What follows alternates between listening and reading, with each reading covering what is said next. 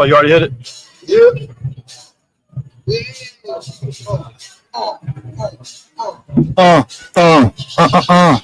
What is going on, folks? We're live here, BlerdCon. What's happening? What's popping?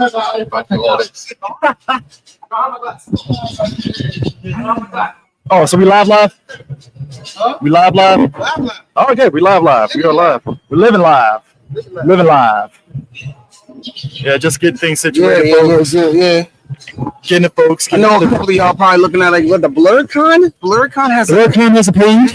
Crazy. Has something working? Yes. What's something working? Hi everybody, it's me, D of 3 Black Geeks. Right beside me is my co-host and who's going to be Snake Eyes at least part of the weekend today. CJ today. At least part of the weekend. It is like there we go. It's working. It's working.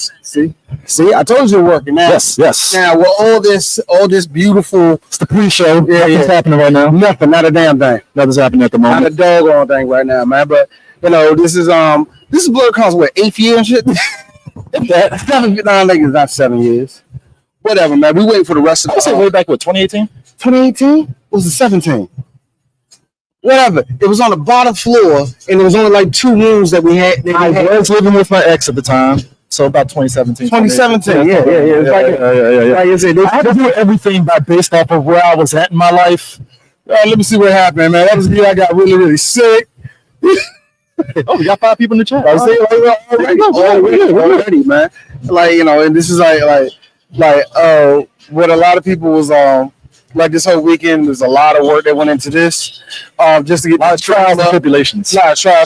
Which I know a lot of y'all see Blerd Station. Blerd Station was a big part of this, huge part of this, and that's why they're part of this. But also, just real talk, 3 Black Geeks, we had to be a part of this shit because, and not even to toot our own horn, pull our own stuff on this one, but we the reason why shit rolling, bro. Yeah. This one, like I said again, Chris right beside me is a big part of that. Our boy DJ Sue, who is running around right now, panicking for no damn reason. But you know, that's the type of nigga he is. I love that motherfucker to death. He's a big part of the reason why we did that also too.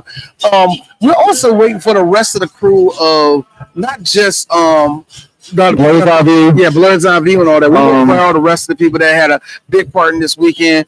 Of course, a lot of people, like I said again, Blerd Station was a big part of this. Was a very big part of this, and so we just going to go from there and all the rest of that. See, everybody's going to be here. See, so the thing about BlerdCon that's interesting is that no, it's the fact that like Fridays, like, and that's any convention. Let's be real, like any convention short of San Diego Comic-Con. Yeah, but any convention Fridays, people at work. Yeah. They still got day jobs. Yes. Nerds have day jobs. I have a government job. Clearance and all. Everybody from different walks of life. That's the greatest thing about conventions. Everybody from every space is here. I have a regular ass job. Sir, 9 to 5. You work for the automotive industry? I work for the automotive industry. You probably say, you work for Lifeblood. Like, you work for all this all, don't you, man? Fuck you and your mama. But for real, man, this weekend, I am wondering how different this is going to be this year. And if I'm dabbling on the phone so much, give us a break. We just, like I said, we're trying to start it. We're trying to make this look not only good just for us right now, but for everybody else later on this week. So later on this weekend, not this week. But yeah, man, this is like of always, man. It's always cool to see everybody and their mama come together and try to do shit. This nigga had to run off. Now I'm by myself. Yeah, fuck that nigga. Fuck his money. Anyway. But yeah, we trying to get things moving and all the rest of that. It is if anybody let me just say this way. Right here in Crystal City. Back in the day, Crystal City wouldn't allow this many Negroes in one conjoined place. Now we kind of broke that over here, and this is one of the every year, man. This is a beautiful thing, man. This year is going to be a lot more. I guess I don't want to say the word sweaty, but there's going to be a lot more activity, going on where because it's summer themed, and I'm waiting for the first person to break out super soakers and all that. So we're going to see about where that goes and all that. And we're going to see where we're going to have this weekend. But so far, I'm seeing the usual people the usual suspects. I seen the president of the DC Anime Club here. We see him every year. That's our boy Chris Wanamaker. He's already excited and all the rest of that. I seen a couple of vendors that I already seen. I see every single year. They're here. They're here early in there. If there's one thing, there's one little behind the scenes thing I can say, and I know a couple of vendors is going to be like, thank you. They don't know where the fuck to get their badges at. And I'm not going to tell anybody, if you're going to be at this con, you're going to get your badges across the goddamn street. All right, it's going to be at the other hotel. We are gist of it. Yeah, they're working like several different spots. Oh yeah, we're going to transition because we actually have a Blerd station.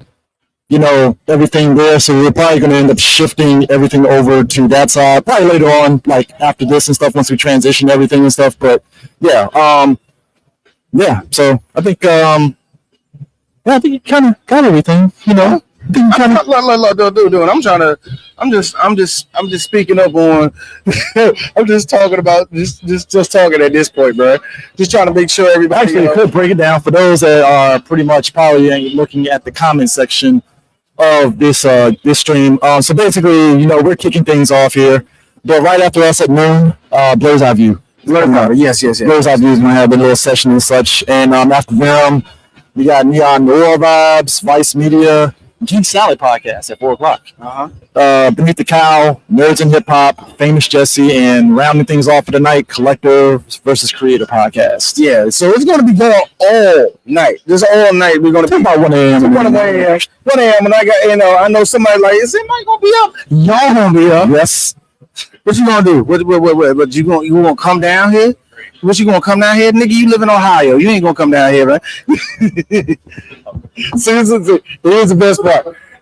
All weekend, like so far, us being here, people asking will come straight off this escalator, be like, "Oh, where did I go? Where did I go?" There's no information.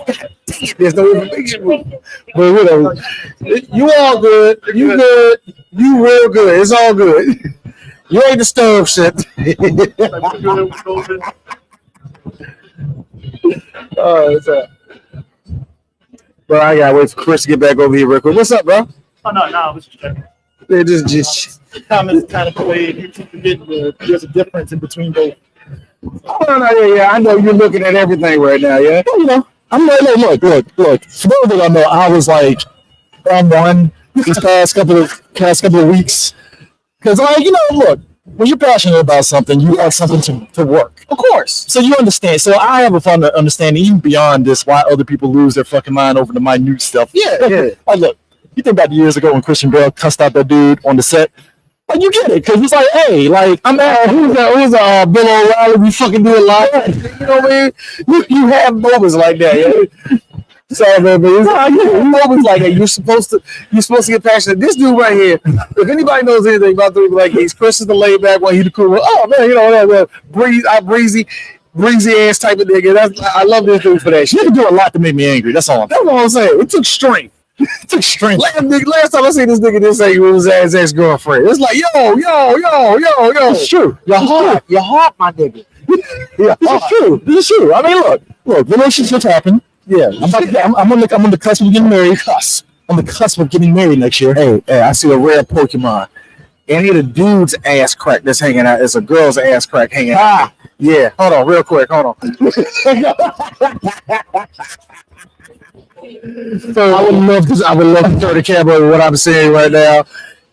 I mean, think of a guy doing it. Now think of a woman doing that. It's like, oh, come on, sis. I mean, I would say this, though, like, I feel as this progressed, if we keep this going at BlerdCon every year, I feel we'll be able to do the whole cut to this camera, cut to that camera. Not even just that, yeah. Not just that. I know a lot of people was asking, like, should we move to what's the word? Move to the convention center or some shit like that. Yeah.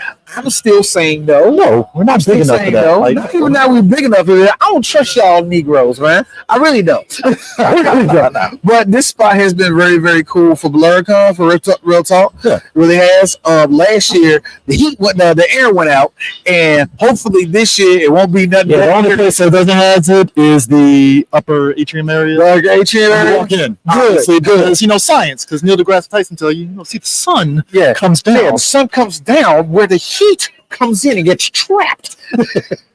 I love it. And look, speaking of which, I interviewed him for like 4.5 seconds, and I learned a whole lot from that Negro in that 4.5 seconds I talked to him. Let me tell you something. Did you see Neil go in on Terrence Howard's fucking side? Lovely. I think I gave you that video. I think I showed it to you. Yeah? Okay. But still, that was great, man. I watched, because I'm a glutton for entertainment, there are certain episodes of Joe Rogan podcast. Yeah. And Terrence Howard was on there for 3 hours. Let me listen to this guy. Personally, anytime Joey Diaz is there, let me get some good old crackhead stories from this dude. I remember one time that me and my brother, all right, we robbed this chick, right? Yeah, I love hearing those stories. The only stories. If you had an uncle, everybody got that one uncle at the family that's like, it's a statute of limitations like gone at this point. Hold on. Jermaine out of jail. Ain't he here? Okay. Hey, Latasha. Lock your doors. No, Latasha, I need you to wear a longer skirt because your nasty ass uncle about to be here. We all got, look, hey, black people. We got him in our family. Don't do that. My uncle was the one that's like, when he has family over, he's like, hey, lock the doors. I ain't gonna be in the house. We all got 2 or 3 people in our family. It's like, either it's like, you let them in because that's your family, or it's like, who invited them? Thank you. But nah, go back to it. You need to tell me Derek gonna show up. Shit. I got a teenage daughter. I got that one family member. That one family. Where the kids at? You go over there. Keep on cracking. Like I said, they're like back when we were growing up. We had to deal with crackhead activity.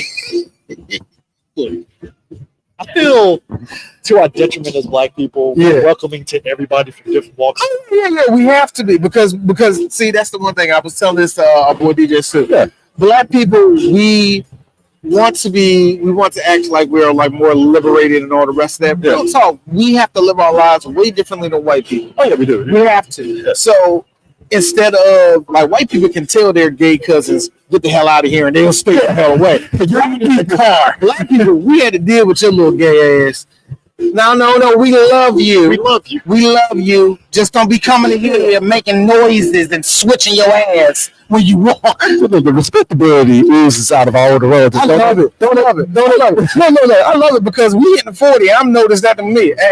Hey, stop running around. You know what it hit for me? You looking for all these white people. Stop it. No, that's for me. You know what hit me? It's like when I hit 40. Now I'm like, it's July 5th. Why the fuck y'all shooting off goddamn fireworks? That's where I'm at.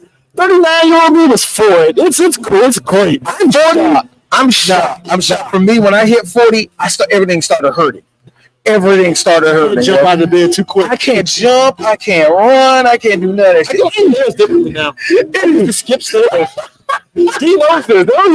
He look at me like this tall. This look like, I'm skipping. I know Clyde Drexler height ass nigga over here ain't telling me. You don't used to do the long stretch going over the steps and all that. You don't do that no more. I go up. I'm like, oh shit. Wow. Okay. Well. My muscles are hurting for no reason. And I work out, so like jogging is on the table. I do the Stairmaster now. Yeah. I do the Stairmaster. That's more. I'm sorry. No. See, look, that's an old person word number 1. Joints. Is that the slang? I know a lot of y'all is like, man, I'm 29. I ain't worried about my joints. You will be. You will be. The importance of tendons. But going back to those, I saw the Terrence Howard 3.5 hour Joe Rogan podcast. Now, did you sit all 3 hours? I was working, so that was a good So background. What's great about Terrence is that Terrence Howard is a special kind of guy. He for the longest time has been like 1 times 1 can't equal 1. They got to equal 2. But you gotta understand. See, how am I going to give you 1 when you already took the one that was there? Because no. See, all right, there's only 1 of this, right? And if I take it away, you're going to say there's none, but it's clearly still there. See, look, here's the problem, black folk. I have no problem with us trying to find new ways and all the rest of it.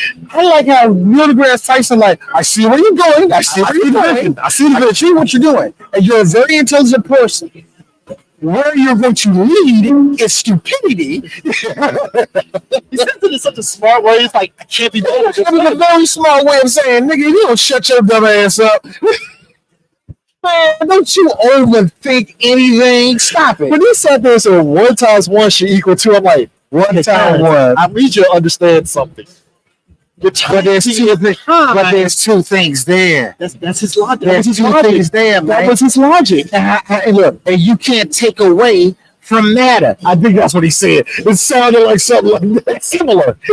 Very similar. Terrence would do some shit like he was on the set of a movie. But he over there with that fucking wig and was talking about not getting money for fucking Empire. Come on. You kill a third of your argument. Come over there, share with their hair and shit. When you stop laughing after 15 minutes and you listen to him, it's like, I'm sorry. He's actually spitting for a quick. He should have been paid more. Like, it's I was listening. It was so funny because you were making fun of him. I'm like, no, he was making a point. He is making a point. Did you see that hair? Of course I saw the hair. How can I not see the hair looking like he an extra on that 70s show? I can't see that. About basically a black heist movie. A black heist movie? Yeah, Hold on. Let me bring up the cast. No, you don't need to bring up nothing. You can keep it where it's at. You keep the cast where it's at. Coming out on Peacock, so that's when you know where it's at. That's the extent of that shit. The studio was like, hey, there's too many black people. Look, it's the McDuffie rule. Right? I'm gonna keep invoking the McDuffie rule. The McDuffie rule is a real fucking thing, man. Granted, as much as I joke, it doesn't apply to everything. Obviously. Okay, here's the thing. Here's the thing about the McDuffie rule. I will say this. I have no name for it yet, but I call it the Taraji Olivia Spencer rule, which is 3 black women. And that covers the whole quota. What are the black women doing? It doesn't matter. I like the help. Huh? Not like the help. Good example. I just got done watching the or the one with the astronauts, the ladies astronauts. No. We're not going into white hidden figures. Hidden figures. We're not going into white movies. We're going into movies where we just need black people there. What you do is you get one known black star, and the other niggas that you put in that show are just there. They're just there. Either they're doing extra stuff, or they're either helping out with the plot, or they're not. It doesn't matter. They're just there. It's still under the McDuffie. It still works on the McDuffie rule. I notice what they do there. They do it with black women more than they do black men. Because I'll be the first one saying, like, where are the black dudes in this movie? Well, hey. We got that one girl that was in that one show that you don't watch, and 2 other black people. What are you talking about? There's always black women. They do that way, man. It's almost backhanded. Also, it really is. Also, we all seen it too. It's the mixed race, not the mixed race rule. It's the mixed couple rule, and that crap. Black mom, black dad. Why are you getting these underwhelming white people to be with black people? I never understand. It's like, I just got done watching the Exorcism, right? And who was the interracial couple? Khleo. Not Khleo. Was it Khleo? Huh? Zoe Saldana? No. Khleo. Her sister was Little Mermaid. Oh, the other one. Chloe. Yeah. Oh, yeah. She was in it, and it was like she was in it, and she was Chloe and Halle. Yeah, it was Chloe. And Chloe, it was like the white girl that was in it, right? She just, I don't know her name, but just some boyish white girl. I was like, of course. Oh, don't kiss. Oh, come on. It was like, look, when you get to lesbians, no, I'm not. I'm for this shit. The problem I have is, why do you always give us 5s and 6s? Let me tell you about fine-ass black women giving these 5s and 6s with these white women, man. Let me tell you now. Let me kick game to the youths of America here. There's a little movie that came out in the 80s. It's called A Soldier Story. That movie would never get made today. No, that was a black-ass movie with 2 white all-stars. Only 2 white all-stars. Yes. But it's a black movie. Let me crack off the names. You have Adolphus Caesar, Denzel Washington, early Denzel. This is kick your goddamn hands up. Goddamn. Yeah, that shit. What's the ring? Adolfo Caesar whipped his ass in that fight. Adolfo Caesar is a black man that can't exist in today's world. Hell no. Because Louis Gossett is the closest. yeah, he just died. And he just passed away. I was say Adolfo Caesar is one of those black people That's OG black. That is I was partially raised on a plantation black. Oh no! so if you get a chance to watch a slave, but granddaddy, you was born in 1920. I said I was born a slave, and he admitted it. Adolfo Caesar's character is military that he served overseas, and he saw like the racism over there, and it scarred him. This is a movie that's like, it's not black. Was it black? What's the everybody says like black tragic or that people trauma. It's not trauma. But it's basically, it kind of heights on that era of just where we were at in society with World War II and everything that was happening. Good example of that would actually also, you just mentioned Denzel, would be Fences. Yes. And a lot of people take, those words like, I ain't got to like you, I'm your father, that crap, right? Yeah. It wasn't trying to display like that's what young men need. No, it was more of, you see this person who is broken, and he can't even show his society, mom, everybody love. He can't at all. Got a kid that's a man right here. He's just the man right there.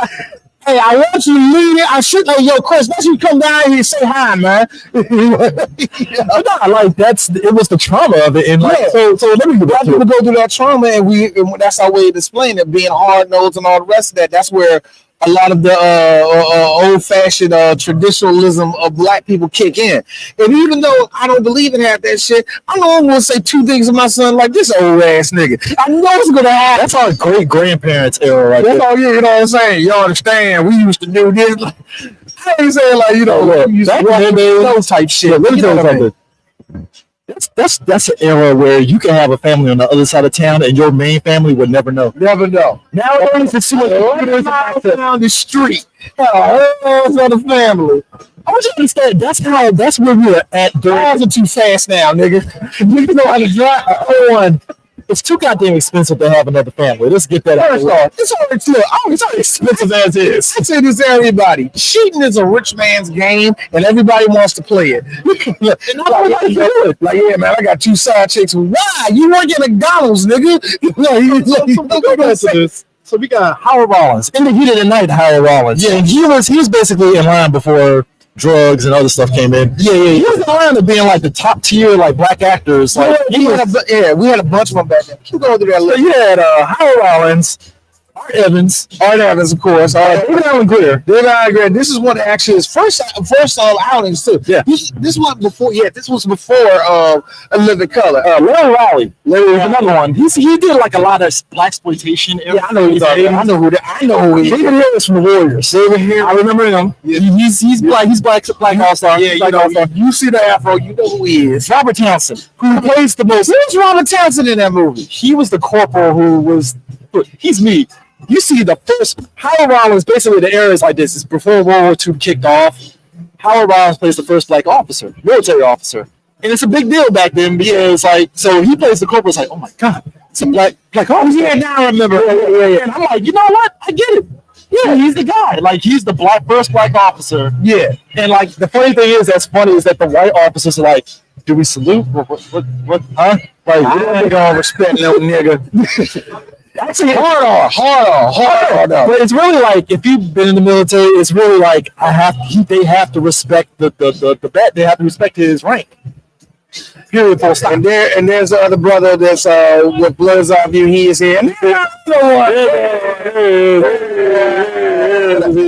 but back then in the day, you ain't T. It's like, no sir. William Allen Young, aka Maurice, there with the jacked up hairline. Wings Howard, Cole Hauser's dad. Wings Howard was in that movie. Yes. White all-star, white sci-fi all-star. John Holland is another one. He's a little white all-star. John Hancock. We shouldn't be saying white all-star. Okay. We shouldn't be saying white all-star. John Hancock. Look at the face. You seen him before. Oh! That's all-star. 100% all-star. Oh, John Hancock. Yep. He's been in everything. Yeah, that brother. You need a big black guy to give you a look. There you go. Forget him.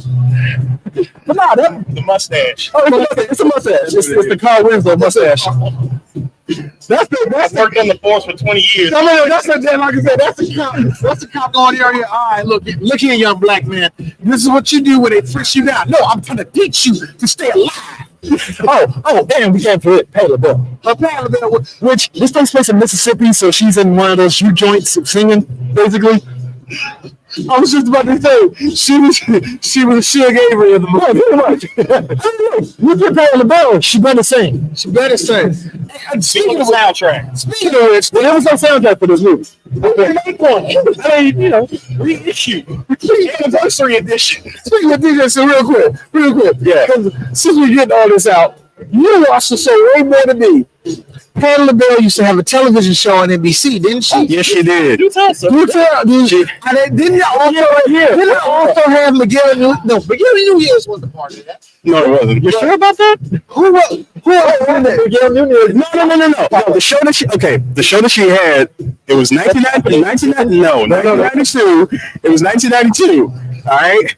Back in the era was the ABC, where if you were black, you could be you could be street level popular. You get in the show. What's happening? No, I'm going somewhere with it. All right. It's 1992.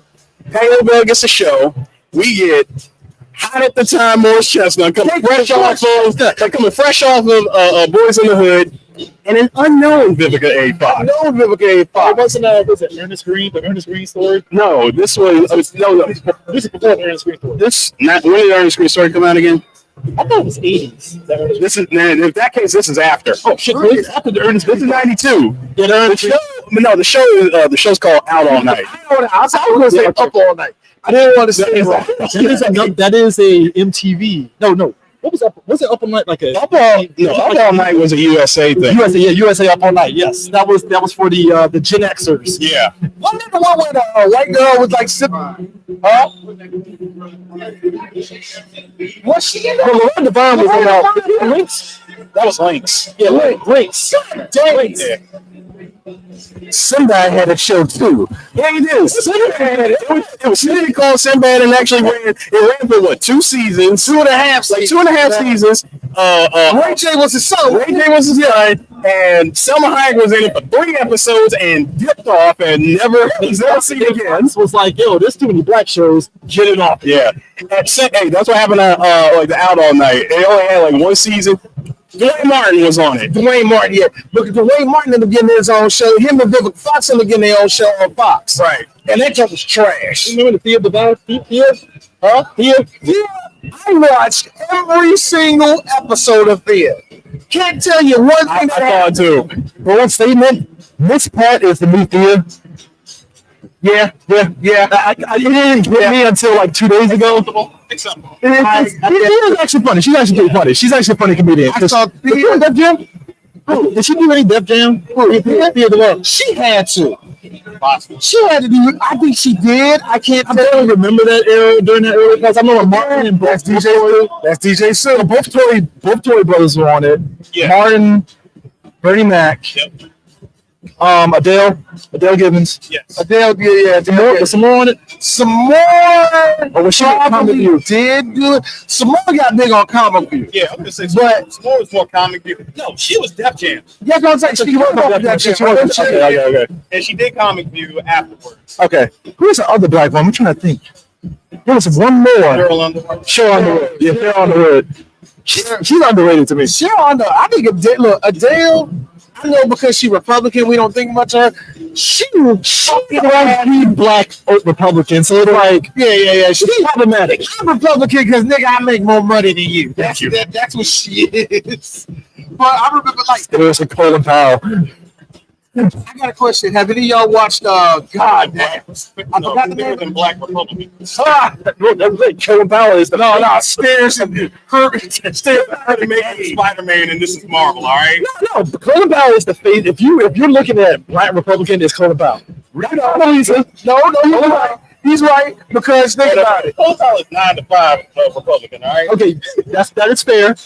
Oh, Robert Giuliani from Stand By Me. Wow. Oh, you talking about Rafiki? Yeah. I'm about to say Stand By Me. Lean on me. He was peak Black Republican. Was he a Republican? I'm assuming so based on he said, yeah, you told fucking Morgan Freeman I'm the head nigga. There is a thin line between being extra Caribbean and being conservative Republican. So I know what you mean. Don't get mad at me. You said Benson is more him being Black Republican? No, I'm not saying he's Black Republican. I just know how a lot of people from the Caribbean, they start talking. It's like, who did you vote for last time? Okay, that makes sense. Straight line, whenever you grab that too, like, contrary to popular belief, I'm the head nigga in charge. I'm like, whoa. So swing around. Perfect. Come on. And then knowing how I need women to understand how male dynamics go, we will, after arguing, be like, come on, let's get something to eat. Like, I'm trying to eat, man. I don't know what y'all trying to do. You walk away from them, get towards the door, turn around, and then say, let's get something to eat. Or get some drink, go to the bar, something. That's our way of saying, I'm sorry, but I'm in here, man. You never do it on the spot. You always got to do it after taking a couple of steps away. Yeah, that's our way of saying sorry, but not really sorry, if that makes sense. Like, that's just the dynamics of it. But anyways, seriously, you can never do that. Like, that's too much happening. It's too much Black excellence in one movie just to, like, can't give these clones pride. What are we doing here? It's only 3 white people in here? No. Who's the white savior in here? Who's going to fall in? There's no white savior in the Southern story at all. There's none. So can Adolfo Caesar go home to his white wife? Can we at least do that? Can we at least do that? No. Come on. No. Come on. We got to get a what? Can we get a flat white guy and Patti LaBelle? That's her husband. Can we do that? No. Come on, we have to. In Earth 35, yes. Sure. Present day, yeah. That movie made it though, like, no, there is no white saviors. We're gonna deal with the systematic racism. Deal with what you seeing right now. All the hatred. This Black officer having to actually solve a murder with the white people obstructing him from solving the crime, giving them literally a week. They tell him a week. Did the same thing. We might not be able to get like more shows. I say we get more TV movies. That's the split. TV movies are a lost art. They are. They're not making TV movies no more, man. Well, they are. They're just giving just a tiny bit more budget, and they go straight to Tubi. Okay, yeah. Even though Tubi's white on, that's kind of feels weird. No, I think Tubi don't care. They just want content. No. No. You know what they're gonna do? They're gonna pull a box with all this Black stuff, and it's like, that's enough. Wait a minute. Hold on. It's like, well, that's enough of that. Well. Looks like we got our little Wakanda down here. Let's break it up. The last 2, maybe 3 seasons, Living Color told you when the pivot from Fox was kicking in a little bit. Yeah, time to shut down Zamunda. Pretty much.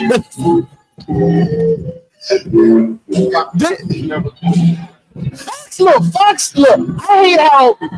No, Fox was so good to Black people at the time where our parents was like, we used to have Black shows everywhere. Mama, they didn't want us there. They didn't want us there. Think about the trajectory, right? It was like, hurry the fuck up so we can put on Married with Children, man. I don't even understand the trajectory, all right? So we're on our 40s. So, like, growing up, cognitive of TV, we have reruns of, like, what's happening. Yeah, Amen is underrated. Gloriously underrated. Oh yeah. Channel. What's happening now? I watch What's Happening Now. I didn't watch a second of What's Happening Now. That's when everybody's older now, and it's not the 70s, and it's not the whimsical 70s now. 227. 227. I was going to say 227. What was it? There was another one that came out. In the 80s, there was a couple of Diane Carroll. No, that was the 70s. Diane Carroll had a show in the 70s. Diane Carroll. That was our mother's, like, that was their, like, Obama. Yeah. She was on Dynasty as the only Black woman on that show. Like, that was their Obama. It was like, oh shit, like, There it is. That's our representation right there. Like, I always want to be like her, rich, have white Andy drinking my bath water. I want to be like her. oh, she was carrying that same fucking white people energy in Dynasty the whole time. Like, oh no, I'm feeling Henry in this show. I love how they did it. But yeah, but all those black shows back there, they also Good times. And I noticed that even people that our age, man, we used to have Fresh and Prince of Bel-Air, Martin, and here's me. Name another one. Thank you. Name another one. It's okay that we can reminisce on Martin. We can reminisce on Prince. list. I mean, that's some great shows that I missed. I want to see what. Then for some reason they forget living single. Oh, I'm gonna living single in different world. They would never forget those. Cosby Show, different world. Cosby Show. Thank you. Hang on. Living single gets brought up anytime people want to make the argument of friends versus Friends. That was better. I need black folks to understand. There's some black people that watch Friends. All right, maybe it was. He denied that. What I hate is all y'all basic ass Negroes out of nowhere are like, see, Khadijah, spell her name. I will say this though. Hang with Mr. Cooper, I watch. Hanging with Mr. Cooper gets forget. Mike Curry is underrated a little bit. He's very underrated. One-on-one. Look. And here's the thing like me. I'm gonna kill y'all with this one. Y'all remember the Good Family? I do remember. VPN, my nigga. Oh, you remember the Juicy Smollett and his family had a TGI? Oh yeah. TGIF show? Okay, I don't know the name of the show. Hold on, All in the Family. All in the Family. You know what my dad used to call it? Whole lot of yelling. Oh, because the main character in the show, the older brother, went Medea because in order for him, the whole conceit of it was basically he had to dress up as like an aunt. So they didn't go into the foster system. I'm glad they didn't keep that show. 2 seasons. Sister is. I think Sister gets brought up every now and then. I think Sister actually has a big part of the culture of at least people our age. We don't give it the credit that it needs. Smart guy doesn't get a lot of that. But smart guy, BM stand for Malcolm and Eddie. yes. Malcolm and Eddie. Malcolm Eddie. I love that show. I have a love-hate for Malcolm Eddie. Why? Because it was funny, but hey, yo, Malcolm, I love you. You dragged that show, man. Yeah. You were the anchor to that show. I did not like it. Would y'all put so Malcolm Jamal Warner, Man, do you feel he had like a comedy bone, or was he just better as a straight man? not a single muscle. So he was good. So he was better as a straight man. He was supposed to be a straight man. There was nothing else you could do with him. Because they played it up as both him and Eddie Griffin were the comedic bone of the fucking show. This ain't look. He was more for like mild Dry humor. dry humor. Okay. I think a lot of people, was thinking like, see, it wasn't like the Wayans brothers where Sean was not going to be as funny as Marlon, But he was funny. you can do whatever you want with Sean, and Sean would do it. Sean had the same thing that Keenan had, even though I would say Keenan may be a little bit funnier. Sean and him come from that same cloth where it's like, oh, I can do it. What funny line? I can do it. I can deliver it like this, and I can deliver it like that. White girls is underrated as shit. Sean gets a lot of shit for all man. He ain't the funny one. Fuck you. Have you seen his stand-up? He is hilarious. His stand-up is hilarious. So you know how we talk about like in black media, like we got what sci-fi being almost non-existent for us. Like, we need more of that. Now, yes, I am. Yes. See, you want to know why we haven't done it? It's because the last thing that we had was Homeboys from Outer Space. Now, hold on. Give me a good director, a good writer, a good producer. Make it a movie. A TV movie. The idea of the show wasn't as bad as folks made it out to be, but you can tell it was definitely written by some people that's like, yeah, let's make it good in space. And it's like, you can do that. That's like, you can do it, but it has to be done in a witty way. See, that's the problem. They fucked up by not giving them the same Winnebago that Lone Star had in Spaceballs. Yeah, that's what they fucked up. They should have given him one of them. Nah, you get this nigga a deuce to the quarter in space and shit. I mean, European era was weird because it was like, I watched a little bit of Girlfriends. Even though Girlfriends, I like Girlfriends. That was my show. I ain't gonna fake. I watched Girlfriends, and I will say to this day, that's why I don't like a lot of people who are like so fussed over Tracy. Ross.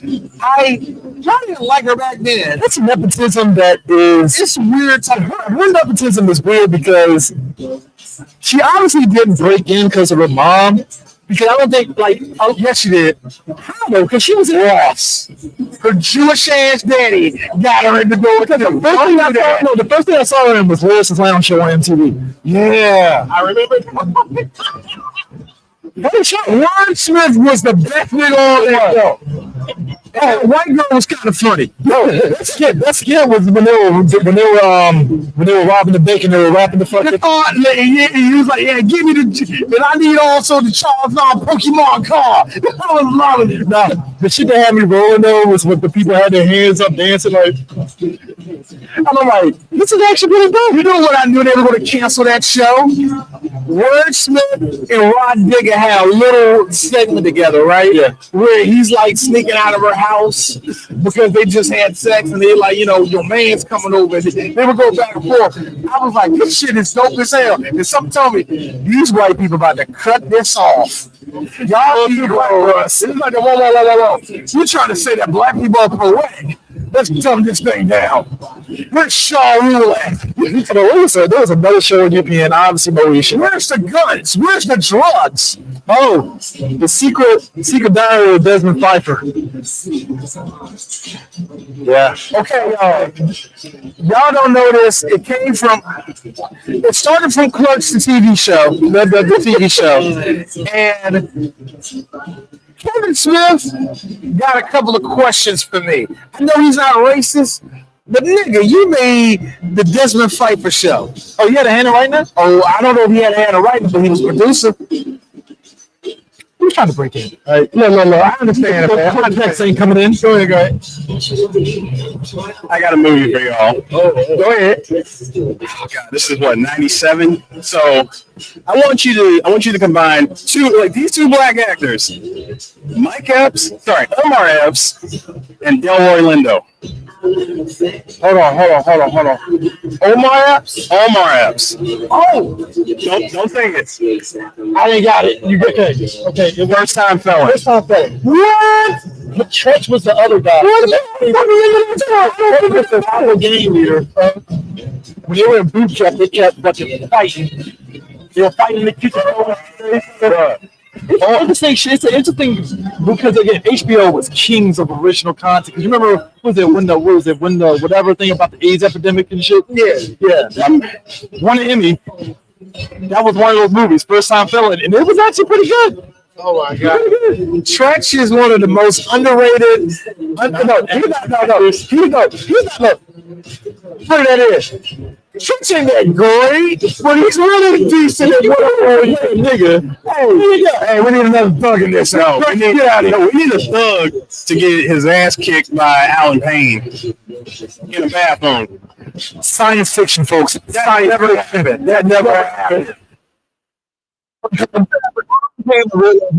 Gosh. I don't know. Look, Alan Payne is fucking me. That's a buff. There's a plus time on defense.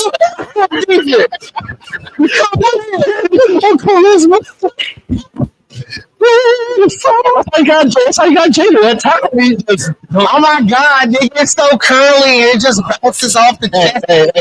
Also. Greatest line ever. Yeah, girl, I saw this lyric. Yeah, but you see his butt nose all hairy? I know he good with that. Hey. Listen to Cole Carson though. Lisa Nicole is fuck. I like how Lisa Nicole Carson hopped on. She got what I call Gen X gap. She got that Gen X gap where there was all a bunch of girls. She's an auntie. Huh? She's an auntie at this point. Auntie, that's what she was. Then she hopped on Alabama Bells, just flinging the big ass titties on there. And all the white men was like, I gotta get me a queen like that. And then she disappeared. Robert Downey somewhere in the back, like, black women. Look at my chocolate sunshine or some shit like that. I feel low key. Oh! Don't forget her. Stella work on Eve's Bayou doing this. First off, you gotta put some respect on the stroke game of Samuel L. Jackson. I still question because I know it's a deep thing. I question. I'm older now. I haven't watched EyeView in years. I'm older now. It's supposed to be a very supernatural movie, but I'm still trying to figure out where's the supernatural at. I'm trying to figure out the part where I'm looking at the part where Megan kissed on Samuel L. Jackson, where she kissed her daddy like that. I know as a kid that looked one way to me now. I need to know what it is now. Because he's like, get the fuck off me. What's wrong with you, little girl? I remember that. And that's when he got killed and he got the curse on. Like I said, I have to really look at that movie. That was the movie that kind of had a question making good at that point. I was saying she was older. Even then, I knew she was older than what she was supposed to be in that movie. Yeah. So I didn't feel weird about I think she's around our age. She's our age. Yeah, now she's still with a white spokesperson. Jonathan Majors about to have the best glow up ever because he already halfway there with Megan. That whole little. That's the aspect of the fact that Megan's friends literally told her, "You don't want to be with Jonathan Major," and she was like, "Nah, he's cool." I swear, if they get married and they stay together for another, they get killed. No. Hey, look, Megan, you gotta shut down. I hope you shut down the Carnival rides on that one. But no, I really do hope they stay with each other as long as possible, just to shut everybody up. See, D, what you're asking for? There's a whole bunch of lonely ass black girls. No, D, what you're asking for is for them to end up like a couple, like Homegirl and Wesley Snipes in and Sugarhead. That was a thing. They tried their damn best to ship that. Please wait. I respect Wesley Snipes. He was never beating the allegations of love Asian women. It was allegation. That man likes him. That man likes his dim sum. Okay. There's a lot of people being allegations. He loves his kimchi. All right, that's not Michael B. Jordan before Creed. I like collard greens, but I love kimchi. Okay, Michael B. Jordan before Creed. Mix them together, we can do something. All right, I did American shit. Hey, look, I'm cornbread to a sushi, young. That's how we do this. Because in the 80s, I would laugh. I'm Jiffy cornbread. She's my bento box, nigga. That's how we do this. Hold on. That actually could go. Yeah. I know you did this. Because because like when I was in Japan, I saw one plate out. And I said, "What the hell is that?" They said, "Oh, it's a burger sushi." Oh. An actual burger patty, cheese, rice under it. And okay. Not no seaweed around that bitch. No, it's just that. Just laying on it. Straight to Aphrodite. Just laying.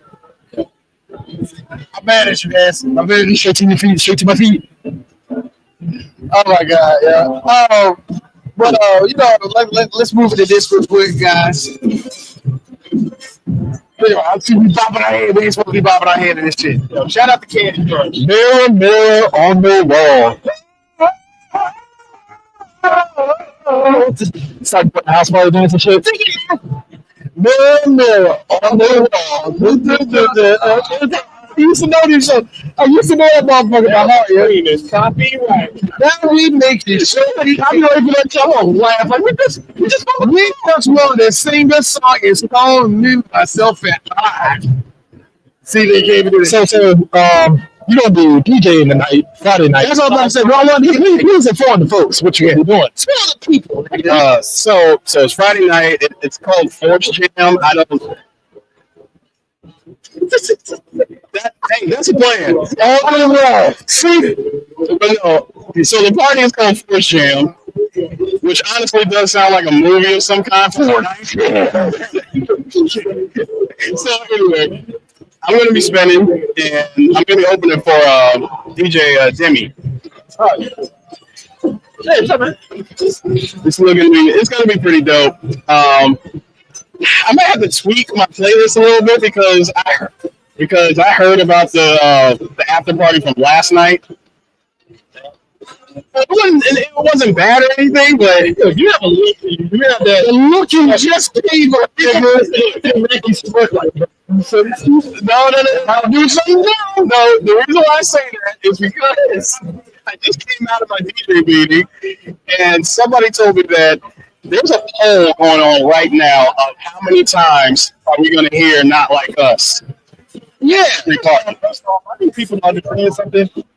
See, that's why music. He's not the type that's going to just jump on something here. Like if it vibes cool, but like you get more ether and no Vaseline before you get Not Like Us from them. I'm just saying that's just where we're at right now. I'm sorry. When you said no ether, you say ether and no Vaseline. I'm thinking of so what type of art scene is this? Jesus, what are we doing? Oh yeah, the song. like. It's gotta go together. That's the thing. And like we all had this conversation. I said, look, if you gotta play it, be creative. You gotta be creative. They're not gonna be creative. You can't just it's like you even like I'm not even don't listen to it. I don't think they're gonna no, that's my thing. When it comes to blending in, we're gonna see that with Denny tonight, man, because he's a blender in my case. Yeah. I better hear Mario Kart and Kendrick Lamar at the same time. You also playing the open ceremony? No, I'm not. Oh, okay, cool. I am going to be on the main stage if you happen to be here. Bunch of Jones and then Karen Ash. It's kind of weird because they're 25 with Vulture and then 25 with Karen. I'm like, why don't you just combine? You know what? Not my rodeo. It's kind of interesting. We for years talked about we wanted to talk to all the Black Power Rangers and all that. Y'all guys are going to get y'all a chance to do it. We're going to be at tomorrow. Well, BlerdCon, right? Yeah. Maybe right now. Yeah, I'm definitely. I'm all in. Yeah, but like I said, it's funny that marriage be damned. What's happening? Fuck you, life. Anyway, it's not really a fuck you. It's just like no. As a nigga that's been married, fuck you, wife. I'm doing this. What you say? I didn't say nothing, my dear.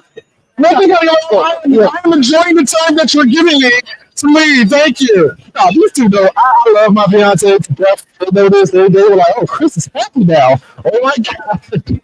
Right.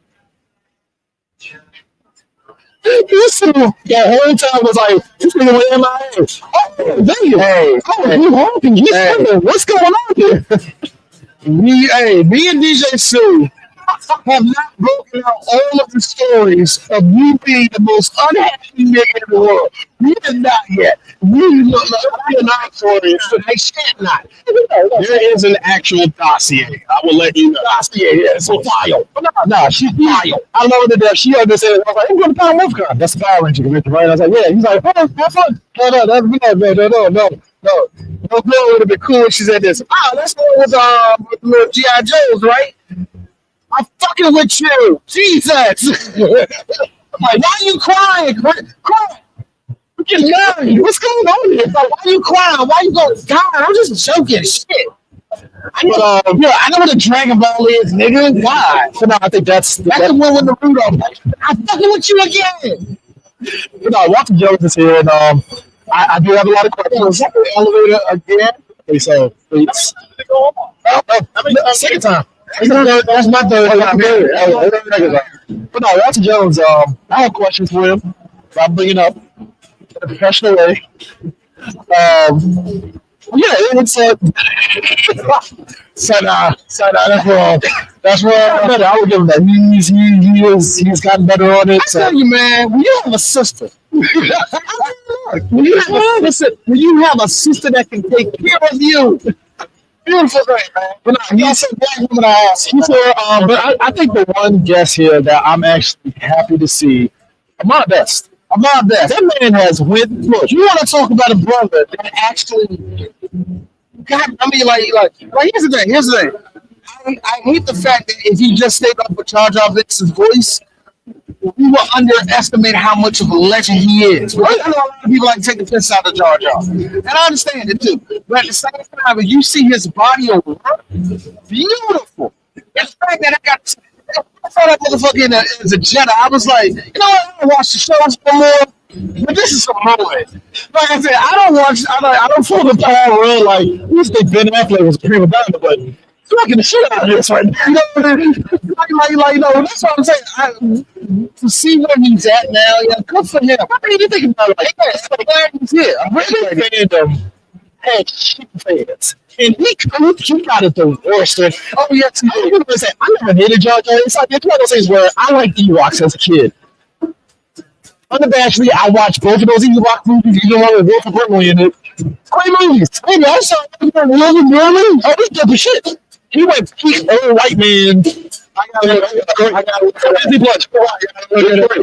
Anyway, but you realize, Ewoks for the kids, of course. You know, and we always get on what's his face as Roy Davis, as he was like that's the face. Yeah, I get it. So like Jar Jar, it's like when you think about it in Prime to his credit, when we were talking about the anniversary of 20 minutes, he said when he's got people in his job, it's like, oh man, I love that movie, Jar Jar, I love him, and blah blah blah. And you forget Jar Jar was for the kids. Jar Jar was love the fuck out of Jar Jar. And I understand. This is why I have a love-hate for the prequels, because I knew what Lucas was doing. You get the idea. He just did it. He had yes man. That was really what you can really tell that. And he was really right. As much as we laugh at it, he's right. Jar Jar's the key to all of this. The living and all that. He's like, no, we get Jar Jar doing this, so we can do this, so we can do that.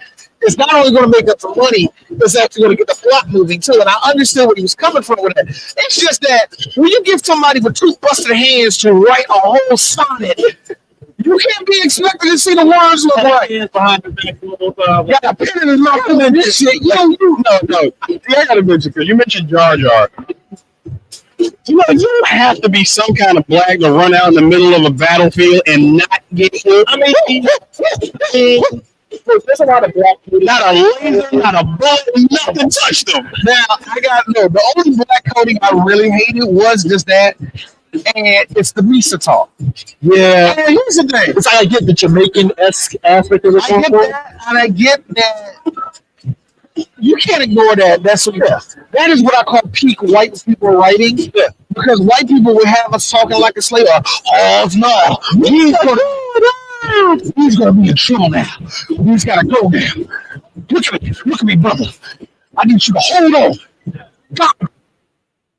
White people love that shit. White people love writing it that way. And you approach the black person with that, we're gonna be like, yeah. So here's the thing, Ahmad got that in the mid-90s. It's the 90s.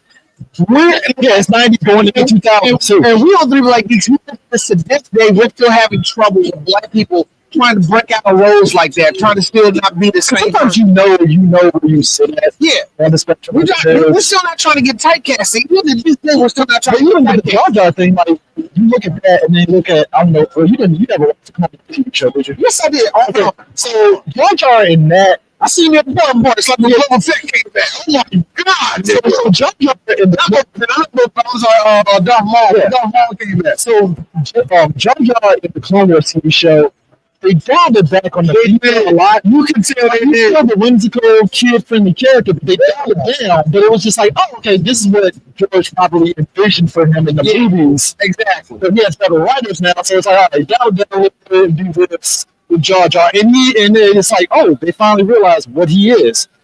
Yeah. But I also know, like, that my best known how to make fun of himself because he was a robot chicken voice in Jar Jar. I don't know if you saw this. Yeah, he was Jar Jar in the Star Wars. Like, straight up chicken.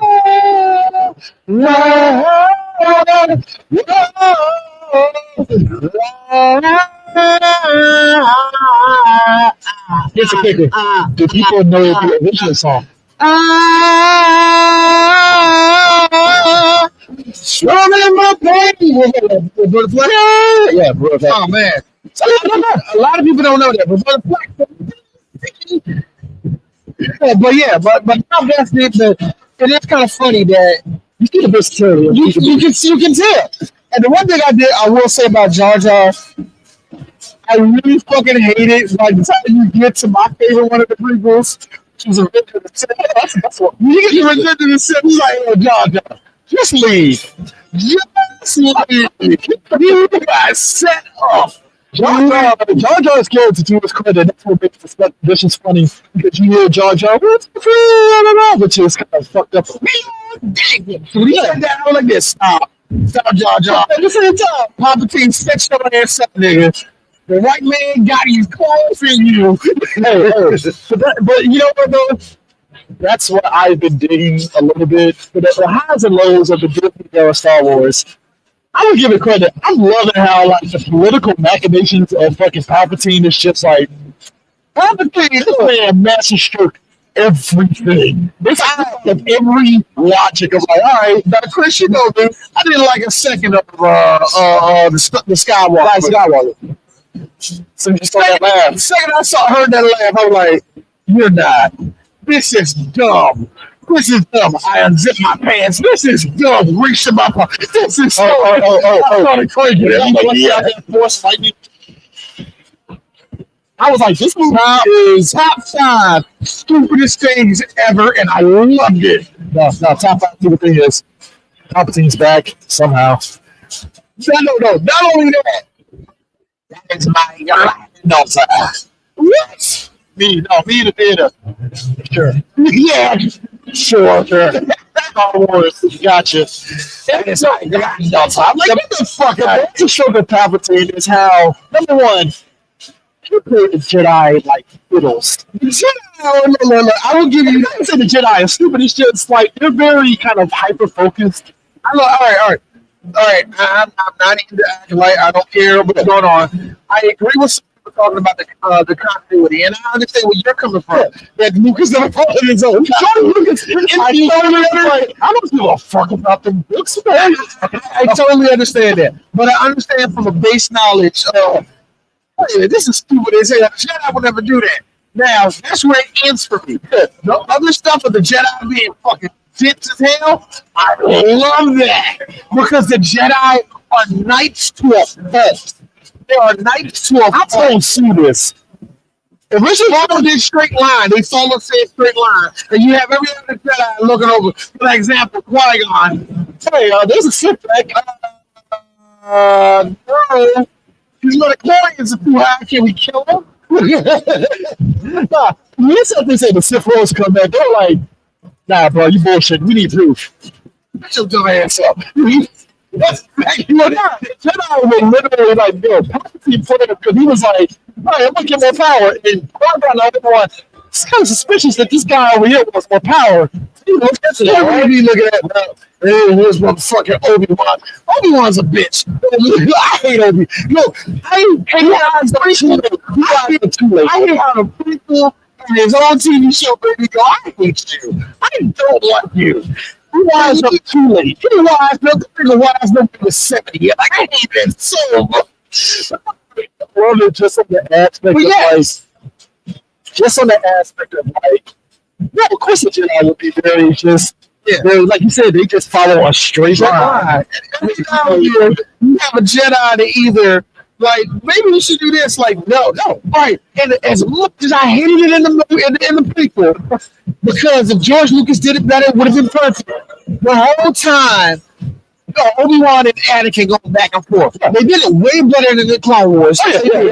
But he never showed them being friends, and they never showed that there was this thing of no Anakin. They never showed the beginning of Revenge of the Sith kind of showed it a little bit, like, oh yeah, I see it a little bit. But by then, the audience was like, man, just hurry up and go to the dark side. The heavy rolling was like, so when Palpatine told you to do it and you killed off what's his face? Not the young lady. No. His partner. Mace? No, the dude with the fencer. I forgot his name. I know who you're talking about. Christopher Lee played him. Dooku. When he told kill Dooku, I was like, so you didn't pick up on how evil it was for him to tell you to count it. Right? Did you not own your process is that? Also, Dooku had that look in his eye like, you can't do what this nigga tell you to do, huh? Oh no, he looked at that shows. He looked at Palpatine sideways when he told him, I need you to kill Sergeant Ventress. I don't like this. She's coming to the power. And he was like, but she's a good soldier. Don't matter, kill her. And Ventress said, Dooku like, I thought I was really good. Thought. on. No, like I said, when he killed fucking Dolph in front of them. So I told him like, hey, so I give you a man, so this time for you. Nah, I know you and your brother were trying to kill me. Nah. You see, I don't have that vision for you right now. And I'm not going to. Who is he? Who's that?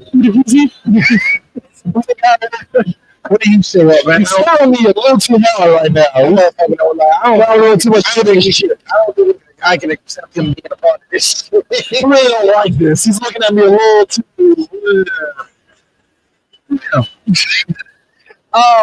Real quick, the other person, real quick, I want to talk about real quick. I'm glad to see he's here. I don't know if we're going to have a chance to talk to him, which would be what everybody's here for, Phil Lamar. And Phil Lamar, he's Black Geeks to a T. Real quick story. We was doing an interview with him, which is the reason why I want to have another interview with him. We was talking. It was like we was on the chat. Phil Lamar, Carl Jones, Boondocks, and all the rest of the stuff he has done. But we just want to have over the phone. I was like, before we start this, I was like, would it be okay if we could say, certain words and all this? And it was pause. Phil Lamar, full chest. Oh, you mean nigga? Nah, nigga, go ahead. I mean, sometimes you have to because, like, it was funny. Old boy from White Light didn't call Big Gordon. Yeah, he cracked up. He's like, right. I mean, that's the camaraderie that, like, I think that's something that the celebrities, black celebrities, people in any type of position anyway. If you put them at ease, right? That's good. Like, look, here's the thing. I understand how some people weren't raised a certain way or whatever. So I want to give a warning to someone like, look, we might say nigga. We might say this. We might say this and all that. I don't want you to say that mess up your brain, whatever it may be. And some don't give a shit. Some do. Some don't. All I can say is this: one of the best N-words I ever got was from good example actually. One who didn't say it but said it to us in frequency was one of our best ones. That was Bo Billingsley. Bo Billingsley, it was something that happened where he had still COVID time going on. Everybody had masks. He was gonna take the picture with it. He said, "Let me take this off. I'm looking like an old ass nigga up here." I was like, the other one I saw, and the other one I heard was actually from Bill Duke. And Bill Duke was like this. I was like, you like this, like, all right, man, y'all gonna have to calm down. I'm an old nigga. I mean, shut up. I would say this. I think to a low-key judge, who was probably the last one of us that talked to him before he died. You so loud. Don't do that. You're still alive. He's still with us. That's the second thing. One of him is Tony Todd, and now they're the baby. Got their test. Tony Todd. Now I'm hearing Tony Todd is having a little bit of health problems and all that. So prayers up for that brother, man. I hope he'll be all right, man. But I love that, man. But yeah, I really like some celebrities, man. We lost a bunch of them, man. So but anyway, when you get any type of black people where they have any type of any black people you get around like certain background and all that shit, we're gonna have people real on it. So that just happens, man. Let me dance a little bit. Hold on 1 second. Who's on the court right now, bro? Who's on the court right now? Yeah, you got that. Well, man, I forgot my boy Troy. I forgot Troy was. I told him he used to come here, keep out of stuff. Yeah, man, like my boy Troy, man, man. But no, I mean, I think there is something to be said about that, and I think that's at the heart of after we started this off with BlerdCon. It's like there is a measure that once the dust settles and the they really see what this is. Because Chris was here last year, and you could tell from her face oh shit, there's a lot of black people here. Because she used to go to BlerdCon was her starting back up. Yeah. So people know Khleo is it's the voice actor of Myra. My mom came here last year and she talked to Khleo. Because different world, of course. And that's Jordan Reed is here. How? I'm still questioning. But like your mom and my mom, it's like, Joe, is that BlerdCon? Oh, okay. Man, like I said, it's like James going on. It's like James going on Oprah. Like, what's you plugging? What's wrong with you today? Yeah, that's how I feel about it. Don't knock around on that one, man. Like what you plugging, girl? Like you got a book. Like you got a book. You got like a TV show. What you got going on, man? Shit like that. Yeah, so it's all good. I mean, you know, that's survived the BlerdCon. It was kind of funny. Like our first year we was in Japan. So us being here, it was just 2 years actually. first 2 years. It was great, and it was kind of funny because even that first year, who was the guest for the first year?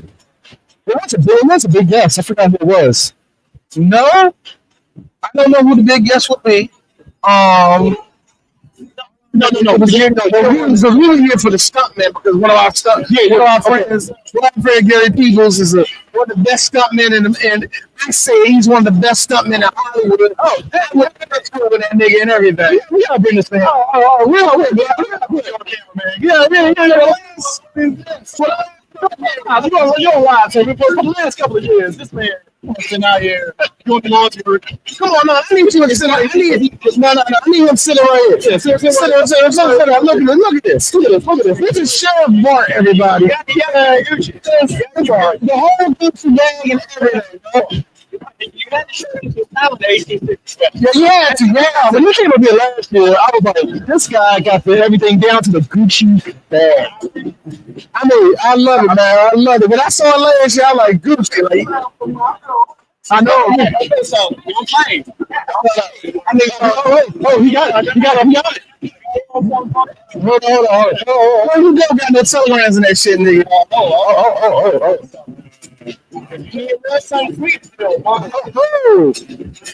Yo, that nigga got you. Okay. I'll tell you what. Are those candies? I'm gonna say, those are. Oh, yes. Candy gram. This actually really says candy gram for Mongo, yeah. I want people to know this is like peak cosplay, and this is like the surface level. I'm just saying. Like, it's just, this is one of those conventions where you see stuff like this. Like, you know, it's always good. It's always great. Hey, that's how it is, man. But let me tell you, and it's so funny. It's so funny though. Sheriff Bart was very important to Black history, period. Last year, racism in the US with the power of money. Yes. And I love and anybody can tell you, man, it was one of those things where it's a superhero. Troy, what's up, my nigga? I'm gonna look at GQ. I'm gonna pro wrestling mode right now. Pro wrestling. What's up, man? Troy, you're here. I'm doing that BlerdCon, Maryland. Funny enough, Troy, I'm very first panel at Manchester. I know, right? Now, years later, it was 12. Now, years later, married and the life, life, you got a kid on the way. Oh, yeah, kid on the way. Yeah, I'm talking about. Yeah, congrats. Tell the folks why you here. I have a magazine. It's a magazine that's simplified called Afro Futures. It's on Kickstarter right now. We beat fast to go in 7 or 8 days. Yeah. Was there expectation of how we were going to hit the goal? Was there any nervousness there? Everybody was gassing me up. Because Kickstarter will be mad. I'm not going to lie. It's too black in something close. But we actually had things tight as fuck. Okay. Like, from everything that I've seen from the artwork, the stories, I'm like, all right, I'm in. Absolutely. It's I wasn't declaring anthology, but it really did 9 stories. It was heavy metal magazine for the hip hop generation that I was getting. Metal, heavy metal, right. Most of usually later days, so a little bit of economic time vibe there too. Okay. And yeah, like that, we just went out for it. We also want to provide space for Black creatives to truly express themselves. Because, I'm here every year, pretty much. I'm here always alley. Everybody has ambition to go into Marvel DC. Oh yeah, that's the goal, and then you flip over the image, right? Go from there. But as you said, go from there. Yeah, you go with your toys until they start to keep your toys anymore. So that's good prerogative. No, like not even out there for knocking that. But that African is Black creative very much lives. And so we got a picture about Big called Performance in America Artisan. I'm doing a studio comic called Our Media Squad, which is a feature comic. Features Ace Harlem and John Henry of Folklore, right? We also have so John Henry is a fixture in the Black community. Yeah, in wide variety. The mythological figure. So, like, for you, like, with their way, like, you mentioned John Henry, are y'all kind of, like, still keeping in mind with yeah, this is the living myth, John Henry. Okay. And he got to Sledgehammer. He breaks it out every now and then. Okay. And I'm going to give a little bit away here. The only Red Squad story is this Super Team takes place on Obama's second inauguration. Oh, wow. And basically, a bunch of white supremacists turn the inaugurations into zombies. So, a Sledgehammer might be handy. I'm just saying. I'm going to be so erected. I'm knocking you down. Okay, yes. Compliment you. See that now? You got a couple of kids, right? You got a couple of kids, so you're doing your part. There you go. We're just talking about your dick. That's all right. So...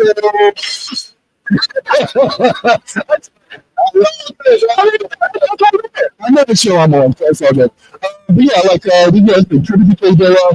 We got this really great story that I will describe as Christine Sakura. Okay, it's called Lucy and Percival. It's a cyberpunk kind of cover story, right?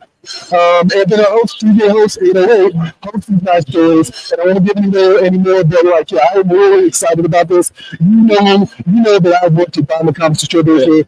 I was like for about 9 years recently. So I say I kind of spit shit up. Yeah, you got to meet like 4 years. You know, after I was there for 6 years. I was like, it was good time. But part of that is like, I was able to pull out some things, put some people in this project, Black creatives who I feel like are underutilized. Yeah. So I'm like, let's play, let's have fun with this.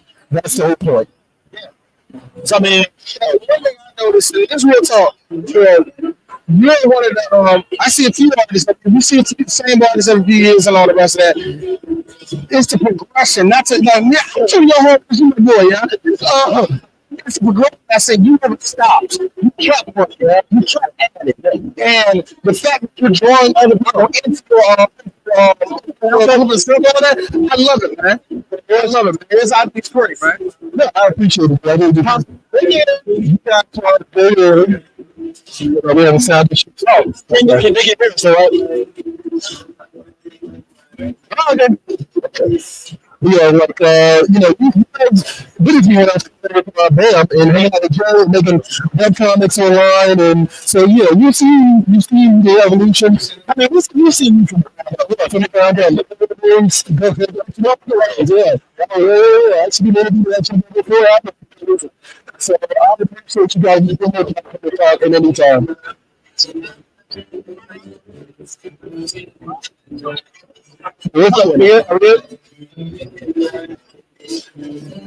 Oh, do we need to dial it down a little bit? Good now? Can you guys not hear any of that? Good, yay, nay.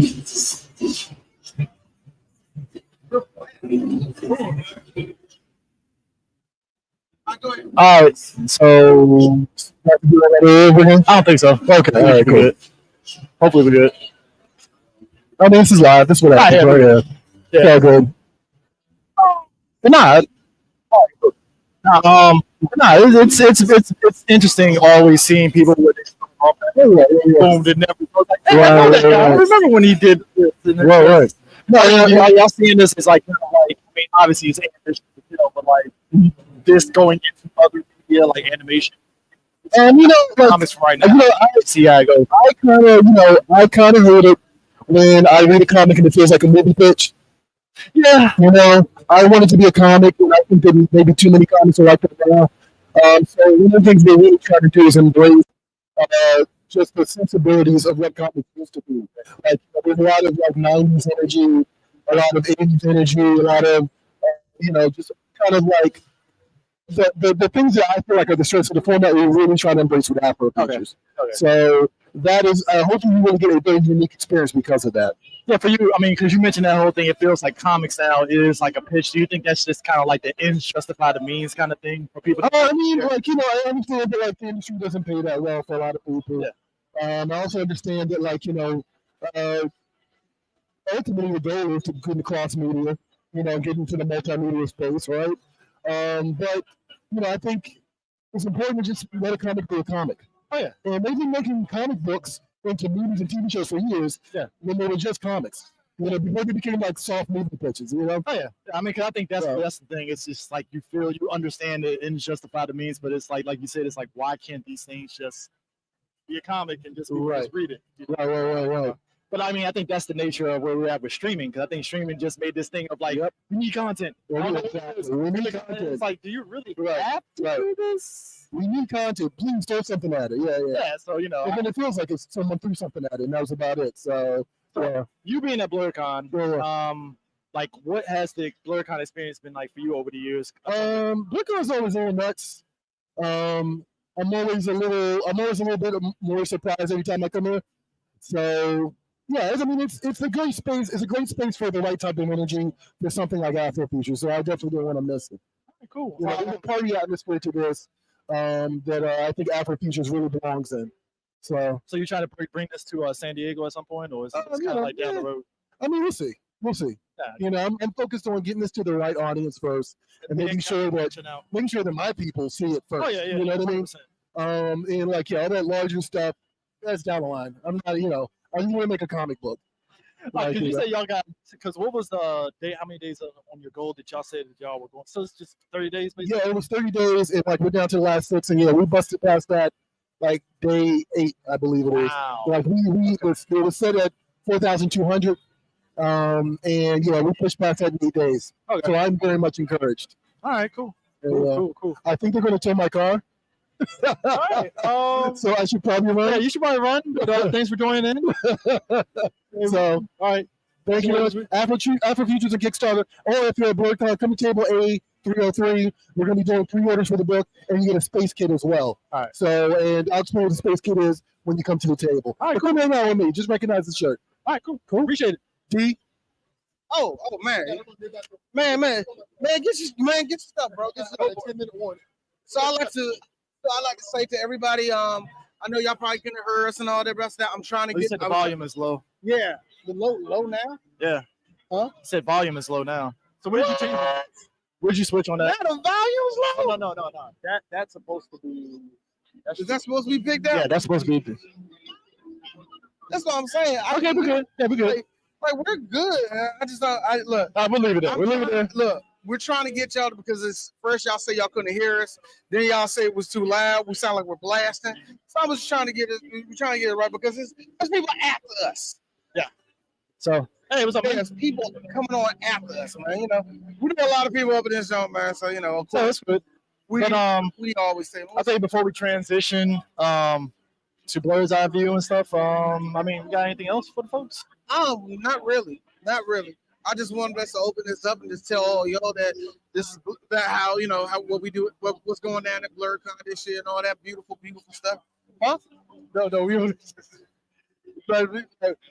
like. Oh, we're good. All right, cool. We're good. All right, we're good now. All right, cool. Woo. Jesus. All right, we're good. But no, this weekend should be fun. Should be exciting. I'm excited. It's just Friday. Not even Saturday. Just Friday. It's supposed to rain this whole weekend, which is really weird. That part. So we're gonna see what happens with but not just that, but see what the weekend has in store for us, man. I'm very excited to see you up on stage, man, doing your damn thing, man. Oh, no, yeah. Same thing with DJ Sue. Real talk. I don't know. Like I said, I don't know what's going on for the rest of the weekend, man. But we're gonna try. I'm about to seat of our pants. Yeah, that's kind of how I feel. Just 2 days. 2 days of craziness. I just really wanted to put over not only this con, but the people that are coming up after us. Yeah. I want everybody. Like, if you're not doing nothing today, if you're just like coming on and off the stream, please do, because we still got a bunch of acts that are coming after this for the next 2 days. Yeah. And we want y'all to be a part of BlerdCon just like the rest of us and all that, man. Yeah. That's really what I'm. Let me check care of something real quick. You keep going. Keep going. How can I keep going? I can't keep going without you. I don't know what to do. Golly. See, it's really just everybody's saying the sound check, man. Like, yo, what happened to the sound? Right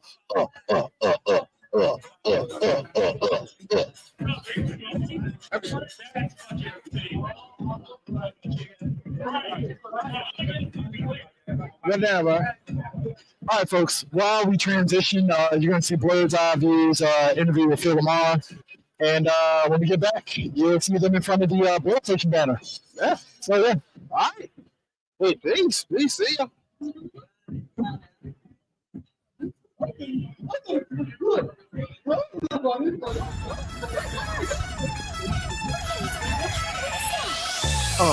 In the sky, it's a bird, it's a plane. Flying high, I emerge through the flames. Have no fear, I'm here, so stand back. Melanin activate, the name is super black. In the sky, it's a bird, it's a plane. Flying high, I emerge through the flames. Have no fear, I'm here, so stand back. Melanin activate, the name is super black. Imagine that, a future that's super black. Long as your skin brown, your superpowers intact. What would your powers be? Just hope it ain't super whack. Spatial manipulation, create a portal that's black. Maybe just super speed, time travel to run it back. Or cheat manipulation to keep my spirit intact. As I encounter evils the world face, demons the world makes, I'm needed the world at stake. Rest in peace to Chadwick, they killed all the Black Panthers. Told us white lies, I still marvel at black answers. Suits in DC, pray it lead to a civil war. It ain't no Justice League, what's the need to be civil for? Propelled like the juggernaut, it's clear ain't no stopping this. The world in grave danger, who can stop the apocalypse? They killed all the heroes, the new ones don't really care. But if you need me, put your fist up in the air. Yeah, in the sky, it's a bird, it's a plane. Flying high, I emerge through the flames. Have no fear, I'm here, so stand back. Melanin activate, the name is super black. In the sky, it's a bird, it's a plane. Flying high, I emerge through the flames. Have no fear, I'm here, so stand back. Melanin activate, the name is super black.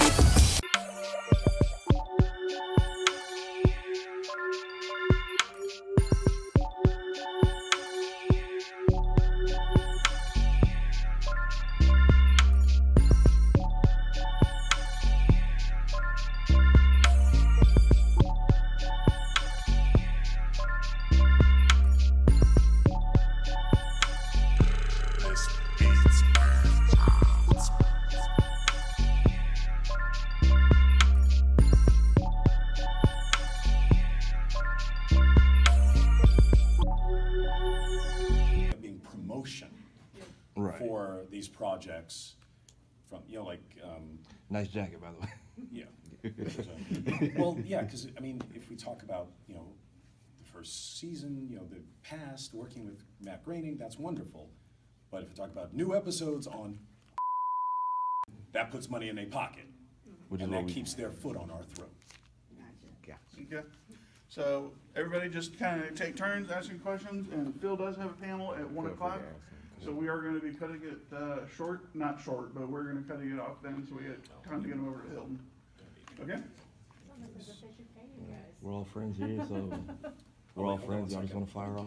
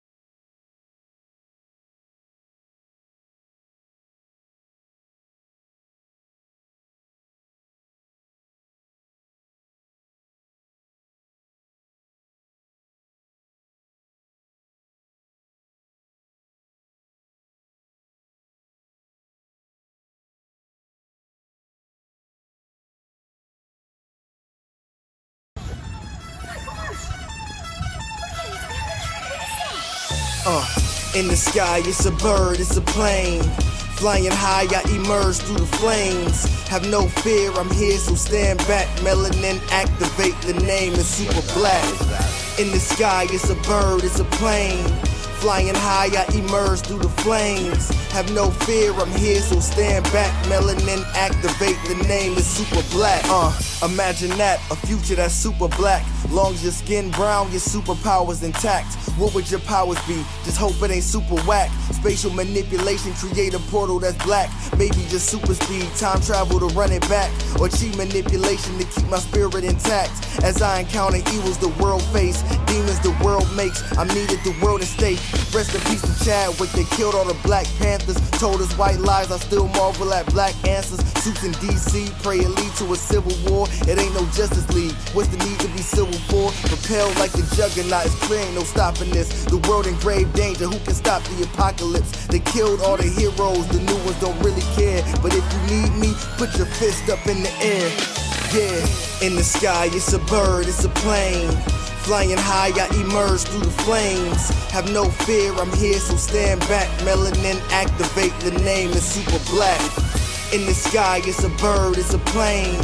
Flying high, I emerge through the flames. Have no fear, I'm here, so stand back. Melanin activate, the name is super black.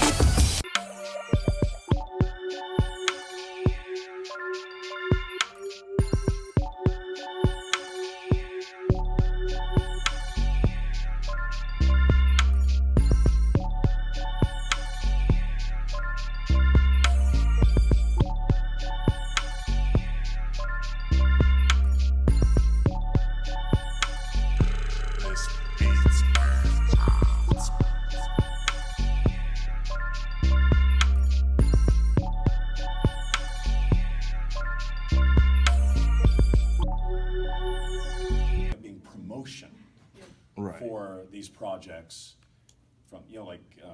nice jacket, by the way. Yeah. Well, yeah, because, I mean, if we talk about, the first season, the past, working with Matt Groening, that's wonderful. But if we talk about new episodes on... that puts money in their pocket. And that keeps their foot on our throat. Okay. So everybody just kind of take turns asking questions, and Phil does have a panel at 1 o'clock. So we are going to be cutting it not short, but we're going to cutting it off then, so we get time to get him over to Hilton. Okay? We're all friends here, so we're all friends. Y'all just want to fire off one at a time? I don't want to lose this. Cool. I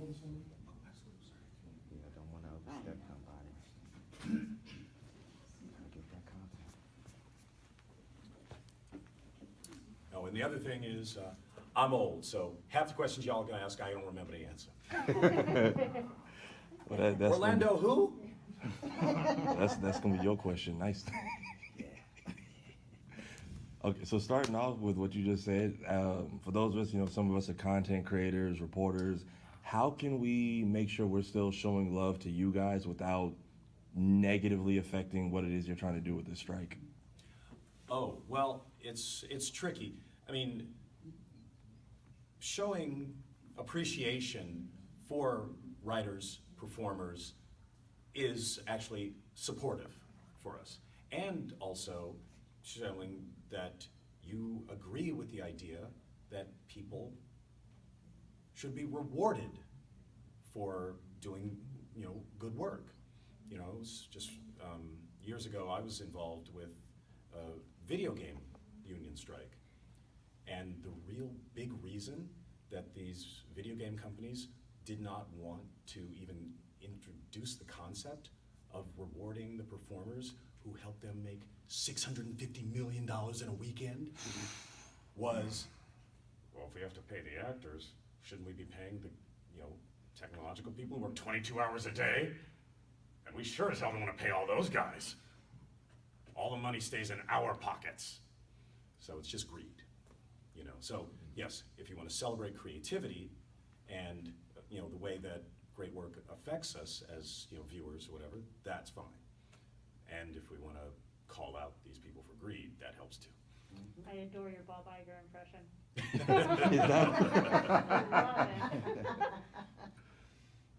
Swift.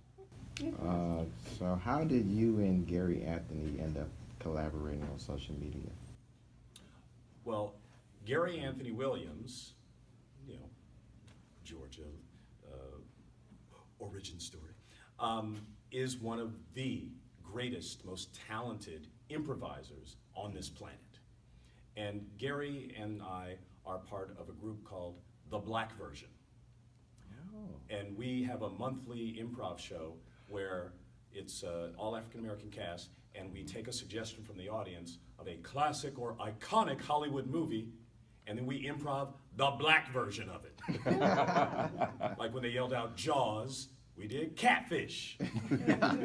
When they did My Fair Lady, we did Chi.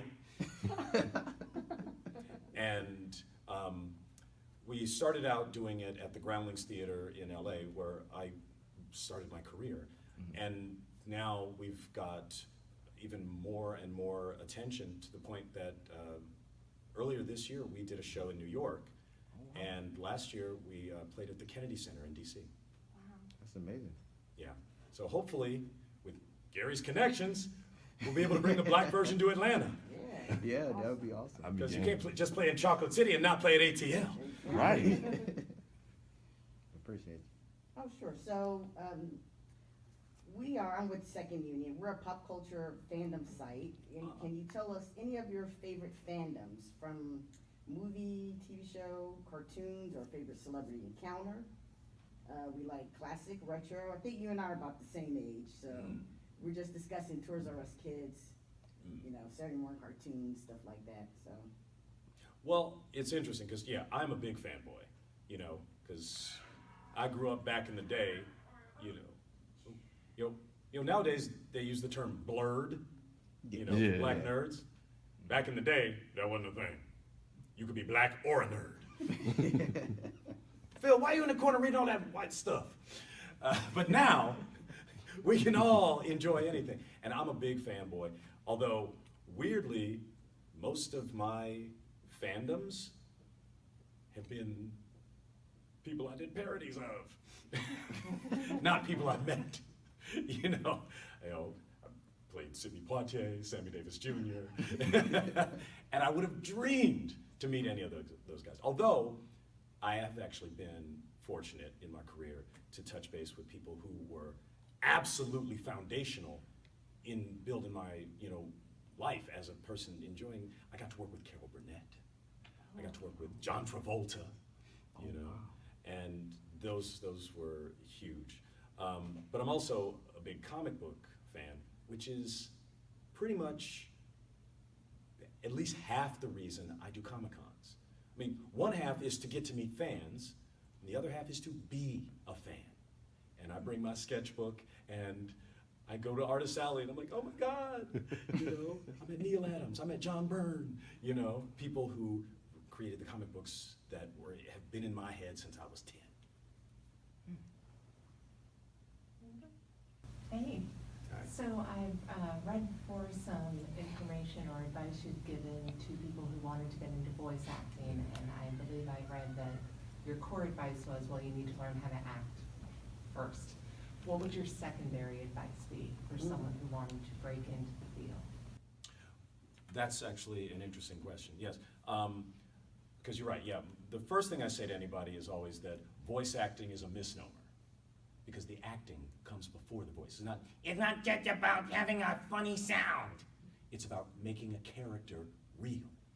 But there is a sort of a trick to it, because just being able to act doesn't necessarily make you a great voice actor. I remember back in the day when we were doing Justice League in the early 2000s, they would bring in amazing on-camera actors, and not all of them could do it. Because the thing is, most people, when you are reading words off a page, you lose all feeling. It's just eyes to mouth. But you need to be able to be conscious of how to express things vocally.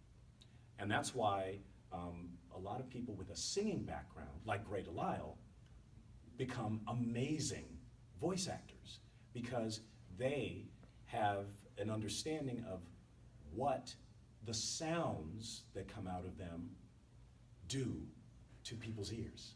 You know, how do I get the feeling of this, you know, arrogant character to these people? Well, maybe I give him this sound.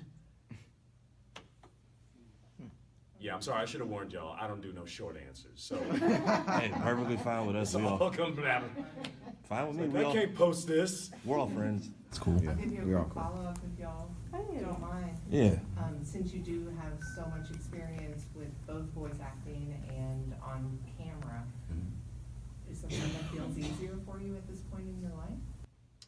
Actually, it's, hold on, make this thing not do that. No, it's actually not about the medium of performance as much as about the quality of the material and the genius of your collaborators.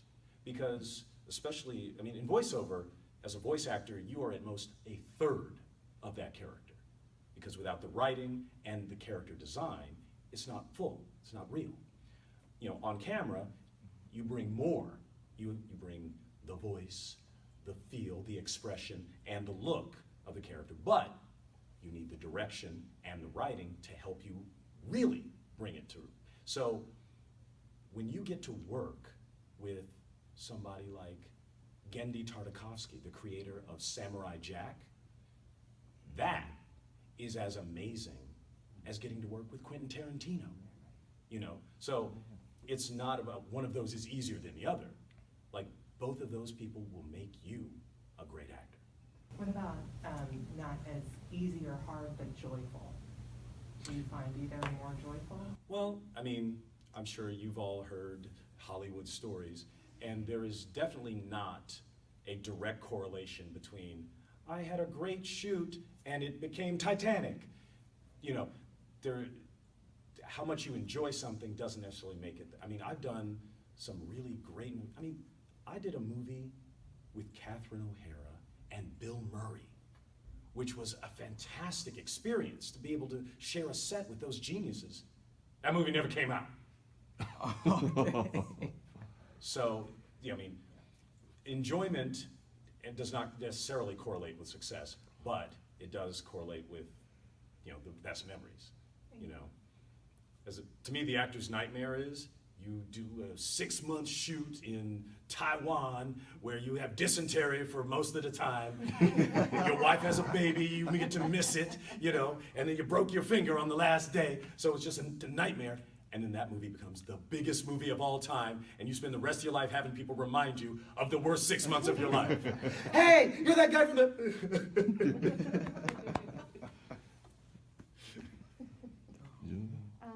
So you've been in this business, you're a veteran of the business for a while. How have you seen it evolve over time, especially after more recent events like the Me Too movement, the Black Lives Matter movement, and where do you think the business still needs work when it comes to equality and diversity? That's a very interesting question, because actually earlier this year I did a talk to a organization that my daughter began at her high school, an organization called Bridge, Belonging, Representation, Identity, Diversity, Grounded in Equity. And they asked me to do a talk about identity in entertainment. And so I told these, you know, teenage kids, it's like, well, you guys, you know what the problems are in terms of diversity and equity and representation, but let me tell you how things have shifted. And I started out telling them about the first black movie star was Lincoln Perry doing Step and Fetch It. The only way back then a black dude could get respect in Hollywood was to be a living stereotype. You know, it's like, okay, yeah, that guy's all right. Yeah, give him another job. He can buy a fancy car now. It's like, yeah, but because he does that, none of these other brothers can. But, you know, and I talked to them how, you know, we moved from that, even though, I mean, Hattie McDaniel was the first black woman to win an Oscar, but, you know, and we respect her. She was really, really talented. But if you think about it, they gave her an Oscar for playing a stereotype. She wasn't allowed to be there either. Right? Yeah. So it's like, okay, yeah, black mammy. But to me, the turning point was Sidney Poitier. Because he was the first black movie star in mainstream entertainment. And he did not play any stereotypes. He played a completely different image of African Americans. Nobility, intelligence, authority, And like, wow, I'd only seen white people play those kind of characters before. But Sidney opened up this world, opened it up not just to, black people watching him on screen, but he opened it up to everybody. It's like, oh, yeah, because white people came to his movies too. Everybody did. Everybody recognized it as quality, not just color. And, we've been slowly moving forward. It's funny, I remember back in the 80s, a bunch of young black actors in Hollywood, we would all sit around talking about, it's like, yeah, I gotta go for another gangster part. Yeah, me too, man. Yeah, well, you always gotta play a thug.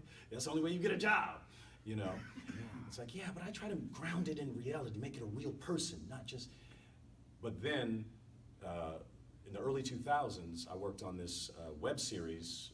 One of the Zucker brothers from the Airplane movies did a parody of a soap opera set in a fundamentalist Islamic community. He called it Sands of Passion.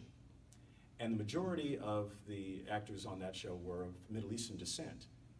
And I heard them having the same conversation we'd had in the 80s, but about playing terrorists. Mm. Oh, wow. But now, 20 years later, you have Ms. Marvel, you have Rami. So we have moved forward. Like, there are Middle Eastern actors aren't just playing thugs, terrorists. Mm-hmm. They're playing heroes, and telling all kinds of stories from their experience, just like the way Sidney Poitier did for us. Where do you think we still need to work on, though? Well, the biggest issue of diversity and representation isn't on screen, it's in the decision-making rooms. Mm-hmm. You need the people who do the casting, who green light the projects, to understand the value of representation and diversity, and to want to share space and equity and storytelling, and not just do, well, this is just what I know. It's like, no, spread that out, share it. So when you have, and I'm not saying just, skin diversity, it's thought diversity,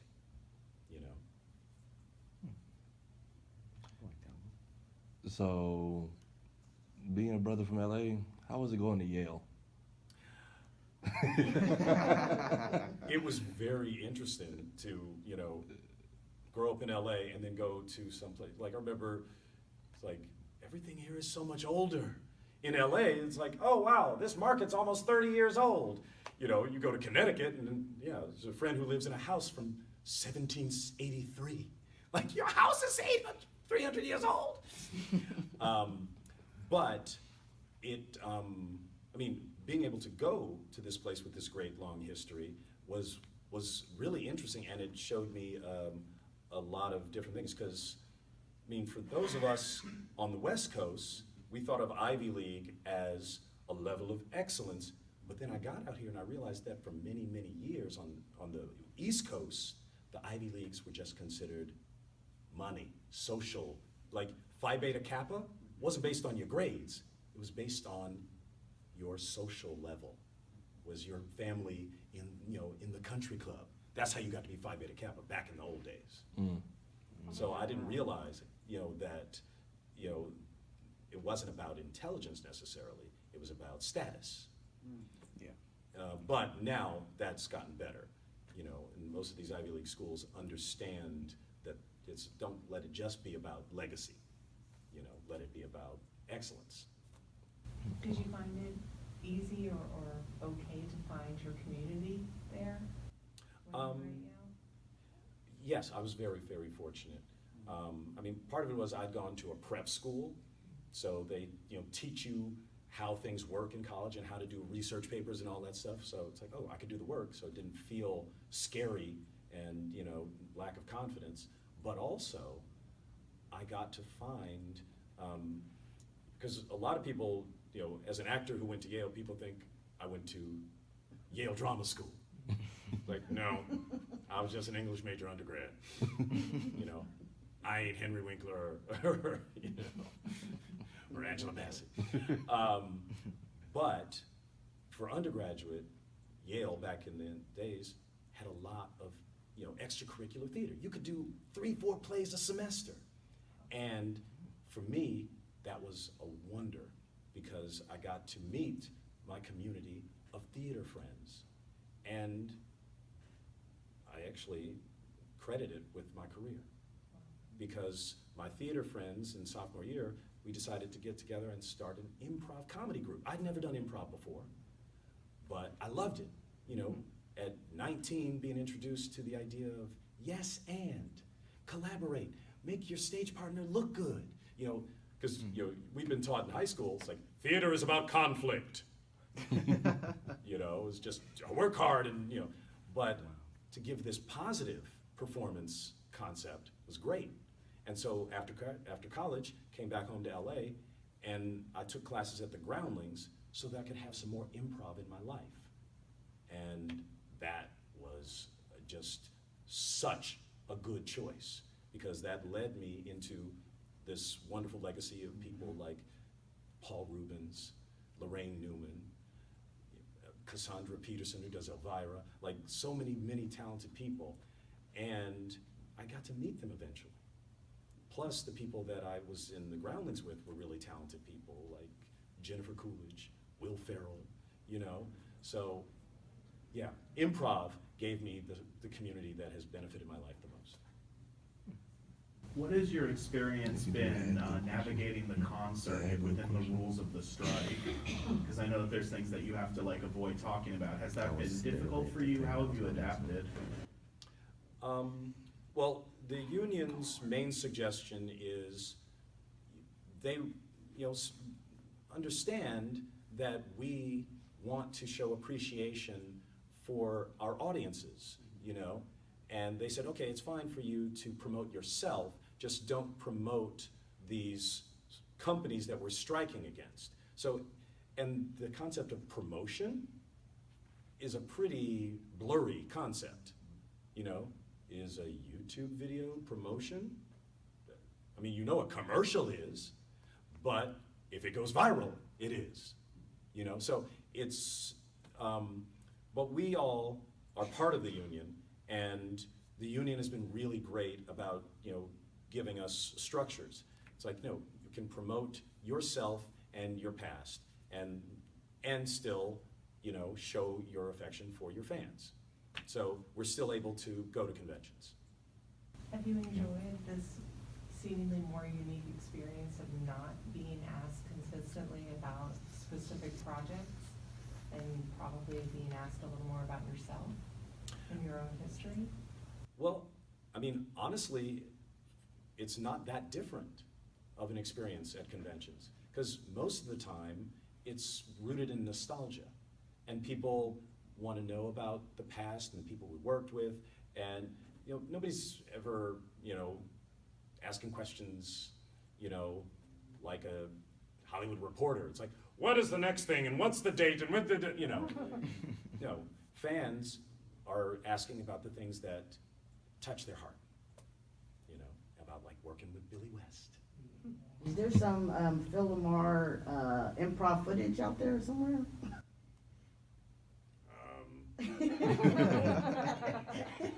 You asking me? That's right, you said you wouldn't remember.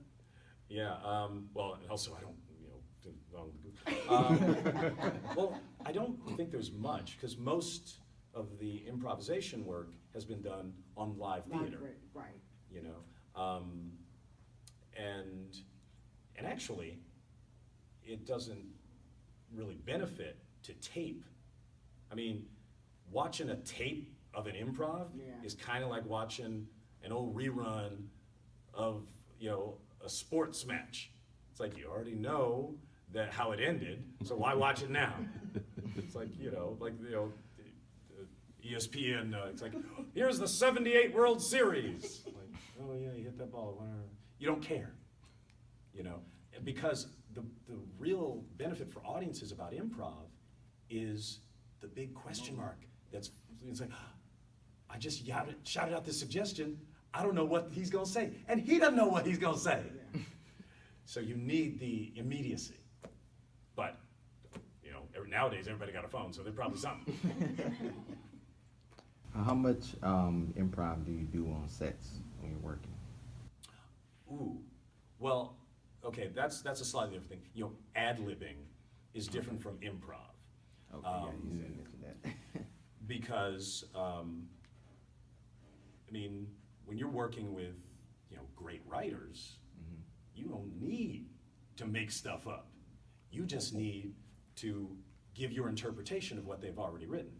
It's funny because, when we did Mad TV, because it looked like comedy and staged, characters the same way we do it improv, people think, do y'all make up this? Like, no. You can't make up stuff on a TV because we just rehearsed it and the cameraman knows, okay, when he says that line, I pan over here. If you start improvising stuff on camera, they don't get it on camera.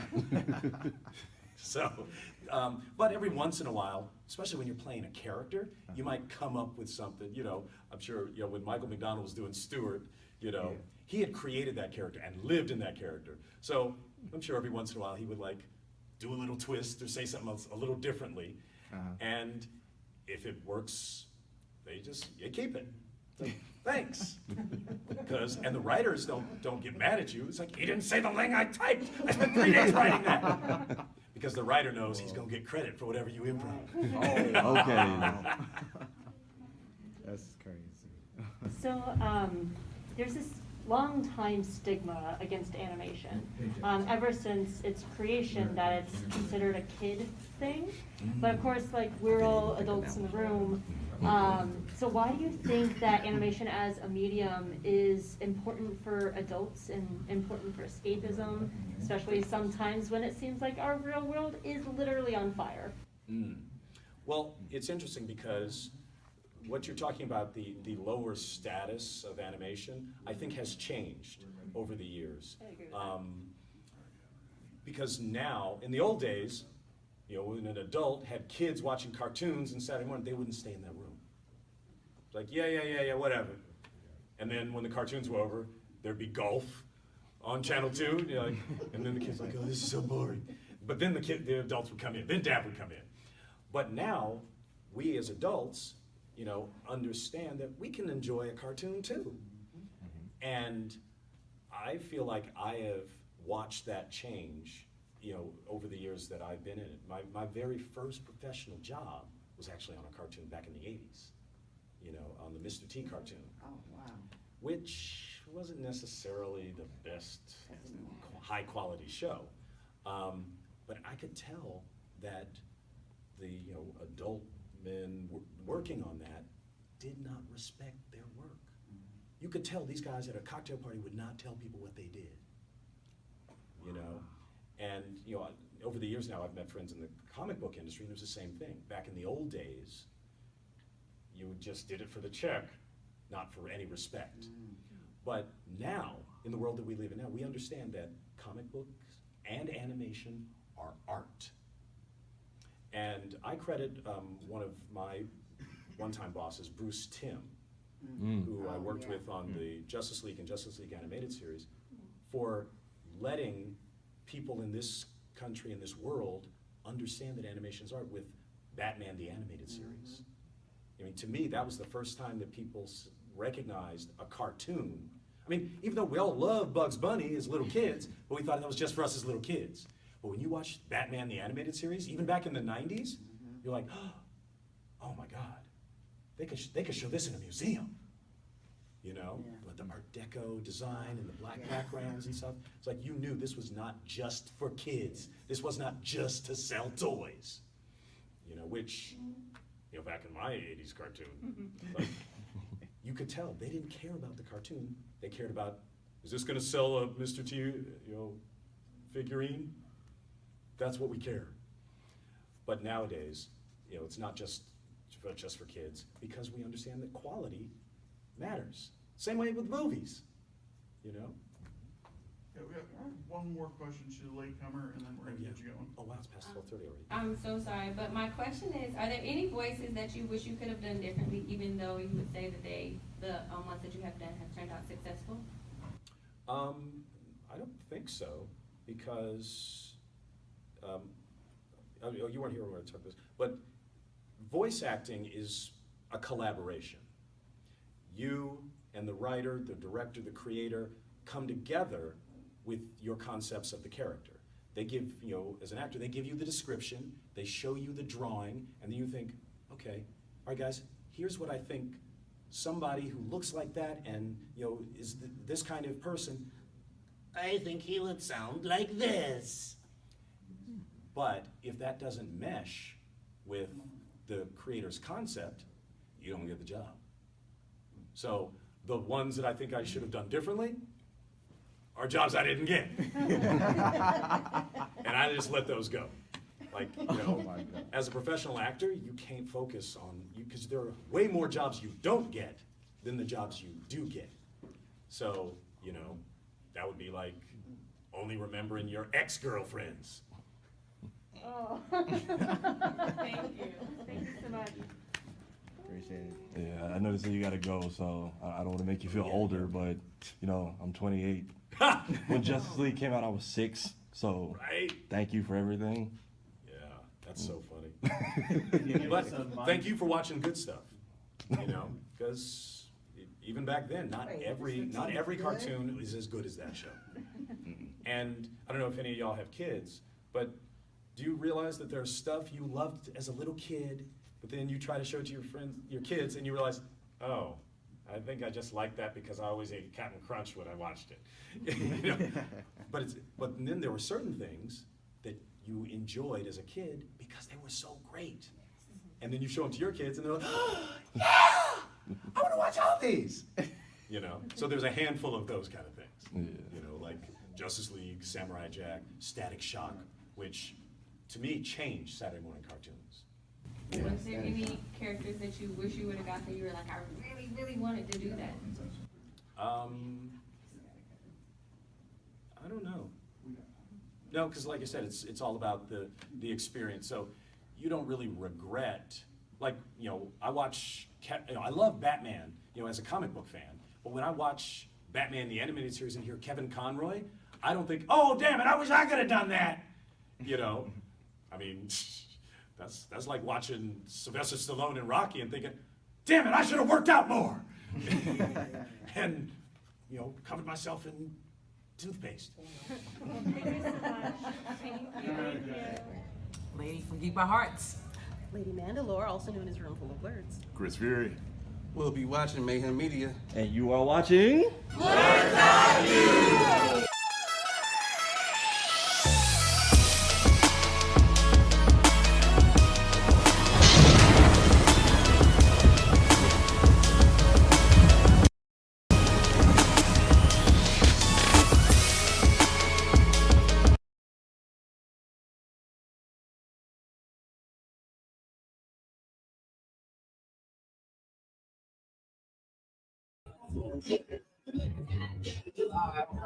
All right, we are back from BlerdCon Live, BlerdCon 2024, Blerd Station, your next destination. You want to check us out.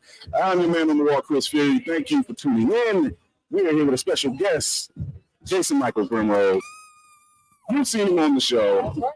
Jason, what's going on? Oh, wait, that never. Hi, how are you? How are you? Did I talk to you or them? Like, how do all the things? Okay. All the things. So this is your first BlerdCon, right? This is my first BlerdCon, yeah. Okay, well, not your last. It won't be my last. I hope not. I haven't even gone to the dance floor yet. Oh. Now, if you dance floor right now, you hear the music, right? Yes, I do. I'm ready. I'm ready for it. You are best known through us for 2050 right there. Which we here had. I have it too. Yes. Yes. Yes. And now you have the comic book. Yes, The Arrival, yep. So The Arrival is an origin story comic that follows Alistair Adams as he discovers his abilities and it also gives you a window into what starts the apocalypse. So it's a nice prequel, or what's it called when it's after? Set the stage. Set the stage. A prequel or a prologue, depending on when you read it. Yeah. So yeah, it's I wanted to bring the story to life in a visual way. So the arrival was the opportunity to basically create this cool story that you can see what's happening. You zoom out of Alistair's perspective a little bit, and you would see what the world looks like. You know, for the first time, you really get to see what the world looks like in this future. Just from reading the main source of the text, it's the detail, the amount of detail that's in the main source already is pretty good, but it definitely was like, but what happened beforehand, and you know, what was it like when you didn't have, when you weren't pressed for time? Yeah, exactly. Something special that people don't know about. He's an expat. They call it the black sit. The black sit. Listen, it might be more next year. And so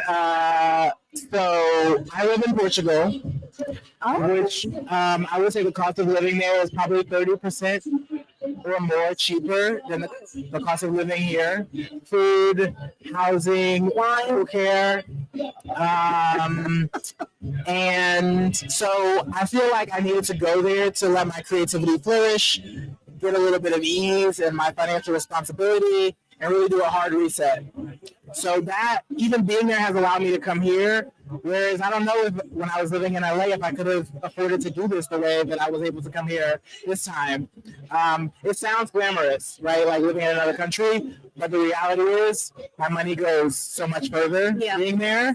And there's a huge Black American community there, very large. They have Black in Portugal, they have Black queers in Portugal.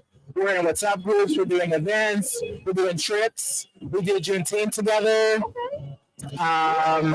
You know, so next summer we're gonna be at your house. That's all I heard. Yeah. I mean, that's all I heard. We do cookouts in Portugal, and they have lots of green space and lots of parks and everything. I was gonna say there's cultural shock there, but no. I mean, like, is it? Do you have? Okay, wait. What part of Portugal is it the most friendly? I think the whole country is pretty friendly, but Lisbon is definitely a hub for international people. The capital. What's your capital? It's I don't. It should be. Yeah, it is. Yeah. Wait, not you live there. No, I don't remember. No, there's another city called Coimbra, but I think it was the old capital. Okay. I'm also learning Portuguese, which is very interesting. Isn't it like it's like a German Spanish? It's a mix between like Russian and Spanish. Yeah, it's very difficult. Yeah, it's very difficult. Yeah, but yeah, it's been cool. I feel like it was a good for my soul. Good for my soul. I have to say that every time I see the post from Jason, I get more jealous. Yeah. Seriously. This brother is living his life and he's giving like a dope gift. And I'm just like, But this, I mean, I need to talk to my wife. At least Fury needs to go international. Hey, when it's remote, you go where you want to be. But I remember when we first met in 2020, and this is a gift. Like this platform, Blerd Station. Oh my gosh, I'm so excited! Like, and to be here in person and have you all be the sponsor and the setup and the live stream. Like, we started our house. I'm really proud of. Yeah, I think I'm gonna celebrate. You know, we had the opportunity to be at the screen or at the screening last week. So thank you. And the conversation that we had pouring back into each other, you know, helping projects like this come to see light, and it's finally happening. You know, people are saying, when you see Blerd Station, you see that we've been talking about it, we've shown debate and work. You know, that was one thing I did in front and center of the word out. And to see people like this Blerd Station, I guess because we are very interested. They're just like, okay, these guys aren't only one slave. Right. Like, I can think how many people have come up to me in the past 2 days. And Man, we started following y'all because we seen y'all talking about Blerd Station. So we go check out Blerd Station. I love the follow. I appreciate the follow, but I will need people to take the next step and become subscribers. I just want to say I'm a proud subscriber of Blerd Station since last November. So I'm on my first year soon. Oh, you're an investor. I'm an investor. And when I look at successes of things like EyeView on Disney Plus, Supercell on Netflix, #1 in the world, and when I look at how the Black community really gathers around our content, our stories, Blerd Station is that, and we got to get behind it because we could be that for our own platform. We don't even need to be on a Netflix and be #1. Blerd Station could be the #1 streaming network. It will be. So it will be. So that's a great example of Something that really no other streaming service has. We're also speculative fiction and sci-fi. The animation that I think Oh, that's going to be pretty. That is real pretty. Your projects, we didn't get to see seeing them actually happening. I see almost 7 years ago, and I can look this is I need to see this little black girl with her family. I need to see that happen, and now they have an opportunity and not to see whether it's a feature, whether it's an animation. The fact that we've already signed up. I could try to write this white chicken, like BlerdCon to all ranges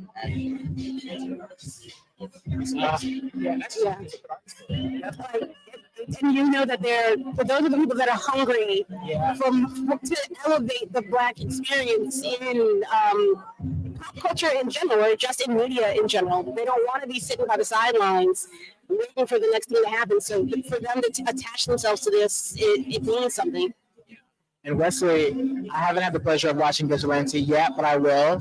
And Wesley came by the table because he's friends with Royce from Stone Harbor. And I was like, oh, we really got people that are out here looking and platforming our stories. It's amazing. I love being in this space. You know this. I love being in this space because not every day I get to see a different people. You've seen the way we've seen why this day. You've seen we've seen When I think about Lovecraft Country, I thought about Crescent City Monsters. I read that in 2020. I think in 2020 or 2021, I was like, but this is that. Like, it literally is that. And then they came out with the visuals and the story, and I was like, I know people are lurking around online. They're looking at they've seen the art. Yes. Because you can't. It's just too close. You know, I know we've talked about not plagiarism, but these aren't unknown stories. They aren't unknown visuals. And we know that in other industry, people kind of look around for things that are eye-catching, and they say, "Oh, take a little bit on the top." So don't tell anybody. But when I saw that, I was like, "Oh, I mean, Crescent City Monsters basically, even if it didn't set the foundation for it, we're on the right track." It says we are creating content that is as good or better than studios that have way more money and way more resources and way more experience than we do. So that's just an affirmation for me. We went to a screening last night of Vigilante. It's a short by oh my lord, Wes was good on Instagram. Go follow him, by the way. Go follow Vigilante Film. What that man did with just $40,000, the studio should be very nervous. They should be ashamed of themselves for what this man was. I love it. I will read you for film. Do better. There's a reason why CGI which was practical in design. Okay. Like it was very practical, like he described how he did it to the next. I'm like, on struggle money. That's all right. He sent himself out there to get more funding. Exactly. I missed it. So if it's what y'all are seeing, people are going to see it and they're like, okay, I'm going to give him a chance. I'm going to give him something. Exactly. And then you're going to be able to see what he can really do. I think that's so interesting too, because I think as like people of color, we do typically need to show someone something for them to give us the next step. I can't walk into a room with an idea, but you see that and you're like, okay, so that's a movie. It's nice. Or you made it short. Okay, I can see this as a feature. Yeah. But I can't walk in there with the script and hand it to you and you're like, no, we're just gonna go for it. So we need to scrape coins together to make a proof of concept or a deck or something that really shows, you know. Speaking of which, have you made any decks? Presentations? Time? I have 15 years background in creative strategy. So I have made presentations for everyone from Nike to Disney to Hulu. I have to say, because people don't know that, like, that's my history. And so presentations in like storytelling format for a client or for an initiative like an experience or a product launch, that's what I do for a living. I still do it actually now. I'm gonna say a consultant for a company. It's like I've been in it out 15 years. I'm out. Yes. Hear me. As long as you hear me, as long as you see me in the screen, I'm working. On Zoom, I'm working. Yeah. I'm working right now. Yeah. Hustle, baby. Yes. Facts. And it's not working. It's not working. It's something to put stuff together. Love what you're doing. It's not working. A minute is not an hour. A minute's not an hour. So I'm curious. What? So because like I feel like ever since I was a kid, I always wanted to be a writer. Mm-hmm. So did you always love media? Did you always love interviewing or that format? Always loved nerd culture. It's funny to talk to bring me projects like it's like you see individuals get from people and what was that process like? Bring something and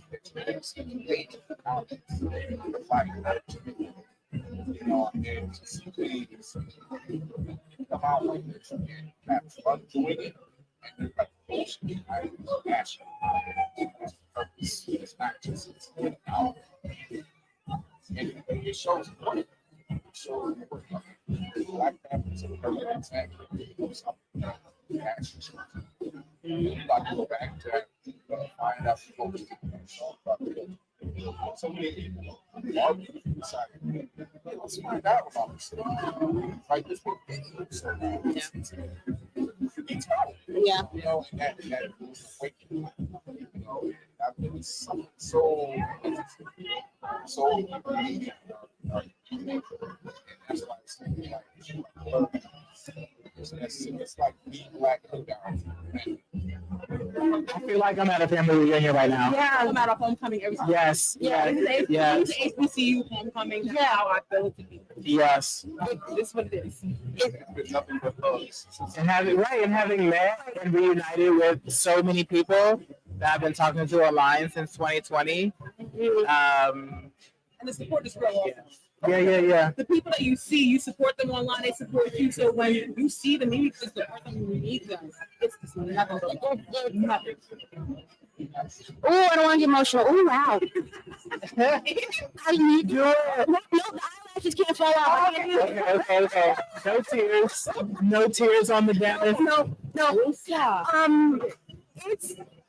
It feels like more of it's like therapy on top of the family reunion because you get to talk about all kinds of things out in the open without any fear of you don't got to be talking to your did you hear what this hooker did over here about the why would you want to No, I'm not trading my days off for Juneteenth. Are you kidding me? No. So it's therapeutic. On top of the fact that you get to, if it's your first time coming to a place, to any kind of a Black con, but especially BlerdCon, it's an out of body experience. It's an out of even, but you have that community with you. I'm starting to ramble, so I apologize. You're not rambling. You're really talking truth, though. Yeah, you're really talking truth. So I can't tell you how many times I've heard Fury the past 48 hours. And I'm looking for like, dude, somebody's like, oh, 2 years ago. That's exactly. She's like, you're literally, like, very mutual. I follow your word. Oh my God. And that's how you got on the show. Yeah, kind of. Like, not because of here. I just met him. I just saw him. I was like, I know you. You're Chris Curry. Yeah. But then, like, he had a live. He was like, you know what? If you're in the Blerd space, I want to talk to you. And I'm like, I'll be honest with you, I am not as flirty as you. I said, but I have my own little something. He's like, well, talk to me. Look, can we talk? Can we talk for like a minute? Just a minute. Like, you do not need to have a whole encyclopedia of nerddom in your head. If you have your niche and that's your thing, and you know that nobody else knows the thing as well as you know your thing, you're right. But coming into even that conversation, I definitely thought what you're doing. Their niche, let me tell you, all I have to say is House Black, and it's on. It's poor little Albert. The queen that should have gotten you over there. You've been the knee for Renee. Okay, let's go. R.I.P. Queen and everyone. Oh God. I've never screamed at the TV that loud. Yo, never. Wait, are you in the dragon yet? It's okay. It's okay. Listen. No. I just got in my mood. No, it's okay. I feel like I watched the last season. Okay. But I haven't watched the season yet. Okay. You got time. I've got time. Trust me. Isn't it? Candy B caught up. She literally. I know. I cannot believe she's not here. Yeah, she's resting. I know. She has a little one on the way. She's at. Right now. Isn't it crazy that the baby wasn't born and we're already fighting? I told her. I said, your baby isn't here yet and we're already enemies. Sorry. I don't like it. The child is scared. She's so funny. She actually put a post up. Shout out to Candy B. She put a post up, and remember the scene where Peter Quill and Thor were kind of like lightweight debating on the ship? Yeah. Like, I'm the captain, and Thor's like, of course you are. Sure, of course. These little ones coming up right now. Yeah. I'm the captain now. Shout out to Candy B and Tracy did right now. And, but yeah, I think we all have a love for that niche, and some are just a little more well-versed. But the beauty about it is they're not toxic about it. Yeah. That's important. Yes. I wanna underscore what you're saying, because that to me is such a game changer, and also what takes the following. The fact that you just be yourself and you can win. And your 3E, so you really live that. I'm gonna give that to you. Facts. Really live your 3E. Facts. Shout out to one of my mentors, Tommy D from Circle of Nerds. He's the one that gave me the name. He said, I'm calling you that because you know about Star Wars, you know about anime, you know about comics, you know about movies, television. I'm a Gen Xer, so I came up in the late 70s, early 80s with all types of television shows and cartoons. So like, they mentioned something, I'm like, oh, I remember that. And I was there for that one. I'm like, damn, what do you not know? The callback is legendary. The three of them together. The drive-in movie, so that's one of the movies. So I would watch literally the drive-in movie. We have 3 screens. I'm watching 6 movies. Don't ask me how I digest it. Like, I remember Armstrong watching T2 at the same time. You know, something like T2. Yeah, That's a lot. like I'm over Stargate, all of them. Oh my God. Stargate, that's a film. Stargate is underrated. Stargate was one of the original top sci-fi films. Yeah. Yeah. Kurt Russell, James Spader, which still watching Age of Ultron and watching him talk. Yeah. He did that. Yeah, he did that. Something that was spoken last night during the screening that Khleo Thomas said there. He loves playing the villain. It's so much fun. He's not really wrong in the aspect of saying that it's fun to play the villain. Not bad being the anti-hero. You do reach an age in life where you realize the Jedi may not be all they don't be all that you thought they were. I didn't see the last episode. The Jedi, they're trash. They've been trash from jump. They don't know what they're doing. There's certain ones who are, but then there's other ones. We know what it makes. We know what it makes. Mr. Jackson, if you're watching, we need your story. So respectful. We know you. We know you're on the. We know you're on the line, so you're fine. True ally. But you do reach a point in life where they say, "Well, why the villain or why the anti-hero?" They're not restricted like so many movies. You know, Sam Jackson's Mace Windu, Trump said he was like kind of balancing the line. I will put a sun gun down if I need to. He was going to.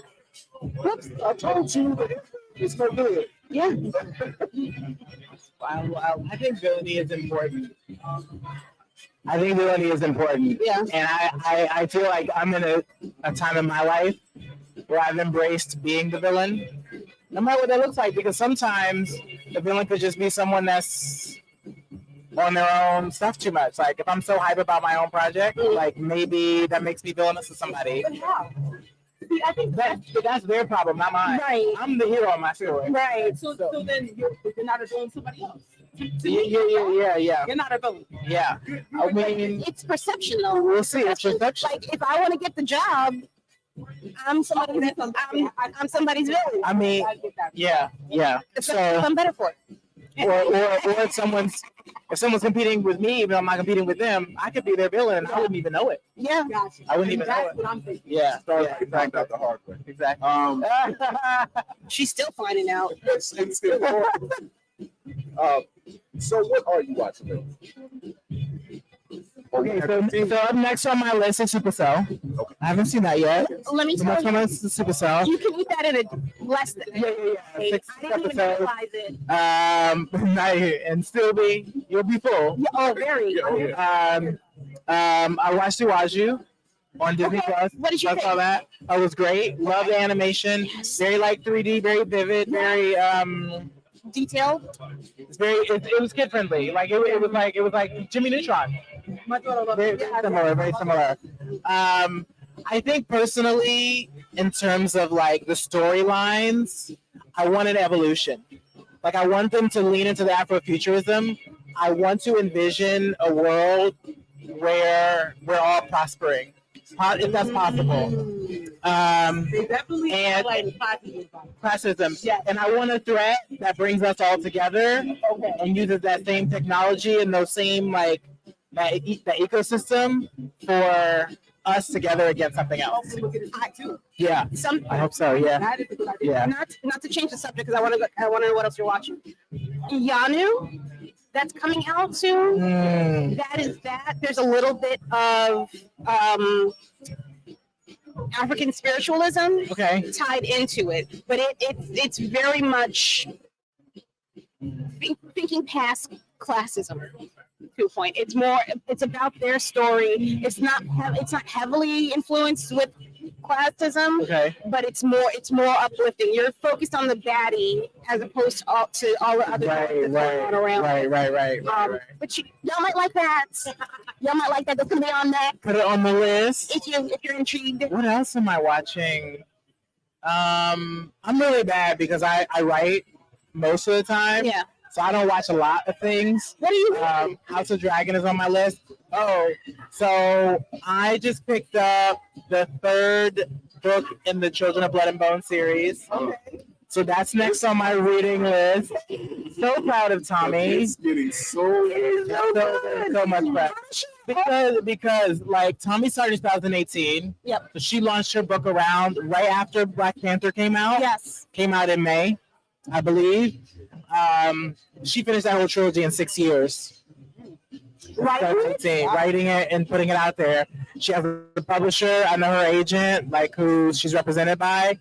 And the trilogy is the completion, and now they're campaigning for the trilogy to be really big because they've already got someone signed on to direct the film, and they already have a deal in place. So they're actually doing an open casting call for the film. So they're not going to be looking for the big wigs. They're going to be doing open call for it. So anyone that wants to be any of those characters can show up and audition and see how they go.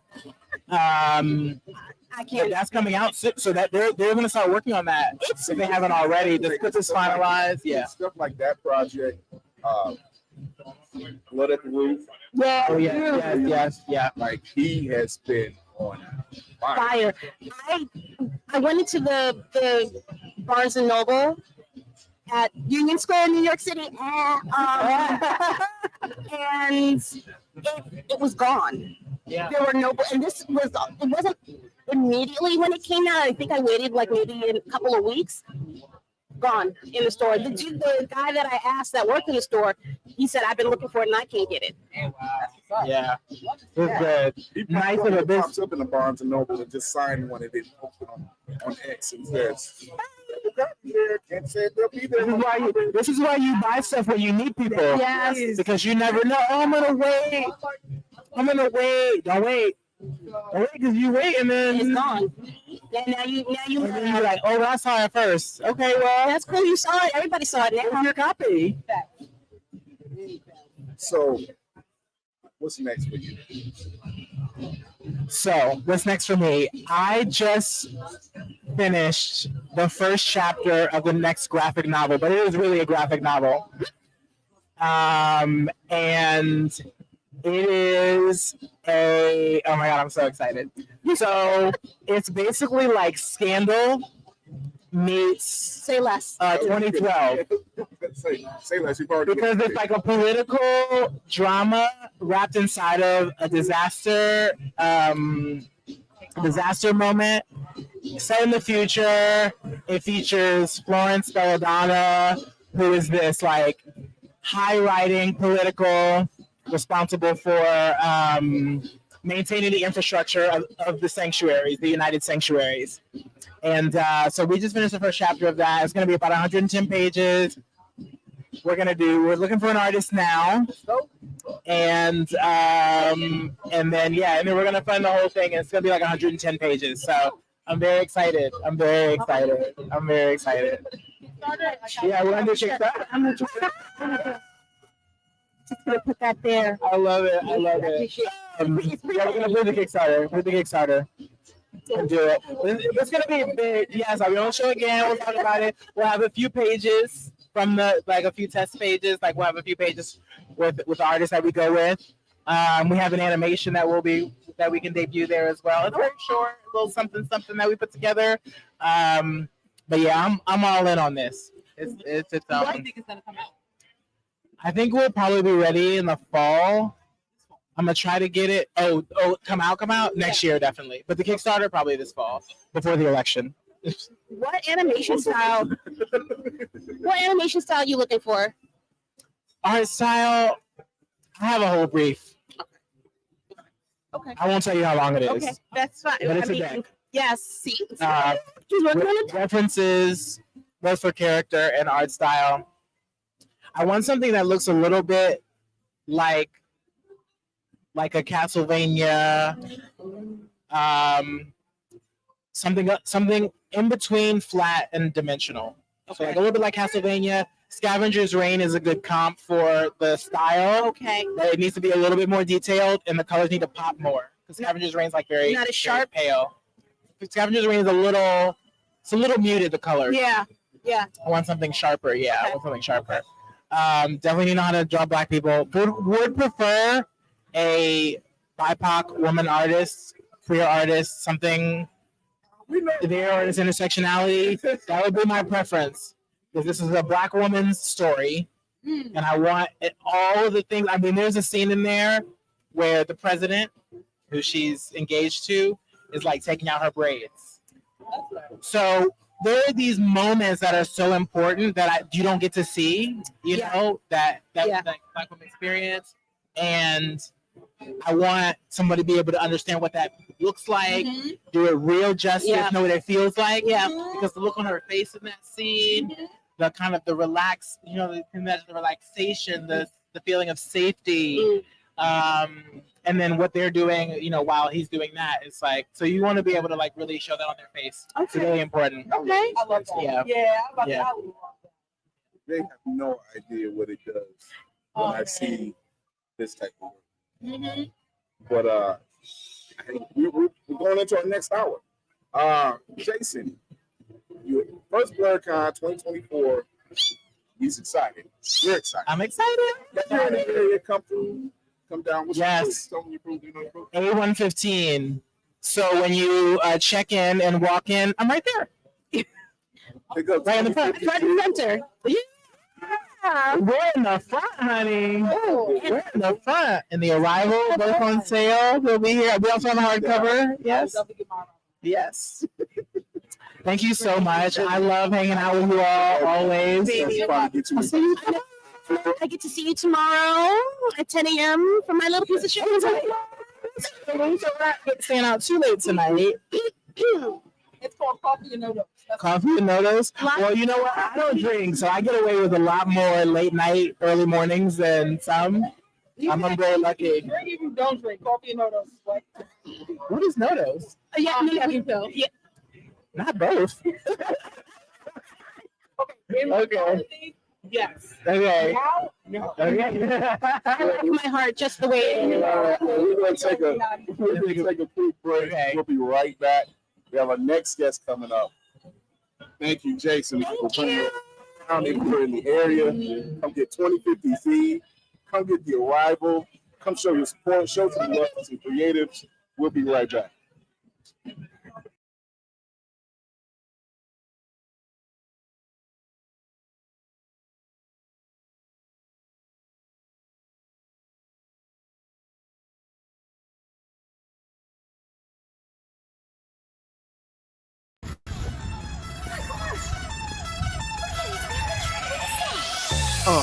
In the sky, it's a bird, it's a plane.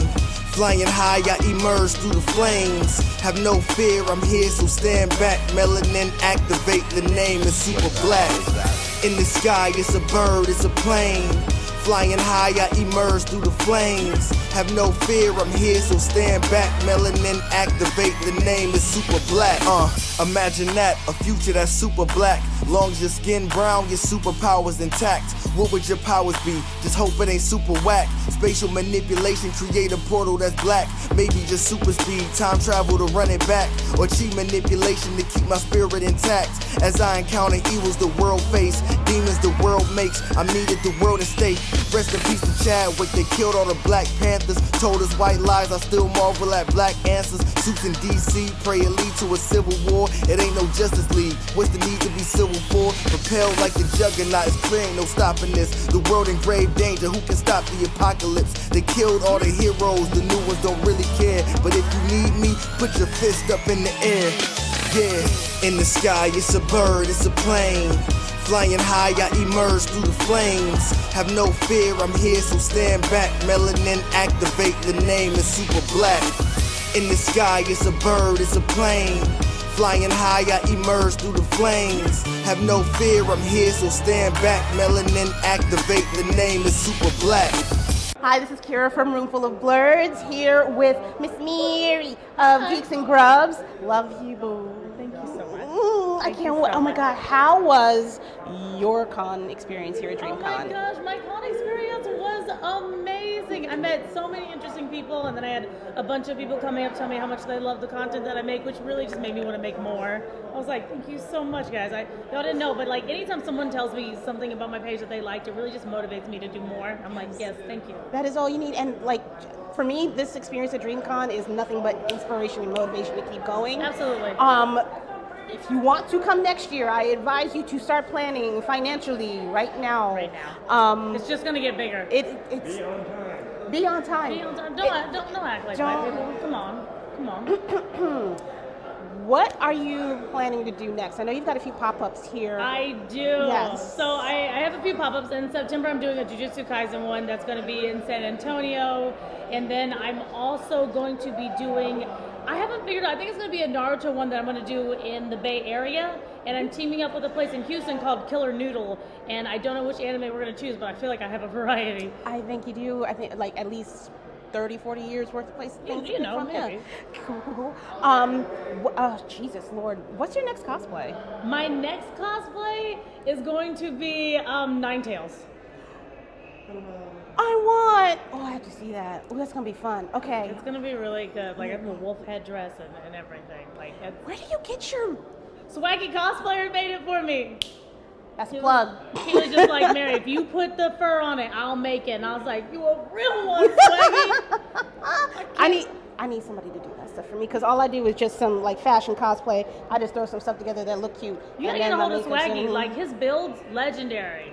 Just on IG Swaggy Cosplayer. That's it. All right, IG Swaggy Cosplayer. That's a free plug, my guy. Look me up. I need help. Oh my God. Jesus. What were some? Did you go to any of the panels? I didn't go to any of the panels only because I was sleeping because I was at partying tonight. I went to the parties. The parties I were went to several parties, and also the panel that was called the Cookout. That one tricked me. I thought there was food, and I was like, why am I not a part of this panel? And I'm like, oh, we're talking. We're chit chat. It's like the barbershop, but outside. So next year. You'll be a guest. I would love to. I like applied to be one this year, but I think it was all like booked up, sold out. Well, I'm gonna write a letter. I'm gonna write a strongly worded letter. Everybody write a letter, okay? And let them know, like, I can be a food vendor. Let's go. We literally I can be a guest on the panel. Nothing but cardboard pizza and some noodles in this piece. She makes noodles.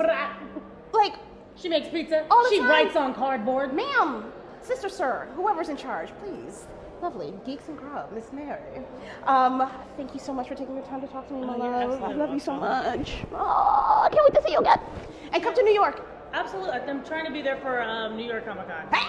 Just trying. We're working some things out. Okay, I'll be quiet. Just like, I knew if I go there, I can't just be there for like the 3 days. I'm like, I'm gonna spend 2 weeks in New York. Yeah. Because I'm gonna have to do some pop-ups over there. I need to see people. I was like, New York is gonna be its whole thing. Ooh. So somebody fly Mary out to New York. Let's go. I'm gonna talk to you about some places after we get off. That would be great. Because there are places I think you should go and you would fit right the fuck in. Okay, cool. So, Kira, Lady Mandalore, Blerd's EyeView, room full of Blerds.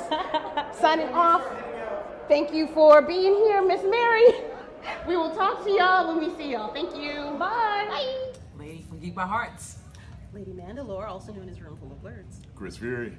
We'll be watching Mayhem Media. And you are watching Blerd's EyeView.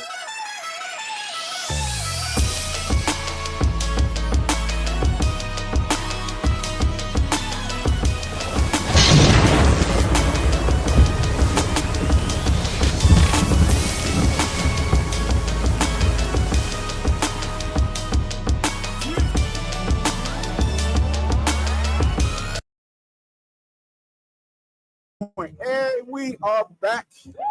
Chris Fury, Lady Mandalore. Hi. We have the Joneses from Midnight Comics. We are here at BlerdCon 2024. Let's check it out. Let's talk about it. Oh, you guys. Listen. Have been busy. A little bit. A little bit. Okay, fair. So many projects. Yes. Let's start it off. What gave you the idea? We got the Grave, we have Soul, we have Tales of Midnight. Yes. So let's talk about it. There is one project I do really want to talk about. Epiphany Engine. Yes. Yes. Let's talk about Epiphany Engine. Okay, so Epiphany Engine, of course, as you know, largest Black indie comic book crossover, period. right? 40 plus publishers, over 70 characters, and of course, our boy Soul is in it, kicking some butt. So yeah, it's awesome. Again, the who's who of comics is a part of it, and the top characters out there are a part of it as well. So definitely something to look out for. I can't wait. I can't wait. It's sorry. Tasha, you have a series going on that my very own second client, Lady Mandalore, has been a part. And I love this whole concept. Let's talk about the concept that you have going on. The show that you're doing, you're highlighting a lot of Black women and creatives and characters.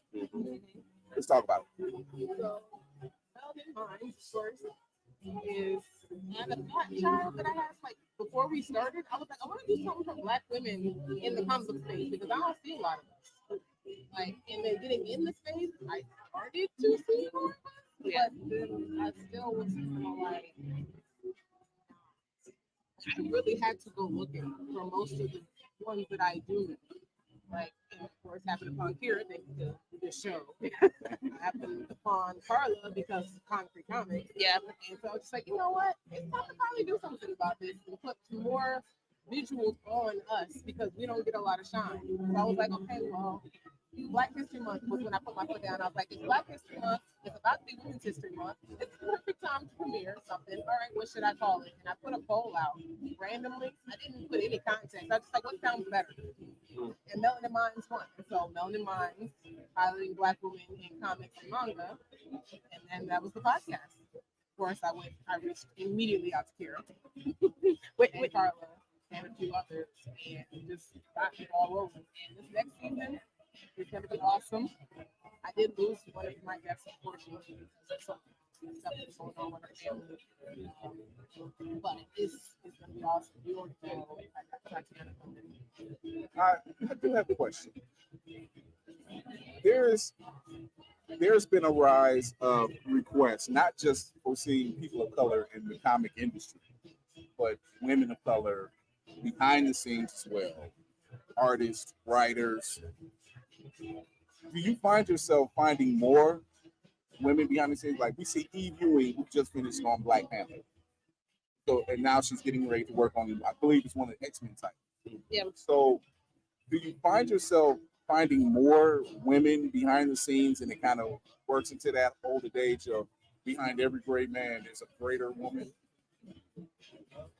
I do see a lot more women behind the scenes. As I find more women, I find more women everywhere I go. I've met 2 already this weekend.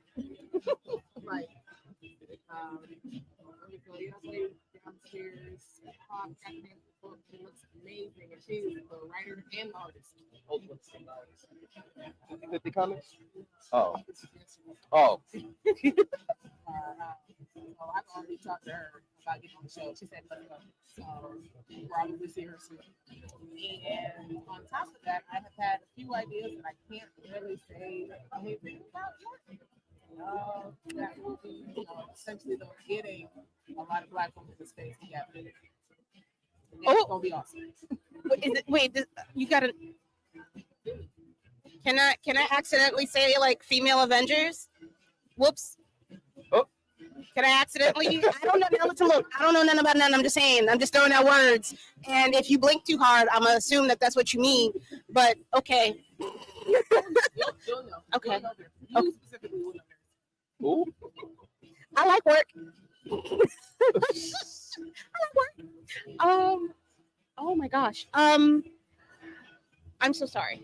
I want to apologize to you first and foremost. I have been shirking my duties. I have not read Soul.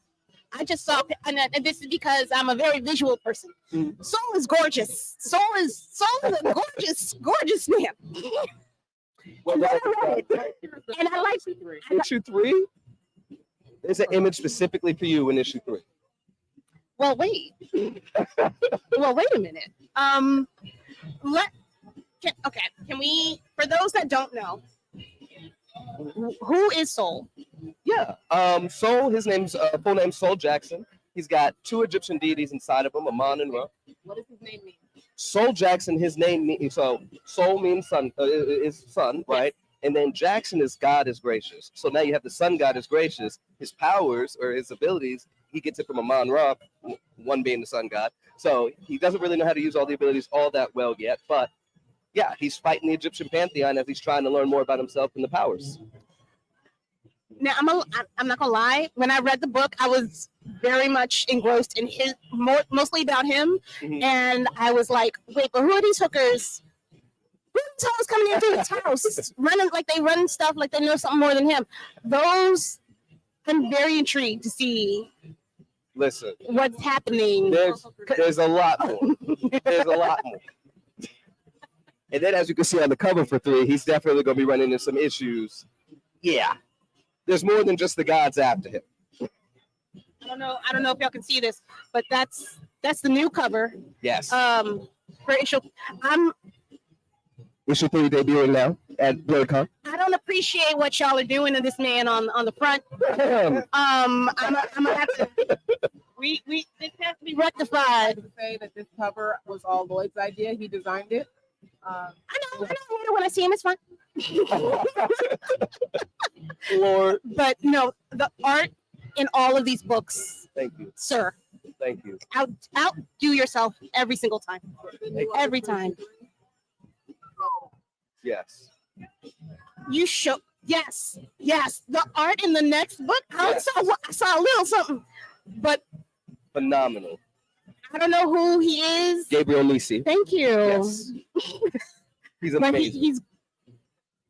I don't know what I want, or if I'll ever get it, but I do want a tattoo. And the stuff that he does is just the lightning coming out of Homeboy's chest is giving me ideas of what I want to do. Expect that level of quality from him every time. All right, I'll find out what his rates are later. I'm sorry. So, me and Lady Mandalore had the extreme opportunity and pleasure to be a part of a project that you had put together. We did voice work for you guys on a project, and I amazingly ended up becoming the voice of Batman. Yes. It did phenomenal. Perfect. And Kevin Conroy, rest in peace, was that inspiration. And Lady Mandalore did the voice of one of your characters. Yes. And I think, which one was it? Oracle. Okay. And when I finally got a chance to hear it, I'm like, damn, you couldn't just do that? Yeah. Yes. What do we have more? We have more projects like that coming out? Absolutely. Do you want to?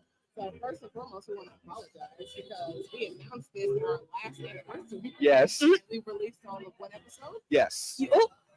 However, More information for our upcoming 4-year anniversary about the rest of the series. Everything that is finished so far is released. Will be released over that weekend. Yes. And of course, our anniversary as a whole, we have big plans, big announcements, new stuff, new art, new titles, all of the stuff coming. Y'all are busy. I swear, it's a post every other day. And I'm like, they got something else going. Yeah. Something else going. Y'all been cooking. The fire is still hot. Yes. We're cranking them out. If you only knew the minute I heard about Epiphany Engine and the way you guys have been out there, and I'm like, they're pushing this, and it still blows my mind that it's so rich. Yes. And when people say name Black superheroes or characters, go to Midnight Comics, go check out the Epiphany Engine Kickstarter, because good Lord, is a library, literally a library of Black characters. Yes. That you can pick from. You're just like, I like her. I like the Gray. I like Soul. I like this Tales of Midnight. I like all of this because no shade. I'll ride for Storm any day of the week. But there's more than Storm, Vixen, John Stewart, Black Panther. There's more. There's other, I know it's hard for most basic people to find it, but when you come over to Midnight Comics, you're going to find completely different power sets. You're going to find completely different power sets and character-driven stories. Yes. And then speaking of Epiphany Engine, I definitely want to shout out Tony Cottrell with Advent Comics, because he spearheaded and really got everybody on board and together to truly make this happen, for sure. So yeah, he's phenomenal, and honestly, we wouldn't be a part of this and really be able to push and be a part of this massive team up without him. So how many days are left on the Kickstarter? 6. There's 6 days left. You need to get on it. Yes, You need to get on they it. are. They're on track, and there's about, so they're asking 50, they're at 40, easily possible for it to happen, easily. After this convention, man, Yeah. you'll probably clear that hurdle. Easily. Right there. Oh, too funny. My low voice, my bad. So, is there a character that you wanted to create that you haven't done yet? Like, is there a dream character that you haven't done just yet? It's funny you say dream character. It's. I didn't know this. Did I say it? This is No, maybe. We can't show the cover, but we could at least tell them the name. So y'all did it, is what you're saying. Y'all did Yes, we're finally doing it. We're pulling the trigger on it. Can we? Someone's done, some we haven't. Please. And I think it's just the word dream triggered that specifically because of the premise. Can we announce the name at least? We can announce the name. I'm saying this. Just want a little fun. Because I've said it during Blerd's EyeView. I've said this during Blerd's EyeView. I don't do this on purpose. Apparently it's a mutant power of mine. I find these things and I don't know. I speak them into existence. You say something about dream? Yes. So we can for them. Just one top at one time. Because it's them. I love you. Okay, there's a character. The title is actually called Dreamweaver. I didn't do this.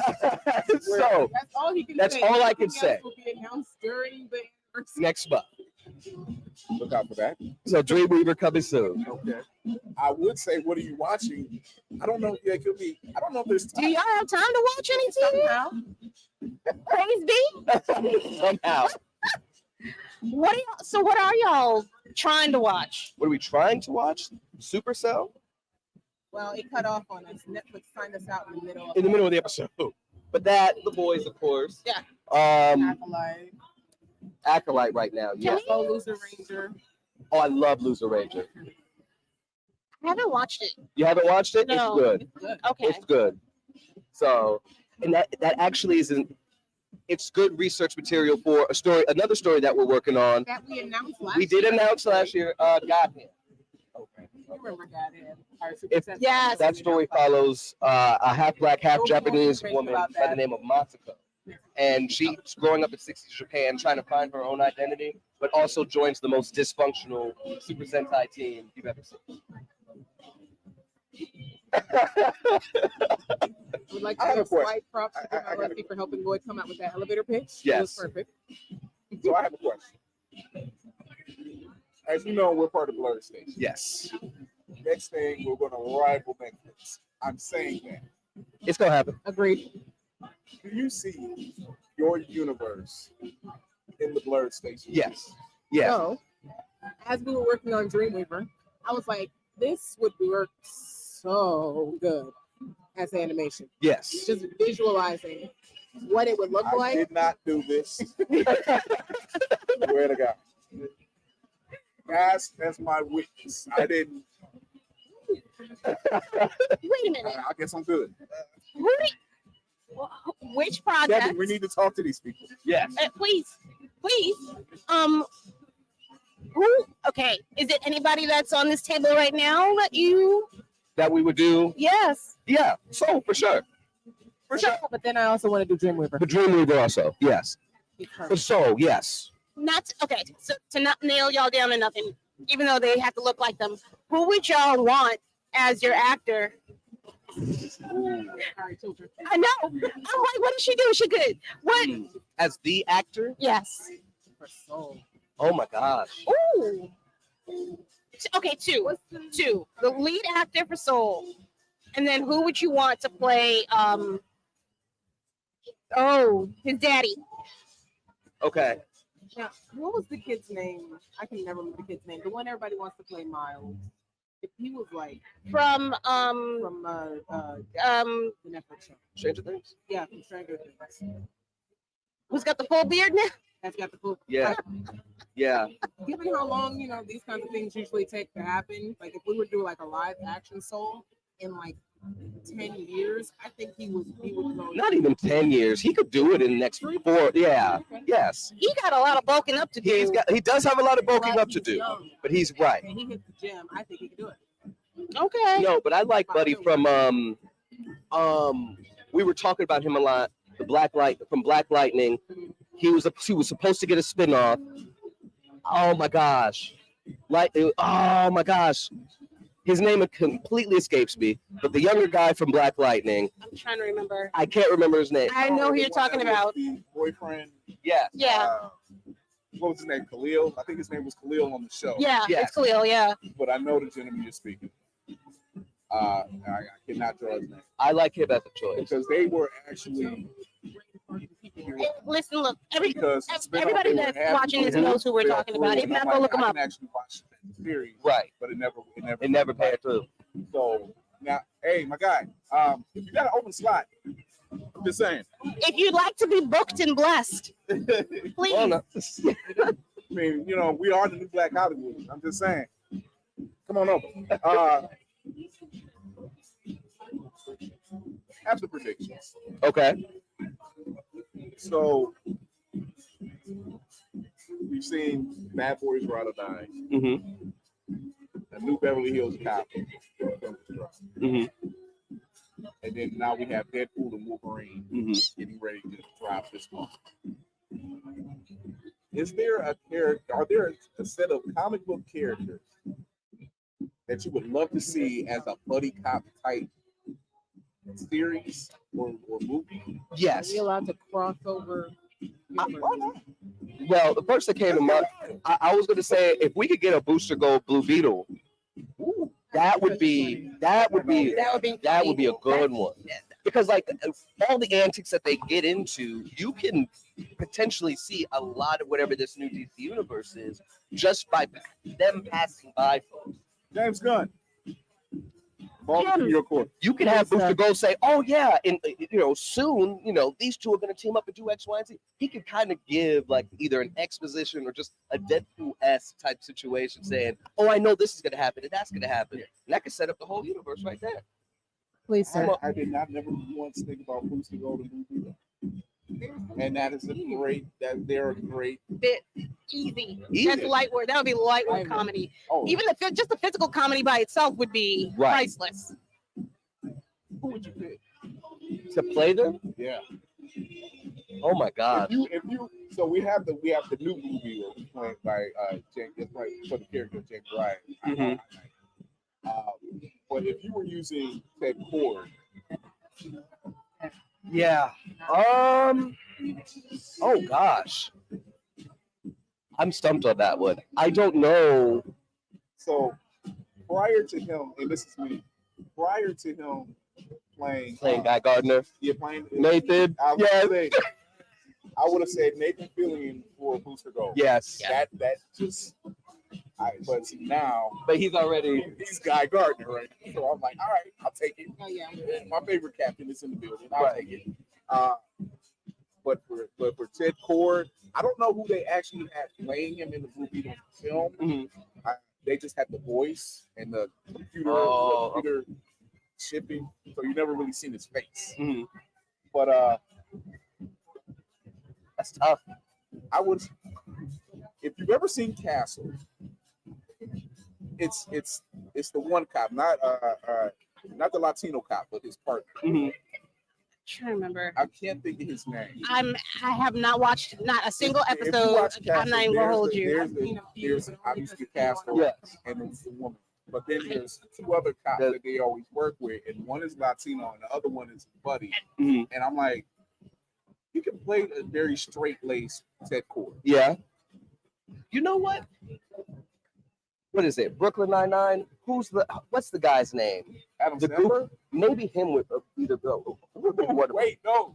Now I want to see that. Yes. I want to see that now. Adam Sandberg is Blue Beetle.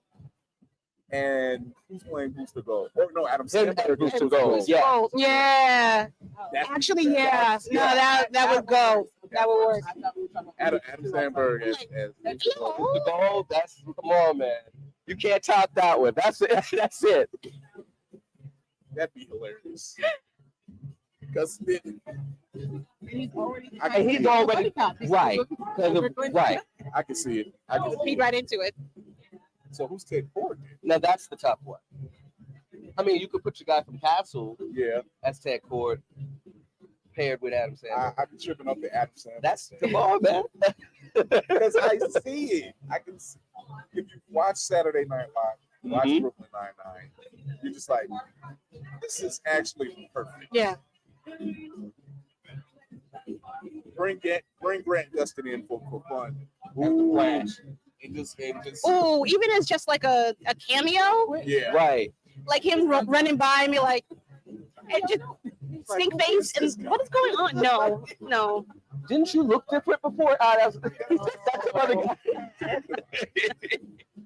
He was like, no, it was another guy. I'm like, I don't know what you're talking about. I don't know. Bro, did you see the Captain America trailer? I did. There is no bossing say. That actually dropped this morning. The new Captain America, the New World, Brave New World dropped this morning. That lie. I'm still trying to get used to the new look. Wait. I'm on board. I gotta board at some point. I've seen it. I seen it before I came to the hotel. I'm like, same. I knew this was gonna happen. I knew they were gonna drop this song. And why is it always on Friday? Like, give me some time. Well, unless it's like Deadpool doing some rando Wednesday at 6:13. Do whatever he wants. Yeah, Deadpool. That's fair. His name is Deadpool. That's fair. Even though it also wasn't. I don't think it was We're random. at BlerdCon 2024. You're at Blerd Station. Where can the people find you? If they're here. If you're here, where can they find you? Yeah, so we're in the Tidewater room upstairs, booth B13. As soon as you walk in the door, you're gonna see us. Come down. If you're here, come down, show your support to Nothing but illustrious guests here on the show, front and center. creatives. Come show your support to any of the creatives here in this building. And if not, go online. Where can they find you online? Yes. Oh. So, of course, midnightcomics.org, and of course, on social media, you can find us everywhere. It's Midnight X Comics, except for Facebook and YouTube, where we're just Midnight Comics. Yes. Awesome. Lord Tashi, it's always a pleasure talking to you guys. Yes. You never cease to amaze me at how many projects you're coming out with. I swear there's a machine. So it's your daughter, isn't it? Yeah, Yeah. easily. That's what's It's her. Easily. Easy. It's not child labor. It's She's the on creative doing it. She's writing the script now. So, So that's why they were like, oh, I like that, honey. Here, take that. Yeah, take Right. Oh, that's a nice design. Let me Just grab that right Just there. take a picture real quick. Just upload that really quick to the cloud and just copy it from there. We will be right back. We're going to take a little break. We're at BlerdCon 2024, Blerd Station. Chris Fury, the Joneses. Meet the Joneses. Oh. Room full of Blerds. We'll be right back.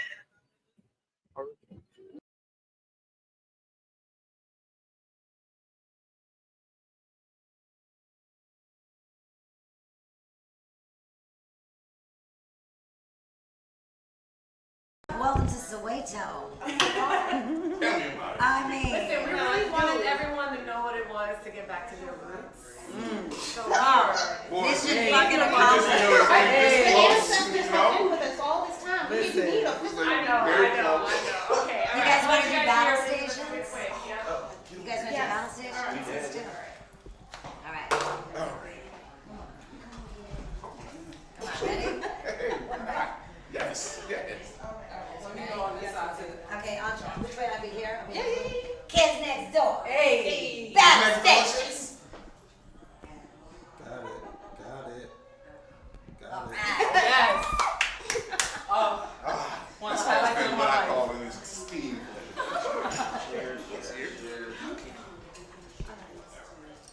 Whip it out. Let's do it. All right, madam. My name is Kira.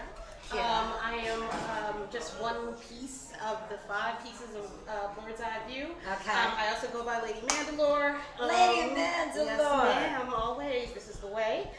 My fearless leader needs to take it off first. I'm so sorry, number one.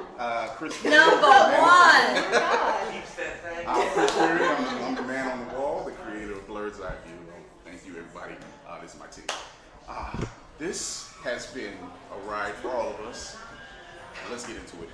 Let's get into it. Let's get into it. We know about your extensive voice collection. Yes, A lot over of people 500 talk- voices. 500 voices. Huge A lot flex. of people. A lot of people don't talk about the impact you have from a different world as Winifred Brooks. Yes. There was recently an IG post through the Hillman Files. Shout out to the Hillman Files. Shout out to the Hillman Files. And they mentioned if they did a revival of the show, Yeah. where would all the characters be? And of course, they would be in these great positions. You being the director of the law division of Hillman. Maybe. Maybe. So yeah. your impact on Different World, it shows your affection for the cast and everything that Debbie Allen and the entire crew brought to them. Unbelievable. What does it do for you knowing that it had that kind of impact? Oh, well, it blows my mind. I mean, I have people come up to me every day, no exaggeration, no hyperbole. Every day someone says, I went to an HBCU because of you. And that, yeah! I mean, what do you think? I mean, just imagine the impact of just having the awareness that you're responsible for expanding minds and evolving people. This is the highest honor. And also just that I was on a show that brought back so many incredible old actors and great legends and icons that I was able to work alongside Roscoe Lee Brown and Nina Horn and Josephine Bermise and the list, Richard Roundtree, the list goes on. So to be around people of that caliber was inspiring and life-altering. To be on a show that was show-run by a black woman, Susan Fales, directed by a black woman, Debbie Allen, and starring a black woman, Jasmine Guy. I mean, come on. Turns on your high beams.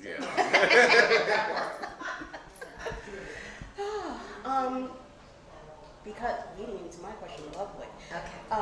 Because number 5. Number 5 loves to know. I just love number 5 says everything in third person. Like, number 5 think you looking good. Number 5 appreciate the oatmeal. Oh my gosh, I could do this all day. Anyway, I want to know because number 5 forgot my pre-roll. Oh, God.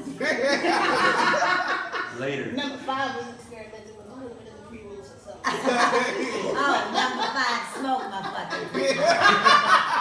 I'm sorry. Oh my God, I want to know because you were around such iconic actors. Yes. It is. It's a lot. Hold on, number 5 is having heat stroke. Okay. You were around iconic actors that were part of the Black Renaissance themselves. Yes. I feel like we are currently in the midst of having another one right now. Is number 5 saying I'm old? No, number 5 is ahead of the curve. Hey, come on, number 5. You need this, motherfucker. Number 5 is looking out for number 1 is sweat like a motherfucker. Number 11 is showing number 5. Oh, all right. You're welcome. Where do you think we should be focusing our forces when it comes to sustaining this renaissance, to keep this going, to make sure that we have longevity past just this energy? We all have these talented people, people that are actually standing up for themselves and not backing down at the moment in media and entertainment. Where do we need more structure or security or foundation to keep us safe as we go out here and try to expand? Well, of course, everything has to start at the grassroots level, right? We have to start at the grassroots. We have to start in our homes. We have to empower these children to know that the change you make, it starts with yourself. The revolution is so much smaller than everybody realizes. The revolution is a change of mind. Right?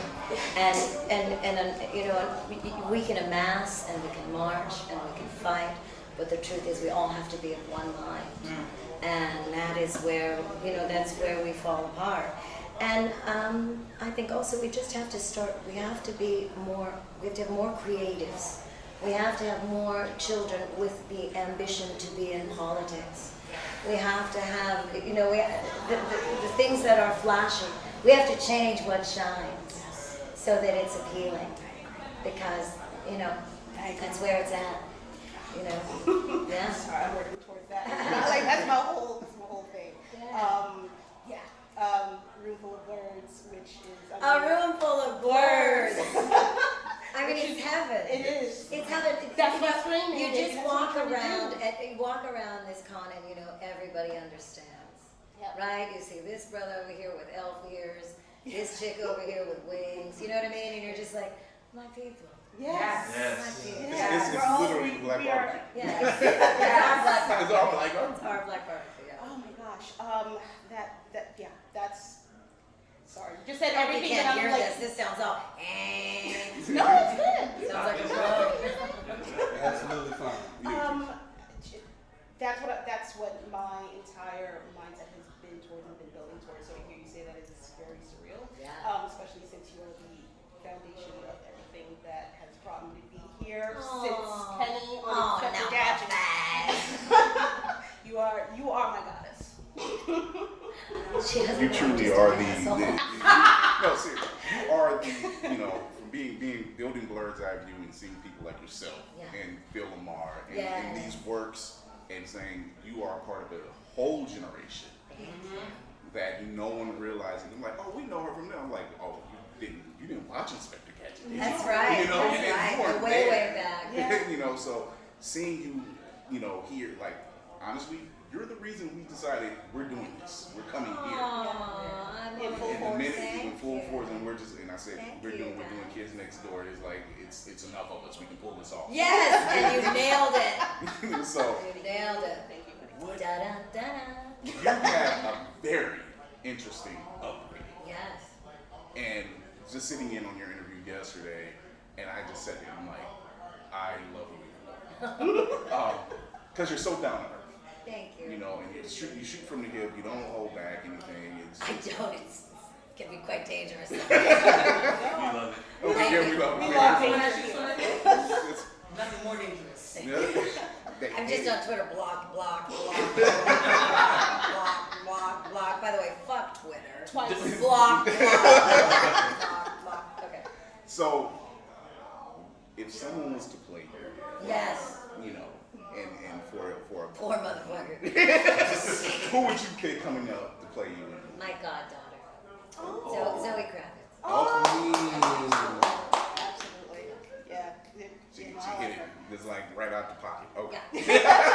That's my baby. It's like you've That's thought my about this baby. before. Well, we talked about actually because I'm writing a book about how I grew up, and we talk about making it into a film. And, yeah. So when?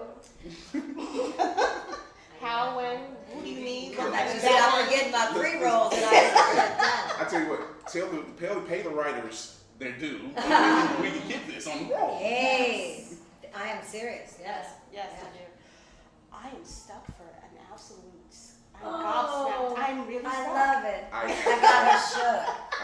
I say Shook this. once. Sorry. Blerd's EyeView Yeah. would love to have you on a virtual podcast in the future. Okay. Because once Be you my see- pleasure. I'd love to do. Yeah, dude. Once you see what we do, Yeah. you're just like, yeah, those guys get it. Okay, I'm in. We Energy matches energy on the Okay, Oh, let's do yeah, it. yeah. All right, I'm So- sold. I will be reaching out to you. Okay. Thank you for retweeting all of our tweets. Yeah. My pleasure. Like we're in a group chat, fangirl and all. Like, And you're like, this bitch retweeted me. it's like we gotta Almost get work this. worthy. So Like, oh my God. we know that you have a lot of projects coming up. Yes. We talked about your past, your 500 life flex. I know you're there's no way to say which is your favorite, and I understand. Sophie's Choice. Yeah. Right? I mean, I don't know. Penny will always be special because that's how I started my career. I hate to be so ghetto, but I love DeFoxy. It shows. I love DeFoxy. I mean, it's Those just Foxies the are irreverent. Foxy. I mean, Yes. it's just she's a fucking mess. But I love DeFoxy. There's many ways to pay your rent. Is that time? Hold on. I love Foxy. I love Susie Carmichael. I love Princess Kita. I love Elmira. And I love Number 5. Yeah, there's so many. I mean, right now I'm doing the Patrick Star Show. And I play Patrick's mother, Bunny. And I play Squidward's grandmother, Grandma Tentacles. And I love doing Grandma Tentacles. She's just an old, crotchety bitch. I love this character right now. I'm having a great time right now. Yeah, so. Chris, thank you. Thank you. For helping us realize our dream. Thank you. God bless the freaks. Yes. Yes. Chris Fury with Blerd's EyeView and Room Full of Blerds and the rest of the squad. We will catch you really soon. Chow mein, BlerdCon. motherfucker. Yeah. I love her. Oh God, I'm just really. I didn't think you were my favorite until just Yay! now. You were my favorite. Up to the pole. Time to go decommission and change? Yes, yeah, you guys are definitely decommissioned. It's too hot to be fucking kids next door.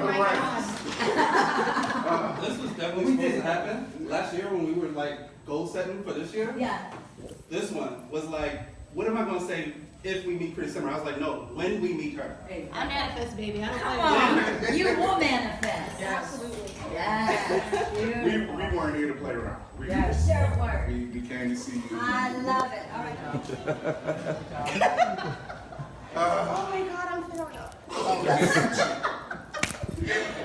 God. That is one cool ass bitch show. Oh my God. You really got stuck. I was like, that was my one question. I was not prepared to be like. Kira, get your phone off the floor. No. She watched Different World and got me. We ain't got nothing but to go up for me.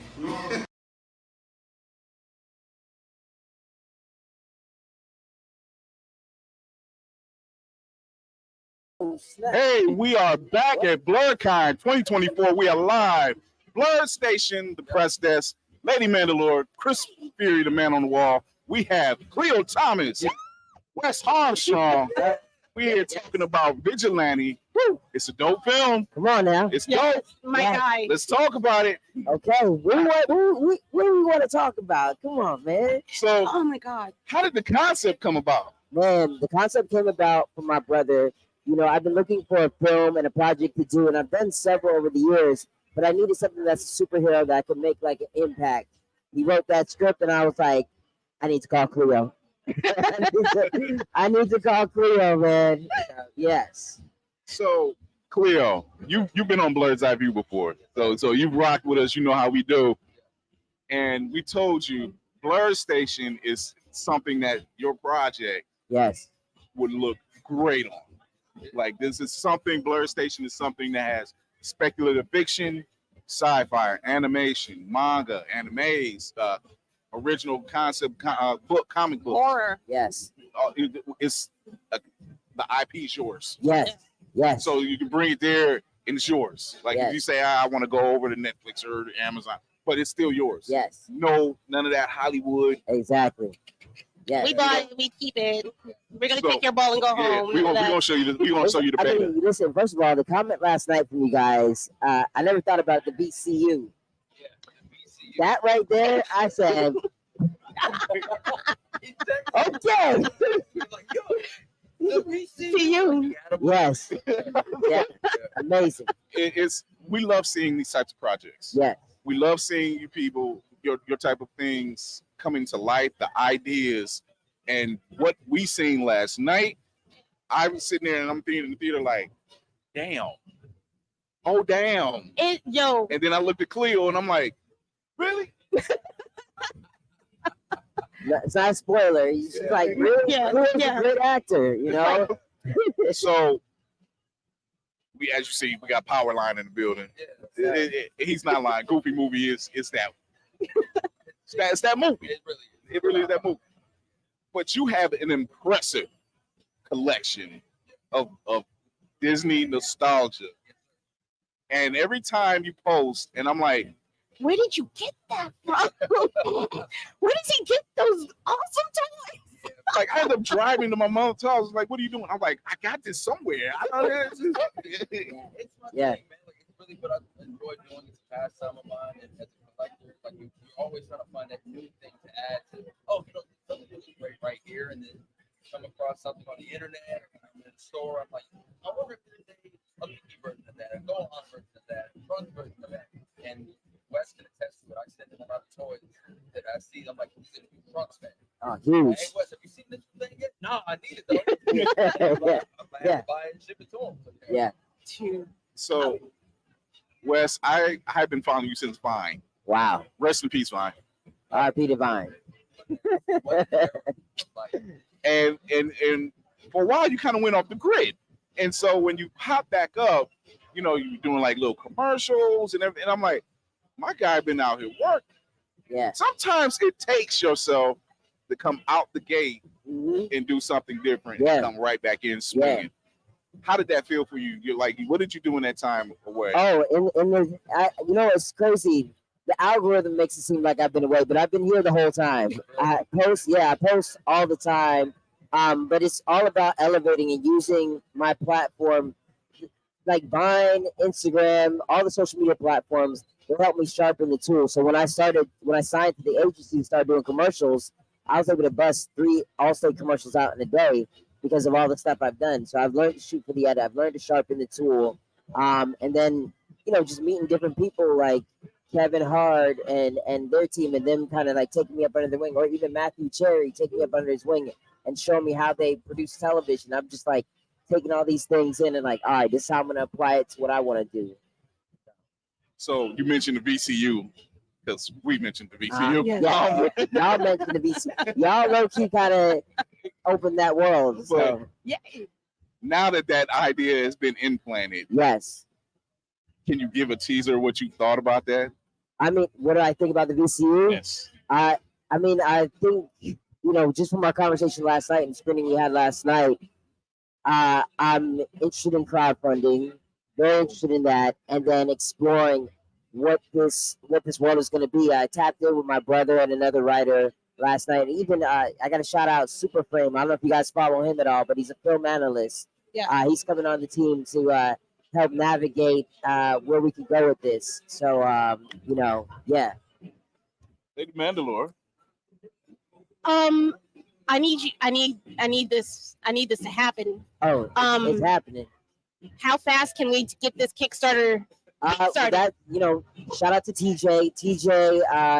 I'm linking with TJ and team and Royce and everybody, and we're just gonna start, you know, bringing the Voltron together to figure this thing out. You know, we're gonna tap in with you guys as well. You know, you guys are part of Voltron as well, so you know. I just got really excited about everything that might potentially happen. Yeah. How much bigger are you thinking with this Kickstarter? Yeah, I don't believe in ceilings. I don't believe in ceilings at all. You know. Good answer. Yeah.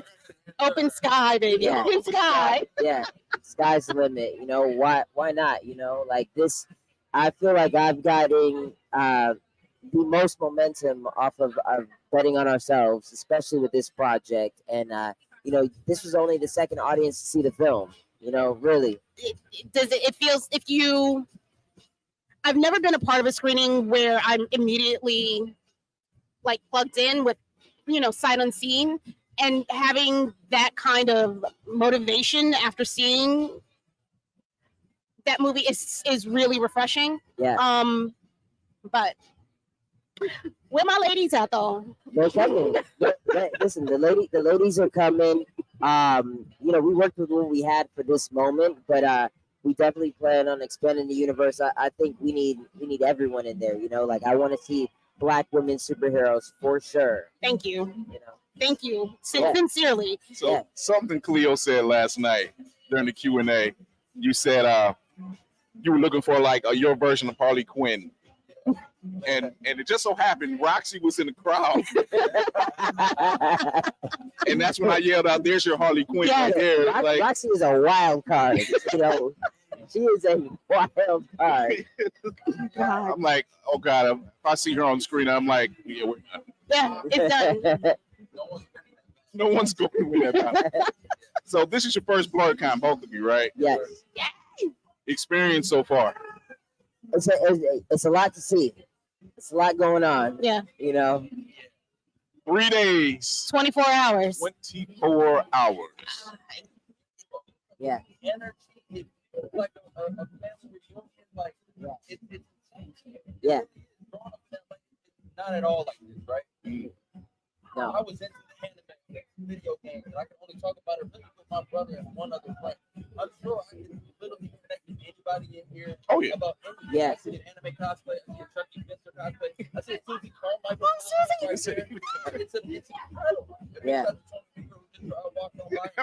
Yeah. Yeah. I love this. Yeah. This is that's something times I've heard. 10. Yeah. Like for real. This Yeah. is something that has been, I followed the BlerdCon circuit for 7 years now, but I've gone for 3 years, and that's the vibe I've always got. Yeah. That it's a family barbecue without the drunk uncle, but they are present. Man,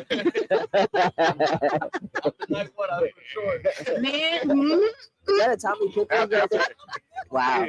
After, yeah.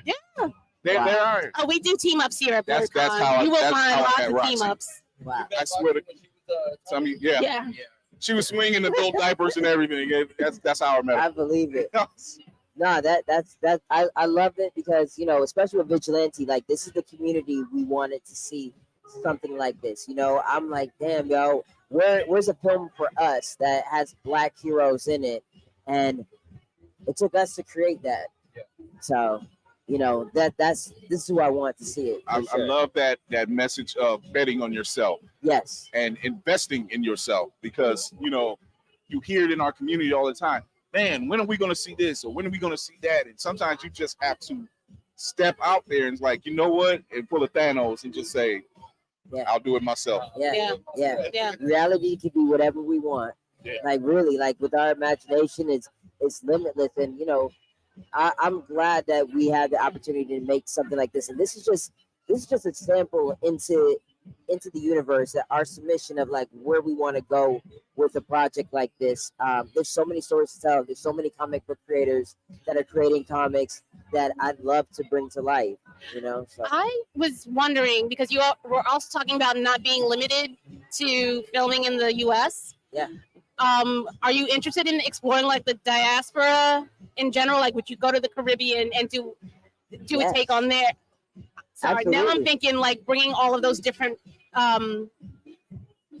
why not? oh my god Barbados, ethnicities together and yeah. doing like an Avengers thing. Yeah. That's the first thing that popped up in my mind. I think that's, you know, I've been searching for, you know, my voice for so long, you know, just in terms of like a cinematic universe. And you know, the go-to is always like the big three, you know, DC, Marvel, you know, but there's so much power in us. We're so multi-layered, and you know, you guys have given me honestly like an extra boost of confidence to be like, fuck it, let's just do our own thing. You know?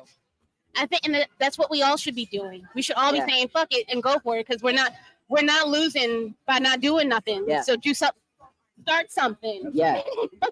Yeah. That's a great segue. Once again, that's black magic for you. So, Khleo, you and your brothers and sister started 4 controllers. I love seeing siblings. I want to throw this up so bad. Yeah. I want to be like this. Like, And in this, it's very uncommon that you see that kind of unit come together and say, you know what, we all like gaming. Why don't we just throw this on a stream? Is that how that idea came to kind? Literally, that is our pastime. It's gaming and talking anime, talking cartoons, and you know, none of my siblings ever really took the interest in I guess entertainment per se. My brother Kadeem has been more the tech guy his entire life. My little brothers love music. My little sister is a incredible artist. But it was one of those things where I finally just threw it out there. I was like, hey, you guys want to like just stream together? Maybe like let's create a channel together. Because for me, what I think of when I do this control is yes, people are see us, the siblings have a great time. But I think a long term perspective, I want 4 controllers to be a network. I want 4 controllers to be the thing where when the presence is at a red carpet for premiere, you won't see my face or any of my siblings. You're gonna see another correspondent who represents 4 controllers there. I see that as the overall brand of the network. So Hey, both of us. Kevin? Yeah.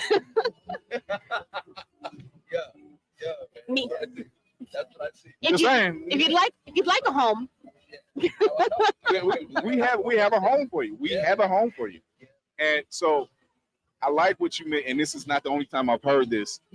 I like the analogy of being the Voltron unit. Like you found the Voltron unit. You found your Voltron unit. Yeah.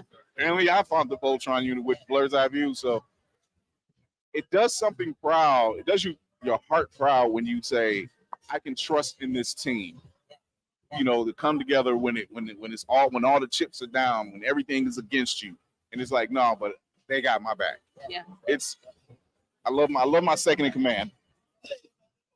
She hates One Piece, but she's still my Zoro. It's a cult. It's fine. It's been established. It's fine. Zoro is fine. Everybody else, relax. We eat well. Come on. No, but I love that we have these teams that we can confide in and depend on and just say, hey, that's what's it. That's what's going on. And it never stops us from folding. You know, I can't tell you how many times she's separate texted me. She's like, Captain, I'm like, I'm good. I'm tired. I'm good. But I got it. You know, like she was like, do you need me to do something? Sir. Yes, I do. Sir. It's like, do we need to have a talk? It's okay. Just let me know. Want to have to depend and trust. Yeah. Yeah. The truth is, you cannot do this alone. No. At all. Very hard-headed, stubborn, coming out of the very early age to do that. I thought I could do everything by my own means, but I can't do it like that. You need a solid team. Yeah. You depend on who you can trust. You got to open that door to let that in. Right. And communicate. Yeah. Communication is very key. Speaking of trust, I just want to go back real quick just to talk about, brotherhood and stuff like that. Like on Vigilante, the film, it is a brotherhood film, but his brother was working on it, doing the DIT. Dean was behind the scenes. My brother wrote it. Alan, our editor, his brother did the theme song for it. So at its core, it's a film about brotherhood, but it took brotherhood to make the film. Mm. So I love y'all. you guys you're doing the screening today. Yes. Yes. How to Nerd, Encore screening. Encore How to Nerd podcast today, 3 o'clock. If you're here, come on through. Please. Main ballroom. We're gonna be there. Yeah. Are you gonna be there? Hell yeah. Wes Armstrong. Yes. Khleo Thomas. Chris Fury. Lady Mandalore. Yeah. Blerd Station. BlerdCon 2024. Y'all ain't here. I hope y'all watching the live stream. They got a home at Blerd Station. Do y'all want to come home? No. Chris Fury, we will catch y'all later throughout the con. If you're here, don't be scared to say hi. We'll talk to you soon. Remember to educate yourself and others, entertain yourself and others. Most of all, encourage yourself and others. Chris Fury, with Lady Mandalore, Khleo Thomas, Wes Armstrong. We see y'all later.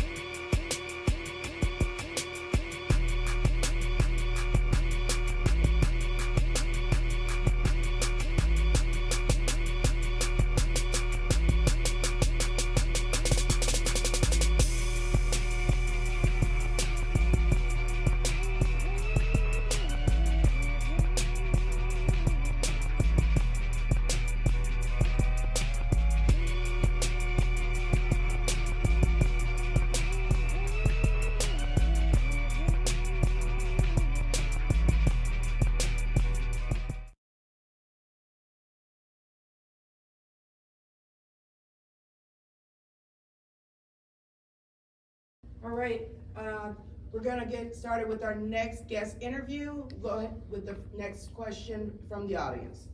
Go ahead. Congrats on your engagement, by the way. Thank you. So reading her in the manga, I knew she was going to be a fan favorite when she was animated, but were you surprised at all at just the instant love that came with voicing Mirko? Absolutely not. I was so happy about her. I remember when she first blew up in the manga and everyone was so excited on Twitter and they're like, yo, look at her, she got melanin, she's kicking butt, and I was like, oh, she's awesome. I want to play her, on the down low. But I wasn't I hadn't had the opportunity to audition with then Funimation at the time, so I didn't think I would get it, but I was like, oh, she's cool. I like her a lot, so her being as popular as she was did not surprise me. Going ahead. Yes. What was going through your mind when you were nominated for your first Crunchyroll Award? Oh man, that was an honor, because Echidna was really hard, in the best way. Because I feel like I was still figuring out how to do ADR, dubbing and moving and matching the lip flaps and acting and all that stuff, and I feel like that was a crash course. And also my first time playing an antagonist, and she was such an interesting antagonist, and so to have her be recognized, I guess, as some of my best work, that meant a lot. So that's a two-parter. So what is your big three? But what anime world would you want to live in? Big three. Fullmetal Alchemist. I think One Piece is starting to get up there for me. And probably Eden of the East is my third. And which world? That's hard. I think I'd want to be in a magical girl world, so probably Sailor Moon or something. That'd be cool. Speaking of, go on ahead. This is going to be a little bit of a water is wet question, but I'm going to follow it up with something. You're a huge advocate for diversity and mental health. Yes. Both in front of the screen and behind the scenes. Why is this so important to you? Which is the water is wet question. But what resources do you recommend for artists up and coming who might not know there are these resources out there to help them? Interesting. I mean, it's important because I remember being a kid and there was a lack of representation that was very evident. And I wanted to see myself in stories, but I never would. I used to pretend I was Hermione Granger because she felt like me, personality-wise, but also she didn't look like me.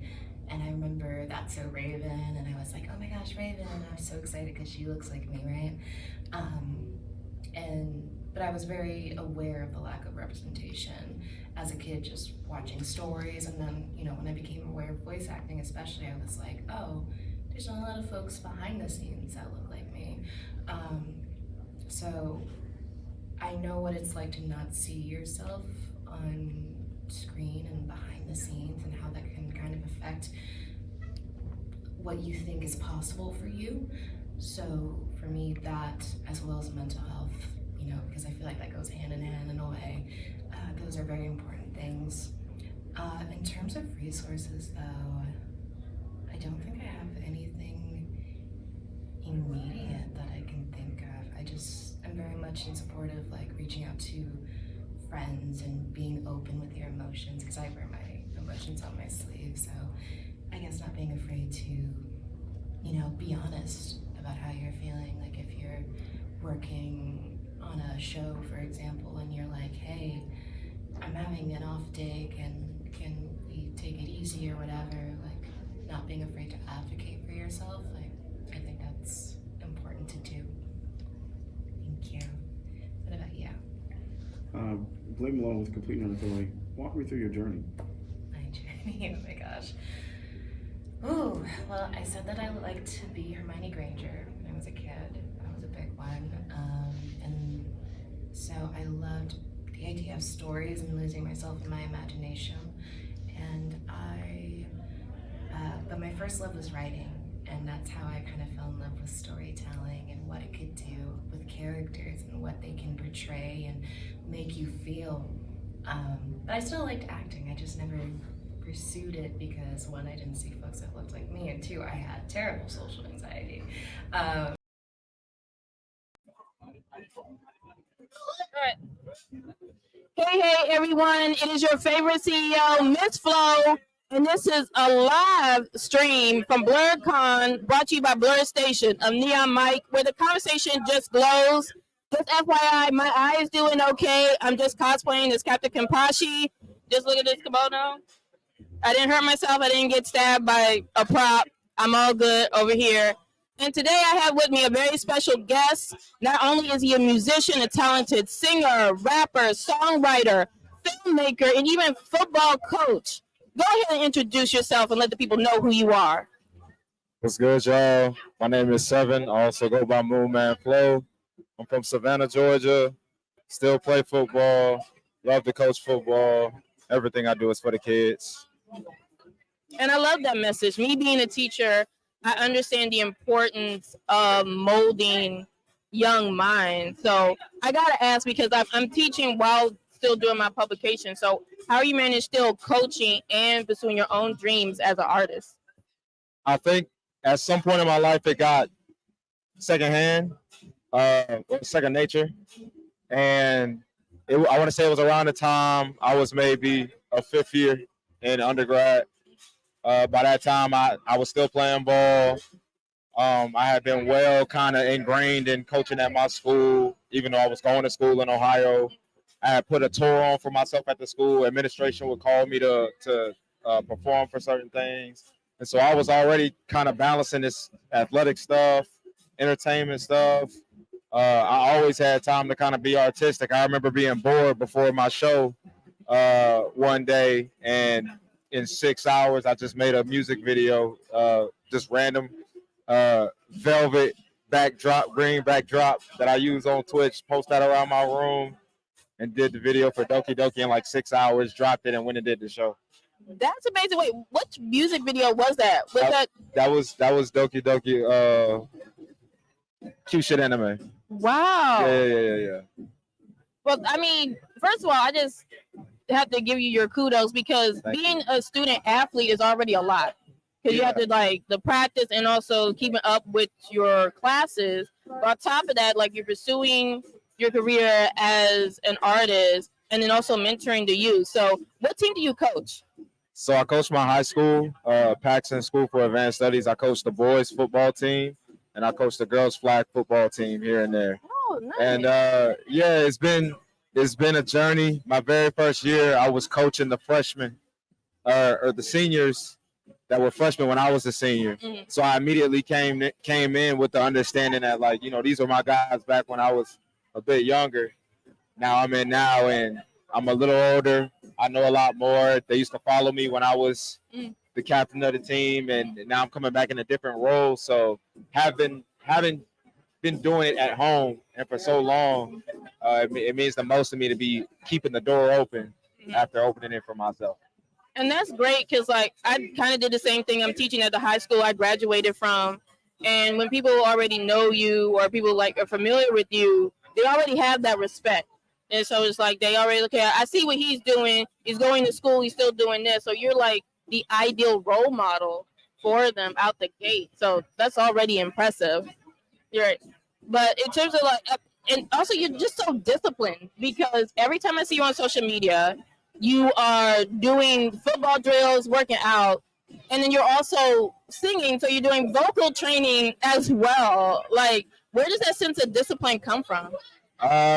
Football, my life, I can't separate myself from the sport at this point, even long when I retired for the 8th time.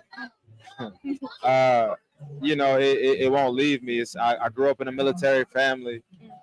However, it's kind of that knowing that if you keep working at things the right way, that's when the positive outcomes happen. And you have to have discipline to do that. You can't just throw everything at the wall and get lucky. all the time. It's gonna work here and there, but what's always gonna work is doing the right things as best as you can, as often as you can. And once it becomes, you know, habitual, that's when it's so natural that it doesn't even feel like you're trying anymore. Right. Yeah. And that's like solid. Like I'm just like so blown away because you can tell how much football is a part of you. You even got like the nice jersey. You got like the markings here. Yeah, like yeah, you yeah. came in here ready to tackle the show tonight because you are performing at BlerdCon. Yes. It's at 8 p.m. at the food truck stage. So you get like an amazing food. We're also hearing some amazing music. And this isn't your first time at BlerdCon. Like, No. how many years have you been performing or attending BlerdCon? I think this is my 4th year performing. Yeah, my 4th year performing. I've been on the main stage twice as an MC, once as a performer. I'm usually out on the food trucks. When I first kind of started, I was doing underground kind of stuff with DJ Taylor Senpai. Shout out. It don't happen without him. I love doing BlerdCon because it is that cookout con kind of vibe. I've long grown kind of out of the Blerd space as a person, but I still love like the camaraderie that's here, the blackness that's here, the party vibe that's kind of here, and that just everybody being family and geeking out for a little bit is what always brings me back to perform here and be a part of, you know, an environment that accepted me so graciously over the past couple of years, and I'm not even from here, so it's just a beautiful convention. Yeah, everybody is so nice and welcoming. Like even people that you may not even know, they hug you, make sure you're good. I have dropped several things from my bag and pocket, and people just like immediately like, "Here, is this you?" It's like it feels so good. It feels like home. Honestly, it's just like everybody is chill, dope conversations, just geeking out is like all your favorite shows. Like it's just I don't want to leave. I don't want to leave at all. I just want this to be a forever thing. Yeah. This feels so amazing, and like I'm glad that you feel home as well. Like, what is it like? Because you've been all over. Yeah. You recently got back from Florida, and Yeah. you had spent time in the UK. So, how does like performing at other places compared to like just like being here? Well, in other countries, the live entertainment scene isn't like this. It's not like everybody's trying to get into live entertainment. Not everybody thinks they're creative. Not everybody thinks they're talented. And the people who come to enjoy these shows are coming to enjoy a show. They're not coming because they're necessarily a fan of you, unless they are a fan of you, or anything else. It's just they have a Thursday evening off. They have a Friday night off. They, you know, it's Tuesday and they just got, I don't know, fired from a job and they need to go somewhere and just not think about it for a little bit. That's the type of environment that it is, especially out in the UK where I'm at. I did London in May and I was there solo by myself. Met all the artists. Everybody was cool. Met a lot of the people who were in the crowd. Everybody was cool. And I had a lot of support during my set. Like I said, knowing absolutely nobody. Right. So I think it's so much more true to what it used to be as far as what live entertainment was back in, let's say, the 50s, 60s, 70s, 80s versus, you know, over here in the States where it just feels like trying to, I wouldn't say maintain relevance, but I would say just trying to get your shine when everybody's out here trying to shine, you know what I'm saying, in some sort of direction or way. So it's different in that kind of resolve. I feel like I have a bit more fun over there, but I feel like I have a lot more energy over here. Yeah, and I can get that. I think we're at a time where nobody's gatekeeping, nobody's really blocking. It's just like you support me, I support you. Yeah. It's very much that, and all these, like the majority of the spaces, because we see what it looks like when opportunities get blocked. We see it when, you know, for so long we try to do it our own, or that crab in the barrel mentality. But I think we're at a renaissance where everybody is just like understands the struggle and realize like we could do so more together than alone. That's real. So I was like, so I'm glad that you're able to experience that because your music is just a fun vibe. Thank you. You know what I mean? You're great. You got an award, I think, best pop. Almost. I was a finalist for best pop album for Whammy's DC in 2022 for my album Old Rick. Yeah.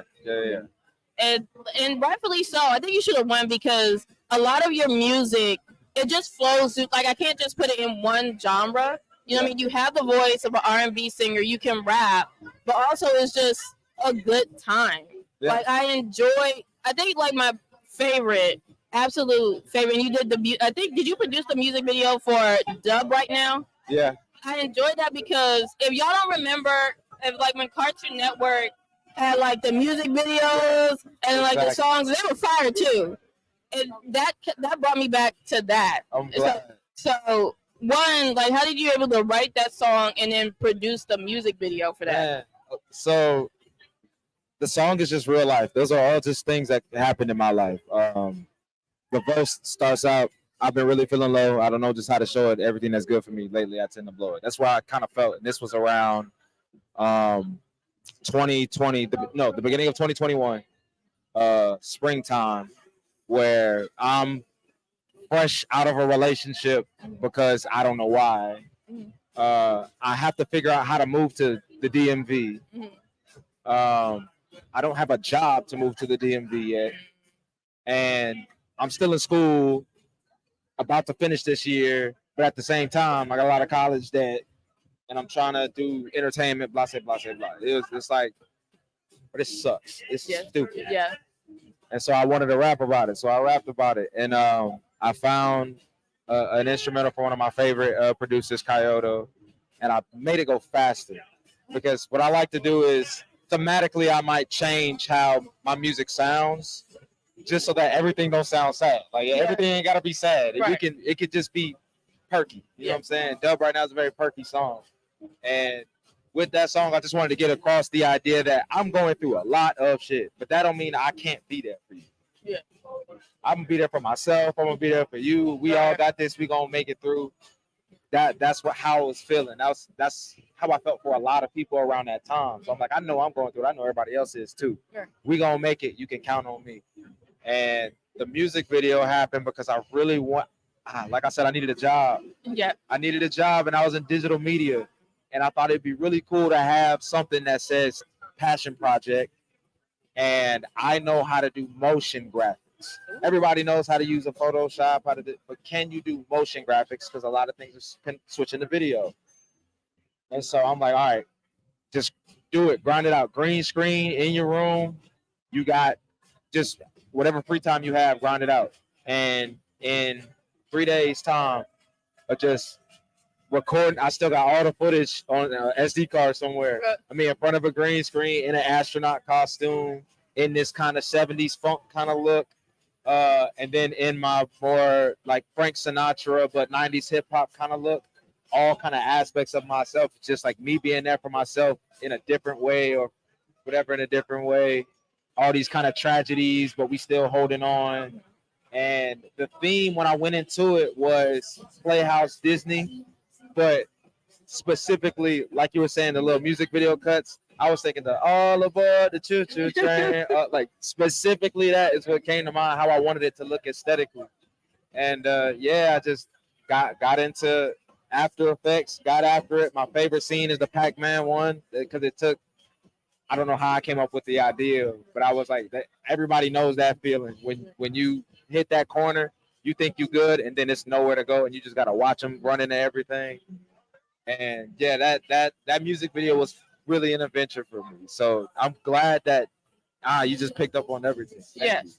I thoroughly enjoyed it because it is like I think a lot of your music is just positivity for sure, and even with your new EP, Summer Season, like Jammy Jam, a summer banger to me. Like if I just picture people at a pool party playing it, like just having the most fun. Like I and you can tell like you're a 90s kid because it's very ingrained in your music. Like what were you thinking about like when you made this EP? When I made the EP, I was in England and I had finally found some free time and some money to go to the studio just by myself in there and just come up with something. And particularly, I've been looking into a lot of the Twin Flame journey, I've been really getting into the spiritual collective side of things and seeing like what's life like to embrace life like this on the more spiritual side. And I took, a lot of my experiences from my music, which comes through a lot of the romances I've had in my life, a lot of the flings that have happened in my life. And I'm like, okay, what's coming up? Summer's coming up. The spring season, I've kind of been in a bit of an isolation. However, it's about to be a live summer. How we feeling? It's party time. So we took it back to the house party, to put the pajama jammy jams, and I take you to what it sounds like in a nice summer day in Jacksonville. Nice. And then that's why you're originally you're not originally from the DMV. Right. So like, what is it like for you to like move from the South to the city, be in this area, especially creatively? Like, how does that impact you? It was such a change because the DMV is so much itself. Baltimore is so much itself that if you don't understand how it goes, you can either get lost in it, be a victim to it, or whatever. So you really got to learn the lingo. You got to learn where to go. You got to learn, who's who. You got to learn what they care about. But once you start to figure that out and walk they walk, man, life opens up in your mind. You have so much more fun. You learn how to really tap into like visceral emotions. Like I've never met an angrier place than the DMV. But it's like at the same time they angry and they respect it. It's the culture to be angry at certain things in certain ways and so unafraid to be angry. It being such a love language to experience that emotion is what's so different about this area versus the South, because we all calm, polite, Southern hospitality. Yeah. You know what I'm saying? Chill folks. We're up here. Hey, y'all go. Yeah. We at it. Everything pissed me off. And it's all good. Yeah. So it was adapting to that. But like once I learned how to exist in it, it was all love. All right, well that's good. I mean, I can understand because like when you're in the inner city, I think most of the anger is coming from traffic, and then the other part is being so close to politics and just being aware of what's going on. I see a lot of activism in the city. Yeah. So people it's like it's anger, but it's like with a purpose. Yeah. Yeah, absolutely. For sure. So I definitely see that. And so the other thing like I really noticed about you is that you like sporting the number 21. Yeah. So like what is the significance of that number to you? So when I first started playing football, the jersey that I got was 21. But my family made me switch jerseys with my cousin because he had 29, which is the number of my cousin that played in the NFL at the time. So they were trying to like keep it like in the family thing. And I'm like, he not even my favorite player on that team. I like the running back. I like 21. I like LaDainian Tomlinson. I always wanted to be 21. And that number dodged me from 4th grade all the way into my junior year of high school. I did not wear that number until my junior year of high school. My coach had to buy it for me. Wow. So it's 21 to me is like, it reminds me that I earned my rite of passage and to always remember that I work for everything that I have.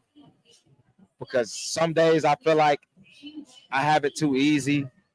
Other days I feel like it's time to pack it up. But this number specifically, everything that I've done and I had to earn it again in college.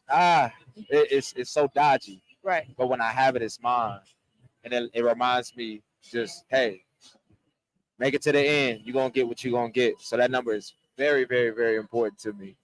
And I'm still upset that my first jersey is not. So basically you wear the number out of spite. Halfway, yeah. Halfway. Right. But I get it. I feel like though that's your lucky number. It's like anywhere you go to perform, like that's your you're good if you have your number on. So I definitely get that. So if people were to come see your show tonight, what can we expect to see? You can expect very true stories.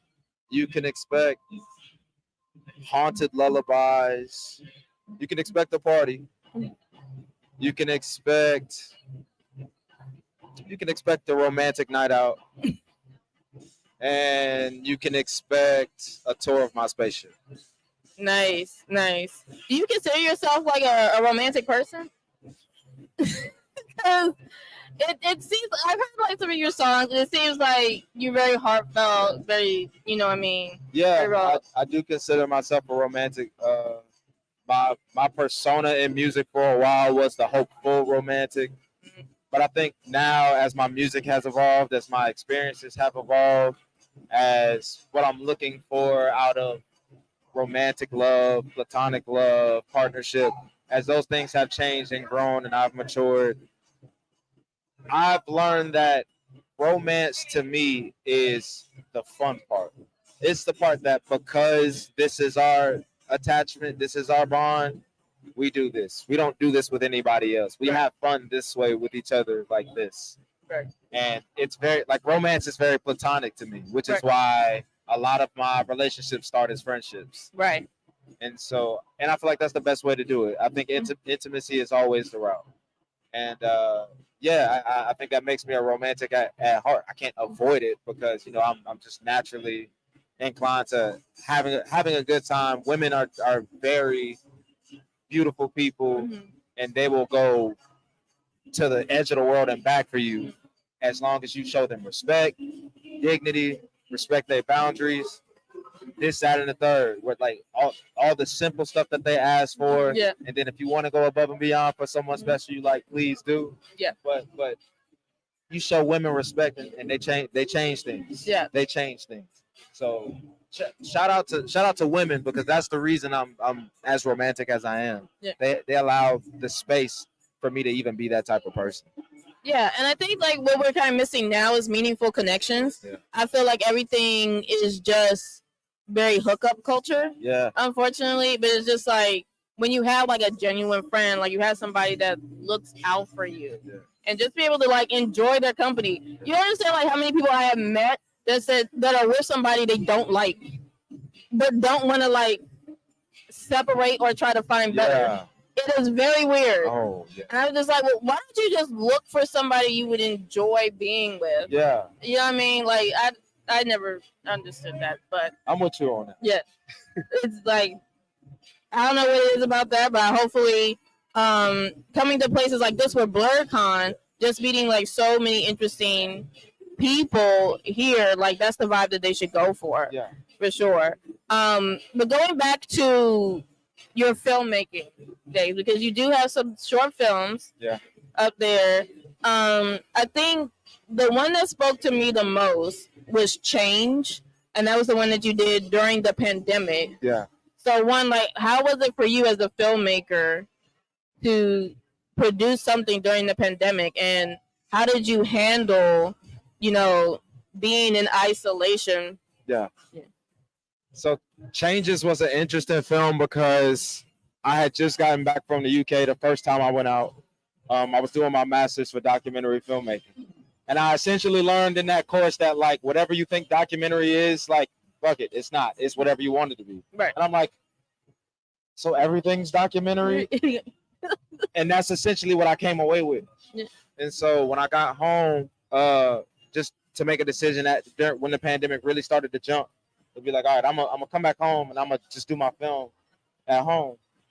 I didn't want to get out of practice with being behind the camera, being in front of a camera, so on and so forth. And that's difficult to do when you're in isolation. You're trying to find a story, you're trying to this and that and everything else. So what I had decided to do was take the feeling of the world right now and make something that's so of this time that it's undeniably true. It's a fake thing. Yeah. I made it up. Yeah, right. I improv the entire thing. Yeah. But I want it to be true. Right.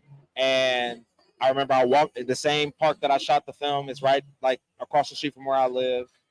I walked around there for a little bit. I came back home. I listened to 6 different songs titled Changes. And then I took what I wanted to take as far as what I wanted to place my stamp on what change was for me. And I ended up making a song real quick, and I came away with change being the idea of not only embracing yourself, but you have to embrace the idea that you don't have as much control as you think you have. And things will only change when you stop trying so hard to change. Because if change is inevitable, then if you do nothing, you'll change anyway. Right. So that whole experience tied in with some existentialism led me to the color green, being out in nature, things of that.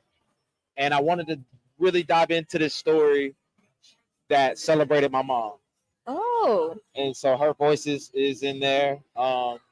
There's a twist about what happens with the mom in it. But at the end of the day, I cranked out all the scenes right after I did the music. I think I did that in the music and the film in 3 days as well. Looked it over and I was like, this looks like a really long music video, but I guess that was the point of it. Yeah. And we'll see what it does. Yeah. And then I put it into two festivals. It got into a first time filmmakers festival, and then I put it into a bigger one that didn't get in. Oh. But then I waited for the message to catch up in real life. And I put it back in the festivals around the world in 2022. And yeah, that's where I still get emails 2 years later trying to get me into festivals. Yeah, because I feel like when you're in the pandemic, it's just like it doesn't really hit you. Yeah. You know what I mean? I think when we first got into it, we were in such denial, like, oh, we just be out for 2 weeks. That's it. 2 weeks turned to a month turned to years. Yeah. And I think what I really enjoyed about that film, and I won't spoil too much because you guys should check it out, is on your YouTube channel, Moonman Flow. You just go ahead and follow it. What I really enjoyed is like it was an accurate depiction of what people were kind of just doing. You just stuck. Yeah. And just without certainty. I also learned that you also have an extensive headband collection. Yeah. I do. I mean, it was nice. It's just like I just appreciate, accessories. Yeah. You know what I mean? The style. And just like there's one scene where you're just like going through all your clothes, which I kind of you know what I mean? And I just appreciated that scene because I felt like my mindset was like when I'm coming out of the pandemic, I'm making sure that my fashion sense is on point. Like if we popping out, we popping out. Yeah. That's the way I was looking at it. It was just like buying time, honing my skills, trying different hobbies and things because I don't plan on being stuck in the house when this is all over. I plan to go out there and be anew. I felt like we were almost trapped in this cocoon. Yeah. And then we just became butterflies. Absolutely. After this. It's like different people, and just kind of regaining our sense of self. Even though like it sucked being independent because I was teaching at the time when this was going on. So just to still experience that, but still grow from it. I guess like that's the one takeaway from it, and I feel like that's what your the film Change kind of made me feel. I'm glad because it's one of the biggest motifs from it, even down to his name, Anthony. If you shorten it one way, it's Ant. When he's Ant, he's in his mind. He has to have medication. He goes crazy in isolation. Right. And he feels very small, unimportant. But then as he starts to take his journey, we get close to the end and he finds an identity for himself. He changes his appearance. His name's now Tony, so he embraces the back end of his name now. So now he's explored. He did away with the first bit. He knows what that's like. He wants to explore the complete opposite end. Both sides together make Anthony, but he's done with being Ant. He wants to explore being Tony. And so it's front to back, just like that cocoon to butterfly feel. Yeah. And I'm glad that you spoke on that because you do talk about mental health on your page, and you spoke earlier about coming into your spirituality. So how has that journey been for you? It's been so reassuring because we all get to a point in our lives if we don't get cemented in our self and who we truly are. If we don't get that early on, and we're just kind of left to figure it out as we experience life, it gets dark very fast. Yeah. Very fast. So having this kind of new outlet in my life, whereas early on I tried to have something like that with my Christian background, but as it wasn't working for me and just looking for more logical things, still ending up back on a spiritual side, but in a different way, picking up the practice of Buddhism and then doing that for the past almost 3 years and watching myself evolve into a person that's so much more aware of himself, his environment, consequences, things that I actually can control versus what I can't control, and not being so heavily swayed emotionally as a result of things like disappointment or rejection or anything else. Not even saying I had those things to begin with, but being able to understand and empathize with those feelings now instead of just sympathizing with them. So being able to really dive into a more vulnerable side of myself so much more readily and availably, and having deeper connections with people a lot quicker. And it's been, I've learned so much. Yes. And how is that? Has that changed your music style? Has that impacted your music? It has allowed me to put out my drafts and not care. I put out so many drafts. Before I'd be like, I might finish it and it'll make a project later, or I couldn't go anywhere else with this idea. I'm like, I started it, it's finished. I started it, it's finished. And that's kind of what New Boat was. It was me trying to figure out how far can I polish drafts to where drafting becomes part of the process. And so you get like this as between any other projects, and I'm redoing Act 1 as we speak. Between any other projects, you get this notion of the quality of it changes from track to track. It gets better in one way.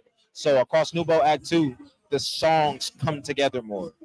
At the beginning of Act 2, you hear a bunch of ideas played back and forth, and you hear someone changing tapes, editing, and then it just gets better and turns into music. Now we got Act 3, and now you see the ideas and the characters now becoming stronger, adding context to who these people are, because you can just throw names out there and it's like, I don't know who these people are. You're still telling a story. You have to figure out how to implement these things.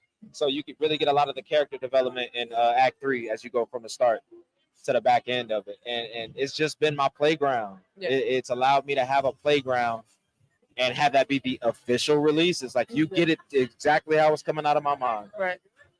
I'm glad. So basically, it just gives you that courage. Like Absolutely. There's no fear, because I feel like as creatives, we always get hung up on little specifics. Yeah. And a lot of times it holds us back from really putting stuff out there. Yeah. And with that fear, really, it shrinks you, honestly. So to hear you say, I'm gonna just go ahead and put it out there, let it be what it be. I worked on it, it's done. You know what I mean? Let the people experience it and be the judge for themselves. And that could be very freeing, actually. And you do come off like a very freeing person. You come off like it's just Black boy joy, honestly, with your content. It's just like it's always been a vibe. Especially when I first met you at the Plus Ultra event. It was like a couple of years ago. And even then it was just like all smiles. Yeah. So it's like, what do you do to maintain that positive energy? These days, I think a lot about my sister, because my sister's whole kind of plight in life was put it on, go out, do your thing, but also help people, but also listen to people, but also go talk to people. Like, don't wait for people to come to you to talk to people and then be like, no one talks to me. Go places, experience things, do things, be the best thing that you could possibly work yourself up to be, and see where it gets you. And once you're not feeling so great about it all, go back to where you started and see how much you've grown. Right. And you can smile to know that this is, no matter if you're up or down, if it's been going good or bad, this is who you are now. And you can embrace that change. And once you learn how to love that version of yourself, the world is bountiful. And that's that's kind of what keeps me smiling these days, and what I take a lot from her. And before that, it was I want to say it was thinking about how proud I make the love of my life. Oh, that's such a beautiful sentiment. Yeah. It just shows like with family, because my sister, she's my biggest inspiration as well. Yeah. Like I ended up being a criminal justice major because she was a criminal justice major. We both do photography. I learned photography based on what she gave me. Beautiful. So like I understand that sibling connection. And so thank you for sharing that. Yeah, for sure. So I'm just like so glad that you came to like and speak with me today, because I just enjoy your work as a performer, a filmmaker. You seem to just do it all, and you just carry it like flawlessly because you have that discipline, whether it's from football or from like your family being in the military. So I just got to see you in a completely different light, and just I'm so glad, because like I did put you down as a part of the DMV and Blerd artists so to know much. my newsletter. Thank you so much. And it's just based on just what you put out there on social media and your music. So it's just, again, just speaking with you here, just to get you to know you a little bit better, and just to understand like the making of Moon Man Flow. It's just been an absolute joy. So I'm just curious, how did you come up with the name Moon Man Flow? So it wasn't accidentally on purpose. When I was in high school, I was making music with my friend David Boulevard, Grammys nominated engineer. There's probably music out that you've heard that he's engineered. Love him to death. One of the most talented guys to ever make music out of Jacksonville, Florida. We're making music in high school, and he made a song called Stars, and he wanted me to feature on it. And this is before we really had the tech going on. His house was the booth, and the booth was just his closet, some bed sheets. You know, a nice quality microphone. It works. Whatever works. You just gotta MacGyver it sometimes. It was different. He used to make beats off the PSP. Yeah.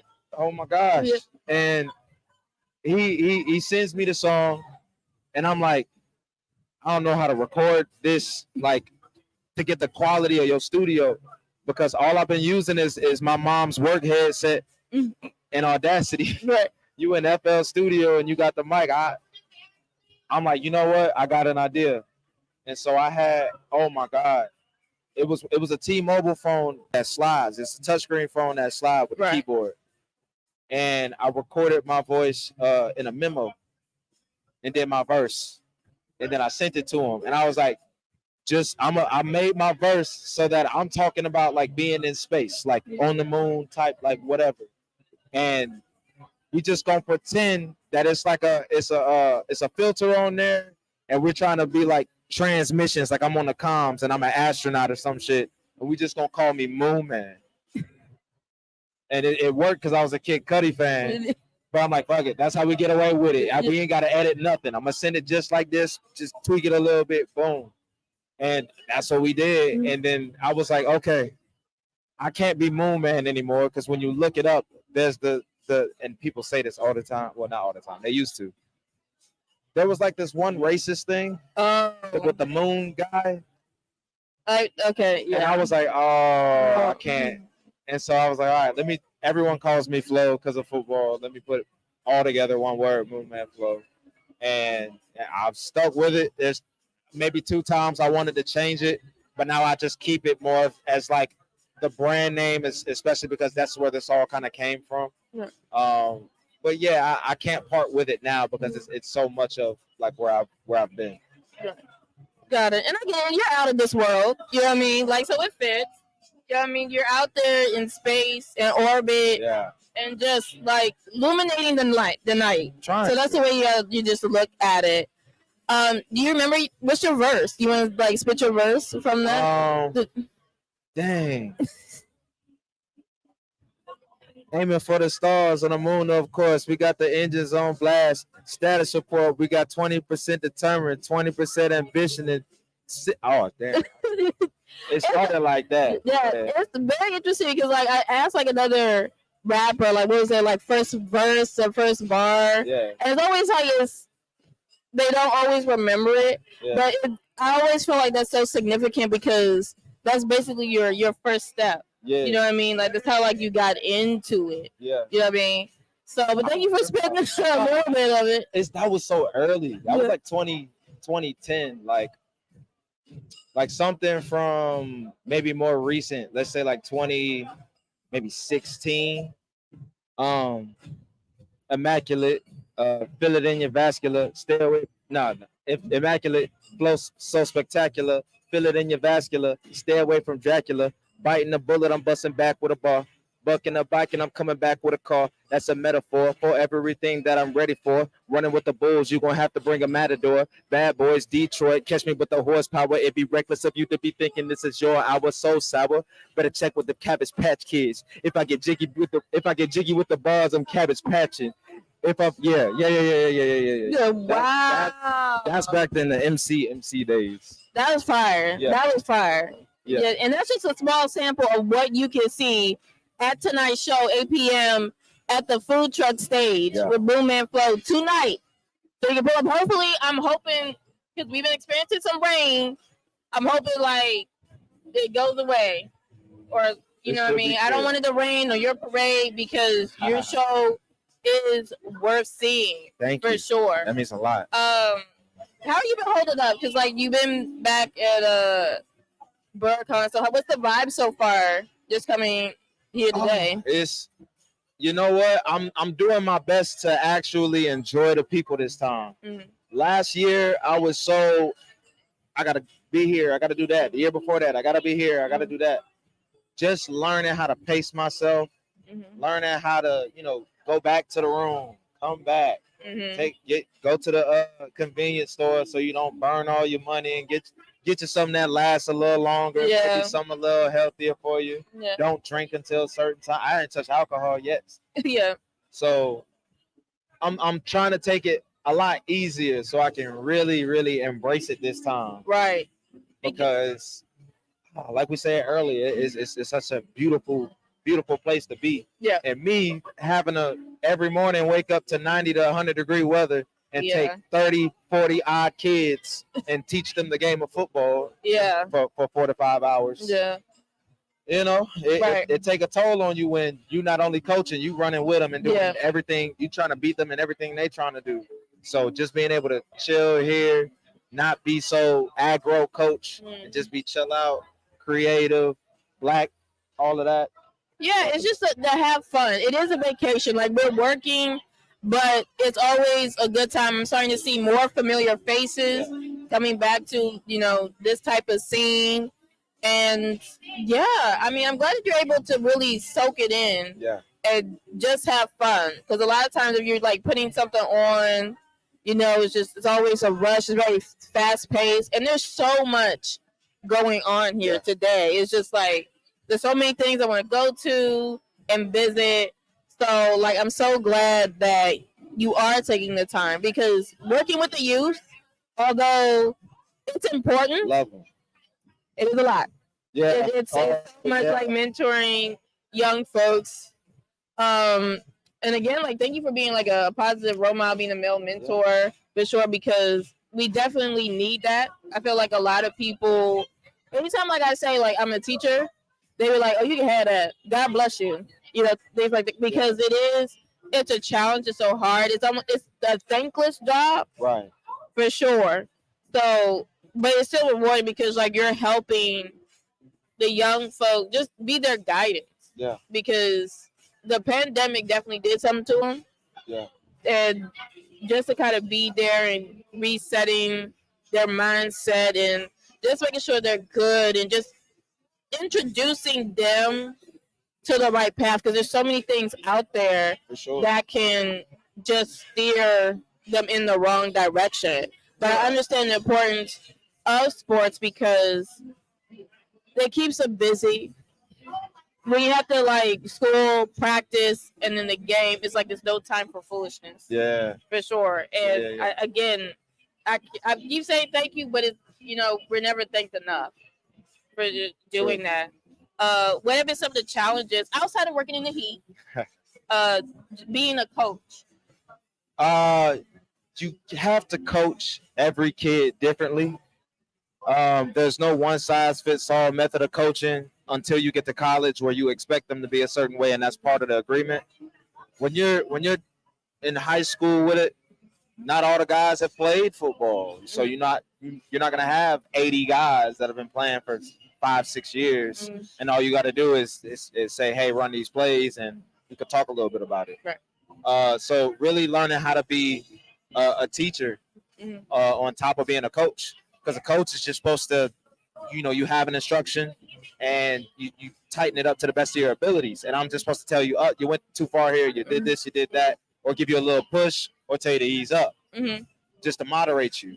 Whereas if I got to teach it to you, I have to be more involved. I have to form a relationship with you. I have to get you to trust the things that I say, so that you productively move in a direction that's useful to you. Because you can move in a direction that's useful to you inefficiently. And that's if I'm not teaching you properly. If I'm not understanding how you learn. If I'm not understanding how you translate information. So having to really get on their level, especially as I get older throughout it. It's not like I said, I was coaching guys that I played with. It's much easier. We already have that relationship. Right. I'm 28 coaching a 13, 14-year-old sometimes, and I have an idea what their world is like, but I have no idea how they think. Right. And you always have to be able to adapt to those situations and what may come. So I think that's the most difficult part about it, is understanding that if you're a coach at the high school level, you have so much more of a duty to not just coach your sport. Please teach these people skills. Teach them how to express themselves. Because my coaching is always going to go beyond just lifting weights and running up the field. We're going to talk about things. We're going to stretch deeply. I'm going to give you opportunities to talk about what do you want out of this program? What are we doing right and wrong? Make you feel like you have a voice in it, because you do. It's your experience. Right. For sure. People don't understand, like, you're doing more than coaching football. A lot of times you are a father figure or a parent figure in their life. You can be their counselor. You gotta like coach them through some personal things. They're therapists. I can't tell you how many kids have adopted me as their so-called mom. Yeah.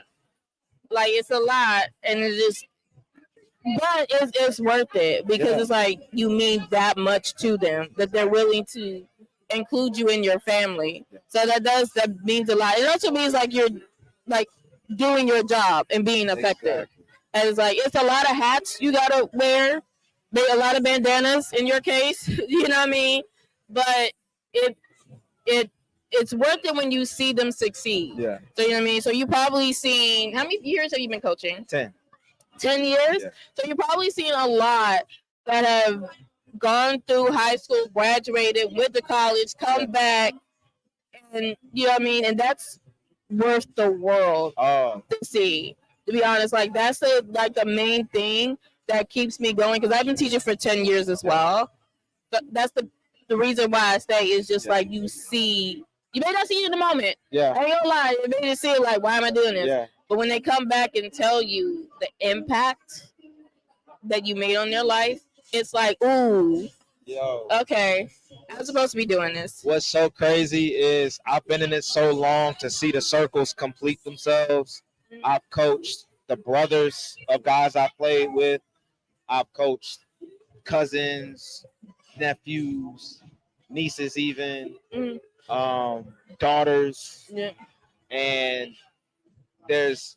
while I was living here in the DMV, I had a player graduate and sign, my first D1 player. Wow. Nick Bell. He signed, I think it was 2020.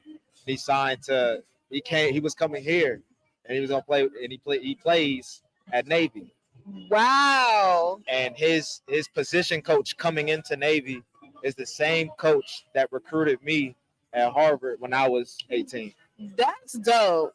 Like that's really amazing, and like congratulations to him because that's not a small feat. Like that you had to put in work to do that, and I know that put you kid. like you smiling from ear to ear, you know, for that. So congratulations to you for being a part of, you know, his life and helping him get to that point.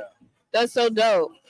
I'm also watching the time because I want to make sure I don't run over. Yeah. So I forgot my watch. All right, so I do want to leave time for our next guest to come through and set up. And thank you all for watching this live stream. It means so much to me. It means so much to Boom Man Flow. And again, you are performing at 8 p.m. Yes. I keep saying it, Yeah. 8 p.m. Thank you. At the food trucks. Yeah. All right. So hopefully the rain go away so you can enjoy. You have some dope food and just enjoy. You're gonna love his set. For seriously. So make sure you come out, check it out. There's still time to get your badges at the BlerdCon. It is a family reunion vibe. You get to do everything. So you don't have your passes yet. Make sure that you come on through. You will not be disappointed at this 24-hour con. And you see how you guys glow from that conversation? Where can everybody find you at? You can find me primarily on Instagram at FKA_Moonman. Sure. Yeah, that's anywhere else. It'll pop up, Moonman Flow. You'll find it, but primarily on Instagram. Yep, and then you can find me at Noir Neon Vibes on Instagram, TikTok, YouTube, Facebook, Threads, X. Those are the main social medias I'm working with. All right, and I'll catch you guys next time. Thank you so much. I appreciate it.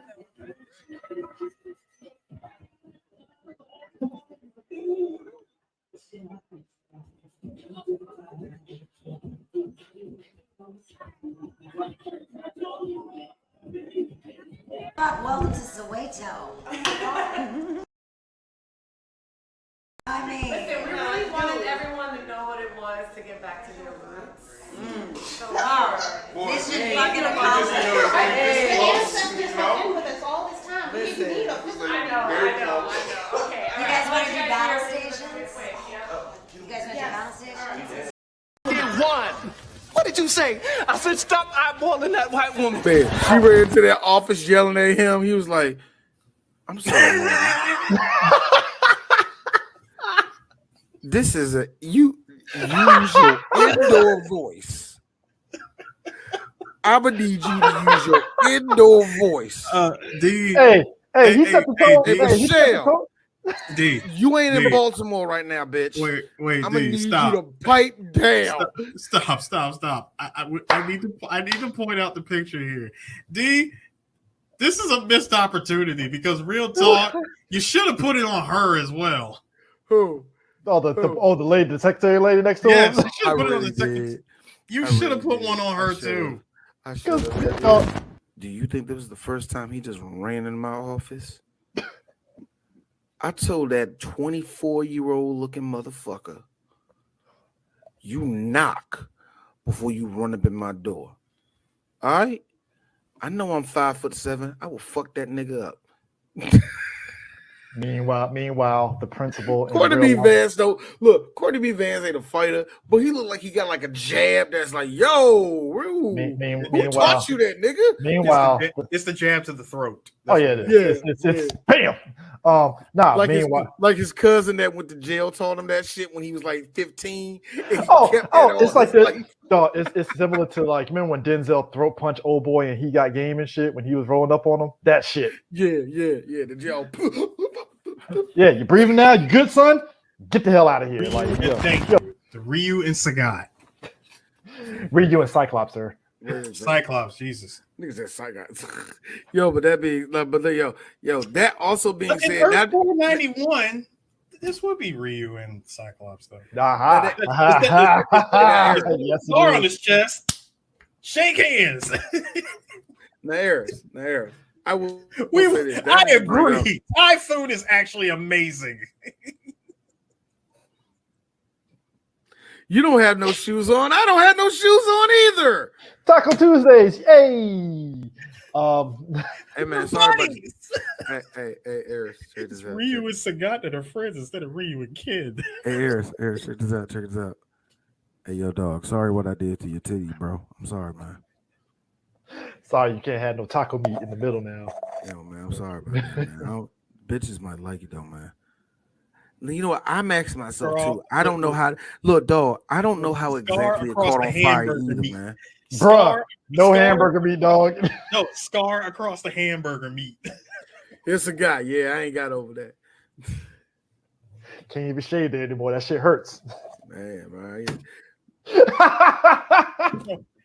Nigga, do you know my shit glows now whenever it sees you? As soon as I use this bevel shaver, just starts glowing. So let me get. Yes.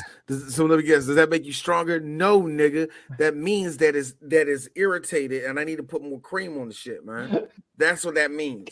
You created a scar on my chest that is activated by my anxiety. Thank you, Ryu. So God, after he gets this is deep trauma that you actually gave me. This friendship is helping me build through that. So God, after he gets Dragon Punch. After I get Dragon Punch, my chest hurts. That's why I use Icy Hot. Rub all over the chest. Brings a whole new meaning to I'm bleeding inside my chest. Look.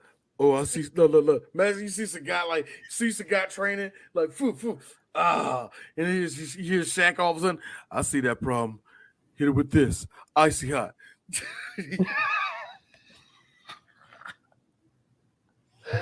Dude, I swear that's what made look. See. We were waiting for Shaq. For Shaq and Sagat to put out some advertisement. Yo, it goes over well in Thailand. I mean, very well. Successful ad campaign. Seth Green. Seth Green. Hey, Seth Green, the Robot Chicken crew. You're welcome. Pay us our money. Very welcome. Very welcome. I swear to God, if that's in a Robot Chicken sketch, I'm like, Eris, we're getting money. I'm getting money. I'm getting somebody cousin, and he ain't gonna be Jewish the first time. The second one would definitely be Jewish though. Y'all never asked. The 4 years I've been back here, we never had this conversation. First off, we were more look. You gotta understand. First off, we were more concerned about the weeb aspect of Japan. Fuck the and also, Eris, it's a different avenue that I went into, sir. It don't matter. The weeb is what we were there for, sir. Gundams, Sega, Virtual Fighter. Eris, you gotta understand. Motherfuckers never even came to visit me. Hey, look. First off, Eris, you took my pussy every time I talked to you when I had to hear do do do do do do do do. Hey D, I gotta go. And he did that. Oh shit, God. Also, I was dealing with crazy. All right? Hold on. Also, Eris like, yeah, D. So I mean, I'm walking and working now. I'm working now. Yeah, man. Gotta go. Hold up, y'all. Hold up. Eris, she don't know this one. This was late at night. I was working on, like, we was just talking, and you was walking home like usual. It's daytime over here, midnight over here. I'm hearing gunshots over here. But anyway, look, yeah, there's gunshots over here. Landover being Landover, right? Over on Eris' side. Eris, thank you for this. This is when you was living in Gunma. Ding, ding, ding, ding, ding, ding, ding, ding. I heard every anime sound ever. Yeah, I think I can help. I think I can change them. Reads and retired Catwoman. Reads and pleased Caucasian. Pleased content Caucasian. Reads and Witches of Eastwick. Witches of Eastwick. Yeah, she was in that movie. Witches of Eastwick. Wait, hold up. You get back to Baltimore and found out that your husband was killed in a shootout with Columbia. Oh yeah. That is a year, Eris. That's a year out of the motherfucking rehab. Elvira's feeling good. She about to change her name to something more Catholic. This is the look of a woman that just needs a fat white husband for a fucking comedy. for ABC comedy. A 1992 John Goodman. Yes, bro. Hey, not King of Queens. Nope, not King of Queens. I'm going old school. I'm keeping it relevant to this year. So yes, John Goodman in the 90s. It's the denim button up is making you say that. It really is. It's like she just needs a fat white husband who works at like not UPS or some shit. I don't know. Oh man, look, I mean, he works the loading dock at Kroger. It doesn't matter. It's just a dock. It doesn't matter. It's a dock. No. Let's switch it up because I haven't seen this in the show. He's an HVAC worker. Never seen an HVAC worker. HVAC worker. HVAC worker. Hold on. I got a question. Does his dad visit a lot, or does his dad live with him? This is where the comedy comes from. This is where the better. No. I got you. He lives next door. So we're going for the king. Wait a minute, what King of Queens? No. He live with them. Everybody loves Raymond. Everybody loves Raymond. They were close. They were close by. They were next door. You were feeling yourself, Michelle. I I'm understand. trying to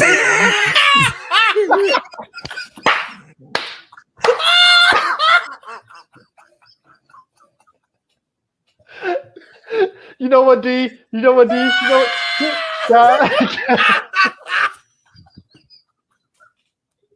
Eris, I'm sorry, man. You okay? D, here's the fucked up part about this. You can't do that. Yes. I hate this movie, Chris. Why are you making me do work for it? This movie sat down and told a whole bunch of room with color kids that we are not the victim. We are not victims in here. Ma'am, a year ago, Rodney King got beat in LA. The fuck are we talking about here? I like how she is sitting in the school that is literally a fucking cog in the system going clink, clink, clink, clink, clink, clink. And she's like, you can break out of here. It's one thing. I love that. But look, it's one thing when people, black folks, our parents' age, pull that respectability politics on us. Fine, pull yourself out of bootstraps. We expect that shit, right? Because nigga parents are gonna say some shit like that. that. Yeah, they're gonna do some shit like that. But when a white person say it, it's like, look, bitch, you got the audacity to tell me that I'm not a victim. Because all that's gonna get you is going like, all right now, y'all done heard what Mr. Johnson say. Now we gotta come together as some good now goons and try to pull ourselves up now. Now, Eris, I know you not fond of working. Now, I need you to be the best nigga you can be. Chris, now I know you got a problem with white men telling you what to do. You're gonna have to stuff it down. Stuff it deep and down, brother. Because we are not doing that today. We are not losing ourselves today. Now, this white man did us good. He did us well. We need to come together and make it move because we are not the victims here. Nigga, ain't nobody said that shit. Shut up. Man, shut your ass up, man. Why you talking like a slave? That'd be Chris. That'd be Chris. Nigga, why you talking like a slave? Hey, Chris, why you over there talking like Fiddler off a mouth? Nigga, do I look like Chicken George? You been like I ain't no Ben Vereen was in this motherfucker over here trying to tell us what. Bro, Raul was just a kid that got sucked into the gang culture. She's trying to get him out because she knows how smart he is. The big scene for him is basically because she sees obviously potential in him and stuff. It's, to him going to the restaurant with her, right? And she's like, like typical kids, they don't know about menus outside. That child. She need to really get her hands up on. I'm sorry. Y'all see how handsy she was. Hey, look. When he rolled up, I'm gonna need you to get your hands off him. Key moment being, well, I'm actually not allowed to put my hands on you.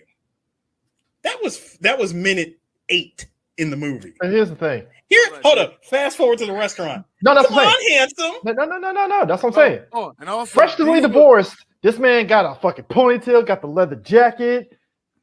You freshly divorced, and you know what? I hate to be that nigga. You got this pile of sex walking around.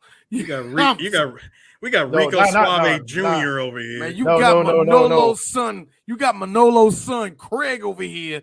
I'm like, yo.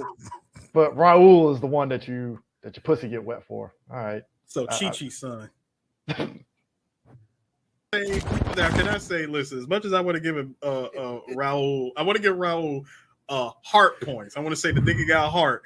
And Billy was just standing there eating all that shit, and then at the same time, yo, did he pick up Raul's friend and seismic toss him into a locker? He did. Just the option select was strong on that one. Son, the option select was so real. You cannot sit here and FADC into a grab.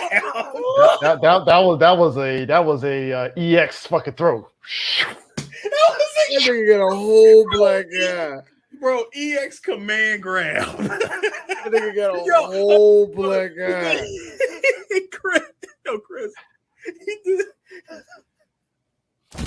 Look, until she walked in, don't Latino family. He's one of the good ones. Dude. I am so proud of Raul. He's smart. Silencio. Look, Eric, Chris. He's smart, intelligent.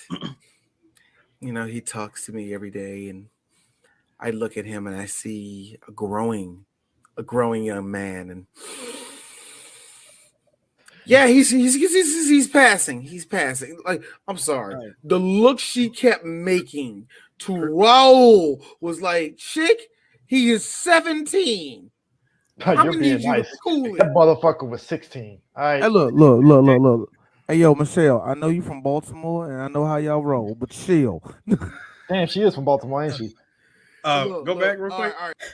I would like for the Mexicans here to understand that my powers of finesse hail from the mountains of Mount Caucasus. You Spaniards think you're any chance for me? I am Anglo-Saxon and probably partially Dutch. Silencio, por favor. So put down your enchiladas. Not even tacos, enchiladas. Nah, D. Are we trying to catch flies, or are we trying to get a motherfucking prize hog for the fair here? What are we doing? D, well, wait, pump the brakes. I'm trying to get some free joints. I need a big white girl, right? Pump the brakes. Are we trying to do this in 1995 or 2023? One of them years is going to cause us to get shot. I'm just saying. Both of you are wrong because if you no, both of you are wrong. No, both of you are wrong.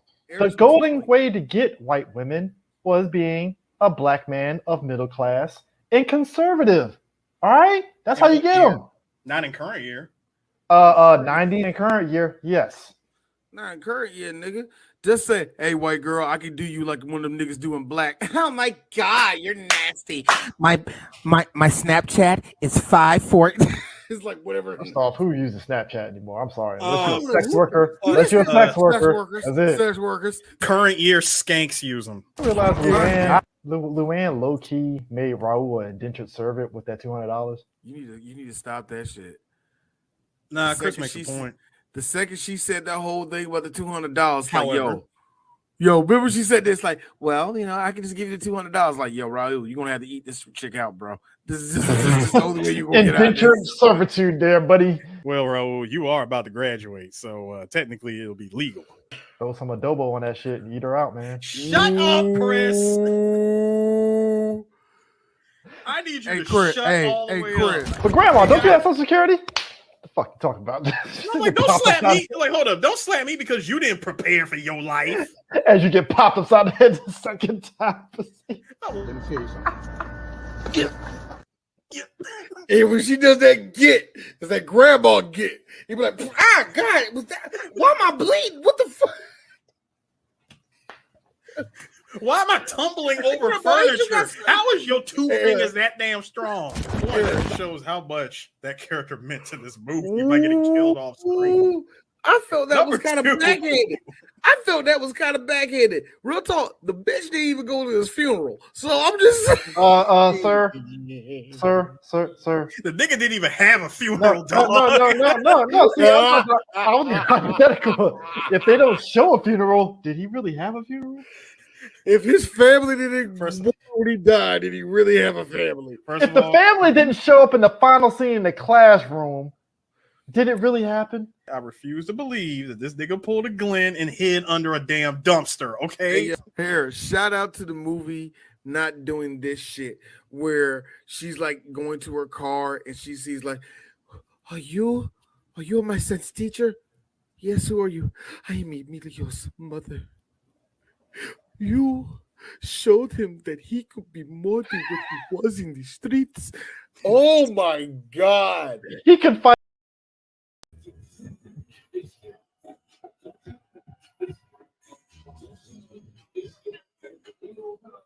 So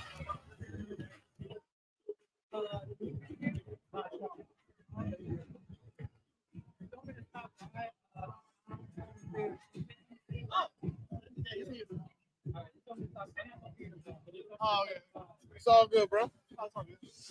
Well, Chris, exquisitely. It looks like we're back here again. We're back here again. Yes, yes. So far, how's the con for you? How was it talking? How was it to talk to Walter Jones? I'm laughing that he caught on. What was that again? No, I like how you were. All right, let me set it up for y'all. Of course, it was about the lineup. All right, this is the way he set it up. So, you know, are you aware of the jokes that's going on? And Walter, different shapes and forms. Here's Walter. I love that.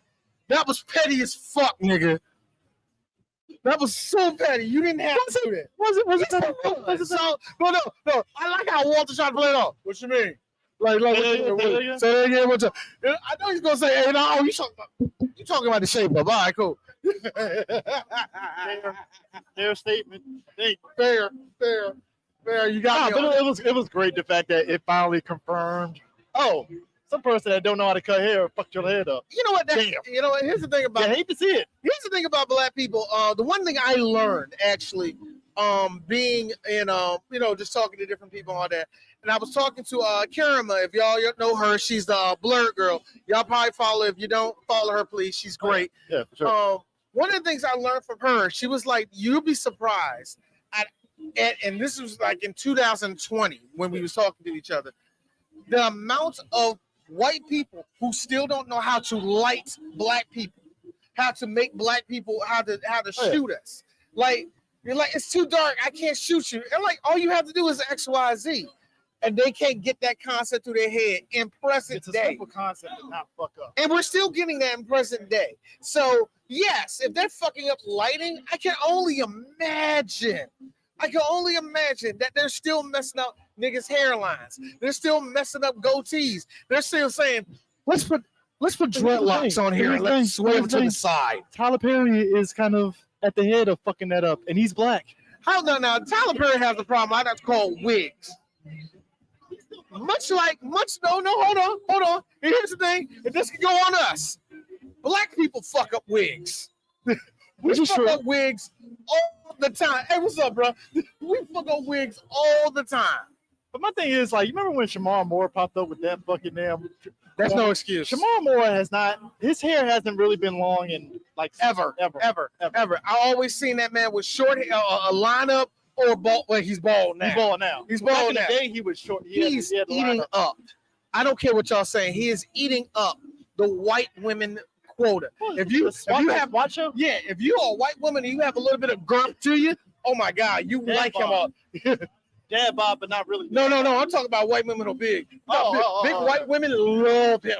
White women in general love him in general. But I'm just saying, like, that's his, like, because of what he does on the show, and because of the relationship he has with somebody else on the show, yeah.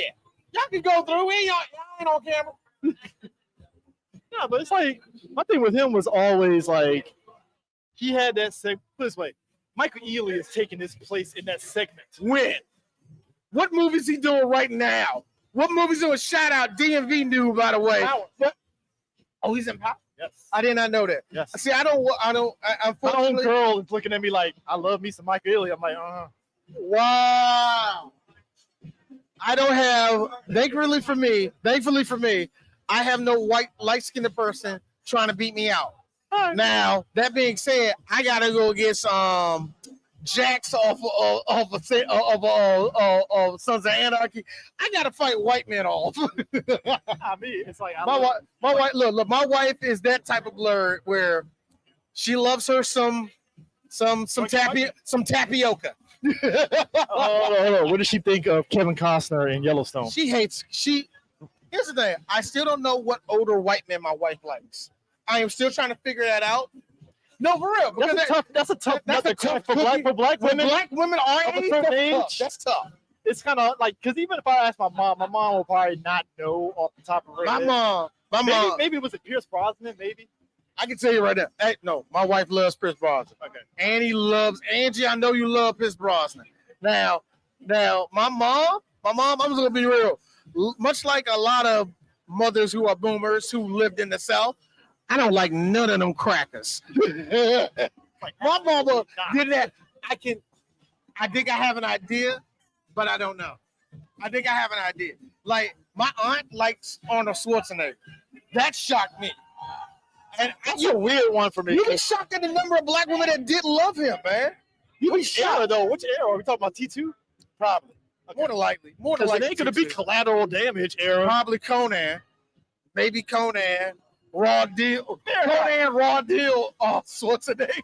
Well, that's like the Dolph Lundgren era where he was in fucking right after Rocky. That era. Yeah. Look, look. As wrestling fans, it's funny to me. The amount of black women that love Shawn Michaels. You know what? That wowed me out. I don't know they would not like him, but it was like, oh. I don't know many that do like him, to be honest with you. I know black women love Kevin Nash. Now, I know for now my wife, I can say this right here. She loved her some Drew McIntyre. She likes all of that hairy ass chest of Drew McIntyre. MV era? No, now? present day. Oh, and because my wife is a Blerd, he has a sword that's named Angela. She's like, oh my God, he holding me. So, it's that type of shit. Right. You know what I mean? All right, it's that type of shit going on. So, like, I know some black women, they're sketchy on him, but they like him. Randy Orton. I can see that. They're sketchy on him, which they should be. That problematic phase is not. Look. It's a thing. He ain't never called a black person the N-word, but they act like he did. Look. It was a little touch and go during the Blue Lives Matter era, where it's like, Randy, are you supporting the cops? Now, I don't know where Randy come out. Yeah, Black Lives Matter. Come on, man. What's wrong with you? All of a sudden, we find out Randy loves the Migos. He's like, I love rap music. I can't hate black people. What's wrong with me? Like the best one was Seth Rollins. My wife can't stand Seth Rollins because he sounds like Robin off of Teen Titans Go. Like, listen to me. I'm the best in the world. Yeah. Oh, I'm the man. He's that type of person. That's why she can't stand him. But I find it very funny how I don't know which black wrestler sat him down, made him watch. What's the name of that movie? 13? 12? I think it was 12 or 13. Whatever that movie that white people saw, it's like, oh my God, Black Lives Matter. This is Ava DuVernay's. How long did we do this? How long was this country being this way? And that tells you something.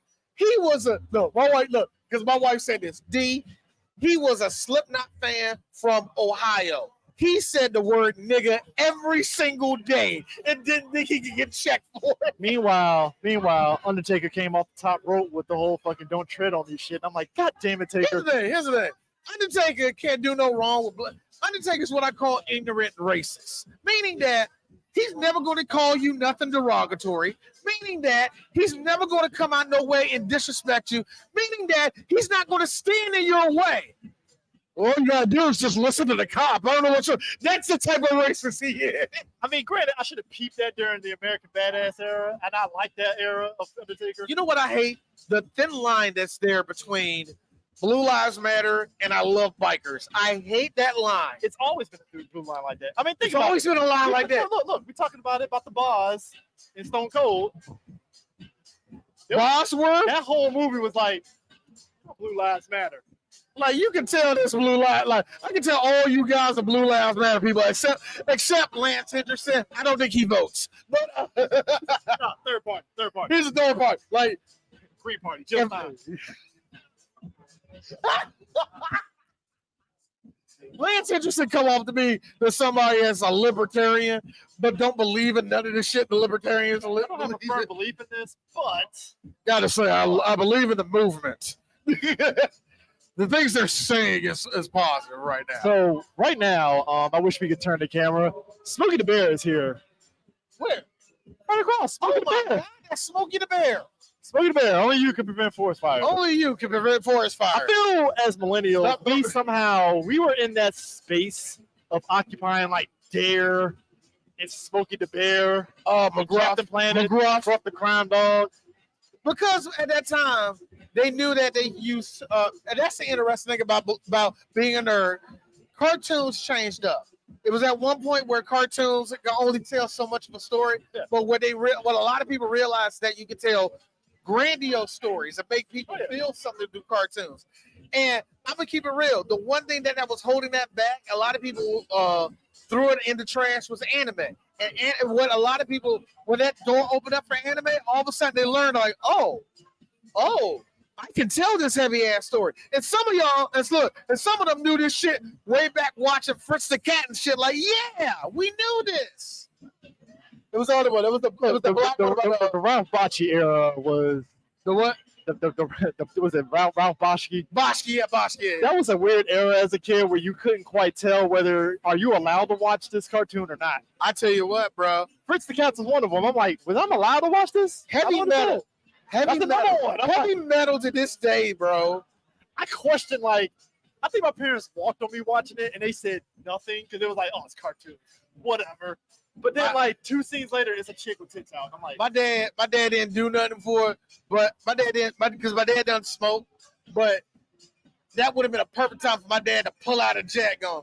See, son, this right here, this is a real cartoon right here. This is animation. Thank you, animation. Not that Japan animation. Speaking about, I was about to get on that. You got to be a certain age to know that anime was not always anime. No. It was known as Japanimation. Now, if that sounds a little bit derogatory, probably, but that's what we called it at the time, Japanimation. Because apparently animation in America had to be separate from what it is today. Apparently, I don't know. I mean, look. It was one step away from Ching Chong. People saying that. That's how bad it was back then. You ain't lying, man. It was like this sounds racist, but I don't want to say it's racist yet. It's like, you know what? Xenophobic. That's the xenophobia. Yeah. And here's the thing about that also. I think a lot of people don't count this in, especially when it comes to anime.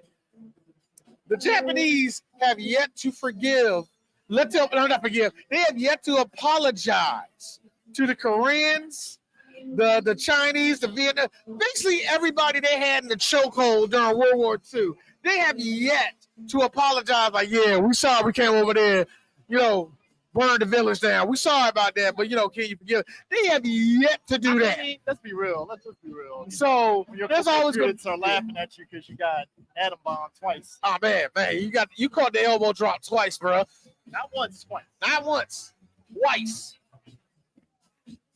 I mean, let's be real. I mean, I think that kind of goes into entertainment media because I remember a while back we were talking about like why China doesn't, like, for instance, when Black Panther was voted out there, they couldn't show Chadwick's face on the poster. Yeah, and that was weird. At the same time, when you think about it, in America, when it comes to like any like China, Hong Kong flicks, Hollywood gets very xenophobic about. Yes, they do. So it's like, you know what? Turnabout's fair play. It sucks. It's us that's getting kind of thrown into the wildfire on that, but we're Americans. We're Americans. We're Americans. Because we're Americans, we can see. It's even with I'm glad we're seeing more now. Yeah. Back in the day, because we're seeing it more now. But I still see people complain about blackness in anime. Yeah. And here's the thing about black. But it's gotten way better. But here's the thing you also have to realize. They ain't no niggas in Japan. The ones that's over there are American. And if you was like, man, why all these black people look Sambo? Blame the Brazilians that was over in Japan for the last 30-something years. Blame them. It's a history that we don't know. There's a disconnect between that. So when we say, oh, man, where's the representation? That's a very American thing to say. Because they're not going to say that in different countries. You're better off to say, you know what, just enjoy this Gundam and call it. I'm just going to ignore that this black person has red ass lips. Here's the thing, though. Look, it's so egregious.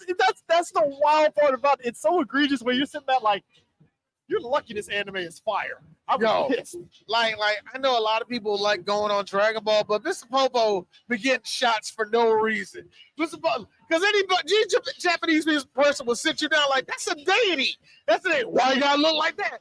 Because he does. Is it problematic? Yeah, kinda. This ain't look. This ain't the Dutch where they have everybody run around blackface as Black Pete during Christmas time. Oh, y'all didn't think I know about that? It ain't as egregious as that, but it's still on the level of like, yo, y'all want to update the lexicon? They don't have to. Yeah. They don't have to because it's their country. I'm riling out. That's that disconnect between America and Japan, yeah. What? Businessman Kratos? Businessman Kratos is like, I know Businessman Kratos is casually coming up here. Just kind of like what's going over here? Like literally this brother guy. Oh, you gotta come on. Come over here. I need people to see you. Oh yeah, we know. I'm just saying. Wait, you what's the face? Paulo Dot. Yeah. I'm saying. Look at this, bro. Look at this. Look at him. Look at this. Like Businessman Kratos. YouTube land. How y'all feeling? How y'all doing? Got the TPS ports.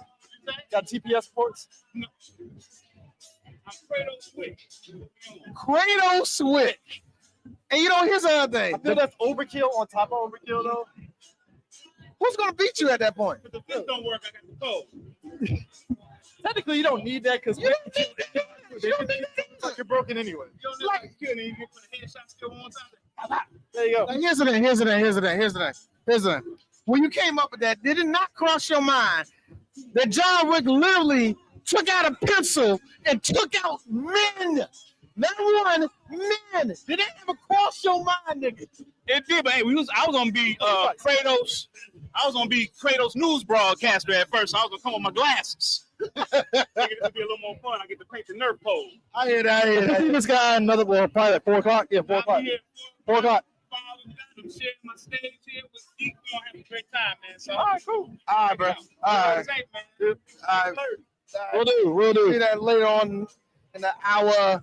Yeah, I guess so. Yeah, they're gonna have me next. We had people set up for the next. Oh, yeah, it didn't happen. You know. I mean, I found it amazing that we managed to cover all 4 John Wick movies, and I'm still amazed at how I can still go back and watch John Wick 4, and it's hilarious. John Wick 4 to me, actually, what I'm going through right now is that my son is watching all of the movies, and just real talk. I'm still not comfortable with him seeing topless scenes, but I let it go in John Wick 2 because it had to do with the story. Yeah, he see a big old pair of titties. That's a good question. All right. Obviously, you grow up in a different era. Yeah. My folks would say, to a degree. The only time that happened, it was really Players Club. They told me to leave the room. We talked about that. During that. We talked about that. Like, I'm trying to think of any other movie. I don't think I was told several movies to get the fuck there out was of a the room. Steven Seagal movie. I think it was Hard to Kill when him and Kelly Bry had a sex scene. My dad told me to leave the room. I forgot. But it was like softcore. I really forgot the scenes where I was told leave the room. Or all right, I do have one. Yes. The hand over the eyes. Yes, I do have one. The sex scene in Posse. It's so tame. Yes, it's tame. But when I was Mario and fucking what's her face? Fine girl, fine woman, fine black woman. I can't remember. Lynn Winfield. No. She Black Dynamite. That was one of the Chicken Black Dynamite. I can't think of her name right now. Oh my God. I'm blanking. But her. I remember my dad's hands going over my eyes in the middle of that sex scene. It's tame. It's tame, man. I remember seeing half the movie and my eyes was getting covered at that point, man. That would be. I'm gonna feel bad that I know who it is. Damn it! God, you went the all way. Oh, Sally Richardson, who's actually half. I think she's half Native American. Half Native American. I mean, you know what? She's looking like her career is going to be like Pam Grier, where she just rides off into the sunset and owns a farm randomly. I got this feeling that she's going to get another resurgence. What though? Because I know she's directing. She does directing. I know she does like little behind the scenes stuff. I have this feeling like when she hits 60, they're going to start casting her for stuff. like as the grandma, auntie. Not even a grandma.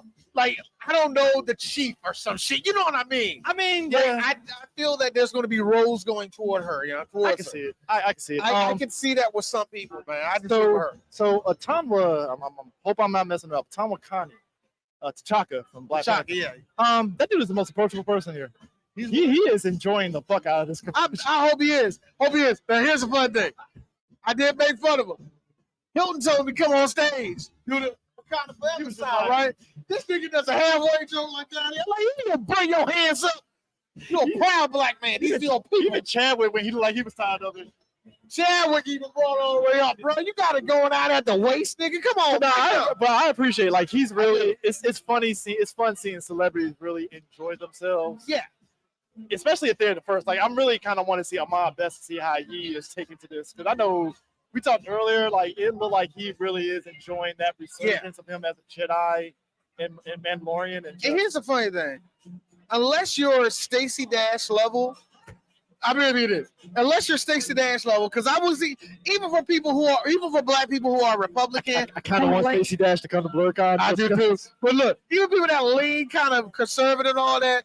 When you get around your people, there's a different feeling. The vibe hits. It's like, oh my god! You know, put it this way, tomorrow's my people believe in this. I think Joy Reid's supposed to be here tomorrow. You know, the vibe is gonna. I know she's gonna be like, wow, y'all love me. Y'all watch it. Like me. Y'all watch my show every day. I know half y'all niggas don't even know where MSNBC is on your dial. On your dial. Jesus Christ. Hey, look, last year it was the Karen. I gotta go to the guide. And wait till you hit the news stations before you get there. Karen Hunter show. They were here with their. Karen Hunter was here last year. Yeah, she was here. Now she's actually really fun to watch. I actually catch her shows every weekend. Yeah, they have it. It's actually a fun. It's very informative. It feels very because it's a grassroots show. Yeah, it feels very informative. Like you don't feel like, oh man, the guy hit the. It's so funny.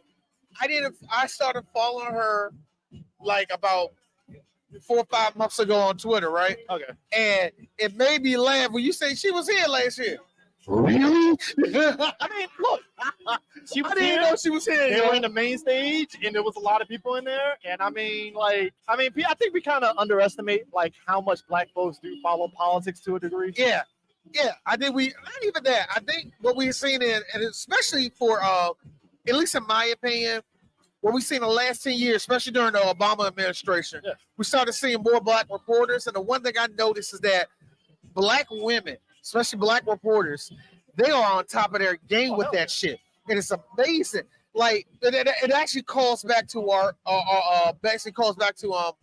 community. Real talk, black women were a driving force when it came to politics and all the rest of that shit. And that's not to say that, like, the men, we weren't out there doing what we were doing and all the rest of that. It's almost like lions. The women hunt. The women hunt. The men just look like they're big and bad and all. Look busy. Y'all kill shit. We're doing busy. Y'all kill shit. We make sure y'all get the food. And in the case of when it comes to the black community, I know this is a fucked up analogy if anybody thinks it is, but black women are the ones that always informs us, always the ones that warns us. Pretty much. And that's why I thought one of the most important things that Dave Chappelle said was black women, as much as they hate us, they be the first ones like, don't do it, don't go there, because they know what. That's slavery trauma. Actually, that's more slavery trauma, but still. But if you look at it, like even on social media, when you see some of these goofy ass black dudes that be like, "Oh man, my white queen," they be like, "I don't know, dog. I don't know, man." If the cops show up, they gonna arrest you for no reason. Don't like you, right? You know, and that's not to say that all black or white women are bad and all the rest of that, you know. But see, here's the funny thing. We don't have to say that. White people say that all the time. Well, that's not a bad thing. No.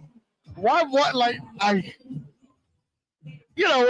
make my jokes. Reminds me of the Hulk Hogan memes that we both got where he's like, you said it's a racist. See, the word racist is about to come out of your mouth. And that's going to be a big problem with me. How, Hogan? My dude fired. Look, I'm probably be saying that homegirl didn't do her research. No, let me say that. Let me make that very clear. No, but same time, I'm looking at Hogan like, this is the best you're gonna get. You have a good-looking black woman that promoting your beer. That might be the most menace of beer ever. but this black woman's gonna fucking really boost your sales here. And You know what? said no. You know what? That's the thing get me. I know Kevin Nash like, I ain't got a problem with her. We're still get in here. Yeah. Come on, That shit. She got a ring. Look, Kevin Nash. She got a ring of rack. Come on, let me get in here. If I'm Scott Hall, hey baby girl, come in. Hulk Hogan, hey, let's take a picture. Nash and Hall, like, God damn it, Hall. That's the thing. I told this to, oh, damn, Substantial just left us, man. Substantial was just it. Do you know, speaking of us, did you know that it amazed me when we had if y'all don't know the rapper Substantial, he's a Blerd legend. I didn't know when we was talking to each other, like, where you from? Blah, blah, blah. I'm from blah, blah, blah. Like, you from Suitland? Yeah. What part of Suitland you from? Like, he said the Avenue. Dog, I said the Avenue. Black nigga, what's up, bro? We from the same hood. And what I remember as a kid, I remember 20 years ago watching Shampoo, and I remember I remember telling myself, we need black people in Japan rapping this shit. It's like, why are we doing this? And guess what? We're talking to whatever was over there, man. Look, there's Substantial. You got Wale, who I feel Wale hasn't tapped in, but I think it's because he doesn't want to. Wale is like 6 years removed from being here. He's going to be. No, I'm saying that because I got a real big feeling. Wale would do that shit now. That motherfucker needs to hit the convention circuit, yeah. Nah, if you put it this way, if you ask Wale to come to BlerdCon, I'm sorry. If you are an artist and you go to conventions, that's below Chitlin circuit to me. I'm sorry. Wale went from being top 5. He still is top 5. You sure? It's just he's smart. He's you sure? He's independent. Are you sure? He does Wale Mania. You know what? You're right. I have to give him that. You're right. You're very right. You're very right. There, and that puts him in the upper echelon. Yeah. So and that gets me. And that really gets me when it comes to Wale, man. He really got all that. He really was a part of all this shit. He like. I mean, you think he could have? Who was the other local DC? Nobody. He was only one here. Charlie Baltimore. Charlie Baltimore was not from Baltimore. Charlie Baltimore was not from Baltimore. That was a word that she. Yeah. I know. It was just one of those like, nah. Nigga, the part he got is like what Genuine, but he's R&B. Genuine's R&B, but like DC here in DC, we produce jazz artists, singers. Oh yeah, we get a lot. And we get a lot of people who you were like, oh man. He worked with such and such and such and such. Oh, he was on tour with him. Oh, she was a backup singer for him. We get a lot of that. And like where you were looking like somewhere like Detroit, they had a whole lot of people that were behind the scenes. Same thing with DC.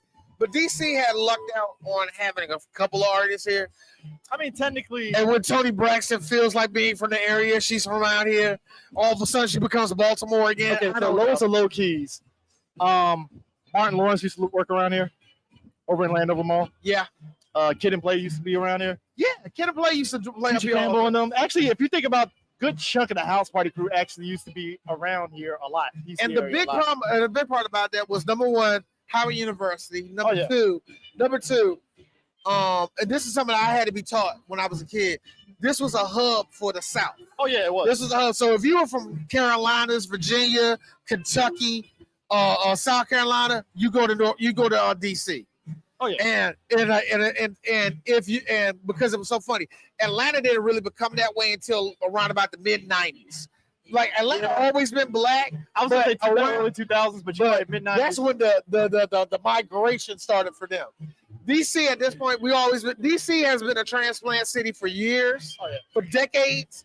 Atlanta got that boom. Chicago got that boom.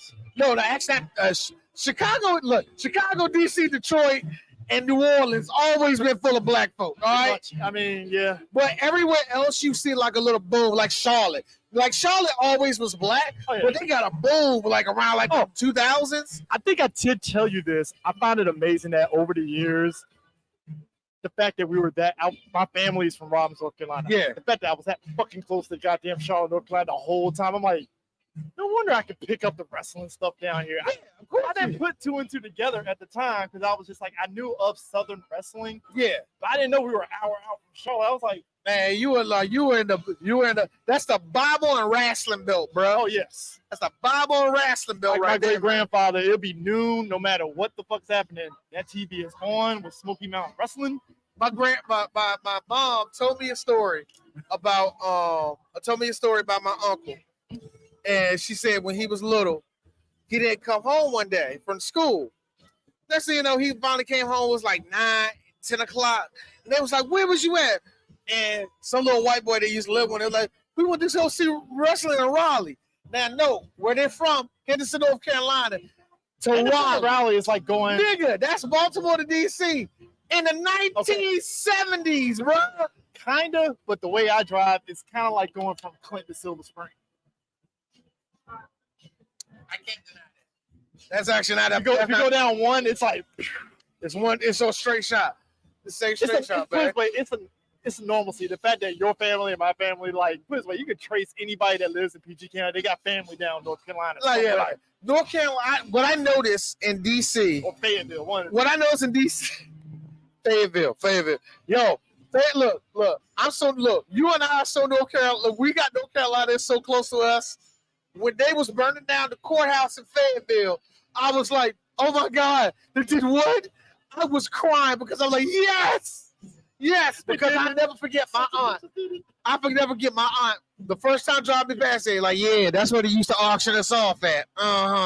No white folks still got to hang it up around here, not tearing it down. There's a measure of living down south and seeing the progress, because here's the thing. Robbins never changed except for the infrastructure. Let me guess, y'all better roads, bigger bridges in Robbins now, but didn't really feel like the population didn't skyrocket. Oh, no. Still the same. Nah, they brought now. They had a super Target there, a super Walmart. Really, we could talk. Which will never happen because it's just like, I think it's just not viable. There are parts of North Carolina that it's not viable to put a super Walmart there. I know. We already know. Oh, we already know. We already talked to business Kratos on everything, man. I'm sorry about this. Kratos Wick. I'm sorry. John Kratos Wick. We already talked to him. Oh, yo, panel was at 4. Yeah, we got it. My boy DJ Seuss panel was at 4. So we like I said, we're the connective tissue right now, like we said, man. So, but no, it is kind of amazing in a way of just seeing. Like, there are certain parts of, because like leaving Robbins and going through some of the other towns, they got Walmarts. Oh yeah, but Robbins is never having small ones. Other small towns are not having Walmarts. They're still gonna get that old rinky-dink post office, the gas station that's just Hey dog. They're gonna change the game with a super Winn-Dixie. Bro, I mean, but yeah, we're gonna probably in a minute transition over to Follow the Dot and Geek Salad podcast in a minute. But yeah, man, this has been fun as hell today at BlerdCon. We appreciate you guys for sticking around, still watching this. And it's just Friday. It's kind of crazy to me. It's not even 4:00 yet, and it's just Friday. Yeah, I know. It's crazy. But the time is, of course, when you're in time is moving slow, and you're in these cons, it's going to be like, time is taking its. Not time is going. Time goes by fast in cons sometimes. When you're working, it goes by like crack. This year it's going by crack for me because I looked up. It was just 1 o'clock. It's 4 already. About 3:45. I guess right now we can switch them over to another video of ours and stuff while we transition over. Yeah, I think we can. Do it? I think we can. I think we should. Yeah, go for it. Right, next thing you're gonna see is not only I forgot who's gonna be next. Follow the Dot and Geek Salad podcast. Yeah, got an hour block and it's gonna be fun. So yeah, go ahead and roll that beautiful bean footage, sir. Yes, sir. And I'd like to say to everybody, watching this, thank you for watching. Keep watching today. Keep watching all weekend, y'all.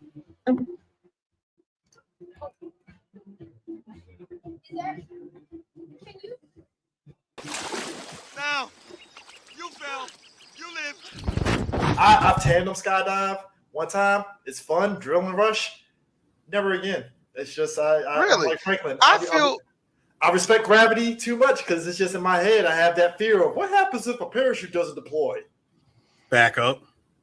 I know, but that's just my fear is not hitting the ground, because I believe you'll have a heart attack before you even hit that damn ground. You know what I mean? I believe God is going to take care of it. Don't worry, you're about to have a heart attack. You're black. Is it like when somebody puts you out your misery? So you're going to black out before agonizing you feel pain? any of it.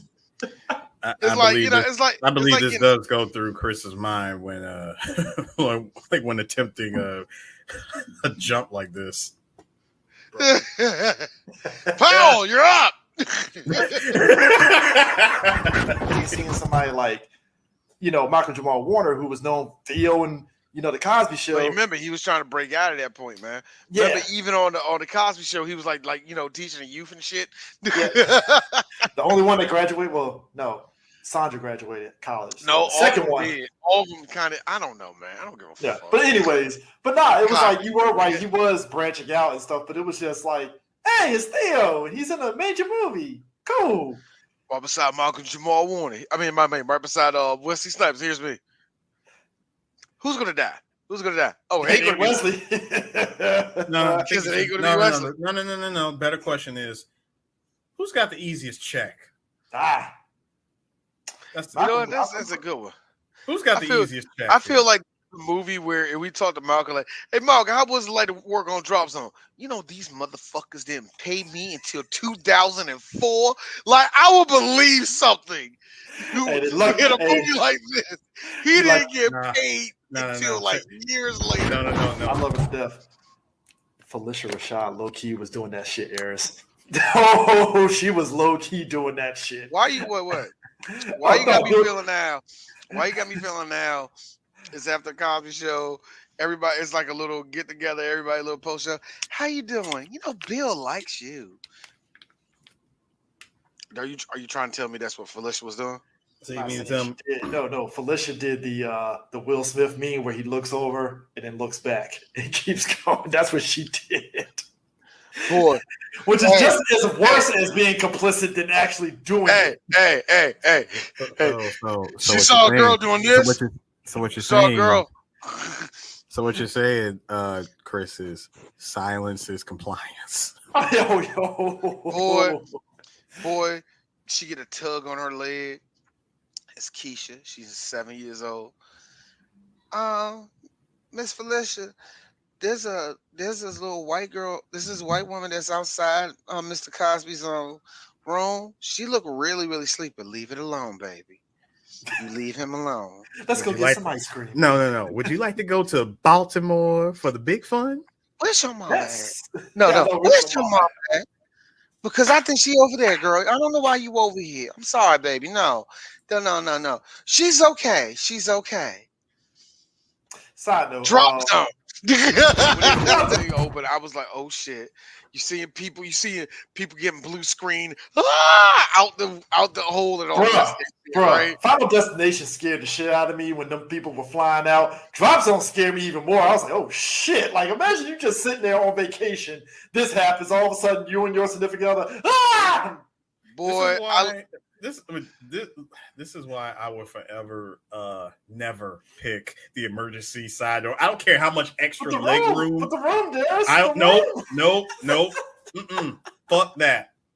Because all it takes is one malfunction, a crazy ass terrorist, or God knows what, a loose screw, a gremlin. I don't give a fuck.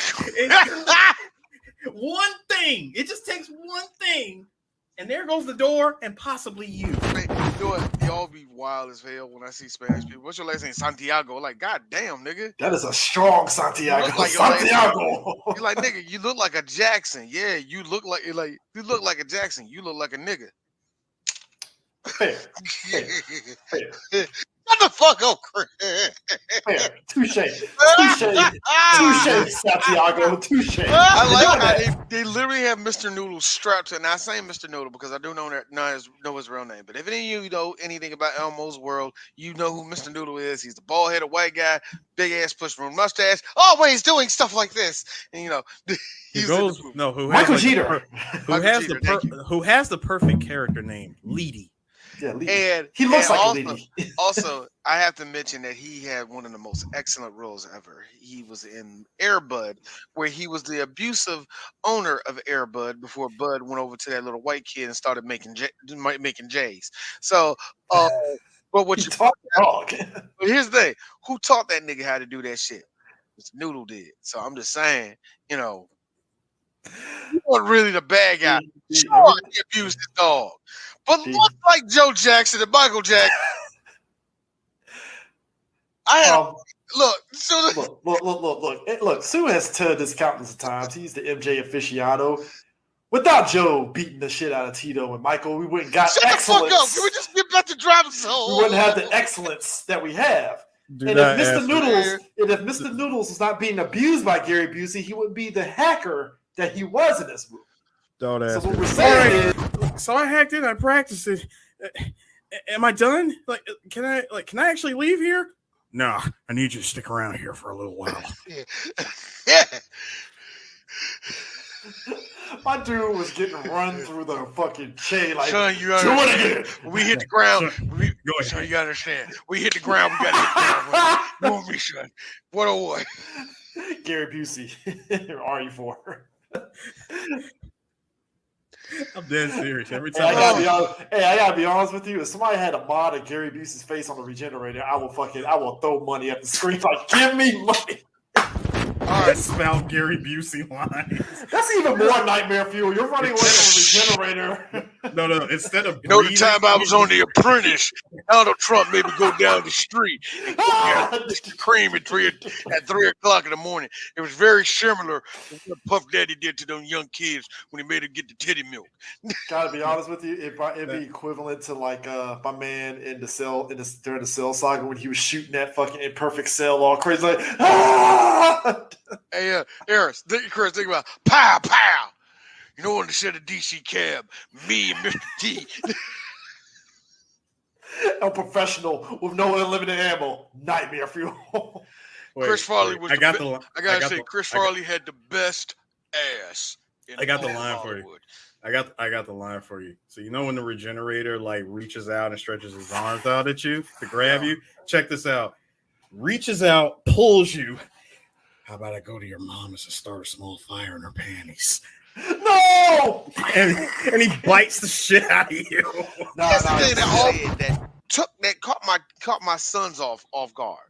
And it was the line where when Gary Busey killed the other guy, right? Yeah, he said, see, 9-1, he said 9/11's not going to help that guy. He's like, 9/11's not going to help that guy. My sons were like, wait, Illuminati, shut the fuck up, kids. See, first off, Shut up. Just shut up. Shut up. Shut up. First of all, know if what you you read, thought, but if no. you read the subtitles, it actually says 9 hyphen 1. You know exactly what it means. Let's not do it. That right there. Hey, Chris. See, one of the best parts about us evolving as a show is that we can show pictures now, and I this is one of 3 pictures I am proud of.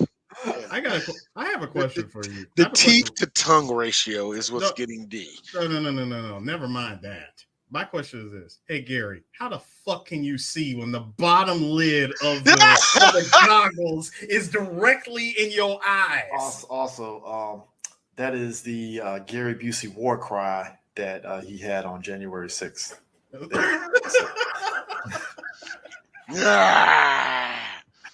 As he dropped onto the Capitol on a parachute. Yeah,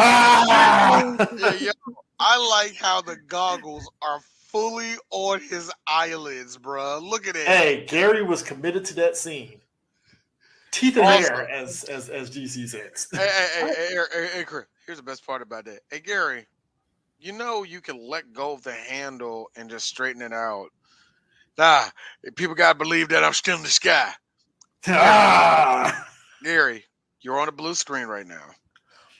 You're on a harness right now with air blowing up underneath you. We can do this again. Or here's the other thing, y'all. That's the best one we got. Also, that's the best take we got. My man, in August 19th, 2022, Gary Busey was arrested and charged on 3 sexual offensive and 1 count of harassment at Monster Mania Con in Cherry Hill, New Jersey. And we weren't there to see this? Damn it! The Cherry Hill police said that they received multiple complaints about Fury's conduct. It was about contact. It was about touching.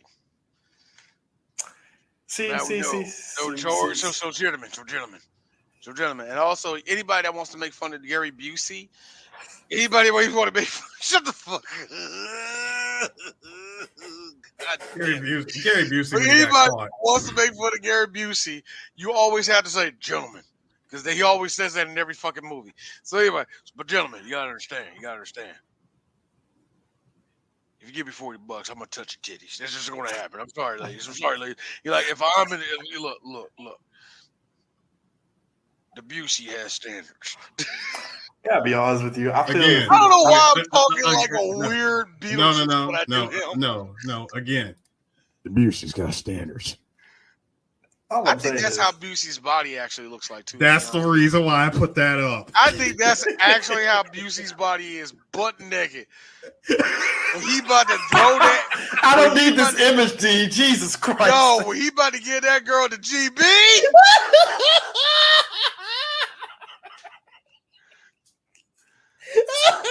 I need you to put that diddle down there. How about you stand over there and watch out for a predator and make sure you don't get sliced in half? Do that. Ladies and gentlemen, here's a carrot. Have that. 3 Black Geeks did Predator 2 last year. Get some of that action. It was a black movie. Seriously, that's a black movie. There was enough black people in that movie. Oh, let's be real, D. And at least 2 of those predators were basketball players. D. You know what put it over as a black movie? I didn't say this in the episode. The goddamn chicken bones from the Jamaican. That's what put it over as a black movie. As soon as he threw them chicken bones on there, I was like, this is Dread. Do we? You know what? Look. 3 Black Geeks. We're talking about the movie again. Do we have to do another review on the Predator 2 again? Just to get it out. I don't want to do it. It was a good episode. It was a good episode. Leave it alone. It was an excellent episode, y'all. That's why we keep bringing up the chicken bones. Dude, I'm sorry.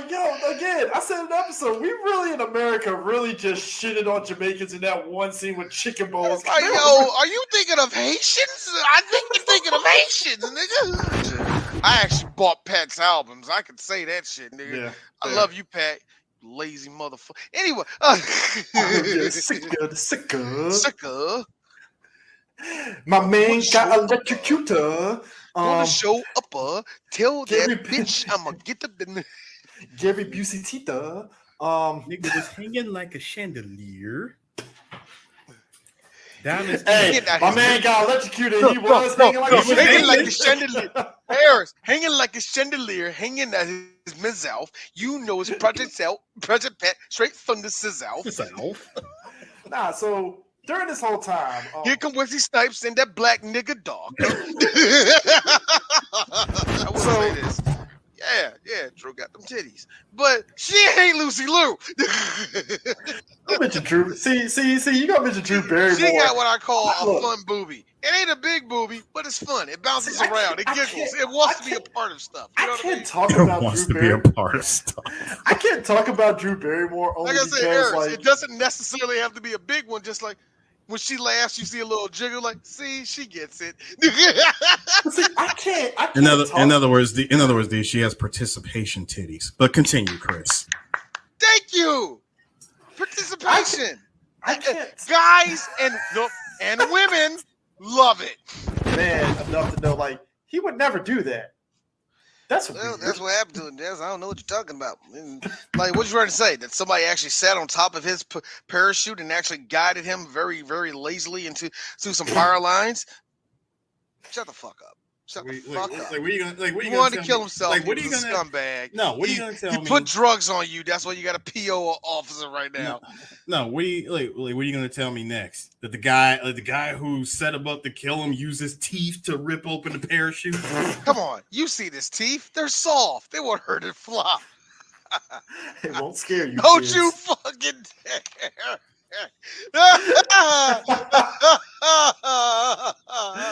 Eris, I swear to you, that is nightmare fuel for a little. Look, I say this wholeheartedly. No, I say this. no, I'm You look mad because I just see this nigga's hand. I'm like, stop. Don't you dare, nigga. You say it's nightmare fuel, but you think about it, Chris. If you look at a regenerator enough times, you get used to it. Oftentimes I ask myself, I always ask Also, man, it's a myself, like, regenerator, man. It's a regenerator, man. They ain't gonna hurt you, man. no, I ask myself every day, like, you know, I'm cute, we as, man. I'm cuddly. we I'm as, soft. no, we as humans, right? Like, we as humans. God damn it. Oh, drop zone. Anyway, in all this is when Swoops blinds one of Gary Busey's people with a parachute, and he could have seriously hurt himself, but everybody is cracking up at this shit. And I'm thinking to myself, like, that dude could have rolled his ankle, like seriously broke his leg when he hit the ground because he can't see shit. Wait, the best part was that they actually had a name for that maneuver. It was called the gift wrap. Yo, they were like, hold on, what's going on? Like, nah. He gave him the gift wrap. I'm like, you guys actually have names for this shit? Swoops. Much like kick flipping and ollies and all the rest of that shit. Even some stupid ass fucking dropping out of a fucking some of this stupid ass skydiving. We have our terms. How these stupid asses fucking dive into the Baltimore Harbor and the Potomac River in DC acting like it's normal. And I'm like, that nasty ass Potomac River. Y'all nasty. gentrifying Y'all nasty ass crackers. Do you know how many dead bodies of crackheads are in that? You know how many guns is in the fucking ocean? Do you know Trash. Do you know how many dudes that told Rayful Edmonds, nah, is in that water? Why do you have to say nah? Dog, look, hey, look, respect my city, nigga. That's all it took was them saying no. Just jumping y'all asses in the motherfucking Potomac, nasty ass white folk make me sick. I can't take this. Speaking of quick time fights, I have no idea how we got to a standoff with these two.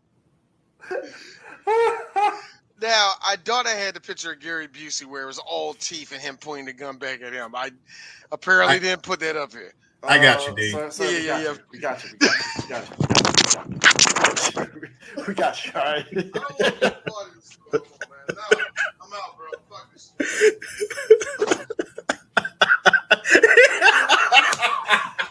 Hey, Sue.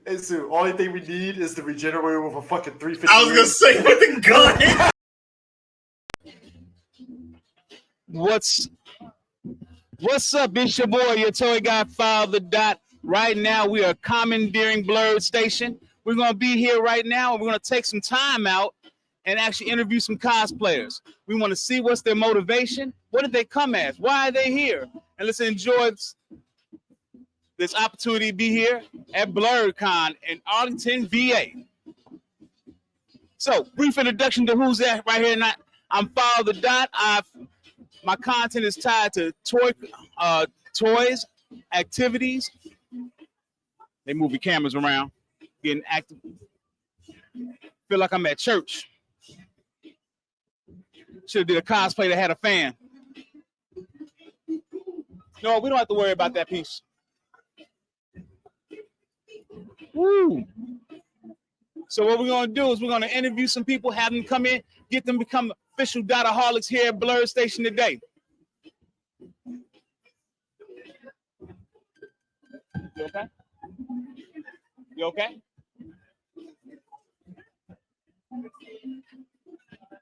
So we're gonna start pulling people right now to get to step over here to our booth so we can talk.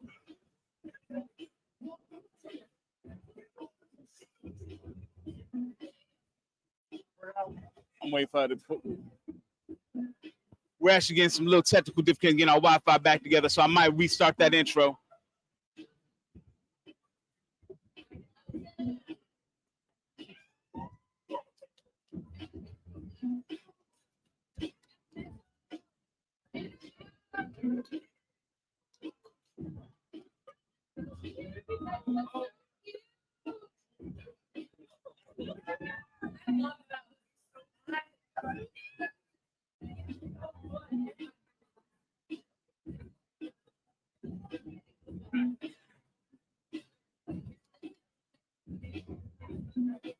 Ooh.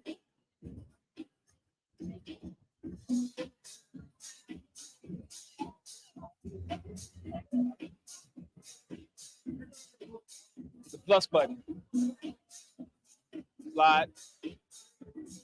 Slide. The bottom. Yep.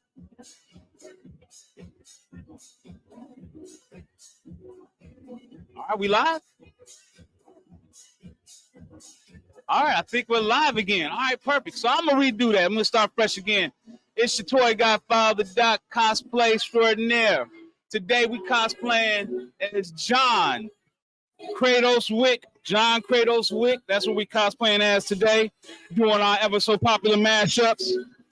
So right now, as I told you, Father Doc will take time out today to go ahead and interview some of our fine cosplayers here at Blerd Station. We're at Blerd Station. Father Doc is taking over right now. Come on down. Let's go ahead and talk about you.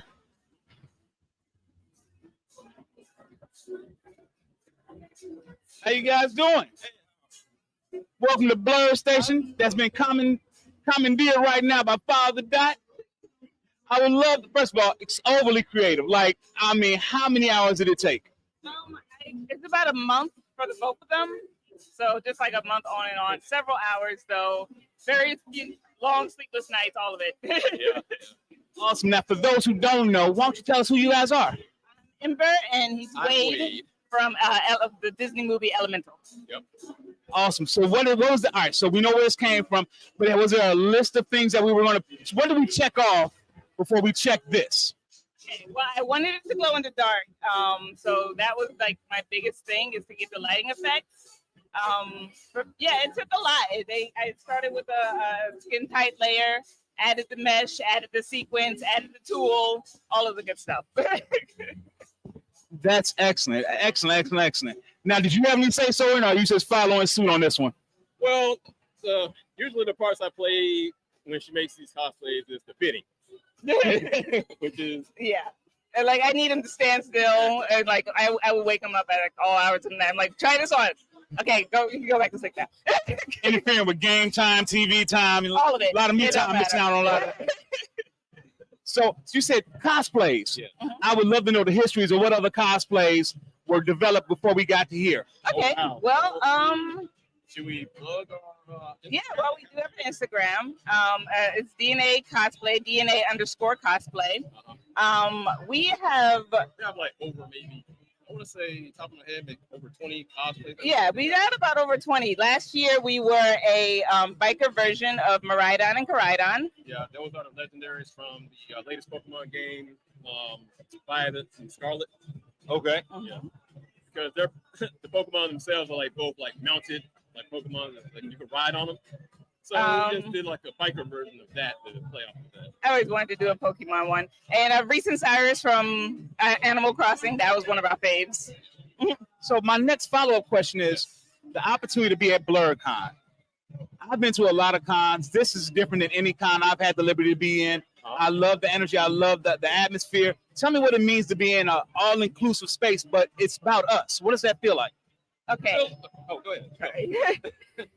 We've been going to cons for a very long time. And we've been going to BlerdCon for about 3 years now. The very first BlerdCon, it was like such a unique experience from all the other cons we went to. Like you said, the energy and the vibe is so entirely different. We were like, we have to come back every year. Exactly. It was familiar. Yes, that's a good. It's like family. Yeah. And I love the love in the space. Even if your cosplay isn't right, there's love there. And I mean, the judgment, it's a judgment free. I'm loving the space.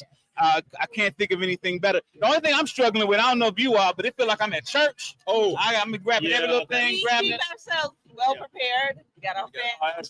Got this. So, as you know, this is Blerd Station. We're at BlerdCon, but follow the dot. Me, have commandeered this space. Right now, with that being said, you guys are official Dotaholics. And with that being said, take these. You guys will appear on my station as well on TikTok. And with that, I'll actually be able to facilitate your Instagram as well. So we're going to give you the follow push as well. Okay, that's awesome. It was a pleasure. This solidifies that you are now a Dotaholic, y'all. part of the Dot Army. All right, it was definitely a pleasure. I hope to see you guys in the showroom where I get to play around with you guys. I can't play right now because I'm working, but I can't wait to play with you guys, all right? All right, you guys take care. Enjoy the con, all right? Thank you. Thank you. That's what we got here. Beautiful, beautiful black people coming and letting they nerd them out, enjoying themselves. Says being comfortable in themselves. You can't beat this. The inspiration for my cosplay today is tied to John Wick, who is on an act of vengeance, and Kratos, who's also on an act of vengeance. In this case, they killed John Kratos Wick's dog, and now I'm about to go out there and give them hell, god dog it. So we're welcome. We got some more people. Mrs. The Dot. For those who don't know, Mrs. The Dot is Father the Dot's wife. She cosplays. She's not a cosplay extraordinaire. She's a cosplay expert. And Mrs. The Dot, come escort this young man over here. This is Mrs. The Dot. We got parental consent. Cosplay doesn't mean consent. How you doing, young man? No, young man, I'm gonna grab you this mic right here, and guess what? Make sure my people can hear you. I'm gonna put this on you as well, okay? Okay. All right. What's your first name, son? My first name's Thomas. Thomas, who you cosplays as? Rengoku from Demon Slayer. From Demon Slayer. Tell me what inspired this cosplay. It inspired the cosplay because first I had to have a cosplay because I was going to an academy. It was a leadership academy. I needed somebody that would be a leader. Rengoku was a perfect choice. Perfect leader. Perfect Hashira. He led so many people. I was inspired. I just wanted to go with him. I went there. And when I tell you that when I was able to go on the stage and present how he was how great he was, my mentor, my teacher told me that I did a very good job. And then I just stuck with this costume. Well, I think you did an excellent job. Now I gotta ask you, you're in a very privileged position, young man. Because when I was your age, a thing like BlerdCon didn't exist. Tell me what it feels like to be in a special place like this where everyone's a hero, but everyone has your skin tone, your skin color. You look and you see one of you. How does that feel knowing you're in a space that is it's us? It feels good because I know people that are just like me is around. Because my school has some white kids and some black kids, but now I know I'm around my people. People that will actually be able to talk, listen, and yeah. Well, very well said. And I enjoy your cosplay. And Noah, son, what I'm going to do for you right here, this right here is going to grant you access to my TikTok. Right now, this is Blerd Station. We're at BlerdCon, but Father the Dot is taking over right now. And because I'm taking over, he's become an official Dotaholic. You go on TikTok, scan this, son, you get full access to content in regards to toys, cosplays, comic books, manga, and I'll actually put you on my page as well. All right, you are an official Dotaholic, and the solidified, you gotta give me the fist bump. Boom, there we go, son. All right, I love your cosplay, man. Excellent job. Don't forget to scan that so you can see yourself on TikTok. All right. All right. It was a pleasure meeting you. All right, pleasure. You see, we got our youth here. Again, this is not a liberty that was bestowed to us. Thank you. I'm sorry, son. I'm gonna need that for the next person. This didn't exist for us when we were younger. There wasn't a BlerdCon, a nerd station for beautiful people of color. So it's a wonderful thing to see us get the opportunity to come together and bond and just surround ourselves by, hey, you just can't sneak up on John Kratos. You just can't sneak up on John Kratos, Master. The Master Hermit over here. How we doing, sir? How we doing, sir? I'm good. Here you go. All right. What's going on, my friend? What's going on right now? You with me? We all part of Blerd Station. That's just like you, brother. That's an excellent feeling. So how's your day been going? It's been great. Just been running around making sure everyone is taken care of because I'm staff for the con as well. Okay. So I run the tabletop gaming room over at the Marriott. I got you. So between that coming around, making sure vendors are good, attendees are great, and just enjoying the vibe. I mean, I've been a part of this con since day one. So that's what was my follow-up question. So this con is what, 5 years old now? Oh no, the first con was 2017. 2017. Know what? I misheard someone speak. So you've been here since the inception, since day one. So how does it feel, one, to see it go from where it's gone to what it is right now? It's like being a proud parent. This on you. Oh, okay. Oh, he made me fancy here now. There you go. Fancy. And that's for the Dotaholics. This is for Blerd Station. That's for the Dotaholics. See, the Dotaholics, we've commandeered Blerd Station today. I ain't got no problem with that. We commandeered it for an hour, and I'm recruiting for the Dot Army. Everybody's gonna become a Dotaholic today.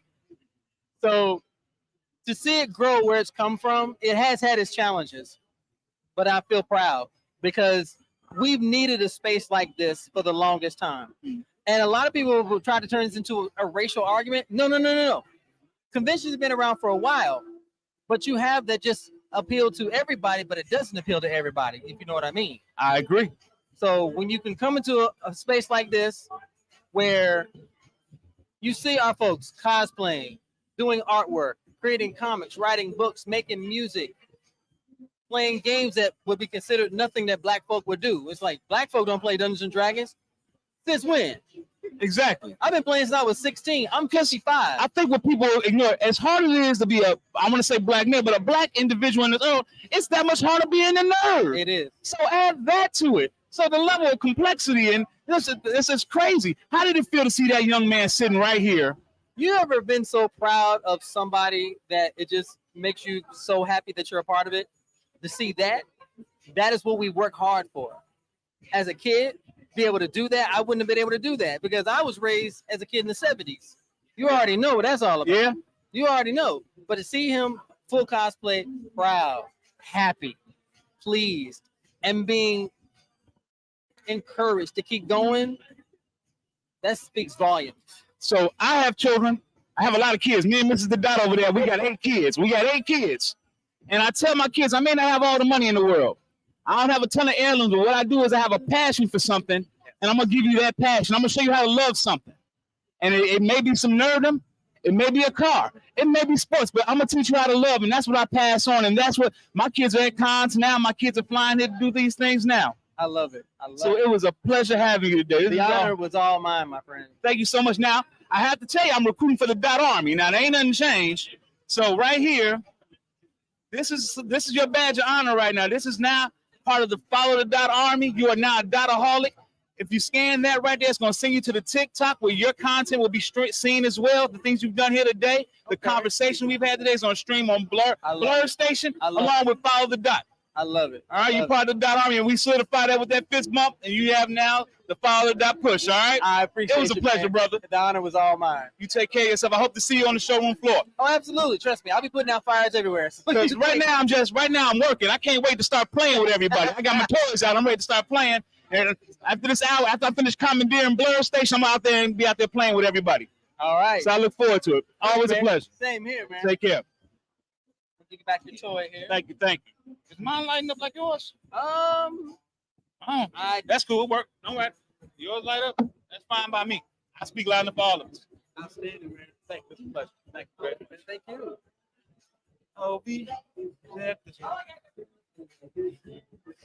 Dotaholics. Hey, Blerd Station. I don't know what y'all gonna do, man. The Dotaholics are going crazy over here. You know what I'm saying? We got a tandem over here. Look at these beautiful black faces right here. How y'all doing today? All right, so I'm gonna pin this on you. Hey, hope be kind enough to hold my mic. Sorry, you mind? I heard you gotta be consent nowadays. All right, thank you so much. I'm Father Dot. I'm with Father Dot on TikTok. We do toy reviews, we do cosplaying, we do movie reviews, we do comic books. But right now we're at Blerd Station. Well, we're with Blerd Station at BlerdCon, and we commandeered this area. And what I've been doing is recruiting for my Dot Army. All right, I want to make Dotaholics out of you guys, and the best way to do it is an interview, see if you guys are Dot material. What is your cosplay? Why are you here? And tell me how wonderful it is to be around nothing but beautiful black nerds. My name is Natea. I'm cosplaying Bayonetta from Bayonetta the video game. And I just came here because I'm from West Virginia, so it's a predominantly white area, and normally I travel down to DC for other conventions, but finally finding a convention where I can meet other Blerds and just share the culture together is like super awesome. I love that answer. Great answer. All right, so my name's Nathan. I'm cosplaying as Yuji Itadori. Me and her met. We both went to West Virginia together, and she invited me last minute. But I'm happy she did because I really wanted to go to like DreamCon this year. Okay. Right, but financial money's a little hard, and she was like, "Yo, come to BlerdCon with me." And I was like, "What's BlerdCon?" She was like, "Black Nerd Convention." And I was like, "Shit, I did not know that there was even one close to me." So I said, "Yeah." I immediately bought my ticket. I immediately bought cosplay, and I just came down for the good vibes. So, what spawned the cosplay itself? Like, where did your love for this fandom develop? Where did it start? For me, I really fell in love with JJK as soon as they came out. I thought it was great, and I started reading the manga, watched the anime multiple times over, and I'd never done cosplay before, and I kept asking myself, what do I want to cosplay for my first time? So this is your first cosplay? Yes, it is. We are popping this young man's cherry right now. His cherry is getting popped. Yeah. We got consent, and he is a full-fledged Blerd right now. Congratulations. And they call me crazy most of the time. And what was the what spontaneous spawned that? Well, I love Bayonetta the game anyways. And Bayonetta and myself are powerful women that I love feeling just so powerful and serving all the time. So what better way than to be Bayonetta and give her full performance? She doesn't take crap from anybody and stuff. And also, like, I just love extraness and everything. And yeah, she embodies it. Yeah. Awesome. Now, I'm going to ask you, hold on. I'm going to ask you a question I haven't asked anybody. You guys are young, beautiful black people coming out here, dressing up, getting your nerd on. How's it feeling seeing all the old heads out here doing the damn thing? The old heads out here finally be able to get that nerd release because this didn't exist for us when we were kids. You know what I'm saying? I ain't never had to shop for makeup before, but now I stay on with makeup. I got a whole suitcase just for nerding out. How's it feel to see the old heads out here? I love it personally. I love it personally. My brothers grew up on anime from a super young age, and that influenced me. And they were the only older figures that I knew that were really into anime. So seeing a really rich older community really embrace it and go full force. When I've heard stories about y'all being picked on for being the nerds or not fucking with anime all too much, I find it really amazing. And it honestly gives me just inspiration to keep doing it as I get older. I'm gonna always be in touch with my kids. I fuck with like anime. Yeah, rule of thumb is always play with your toys. I don't care how old you are, always play with your toys. I absolutely love it. I'm sad my dad couldn't be here. He's an old head that loves pop culture and anime and everything. Eddie, if you're watching this, I'm sorry. But it's just great to have a space where everyone's welcome regardless of age and stuff, and them to be able to experience like this new up and coming, like constantly evolving like culture and everything, and just be their truest self and be a geek and nerd and stuff. So speaking of old heads, I gotta ask the old uncle question, the old auntie question. So what you guys in school for? You said you out. Yeah, we both graduated from WVU. It's called Interactive Design for Media. It's kind of a mouthful, but it's like media and media development. And stuff. Oh, so you need to be editing this project right now. I don't know. We could. We would take any jobs. We still haven't got a job in our major yet. So if you're need a job, in your face. I'll send out my resume right now. Like it's fine. Yeah. Hey, pray on it. Push and pray. It's gonna happen. But with all that being said, I think you guys made the cut. I haven't spoken to Mrs. The Dot because she's recruiting other individuals, but I would love to make you part of my Dot Army. Absolutely. So here you go. This is your badges right here. Scan that. Your content will be put on my TikTok. You're now part of the Dot Army. In addition to being served on this station, you're here at BlerdCon. So by all means, join and put your content out there. I'll share it. We'll have a great time. Thank you so much. It was a pleasure talking to you. Now, we got to salute with a fist bump. That's how you know you're not a Dotaholic, all right? Thank you. Thank you so much. All right, take care. Have a great one. Enjoy the con. I'll be done soon. I can go over there and play with everybody. I'm playing with my stuff too. I've been waiting to play with these, and I can't seem to get around to it. How you doing there, brother? doing good. I'm doing good. How about yourself? The killer part, are you dressed the way I was dressed right now? I'm sweating, waving a fan. Yeah. Here, put this on you. Hold on, is this the one? Oh, Beck. He has the thing still. The young man has this still. All right, I can still interview without it. Okay. All right, so I'm Father Dot with Father Dot TikTok. I do toy nerds, all things black and culture. I do comic books, I do movies, and right now I'm at BlerdCon at Blerd Station, and we're commandeering it. We're commandeering Blerd Station right now. So right now it's Father Dot Station.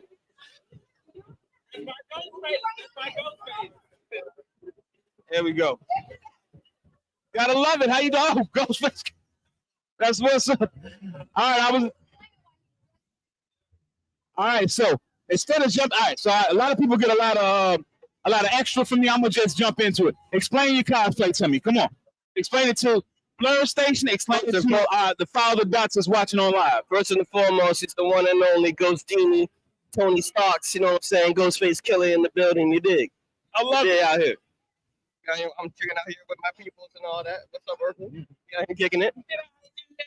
I love it. I gotta know where'd you get the gauntlet though. The gauntlet is. Oh, I made this actually. Let them get a good shot of that. You gotta lean in for it. Let everybody get a good shot of that. That's phenomenal. That's fabulous. I made this. I couldn't find it online, so I got these two pieces separately, and I just welded them together. You know, if Ghostface run up on you, he don't think you stole it. Because I'm sure you don't wear this frequently. What's funny is I met with him like a couple months ago at the National Cannabis Festival, and I told him I was doing this. And then he didn't understand the cosplay thing. He didn't understand it. Yeah, you dress up like that. What you mean, son? Dress up like me, Gunny? What you gonna dress up like me, Gunny? Nobody saying it'll look like me. Really? You understand? You understand? But yeah, but that's dope. I gotta ask, and I've been asking everybody, how does it feel to be in an environment that is us, loving on what really the world be trying to not have us do? And I ain't talking about black folks, that's nerds in general. But here we are in a space where it's us, it's inclusive to us, and we're able to nerd out like this. How's that feel? It's a beautiful thing, man. Like, I appreciate creativity. I appreciate black creativity. So, like, this is a whole hub of it. I love every minute of it. I haven't seen a face miserable yet. And when you came out smiling instantly. And I'm trying to stay in character. I've never seen an event like this. So this is my third year coming. The first year I came here, I was Poopy thing. Huge hit. Girls was like, "Who's Booty? Sticker in the room." You know, I go anywhere else, nobody would know who I am. You know, as far as that character. So I love us. You know, like you can be Martin Lawrence characters from different shows and stuff. And Martin, yeah, absolutely. Jerome. Nobody, you go anywhere else. You know, so it's just. You know, I seen somebody today dressed up as Kendrick Lamar walking around with the "They Not Like Us." They not so. Yeah, so it's a beautiful thing. You should have a rap battle with them. You should have a rap battle out here. That would be. So, with all that being said, this is Blerd Station. We're at BlerdCon. I'm Father Dot, but I'm commandeering this station right now. Like right now, I'm running shit. This is my station right now. And with that being said, I'm only here to recruit for the Dot Army. All right. So, in order to be a Dotaholic, you take this badge right here. Because I think you guys made the cut. I ain't gonna never tell Ghostface he can't do nothing. You know what I'm saying? And I need a science guy. So look, that's your. You scan. It's gonna take you to the TikTok of Father Dot, where you get to see content as toy collecting, all black action figure toy collecting, along with some of the vintage stuff that I had when I was a kid, arguably that you may have had as a kid, and old comic books and all things of people of color. And scan that, you guys are now Dotaholics, all right? Love that. Appreciate it was a pleasure meeting you guys. Love it. I got 2 new. I'm gonna be Bobby Digital RZA. So we're gonna be RZA, Ghostface Killer. Are y'all here? And then my wife is gonna be We Killer B. So it's gonna be 3 of us walking around. Are y'all here tomorrow too, or is it just today? We're here today. Tomorrow too. Yeah, well, hey, all day tomorrow. You think Kratos? Wait till you see me tomorrow, and I ain't. You know it's me. You'll know it's me. I love it. I love y'all. I appreciate y'all coming by. That's sick. Don't run into him because he don't think you stole it. And I like you. I don't want to see you get met. You know what I'm saying? They're filling those 36 chambers. You don't deserve that. All right, brothers. Y'all be careful. Be easy. Scan those codes. And like I said, you get to see your content online on Blerd Station and with me on Follow the Dot on TikTok. All right. All right, brothers, we get that little. I don't want to touch the shit.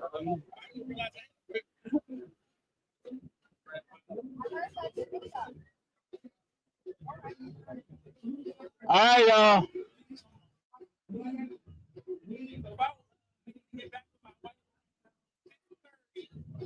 What's up, boss? How you feeling? You mind putting that? I'm doing fine. You mind putting that right there on your? I got you. Wait, make this.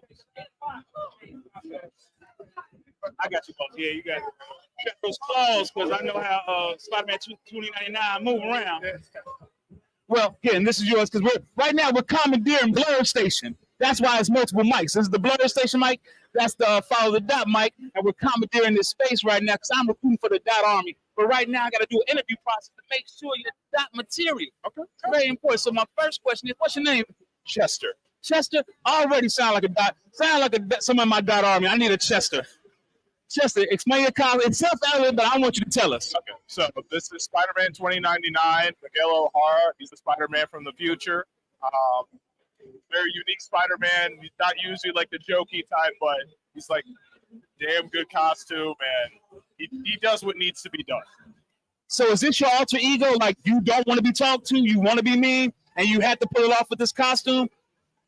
This is, I think, my most unique Spider-Man. Like I got a lot like. I like the Miles one. I grew up on Peter Parker. This is when I want to show out be unique Spider-Man because God knows, there's a lot of us in the Spider-Man. So I want to be one of those standout type people. That's when I'll wear this. I need like the heavy set, bald, bearded, not really Spider-Man anymore. Spider-Man, that's my cosplay. That's like okay. There's a little some kind of like last stand. You're like kind of past the life kind of Spider-Man. I realize I'm a little bit of a coward possibly. Like, ooh, that's scary. That's you seem like you can handle yourself in a big. Oh, I actually slapped the spider and killed it before it could bite me. Oh, never got those powers. But it's so funny. I love Spider-Man, but I'm scared of spiders. This is the Dot. It's doing it again.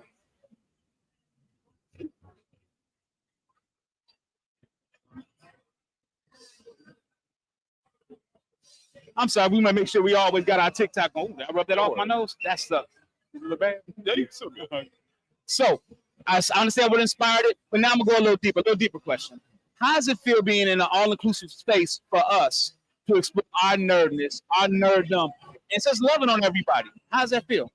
It's a very unique experience and also just a very comforting one to see because I've been going to Comic-Cons for years. Like with my dad, finally got the cosplay in like 2019. Heard about this like a couple years ago and just kind of dip my toes in it to finally get like the full experience of like a nice Comic-Con, nice anime con mixed with the Black culture. It's just nice to see, and it's like always a good vibe and atmosphere, and always kind of some wild times going on. So it's just very pleasant to see and be a part of. Where does your nerddom start? Where does it end? Does it stop at cosplay, or do we go further? What else we doing? So I would say mostly I like to keep cosplay as a hobby. I'm not like a pro photo shoot guy yet. Maybe I would like one day get to more in like charity work, stuff like that.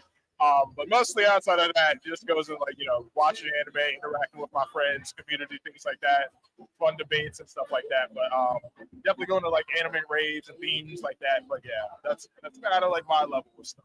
But Chester, I ain't gonna lie. Usually I do a recruiting process, but I feel like I need to ask you: do you want to be a Dotaholic? Because it seems like you're right now you're surpassing expectations, Chester. I don't know. First of all, you got the Spider-Man build. Half the Dotaholics is regular old guys. You know what I'm saying? So you're gonna be running laps around us off top. But I did used to do track stuff. Would you be honored to be part of our Dot Army? Of course, you've been very welcome, and I'll be very proud. This makes you an official Dotaholic. Thank you. You scan that. That's gonna bring you to our portal. We'll follow the Dot, where you get to see toy reviews, all Black action figures, a full Black action figure collection, toy reviews, comic reviews, and you'll actually be able to see yourself on this page as well. And as you send me information, I will promote you and send you out there as well in the world. That sounds like a good deal, sir. With that being said, we got to give the honorary fist bump. Thank you very much, Chester. It was a pleasure to have you. You might have to be a general. You're going to have to be a general of the Dot Army, I swear. I don't know about that, but I'll be a good, faithful soldier. Appreciate you. All right. Enjoy the con. Hopefully I can get out there and play with you guys, man, when I get done. I hope to see you at the late party later. Oh, you'll see us at the party. All right. Let me get that mic. That mic too. I have to both mics. All right, Chester. Take care of yourself. Pleasure. Dotaholics. I'm having a blast here interviewing beautiful black cosplayers, enjoying this space, all inclusive, just loving on one another, having fun. Are you guys having a good time? Hey, come over and say hi, real quick. Just jump in and say hi. We got Blerd Station. We got Father Dot. Sorry. They cosplaying as beautiful black people celebrating nerdness. One of the best cosplays I've seen to date. It's a pleasure, y'all. Y'all take care, man. Show love. All right. It's a pleasure, y'all. You having fun at the con? Anything in the bag that you want to show us? She said she got. You got a new bonnet.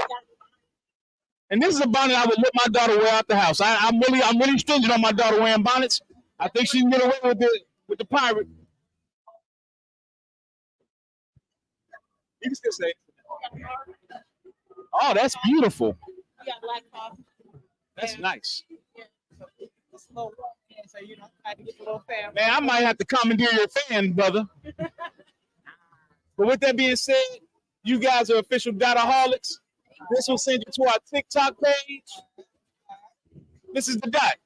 It does it again. I don't know what it's doing, but it's doing it again. Scan that. You get to see black reviews of toys and action figures. I mean, all black action figures. Movie reviews, cosplays, as this cosplay you see here. And then as you say if you want something that you want to come out, I'll put you out there too. We'll have some fun together, all right? It's a pleasure seeing y'all. You as well. I gotta meet her. I want to meet her. Oh, this is the brother. This brother been practicing. No, you scoot up some brother. What's up? Okay. This is for you right here. Yes, sir. And this is, I'm gonna put this right here. All right. I'm gonna put it right. Oh, right there. Yeah. Yep. All right. This is the brother that been practicing Kendrick Lamar across my room. I guess it's a bop, huh? You gotta tell me. So what? It's about to make it to a character. That is very much so correct. And this is a very difficult song to learn. All those words. And it's very linguistic, brother. You know what I'm saying? Yes, exactly. To try to mimic one of the most linguistic is pretty rough. There you go. There you go. He's right. So was that the entire process that you wanted to do something that was a little more difficult, and that's why you opted for that? I saw it, and then I realized that sometimes you just gotta pop out and show niggas. Oh, you can pop out and show a bird. Show birds. Exactly. Yes. That was it about. I want to show when I first saw that's Jesus. It's not time Christ made one of these. Exactly. And Black Jesus. No, it's only Jesus. Exactly. It's only Jesus. That's why I say Black Jesus. I was like, man, about time Christ, man, I'm gonna get an interview. You go. And then I found it was Kendrick. Kendrick, exactly. It's awesome to see you here. Thank you, sir. So how many pictures you been taking already? I can only imagine. I've taken a lot of pictures, but a lot of videos as well. A lot of videos? Yes. You get the dance down too? Oh, yeah, I got some of the dance. Some of the dance? I got a lot of people to dance with me. That's a quick way for a brother to not get into the dancing when he said, I know some of the dances. Because you know I was about to get him in there. You know. I was about to get him in there. It was on you can't just pick up a quick walk like that. Or a sneak walk, as they call it. I heard that. There's a lot of practice. Yeah, exactly. But there's a lot of people here that know how to do it. Because when they see me, they start doing it. Well, brother, I got a question for you. I posed this to a few of my guests that had the opportunity to come here and hang out with Father Dot. Sir. How do you feel seeing beautiful black people exploring their nerddom? I mean, you got people from the manga genre, comic books. My wife is over there dressed up as Velma, and she gonna keep that cosplay. I love it. And you over here as Kendrick Lamar. I'm here as Chris. How does it feel to be in an environment where it's us celebrating us and celebrating nerdom? It is natural. And nobody should ever told us that we shouldn't do it, or we couldn't do it. So for every little kid out there, embrace your creativity. No matter what anybody else says about it being nerdy, just do your thing. Commit to it 100%. I'm going to double down on that. Because kids, they're brave. Kids are brave. Old people, old nerds, come out. It's time. True. That is true. These young kids have opened the door for us to be nerds openly. Step out. Oh, he knocked the camera over. But it's still working, right? But it's something so taping. It's really awesome to see you, man. Huh? Really awesome to see you, man. I'm Yes, glad. sir. I love your cosplay. I love you coming out here. Just need more of this for all of us. Right. You know what I'm saying? That's what it's about. Just getting out here, doing our thing, and forgetting about everything else in the world. Forgetting about your rant and the arguments and the fusses and the coworkers you don't like. Just free your mind for a minute and just come out and play. Cosplay. Hey, play with your toys. You're never too old. That's it. Exactly. So all of you that grew up on like Hong Kong Foodie and Josie and the Pussycats, yep, coming out here. Thundercats, man, Speed Racer, get out here. Well, this is what I'm gonna tell you. This is yours. It's a sticker. Yes. But at the end of the day, if you scan that, it's gonna send you to follow the TikTok. Yes. Where you get to see my content, and my content's tied to toy reviews, all black action figure reviews, and collections. All vintage toys, nice, movies, and television reviews. Very good. And sir. cosplay, of course. There you go. So, Kendrick, always a pleasure, All brother. right, bro. Yes. Let me go get that mic. I've been struggling getting my mics back. It's more my fault than theirs. If you forget about it, you just walk away. Appreciate you, brother. Thank you. Dada Hogs, we're having a blast here at BlerdCon, at Blerd Station. Father God has commandeered this space.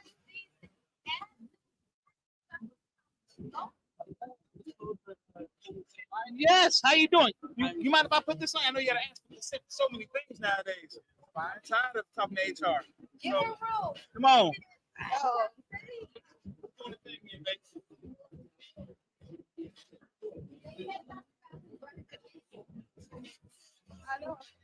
We had some technical difficulties on Blerd Station. Usually Dada Hogs going wild, but we're getting it together. Dada Hogs were going crazy. And Blerd Station was put in a compromising situation, but the tech team, which is so awesome, is getting it back up together. How you guys doing today? Aren't we all? How's it feel to be in an all beautiful black crowd of nerds exploring their nerddom? How does that feel? And one word, you got one word? Say it right there. Comforting. Comforting. How good does that feel? Very comforting. No, seeing other people just express themselves the same way I like to express myself. That's what matters. Know what BlerdCon reminds me of? There's two different things. There's the thing that it's not, and there's the thing that it is. Showtime at the Palo is not. Because if you do bad, they're gonna boo you. Right. They're gonna boo you. BlerdCon is like a poetry set. If you get stuck on the word, they'll be like, "Take your time. It's gonna be all right. Go ahead. Go ahead." That's what BlerdCon is. It's love across the board, and I swear I'm excited. And Mrs. The Dot said before she said, Tell me about your cosplay. He said, tell me, I need to know. Help me out. Let me know what's going on. Okay, you want to start? You want me to start? I mean, it's all good. So. I need the story. We got time. So hold on, wait. I want Blerd Station to definitely get it. So let's make sure the content's up. Mind you, this is Follow the Dot. We have commandeered Blerd Station right now. We are right now in full control of Blerd Station. We are running it right now. We are running Blerd Station right now. We are in full control of it. Because right now what we're doing is we're commandeering and we're looking for people for my Dot Army. We're looking for Dotaholics. All right. So this is your interview process until we decide to let Blerd Station go from our commandeering. All right. So I would love to hear the story that's wrapped around you all's cosplay. Okay. I started off with I'm doing Mario characters all weekend. Okay. So today I'm doing 2 versions of Bowsette. So we have our standard Bowsette, and then later on tonight I'm gonna do Girls Night Out Cowgirl Bowsette. Okay. And then I have like Shy Guy and Rabbit Mario lined up and stuff like that. So I started off like, yeah, I'm gonna do a Mario character. Then she was like, oh, I've never cosplayed my favorite character. So now she's Bowser Jr. I finally cosplayed Bowser Jr., my actual favorite Mario character of all time. Really? All time. Ever since Super Mario Sunshine came out, he was my number one. That's interesting. And now, what does that loop to? What part of that is you? What do you mean? What part of that character?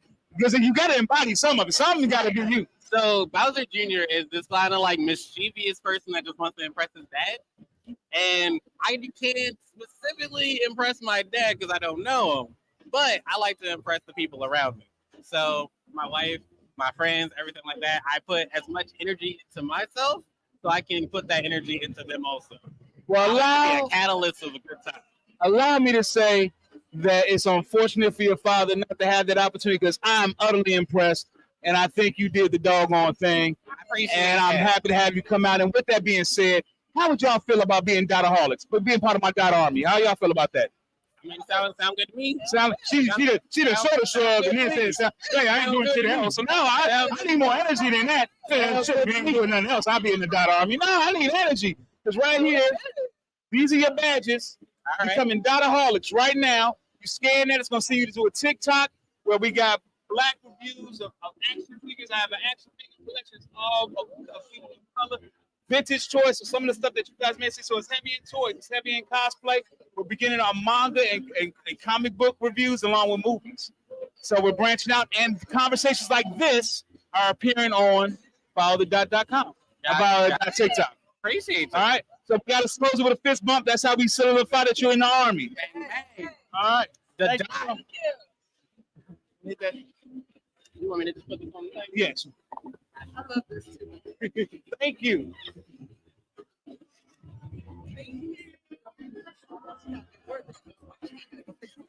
Oh, yeah, take care of that. TikTok can kick me off. How we doing on time? Man, can I close out here? You mind it? All right, Dotaholics. I'm gonna thank you. More than welcome. Dotaholics. Oh, wait. Mrs. The Dot just said we gotta have an interview. Come on, y'all.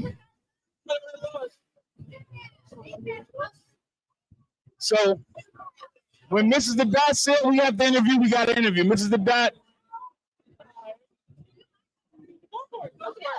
Here you go. Take that.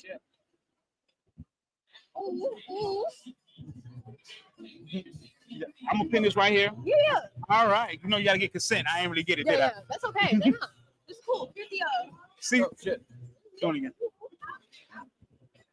Dotaholics, we got this is gonna be our last guest this afternoon because I'm ready to play with my toys. I'm ready to go out there and have a good time with all the other cosplayers. I do love hearing about you guys, but at the end of the day, I'm ready to play with my toys too. Tell me what inspired you all's cosplay. You go first. So for me, honestly, I just like pretty cool, and I decided to be today. All right, good job. I can't say you pretty, my wife right there. You all right? You all right though? You all right? Yeah. All right. Oh, my wife hot to death. Mrs. The Dot is hot to death. That, and she didn't even cosplay. That's how she dressed at home. I love that. Yeah, that's the outfit at the crib. What inspired your cosplay? Hi, so I wanted to do Poison from Street Fighter.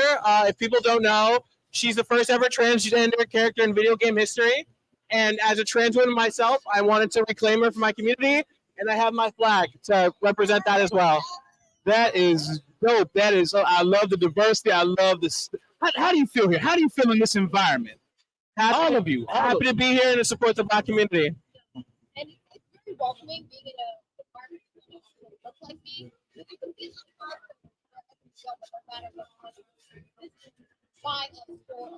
I like that.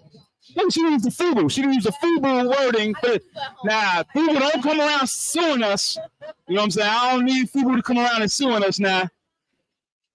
Yeah, you know you're going to find FUBU at like Ross and Burlington Coat Factory. So, but nonetheless, it was a pleasure seeing with you all. With that being said, this right here are badges to become part of the Follow Dot Army. It's part of the TikTok. You scan it, it's going to send you to my TikTok page where you will be an honorary follow the Dotter. And what you're doing, and as a Dotaholic, you get to see classic toys, all black action figures. You get to see movie reviews, cosplays, and cosplays review as i.e. me. All right, so go ahead, check it out. And I love seeing you. Hopefully, I'll catch you guys out there so we can all play together. All right. All right, we got to close with a fist bump. That's how we ensure we are Dotaholics. All right, it was definitely a pleasure, y'all. Oh, thank you. You are the first one kind enough. No one tried to take it, but everyone left with it on accident, and you remember. Appreciate you. God bless your heart. God bless your heart. And God bless your ministry. Y'all take care of yourselves, all right? Dotaholics. I could do this all day. I'm having a blast here at BlerdCon, at Blerd Station, but right now their officials are coming. They're trying to take back their station. I'm going to give it back. You can have it. I've done what I did. I recruited all the ones I needed for the Dot Army, for the Dotaholics. I'm going to walk around and do some more interviews, meet some more fabulous, beautiful black cosplayers, black businesses, black creators, black artists. I can't wait. You all stay tuned. For those in Blerd Station, it was a pleasure coming.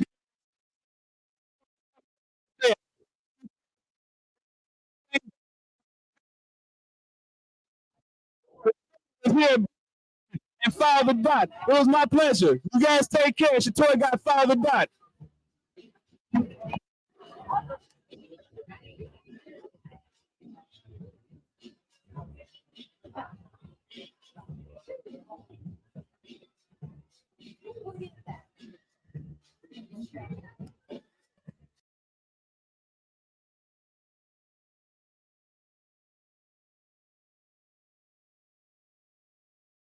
Those who are out there listening and watching know we are the news core team for Blerd Station. We're known as BNN over at Blerd Station.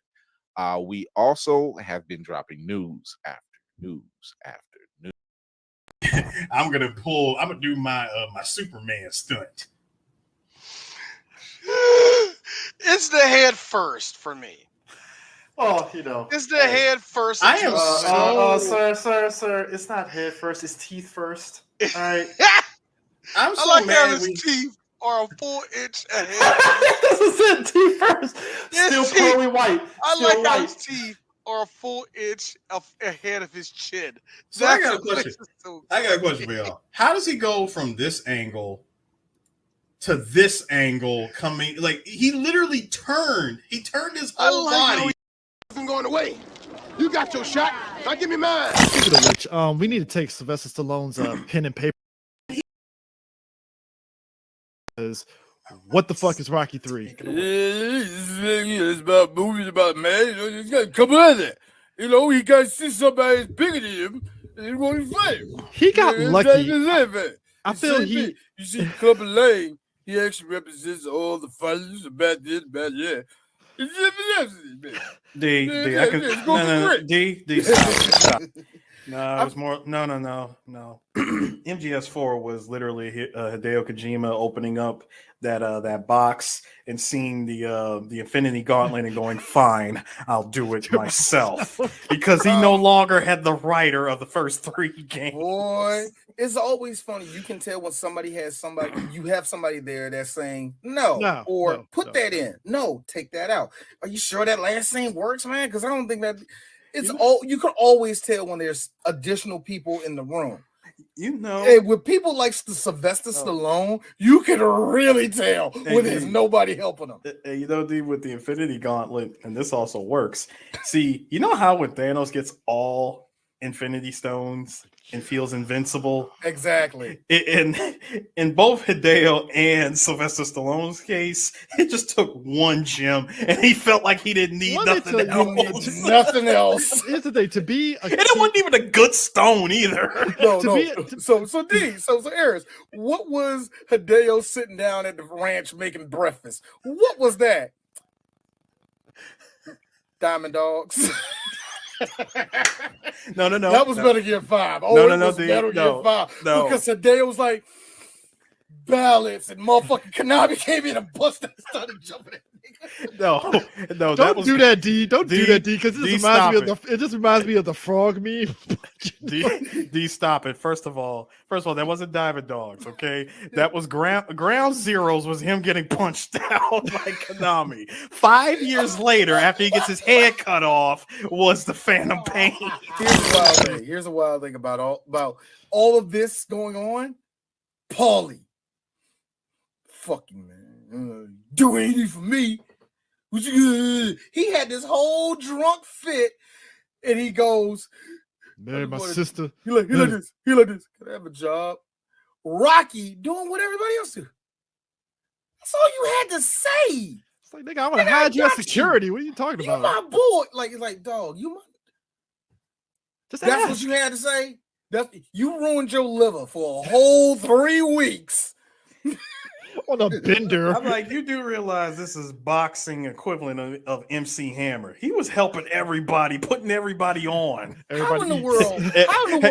All of South Philly ate because of Rocky. Ain't not you. Hey D, as Rocky would, I'm pretty sure there's a deleted scene somewhere. Paulie, everybody eats. But here's the thing. Oh, remember that? That was because this is Black History Month, this stuff, we have to talk about the illustrious Clubber Lang, the most niggerish, the most niggerish of black boxers, who rolls right up to fucking Rocky's fucking coronation of his statue like a nigga and just starts talking like, yeah, you ain't fighting nothing but bums. And Mickey being the guy that's like, oh shit. Like, shit, he figured it out. He figured it out. I like how Mickey just slowly Homer Simpson into the bush. the second Clubber showed up, man. He was like, ah shit. Ah crap. Here we go.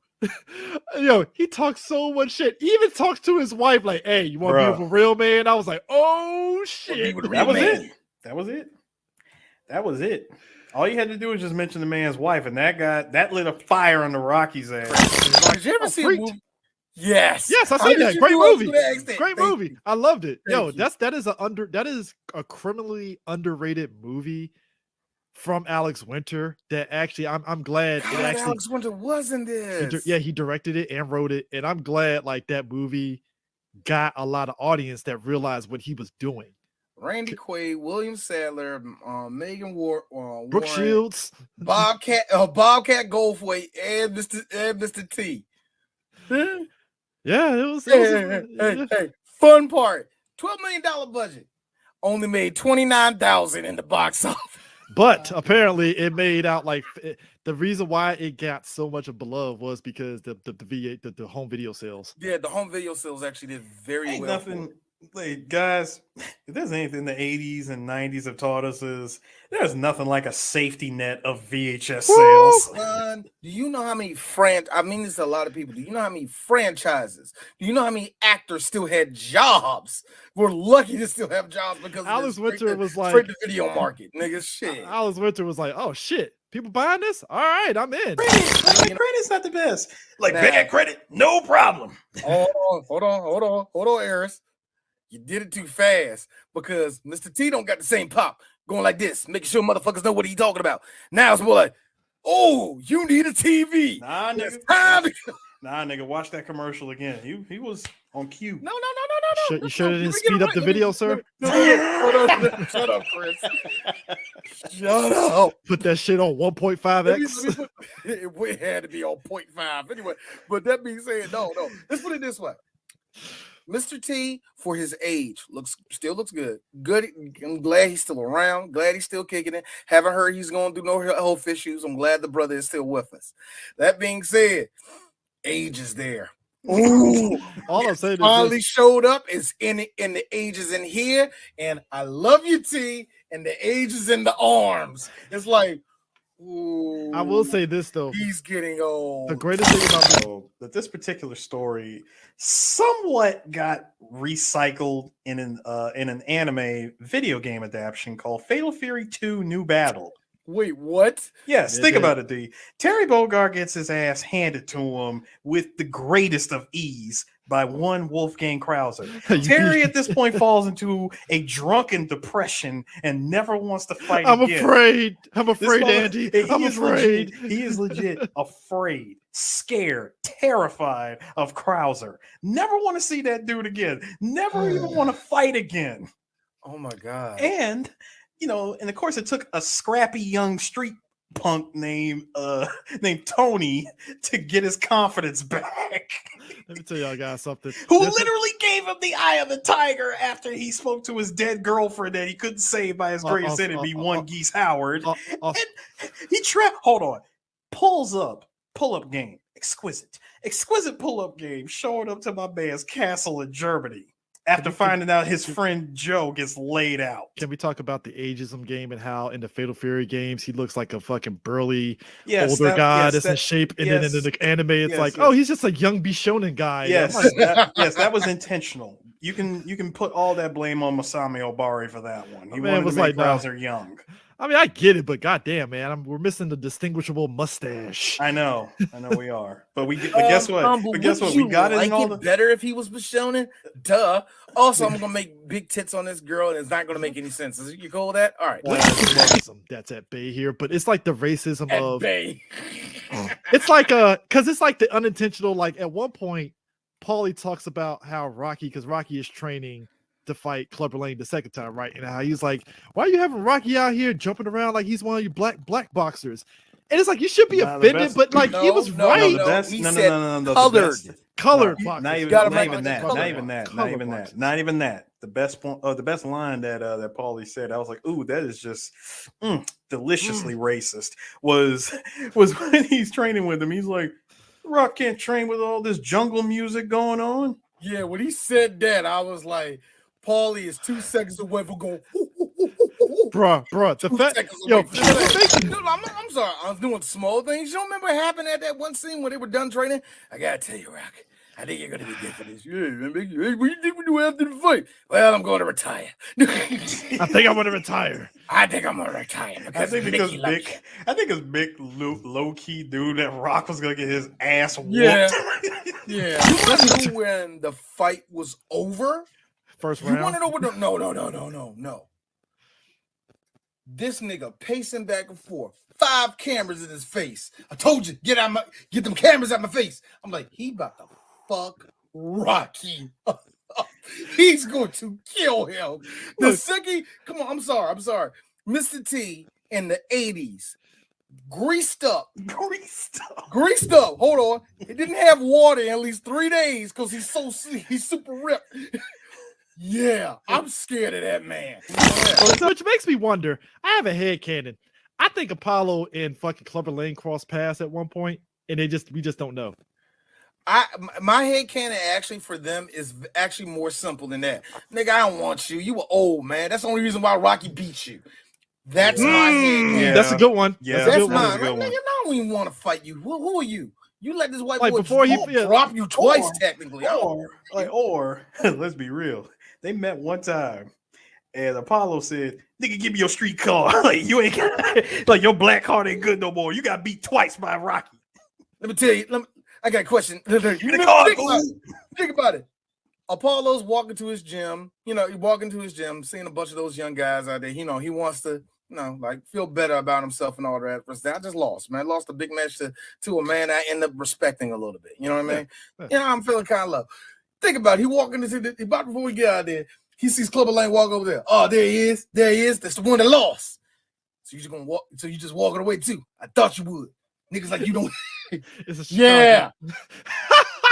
Yep. He had no choice but to Woo, you ain't lying.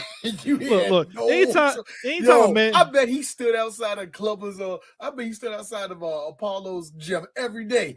There he is, chump ass nigga walking around. It was hot as fuck during the summer. This motherfucker rolling there with a full blown leather jacket, boot cut jeans, and fucking boots, ready to fucking kick a dude's ass. I'm sorry, Chris. It's the 80s.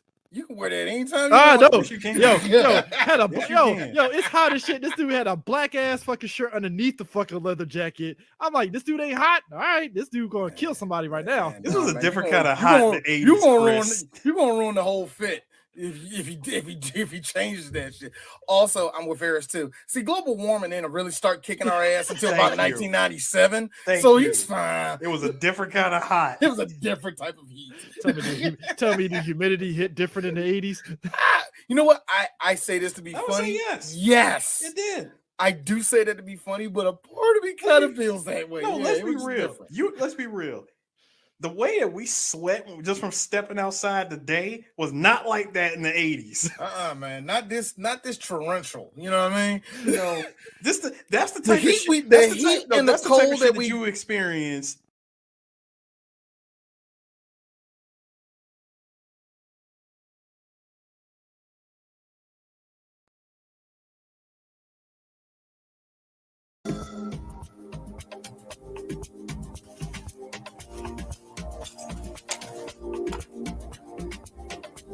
Work while you have the light. You are responsible for the talent that has been entrusted to you.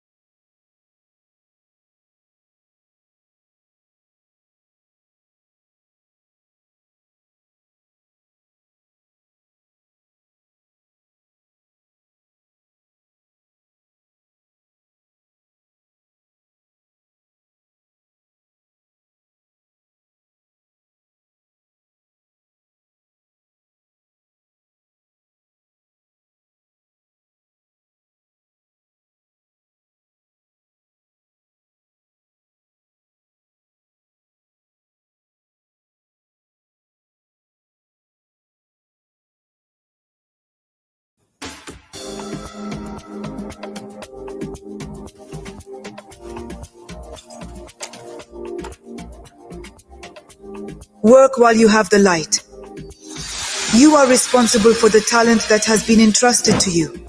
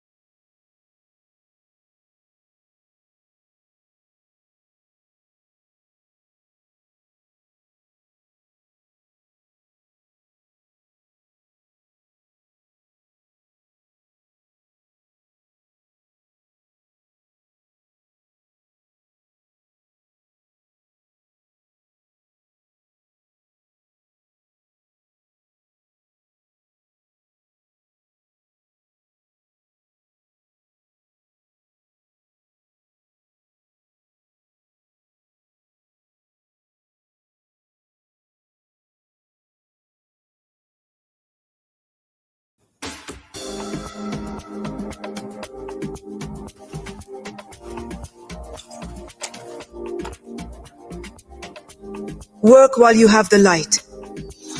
You are responsible for the talent that has been entrusted to you.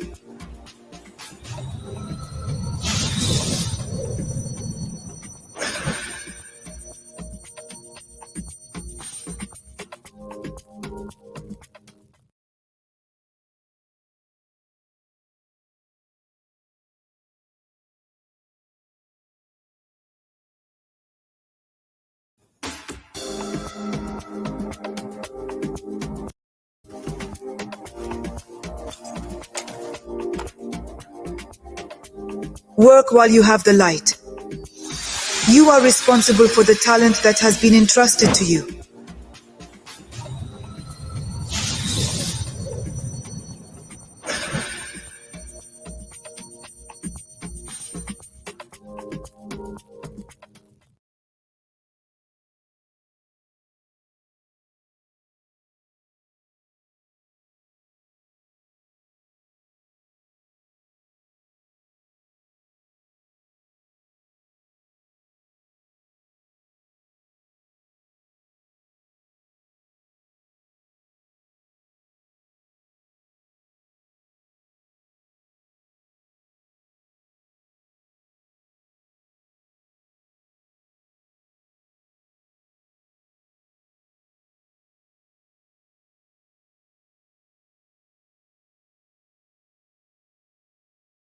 Kenji. Don't gotta ask me if I'm feeling you. I never change you for material. Things that you told me in the living room. It's so me till I get good on my soul. You got me feeling so white. No, I've been wrong, but I changed the game for you. Damn, other girl couldn't stay. Guess you could say that they paved the way for you. I laid awake with you, staring at the moon. Smoke trains and made them true. All that I got, I'll give it all to you. All that I got, I'll give it all to you. Don't know other girl be telling story. All up in your ear, but you ignore it. All the trouble that you kept me going. Wouldn't trade you in for nothing, no. Don't gotta ask me if I'm feeling you. I never change you for material. Things that you told me in the living room. It's still with me till I get through my soul. Don't gotta ask me if I'm feeling you. I never change you for material. Things that you told me in the living room. It's still with me till I get through my soul. It's still with me. It's that with me, it's that with me, it's that with me.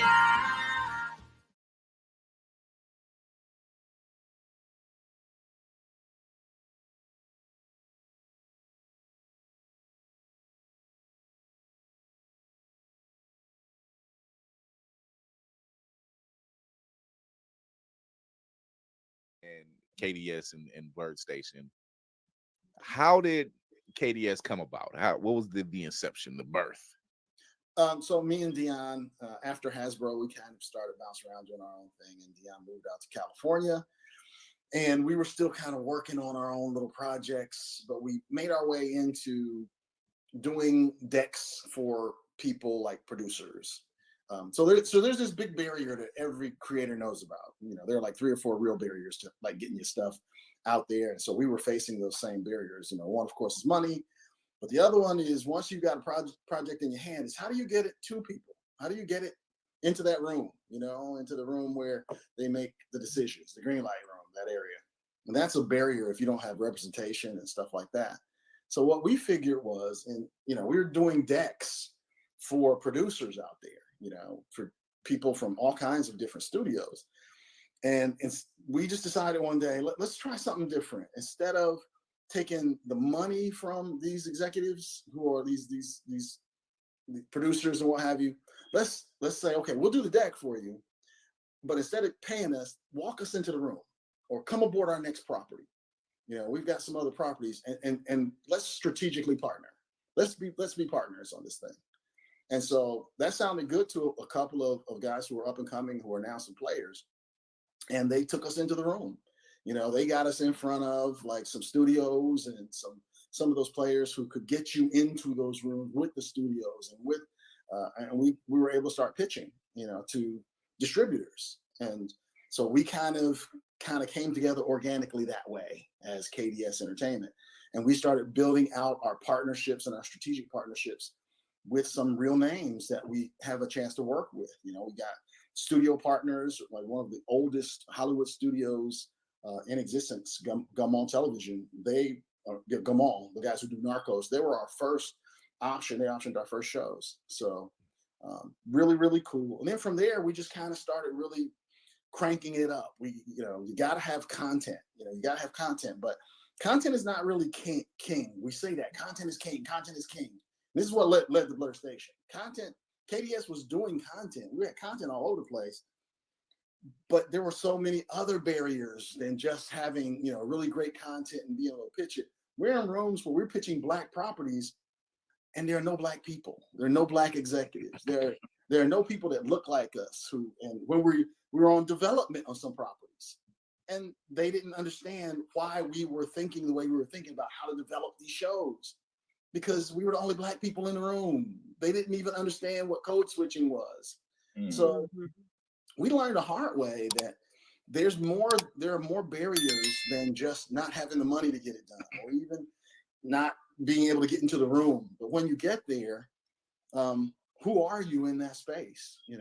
How are you represented in terms of as a creator in that space, and how do they take you seriously? Do they take your stories actually seriously? Because they think they understand what's acceptably Black in terms of TV and film and entertainment. And that's what they're shooting for, that acceptably Blackness.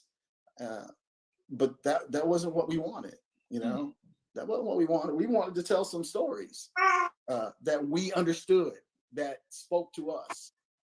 I can't tell you guys how many times I used the word authenticity in development with a room full of, they were nice people. But, napkin Americans. The non-melanated. The non-melanated. Ice Skate Warriors. The Night Demons. The Bleach. Male sapiens. Male sapiens. So the Ashen. Yeah. The recipients of chairs. That. Wow. The default. The default. Specialist at colonization. Anyway, it was one of those kinds of things where it became this organic thing. We had to make some decisions. Do we want to keep doing this two-step, or do we want to try to answer some of the questions in terms of the problems that we're facing? And not just us, but we have so many really, really good friends and great creators and creative community that's our circle. Not to mention the ones that I'm meeting, like Blerd's EyeView, and so they're facing the same things. And so KDS kind of like organically led to Blerd Station. Our success with KDS kept pushing us to Blerd Station. So here we are. Here we are with Blerd Station. Yeah. So Blerd Station which I've announced at the beginning of the show that we're proudly members of now, and affinity members, press corps. I'm running the voice acting division, find out, and so there's a lot of things that's coming up, and there's a lot of projects that have very great promise. Number one, to see that this is a place where if you have a project that you're working on, if there's a show of any type of genre dealing with horror or speculative fiction, adventure, you name it, comics even, this is in your person of color, this is the place you need to be, especially when you are trying to figure out, how can I get this project out there? How can I get something that I'm building or writing or want to shoot out into the atmosphere? Yeah. Opportunity. That was really important for us. Opportunity is also a barrier, that so many creators run into. I mean, because honestly, it's a distributor's world. It's their business model that makes them the 500-pound gorilla. They're the ones, because there are so many creators, but there are so few really monetized distribution models out there, platforms out there. I mean, everybody's in line trying to get their stuff onto those same 4 or 5 platforms, and of course network television, and then of course some cable television. But there are only so many shows that happen. There's only so much anime that gets done every year. There are only so many slots, and we are generally not centered in those projects. We're hero support. We're the guys, that you'll see. I just saw where Kerry Washington was being interviewed, and she said that she had gotten tired of being the white protagonist's best friend. That was her. That's what she had been for years. Somebody always at the center. Who's the little Caucasian girl who the whole kingdom is depending on? You've seen that a zillion times in the fantasy world. Of course, you got to protect the little empress and the princess. Where's the little sister who all the knights will go and die for in the fantasy world? Where's she at? Where's the little girl who's as smart as Tony Stark is, but she's hiding in the ghetto? Hiding her brilliance. It's funny, we were pitching guys too. So we were pitching one of our shows with that character, and we said, well, she's the smartest person in the world, and the white executive stopped us and said, no, that doesn't make any sense. Oh my God. Why does that not surprise me? Excuse me? Word?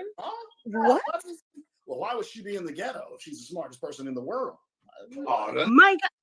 All right. There's the disconnect. Right. There's the disconnect. That is what we call not living the opportunity. Like, I don't get that. Yeah, that was one of those reality checks for us in development where we were like, okay, no, we're willing to say that she's one of the top minds in the world, but not the smartest. I was like, but if she was Tony, 9-year-old Tony Stark, that wouldn't be a problem. Well, that makes sense. Like, oh, okay. I'm gonna be quiet. No. So wait a minute. Captain says you can fire him. No, we gonna lose some subscribers just because radicalism is a little bit too early in the night. A couple more glasses of wine, I might get loose. But yeah, no, on the strength of everything, that motherfucker right there. Okay? Yeah. She's, in other words, Lady Mandalore is on Tombstone vibes right now. She's like, scorched earth. It's scorched earth. Yeah. So we guys, we just shook our head. We're like, get her on the ship. Let's go. Yeah, it's really I mean, one of the things we learned is when you see these properties that are Black themed or Black centric properties out there, remember they've gone through a whole lot of vetting to determine whether they are acceptably Black or not. So that, when we were pitching, I think we pitched to only, in all the pitches we've done, we've only pitched to one person of color, period. All the pitches that we've done. And that was a beautiful young lady. She was an Asian lady, but not one Black person took. Well, one, and that was Shout out to Delise James at Judge Mathis. We love you, Delise. Wow. All right. We won in our entire career. Won. So we couldn't. We knew we couldn't thrive in that space. Not the way we wanted to. So. And see, and that, like you're saying, Demetrius, it's one, and we need more. Right. Which is why Blerd Station and KDS's entertainment is important for us. You know. And Go ahead. just to give perspective, how long have you been doing this, sir? So KDS Entertainment is 5 years now, but my career stretches back almost 20. Not that. Wait, what are we? Wait, not you talking about the year 2000 having to do and do it. No, okay. The way she said it. Still has one. Yeah, I started. I was writing and trying to get into the writing space for right out of high school and college, and that was really hard. It was really hard for Black comic creators who were not independent to try to get into those spaces for a very long time. Because the demographic for comics for very, very many years, the only one that they paid attention to was the white males 14 to 39. That was the only real demographic they cared about for comics. One that they were angling for, and those were the writers, so they were perfectly happy to have anybody write for comic characters of color. Of course, Sweet Christmas, I mean, yeah, I kind of got in trouble when I called him on the carpet for that. Now you get to create your own carpets and say the same thing. Yeah. Yeah. I was thought about a convention. I was like, no Negro has ever seen Sweet Christmas. Like, say what you really wanted to say. Hold up. I mean, there's things, there are things. So, jeez. Yes. Dwayne McDuffie is. This is why, and I'm glad he mentioned Dwayne McDuffie. It's the reason why Milestone Comics exists, or Milestone Media, which is now what is now known as. And even when in its inception, when it was in its first infancy, seeing those stories being told, they weren't ready. There was covers, they weren't ready. The general public wasn't ready, but us as the community, we were like, let's go. Yeah. What's wrong with that? Yeah. It's about escapism, and it still is. But even now, in its current run, it's touching on issues. It's and they're talking about things that matter. And there's just there it is. Yep, he knows. Demetrius knows what I'm talking about. Blood Syndicate. It's all there. Absolutely, it's all there. So we just need that. We need stuff like Blerd Station. We need those products. Like there's a project you're currently working on with Jarrell Patton. Oh yeah, the Undead Horizon. Fantastic show concept. Actually, the first show, live action show that was not a KDS show, that we got first right of refusal on with Jarrell Patton and his incredible daughter Dakota. Okay, so this is a 6-year-old child. Now, when I was 6, I was eating paste, and the stuff I was doing at 6 years old was just. This child is doing Hollywood level makeup. She's a genius, and she's been doing it since she was 4 years old. And of course, she's doing it on her dad and her sisters.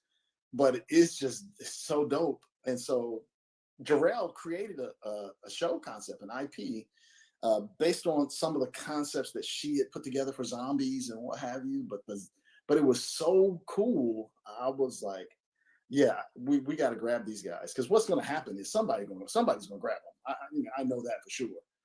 So we grabbed them and offered them a first right of refusal, and they jumped on board. And so the show's in development, and we want to get that show out there. It is a fantastic show concept. So they signed aboard, and they're affiliates as well. And we are trying to get people to support them so that their show can get done. Because that's where we're at, guys. I mean, it's not the content, the content is there. It's distribution. Distribution is king. So we can stay with the metaphor of, the chessboard. Everybody wants to be the queen. Everybody thinks, the queen is so dangerous, but the queen is only dangerous when the king is secure. And so that's how I see distribution and content. Distribution is the king. You got to have distribution, or you're out there trying to sell your content, at dollar stores in front of Kroger or something like that. You can build this incredible content, and all of the distribution partners that you want might tell you, no, we don't like it. Then what do? Where do you go? You got to go independent. You have to figure out how to monetize it.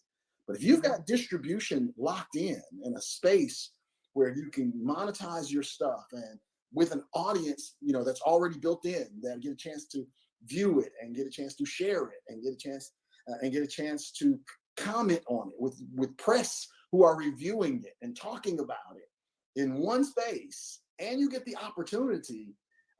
You being Black is not a disadvantage; it's in fact an opportunity, because now we know that you know how to center your characters, and we know that you can write from a place, or you can create from a place of real authenticity about who we are, our stories, our experiences. Now that's a plus for you as a creator, as opposed to it being a barrier, a challenge. When you have a space like Blerd Station, when you have that, when you have distribution, then the queen can run crazy when the king is secure. She can run all over the board, just tripping all over people, kicking them in the face, doing all kinds of stuff. Distribution is content is queen. So that's something that I think that Blerd Station addresses. And we try to go with the whole spectrum, but we've got to get people on board. We've got to get people. We've got to start talking like televangelists. We need you. Yes. We need you. You gotta hit them. You gotta if you take this holy water and just sprinkle it on you. We need you. We can't do it without you. You know what? Everybody watch Dragon Ball. Let's not play. What did Goku say? He said, "Lend me your energy." Come on, son. For this spirit bomb. I just watched that this morning. That's why we need you. Will feels it in his fingers. Come on. And my pets. I was gonna say pass the plate. We need the Care Bear stick. We need the Care Bear. Lend us your energy. No, it's in all seriousness. It's a great thing, and we're glad to be a part of it. And it's just something that needs to be done, because I can't tell you how many times we've heard the conversation or heard a gripe about, we don't see enough of us. We don't see enough of us on screen. We don't see enough of us in a book. We don't see us, period. And if you don't do something, you're always going to complain about it. And this is why it has to be done. It has to be done. And I mean, look at, and I can't help but keep bringing it up, but look at the success that the blackening brought. Look at the success of Black Panther. Blackening cost what, $5 million to make, made 15. Yeah, they know it's there. That's the key. They know that we will come out and spend our money on properties that are centering us. They know it. Mm-hmm. We, in our presentation, we cite a number of articles that show that Hollywood passes on $10 billion a year, rather than adding Black folk at the center of just some of the stuff, a higher percentage of the things. And shout out to Hellspawn, to Demetrius, Demetrius Holt. That brother will take these statistics. There is no Blerd Station without Hellspawn playing, period.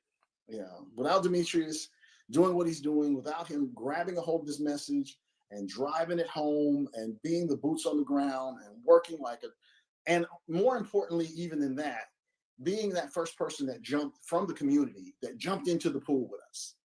He jumped in and he brought all his credibility with him. And I got to give him his flowers, because credibility has also been one of our issues that we're facing. I mean, I know that the Blerd community, you guys are incredible creators. The Blerd community is way deeper than I thought. It is so deep. It is so dope. It is way better. Demetrius and Blerd's EyeView and Lonzo Starr and Brian Wycliffe at Wingless and Montrez and all these incredible creators.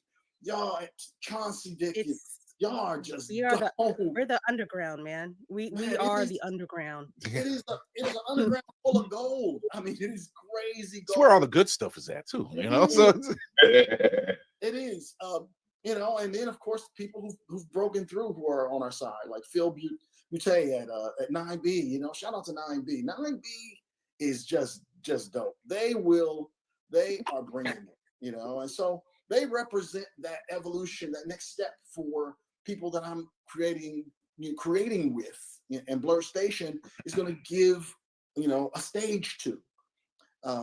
But the Blerd community has been sold a bunch of snake oil, and for so long that what we're experiencing is, you know, a certain kind of reticence of to jump in, you know, and we don't want that to keep people from taking and getting some of the benefits that Blerd Station is offering. We're not just asking people, you know, we're not Tyler Perrying, and it's great to have Black owned, and Byron Allen, great to have Black owned, great. But we want to give some of that ownership to the people who participate. You know, Tyler ain't giving y'all no ownership. He ain't. Cough. Heavily. Oh, that was a little truth. A little bit truth. I need With one that big ass studios too. Yeah, that's the reasons why we bill ourselves as new Black Hollywood. You know, well, because old Black Hollywood, they're dancing to that same tune. They're acting like Hollywood. You know, we want to move into this other space where, you know, we have the power to greenlight our own thing. I love Shonda, and for her $350 million that she got from Netflix, she still got to pitch to Netflix.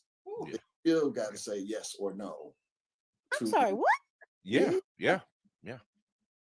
He mentions that's crazy.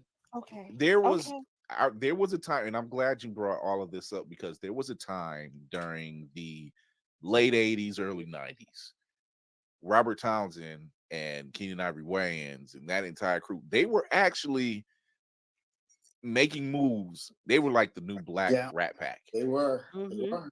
Like there's a group of people that came out of that camp that made major differences.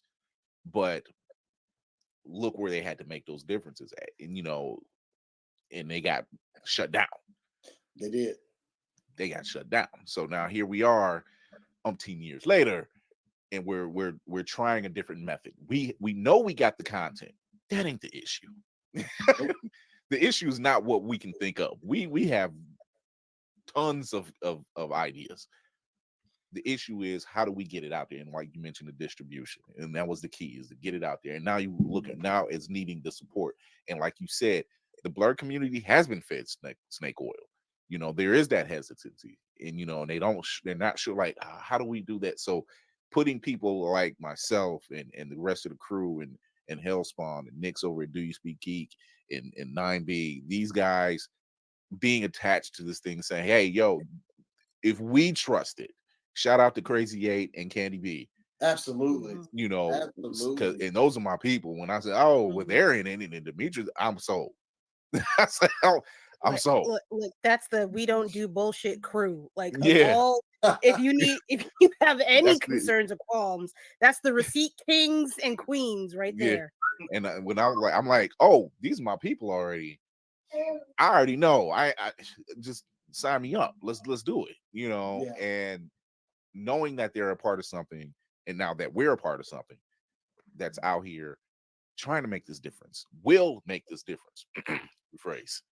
And it's really so cool, because you mentioned Brandy and Crazy 8. These guys came, you know, they were recommended to us, and we sat down, and the stuff they were pitching was just off the charts. You know, I've been pitching for years, and this stuff is right here in the community. I mean, I grabbed Brandy. She hit us with one of the projects. If I do one project for Blerd Station, it's going to be Brandy's project. If I only get a chance to do one, it's got to be that one because it's game changing. The one that she pitched. But then 8 comes along and he understands that there's this other layer here. There for artists, music. All of our projects need music. All of them. You know, have you guys ever listened? Have you ever watched those videos where they show the video or show the clip with the music and without the music? You guys ever watched those? Yeah. It's just horrific. So every project that we're doing is going to have music associated with. Hence, we want to build a stable of musicians from the Blerd community, from the nerdcore community, from the Black musician community. That's stable, and we have made a commitment to only use those guys for year one on all of our projects that we're going to be doing, all our scripted. So we want, the opportunities are there. I mean, we just have to get this thing built. That's all. We just got to get it built. And when we have it built, we'll have a platform, we'll have an audience, we'll have production dollars, and we'll have distribution. On top of that, we'll have marketing, we'll have press. It's all there. The plan is solid, and our job now is to deliver. The only way I can see getting around that whole snake oil trauma is deliver. You know, do what we say we're going to do. Be who we say we are. If we can deliver, all of it changes then, because you know everybody can look backwards and go, I wish I'd have bought some stock in such and such. You know, well, this is it. This is the moment. Dude, don't worry, Demetrius. All Tafari had to do was throw it out there. Trust me. Give me till the end of the show. Because and I say that for this reason. Me and Kevin, when we first started, discussing how Blerd's EyeView was going to come on board and everything else, and he was pitching an idea to me. He was telling me about one of these projects that they were working on, and he was like, "It's this anthology series, blah blah blah blah," and they couldn't think of a name, and I just said, "Call it this, but spell it this way." And first he was just like, "That's good." It don't take me long. It really don't. And the brain just doesn't shut off. And nor do I want it to. And because I just don't. I don't need it to shut off. It's just part of my issue. It works. So go ahead. I have a question. So I'm trying to think as somebody that hasn't been sold on this, and it's coming from a place of trying to be as honest and transparent for Blerd Station and for us as possible, because I'm all about trust. Number one, when do you expect to have the streaming platform up for people to start watching things on? So the way our plan works right now, we're in round one. Round one is our first funding round. Now, to be clear, we don't have the same kind of equity funding rounds that you'll see for groups like Fanbase and for Legion M and for some who shall be nameless. Some other groups shall be nameless. I'll put it in the chat. Yeah. This is why she's my second. When she knows I have to holster the weapon, she goes ahead and pulls it. Those who shall not be named. It's gonna be said. Oh yeah, not by us, but it's gonna be said. She's more like Lady Mandalore is like, don't worry, Captain, I got it. I got it. I'll do it. She likes to fight.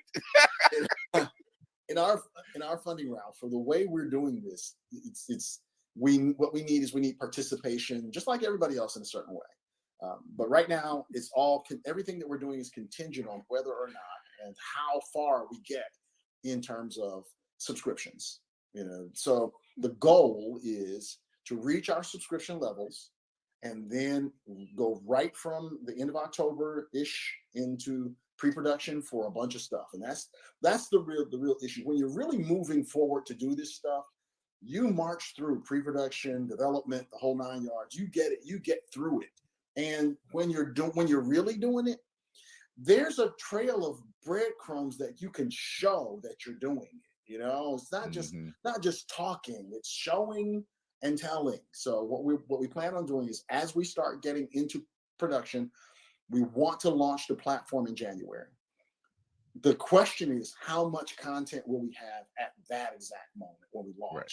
But we're doing a number of things that we'll be able to start dropping content for.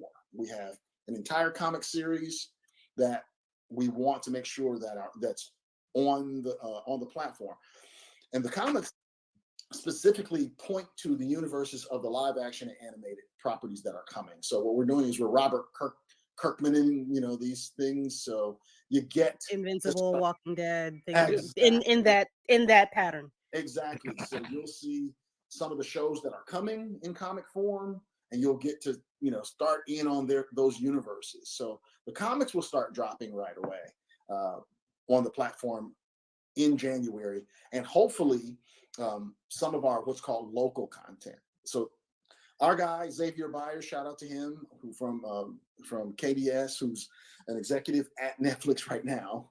He's an advisor for us, and he sat me down and he was like, Kevin, what we need to do is make sure that you have OTT content, which is the over-the-top streaming stuff that people really focus on. But because of the Blerd community is what you want to engage, you need to sew into the Blerd community with what's called local content. So local content is more of what you guys do. You guys are a part of our local content strategy, Blerd's EyeView, where you're doing news, you're doing interest, you're producing things that are almost extant right away, live streaming, that kind of stuff. So I sat down with Demetrius Holt, and he and I were discussing it. He came up with a show that is just crazy. It's called Issue Number One. So Issue Number One, which is one of the shows we want to launch right away, it takes into account the creator community in the comic space. What is issue number one that they have to experience in terms of the barriers that keep them from doing their first issue?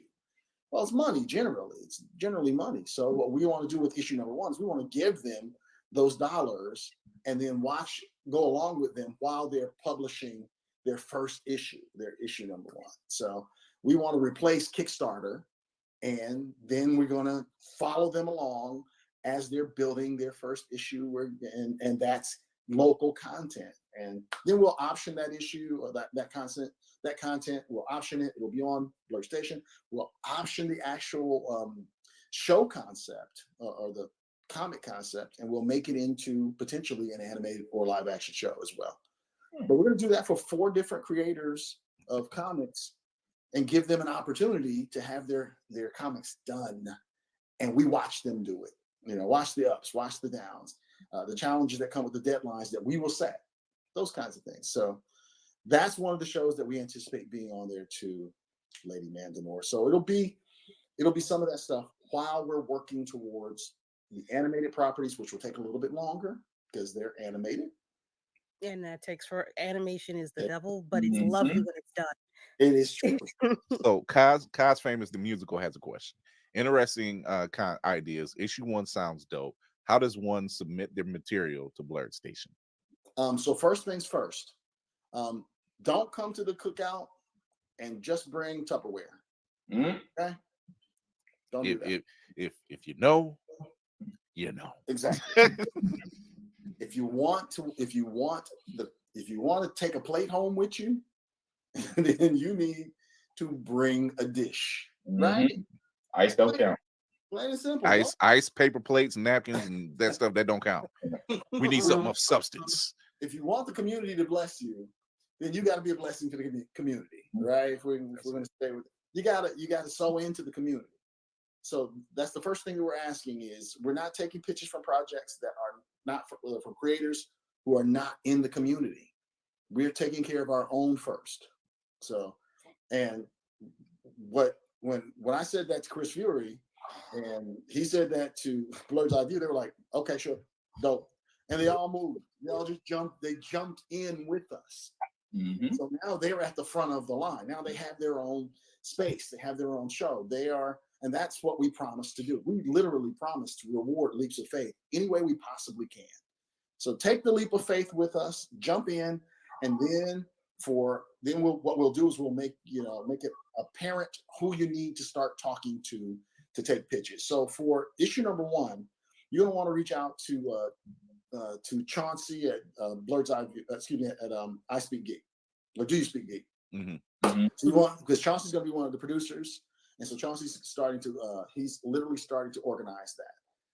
If it's for something else, once you join, then you'll have access to us, and we'll start setting you up. We'll start looking at your stuff and let you know when we're going to be taking pitches specifically. Tell people how they can join up the Blerd Station. Let's start there.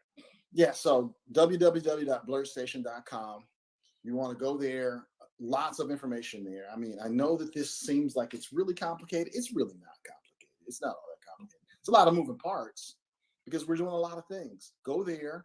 You can select from any, hit the join button. Once you're happy about what you see, hit the join button. You'll be able to select from any number of affiliates who are actually asking their subscribers and asking their followers to come aboard under them. And they will, some are giving away some extra special stuff on top of what they get from Blerd Station. Some affiliates are doing that. Some are just saying, come and join the party with us, But if you want to do that, then you can fill out the little form. It's really a quick little form. We'll start sending you stuff, and $10.99 a month for 36 months gets you your full formed affinity membership. Affinity is us together. It's our space. It's our thing. It's what binds us together. It's like the Force. Yes. And then after we get those subscribers in place, what ultimately happens is we move from round one into pre-production, and that's when we start opening up the doors for a lot more in terms of pitching concepts. We'll start showing up more at Black conventions. When you've got Blerd and Powerful on your team, Black conventions are a thing for us. That's going to absolutely be a thing for us. We want them to thrive. So we're going to be doing a lot of pitching for our shows or taking pitches at the Black conventions. Same with Blerd's EyeView. Blerd's EyeView and Chris Fury and that crew is going to be helping us cultivate our voice actors. So that's going to be something that, if you want to be a voice actor on some of our animated properties, which we've got some of them lined up, you're going to want to talk to Chris Fury and Blerd's EyeView, and they're going to be able to direct you into that space. But just go, and again, it's a lot of information. It seems like scroll down to where the membership information is.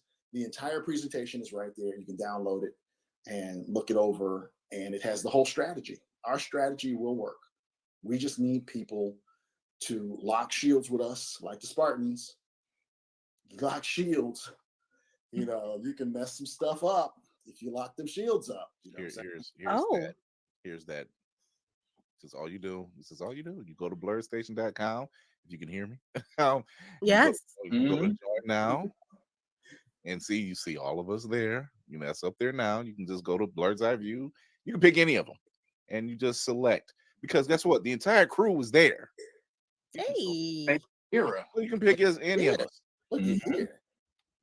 So you just go pick any other crew, join up, and not only is that the best part of it, the icing on the cake, the cherry on top. After you pay your $10.99 throughout the 36 months, you own a piece. You own a piece. You own a piece. So those other streaming services cannot offer you that. Yeah. And it's running out, honestly, because it's only a certain number that we're going to give that affinity membership equity to. So at some point we're closing the doors on equity because we have to. There's only so many spots. I mean, get off your ass and go over there. And they're running out. If y'all could please, that's going to only grow in wealth. I'm begging y'all, please get some money and get some money. That's it. That's all. We're not asking for a lot. We're not asking for your check. We're just merely asking for a 10 piece. We're asking for a number 7. We're asking for a Rudy Tooty fresh and fruity. That's all we're asking for. I was gonna say you can get a Big Mac meal and have change left over to this. So you can still go to Denny's after this. That's all we say. That's facts. It's true. It's true. And this is where you buy in. This is where you buy in. Take the leap of faith. Jump in there with us, because the thing that we don't want is we don't want this opportunity to go away. Right. Yeah, we just don't. We don't want that. But you jump in. These guys, when you jump in, we will deliver. We promise that. We will deliver. Just I've been paying for Netflix since they sent out DVDs. Nothing to show for it. Unless you kept saying DVDs. You sit back empty envelopes. Look, I gladly paid for Justice League, the animated series. I kept it. I'm not gonna lie. I consciously kept that on purpose. I was like, I'll pay for it. Screw it. I'm about to say, you pay for it. Too. That's your limitation. So Trey Lawson says, how does equity work for a regular member? So equity works for a regular member. What we're doing is we're going to be putting 10% of the company and dividing that 10% of the company with the affinity members. So they'll get their share of 10% of the company. Now, unlike what you'll find in a number of equity scenarios, i.e.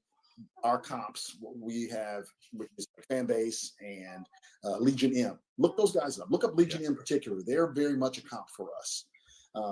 They started with 0 and their reputations, no content, no nothing. And then 40,000 equity members later, they've got themselves a full-blown film company, and they've been doing it for a number of years now.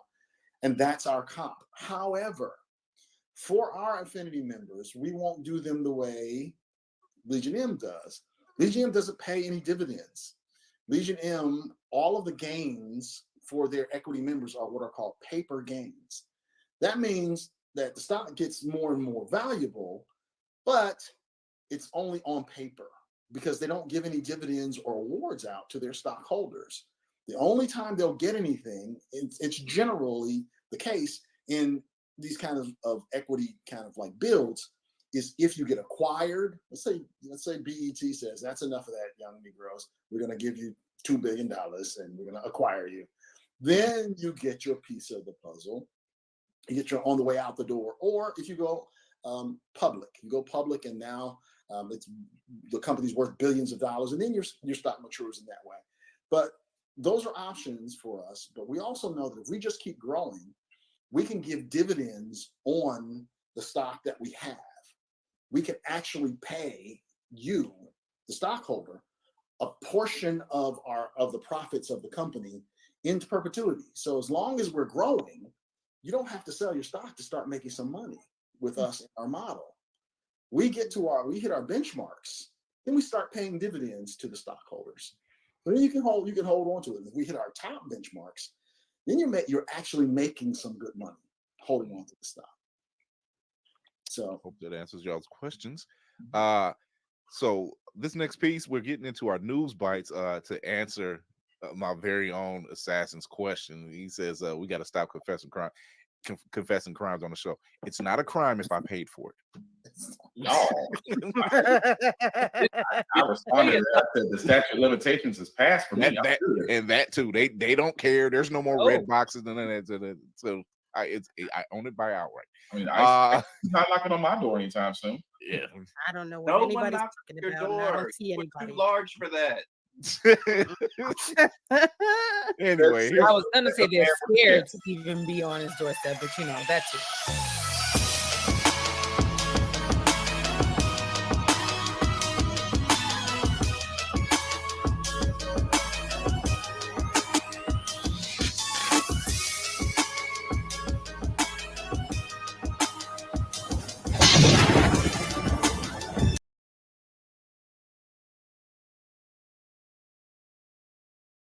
In like South Florida or something. Dude, the heat and the cold that we get now, does it get you doing this? Yeah, turn the heat on. like we used to never get that shit. I mean, I just find it funny. Rocky I got 5 fans on me in my house with the air on. The fuck am I supposed to do? It's still hot. Got in Max Rock. Like, no, Ricky, I can't go out there. I know I'm having a heart attack, but it's the 1980s, and no one has bedside manner. Go out there and fight for me, Rock. Like, yo, really, if that happened now, you cancel the fight. Like, yo, stop. Like, no. My trainer died. Give us a month, Now, man. I need to yeah, I'm breathe. just saying, yo, give us a minute, yo. At least let's get the nigga to the hospital, then we can fight. No. A year before I was born, apparently a man can have a heart attack on the way to the ring, and the fans go, fight, fight, fight. If that happened today, the whole stadium, oh my God, do you know that motherfucker? No, I don't, but his life. His life mattered. Back then, tell that old nigga get out the way, man. We trying to see his fight, bro. Cameron's on Clubber Lane right before the fight, and he looks at Rocky and says, "Dead meat." Woo! Woo! It was over. It was over. I'm like, hey, yo, nigga, give me let me hear that. Hold on, let me hear that shit. Hey, nigga, give me the towel. Give me the towel. Give me the towel. That is what we like to call Eris. This is Eris when Rock get back going. Hey, Rock, what he said? Did me. I thought so. Hey, man, we call. No, fight over. Nah, nigga. Take your gloves off. Take your gloves off, man. Take them off. If Clubber Lang was a shoe, he's Black Air Force One energy. Oh, that ain't a black. No. Clubber Lang is a nigga running barefoot on rocks. This is a different type of hood that you are. Time out, sir. Number one. We had a kid in our neighborhood that we you're a kid, you have foot races. The kid that was running barefooted, that's the one you're scared of. I always hate the niggas that can run. The niggas that can run barefooted on concrete. Now, that's the one you're scared of. Walking now, before anybody says it, because if you're country like D, yes, I walk outside with no shoes. Walk, walk. I'm talking full sprint. Marathon run. And I want people to understand that we're talking hot summer heat concrete, asphalt. And let me tell you now. Here's the fun part. Here's the fun part. Street Fighter, like what are you? What are you? Here's the fun part. Now, if you are a girl and you take your shoes off to run like that, you just a bad bitch. I mean, girls aren't built like that anymore.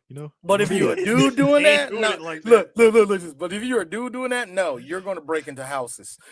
I'm like, yo, the one thing I give Rock, I will give Rocky this when he was at the fan where like you said, you see the black eye through the aviators. Hey, them aviator shades was not hiding that shit. Here's me. Look good, Rock.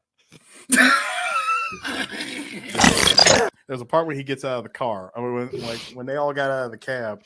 First of all, Paulie ain't shit when he says, "This place is disgusting, Rocky. This is below our standards, below your standards." Took another look around. I don't even have a gun.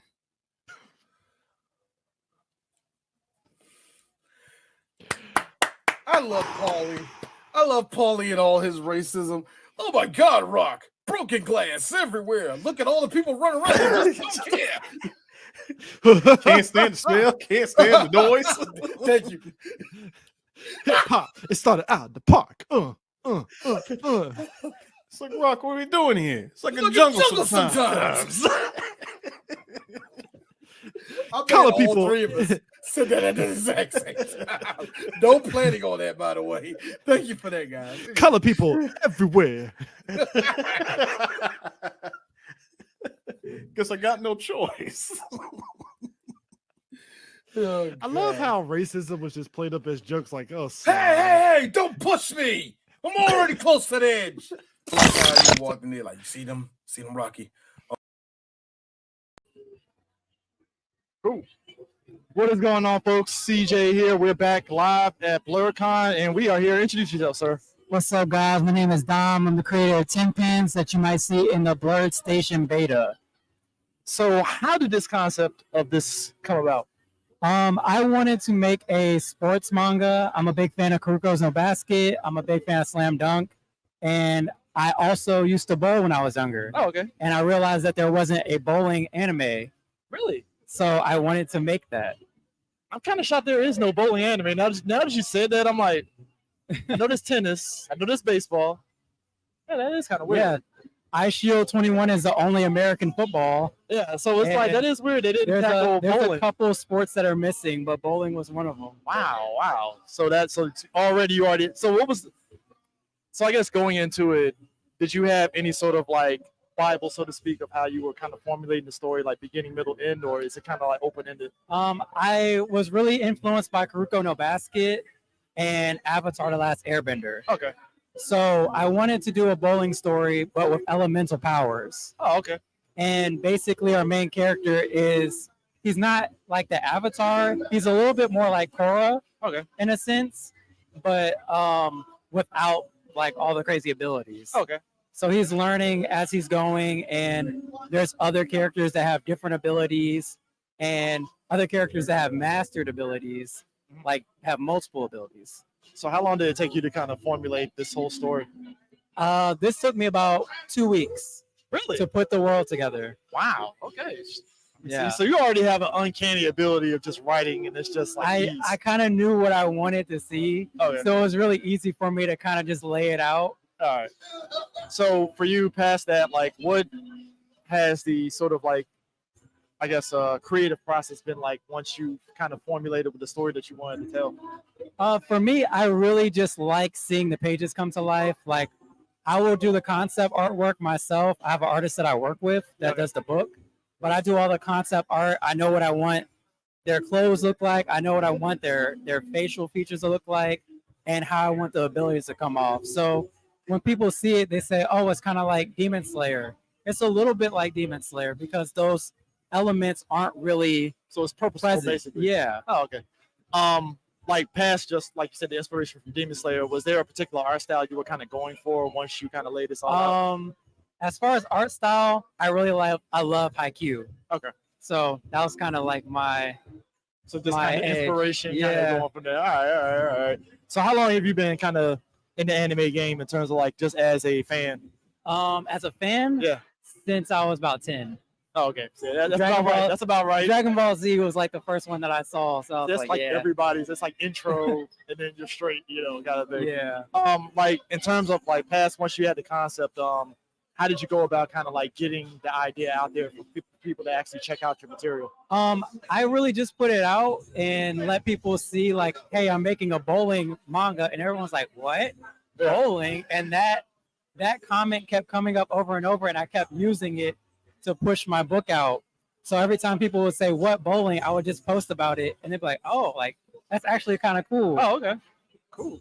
I mean, so past that, like, obviously you probably pushed your books on the convention circuit, essentially, right? Yeah. So how has that been?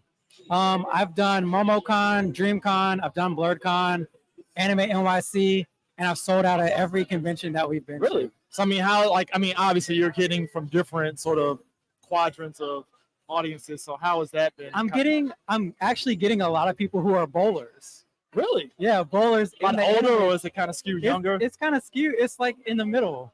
Wow. Yeah. Okay. So I mean, you're obviously fulfilling a niche market, not niche market, but you're fulfilling a sort of fan base that actually has been like, hey, we haven't had a bowling anything, so that's actually not bad. I mean, so like for you, like I talked to one of a buddy of ours. He was mentioning how like a lot of creatives, it feels like some people are just creating because they want it to be something else instead of just that. So for you, like, is that kind of like your main thing? Like, hey, you're creating because you want people to actually read this material and then just see where it goes from there. I created the bowling manga because I really wanted a bowling anime, and I have another series that I work on that's more closely tied to Yu Yu Hakusho. But I love sports anime. I love bowling. And I saw that there was just nothing about bowling anywhere. So, I mean, past that, like your whole thing that you were mentioning with Blerd Station, how did that like kind of come about? I was posting on TikTok, and Kev actually reached out to me. Wow. He was like, this is an amazing property. So we've been talking for like 3 years now. Okay. So before Blerd Station was even like kind of going into the concept phase, we were like, yeah, we're going to make this. So how's your BlerdCon experience been this year? I mean, I know you're here just for today, but like, how's that been for you? It's been really good. Like, I'm just walking around getting to see people. Been passing out books and selling books. I wasn't expecting to sell any. I just came to pass them out. And people are buying them out of my hands. I mean, it's like obviously you getting the recognition. Is it like for you? Is it overwhelming, or is it kind of like just you're just taking it in on a day at a time kind of basis? I'm kind of used to it. I'm really grateful that people are so receptive to something new. Yeah. And like a creator that really is a part of this community that wants to push that positive representation and in a lane that's not stereotypical of us. Like I could have done a basketball manga. I could have done like easy. a rap battle manga or something like that. But I wanted to do something that I know is considered outside of our box, but everybody bowls. Yeah, I mean, we all got family members. Everybody bowls. Like you said, I bowled as a kid. Yeah. So some of that sensibility still kicks in when I go out with family and we go bowling. It's like, I know I ain't bowl. We're good. Yeah. We're good. So I mean, there's a lot of that sensibilities with family and stuff in that book too as well. Yeah, it's definitely family orientated. We've got a lot of like different paths for the characters as well. Like we're going from the youngest member being 11 years old on the team up to like the elders in the bowling community. They're like 70 and 80. And it's going like, this is a technique passed down from like my grandfather, and I'm coming to show you like what we do. Cool. So obviously being at BlerdCon, what does that mean to you to see like the reception from your book? I mean, were you already kind of like, oh, people will read it, or is it kind of like you don't know? This is one of my favorite conventions because it's really representative of what I'm trying to do. Like everybody in my book is based off of a creator in this space. Oh, okay. So being able to see like the reactions of like, oh man, like there's characters that look like us at a convention for us. I mean, like I'm trying to bridge those gaps. Yeah, I mean, it's excellent. I mean, you got any last thoughts for folks, about your book or just anything else that you have in the pipeline? So you can say. I mean, I don't want to, you got NDAs or whatever. We do have some big news. I can't say anything yet. All right, cool. But we're on a mission to become the biggest and best-selling sports manga of all time. The current sports manga that holds that title is Slam Dunk with 37 million copies. I mean, that's a tall order. 37 million. 37 million copies. They've had 30 years. I feel like we have some time. I mean, yeah, it's a race. It's not sprint. We got some time, and hopefully we see a pilot in this next year. Cool. Well, with that in mind, I hope you have a good day. I know you said you were going to be here for a day. It's unfortunate. Yeah. But, hey, you made the best of it. So appreciate it. And we'll catch you guys later. Peace out. Peace.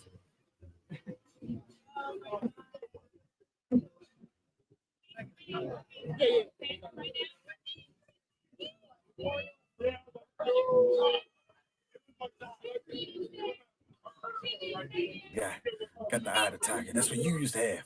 Sure, you were white, had a better life than all these young men.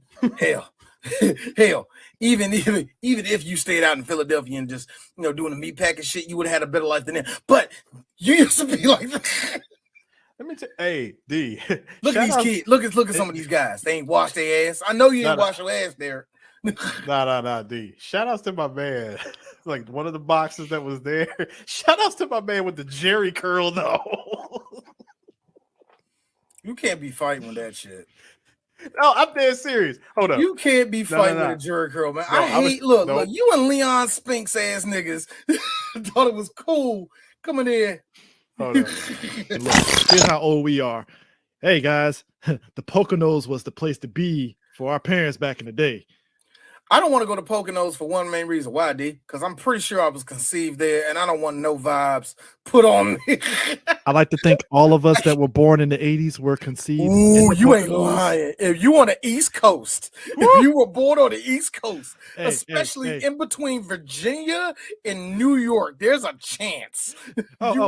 Just go through your photo albums, folks. Look at the picture of your parents with the straw, with the straw throne. I got the one where my parents are both behind each other. My mom doing this with her arms. Here's me.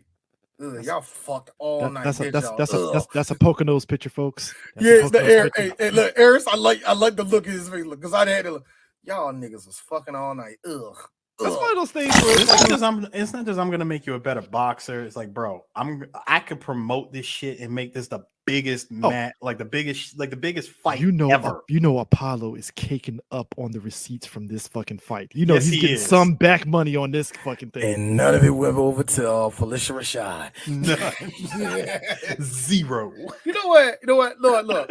Let me That be is the real. funniest backstory ever. Let me keep it a full buck. Ryan Coogler ain't shit for that.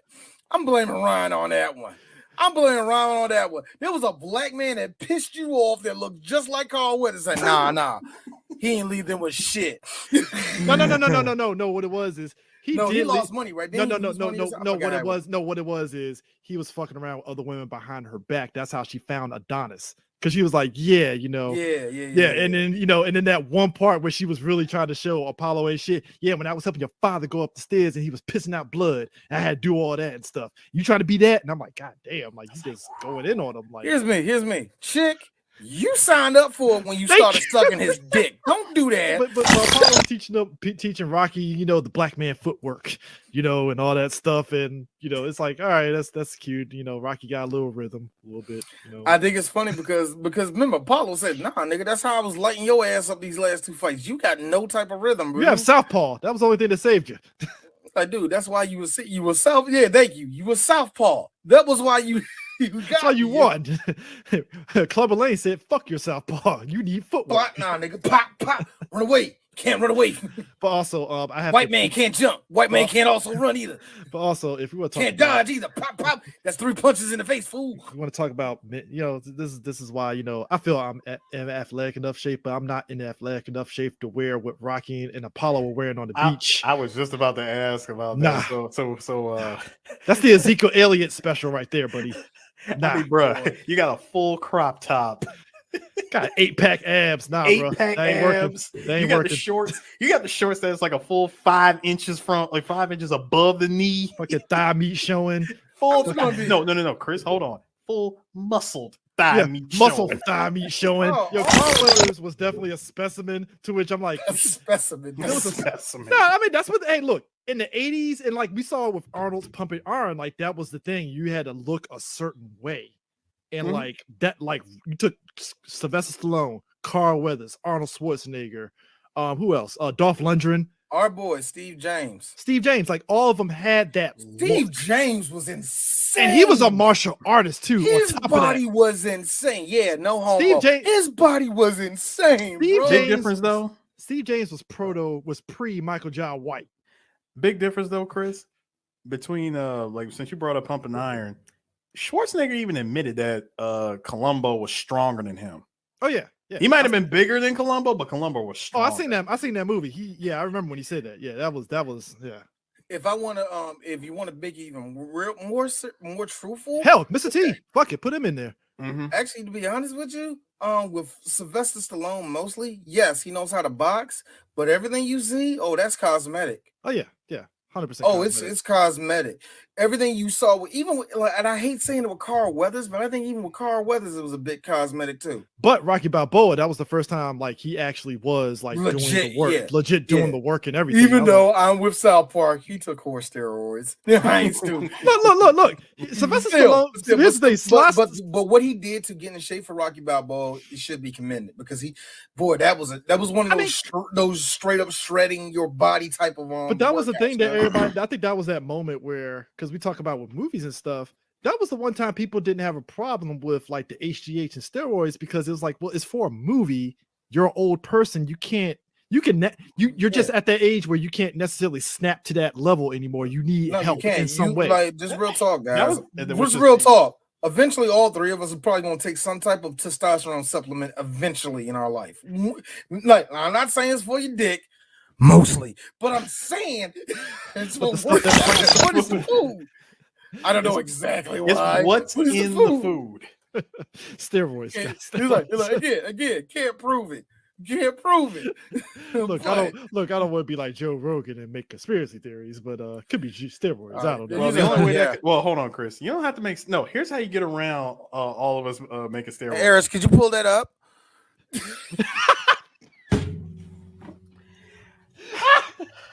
See, apparently,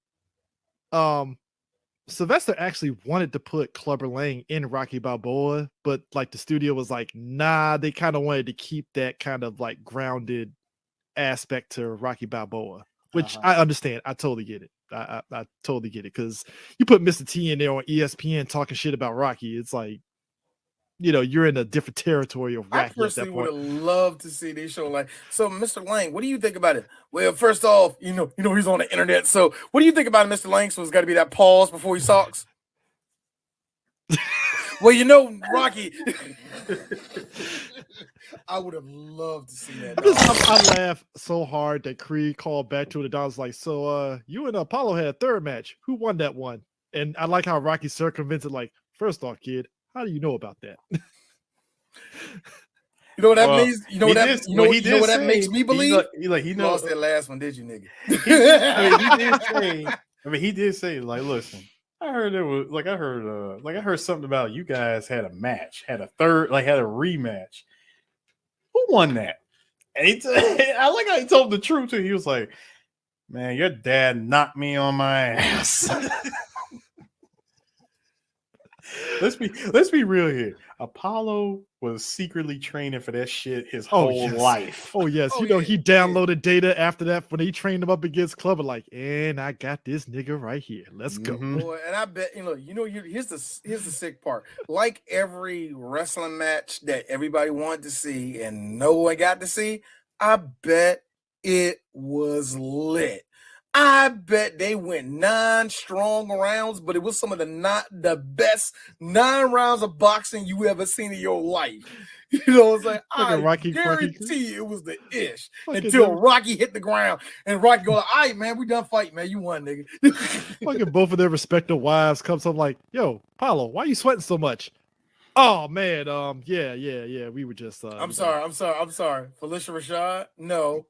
You said Felicia Rashad? No. You said it wrong, Chris. That white girl that he was fucking on the side. Oh my God. What's wrong with your face? You know Apollo? what? You know what? Baby, this is something that happened. You know what? I got a feeling after that match against Rocky, that's where he had his jump off after that. That birthed Adonis.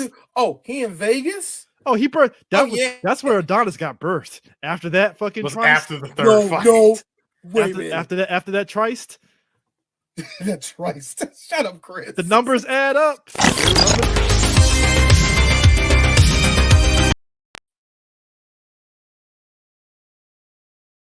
For Blerd Station. We're known as BNN over at Blerd Station. We also have been dropping news after news after news after news. And if you haven't seen the latest piece of information that we're dropping, it's Laney. If you haven't seen it, we're going to show you the latest piece of news right now. And this is the trailer for issue 1. My name is Demetrius Holt. I'm at the world famous J1 Con in Atlantic City, New Jersey. I'm the creator of Issue 1, an original series by Blerd Station where we're helping independent comic creators get their next book published. Welcome to Brick Falls is pretty much a storyline that's based off my personal life and my dance life. My story's about a hardcore punk band that comes together as they learn to kill it on stage and as they have to kill demons and things outside of stage. It's a high-stakes sci-fi action where a young hero wields celestial powers, so he joins forces with some allies in order to save the universe. You went big, huh? I want you to look forward to every page turn, either being a movie, a TV, or even a stage play because it's something that's based on music. This is like Walter Jones, the original Black Ranger. You know what I mean? He wasn't a superhero, though. You'll call Power Rangers superhero? Ranger. Got Procreate, and I just started working on it, so I figured something out. Then I started working on that. That no one's going to give it the time of day. So should we, be better about that? When it comes to looking at the book, it really just needs a branding makeover. This book can go right on the shelves, man. Branding's good. You don't really need no production guidance at all. He just needs an opportunity. Follow us as we listen to some of these creators give us their pitches for some of their best products and see if we can turn that into not only a TV show, but into maybe a movie. All right, and who would be your dream actor to play the lead role in this? If it were to be adapted for film or TV? See, it would have been me, but I'm getting older. You know Zero from Holes? Khleo Thomas. He will play a perfect image of him. Do you see it being able to be manifested into like either a TV show or a movie that you envision? We could develop a 4-season series because we would want to milk this. As many of your characters develop and out there so that people could latch on to them and fall in love with them, you know what I mean? Hey, you think you're number one, you can get your issue, yeah. Opposition no one, you can get your issue, yeah. Battle to the war done, you can get your issue, yeah. You can get your issue, yeah. You can get your issue. So, Mayhem, I want you to explain it because you probably had the best explanation for this series that's coming up on Blerd Station. What did I say? I said, so imagine Shark Tank was run by an American gladiator that wanted to read some comics, and that's issue 1. Bam. So Demetrius Holt bro. is the creator, producer, and host of issue 1, and is think of it like an American Idol style type of situation, and it's getting black comic book indie creatives a chance to shine. And whomever wins will get a $10,000 stipend, and they will not only have that funded, but their first issue will be created for them and gone out to other conventions. That's just one of the shows that's going to be on Blerd Station. Where are y'all at?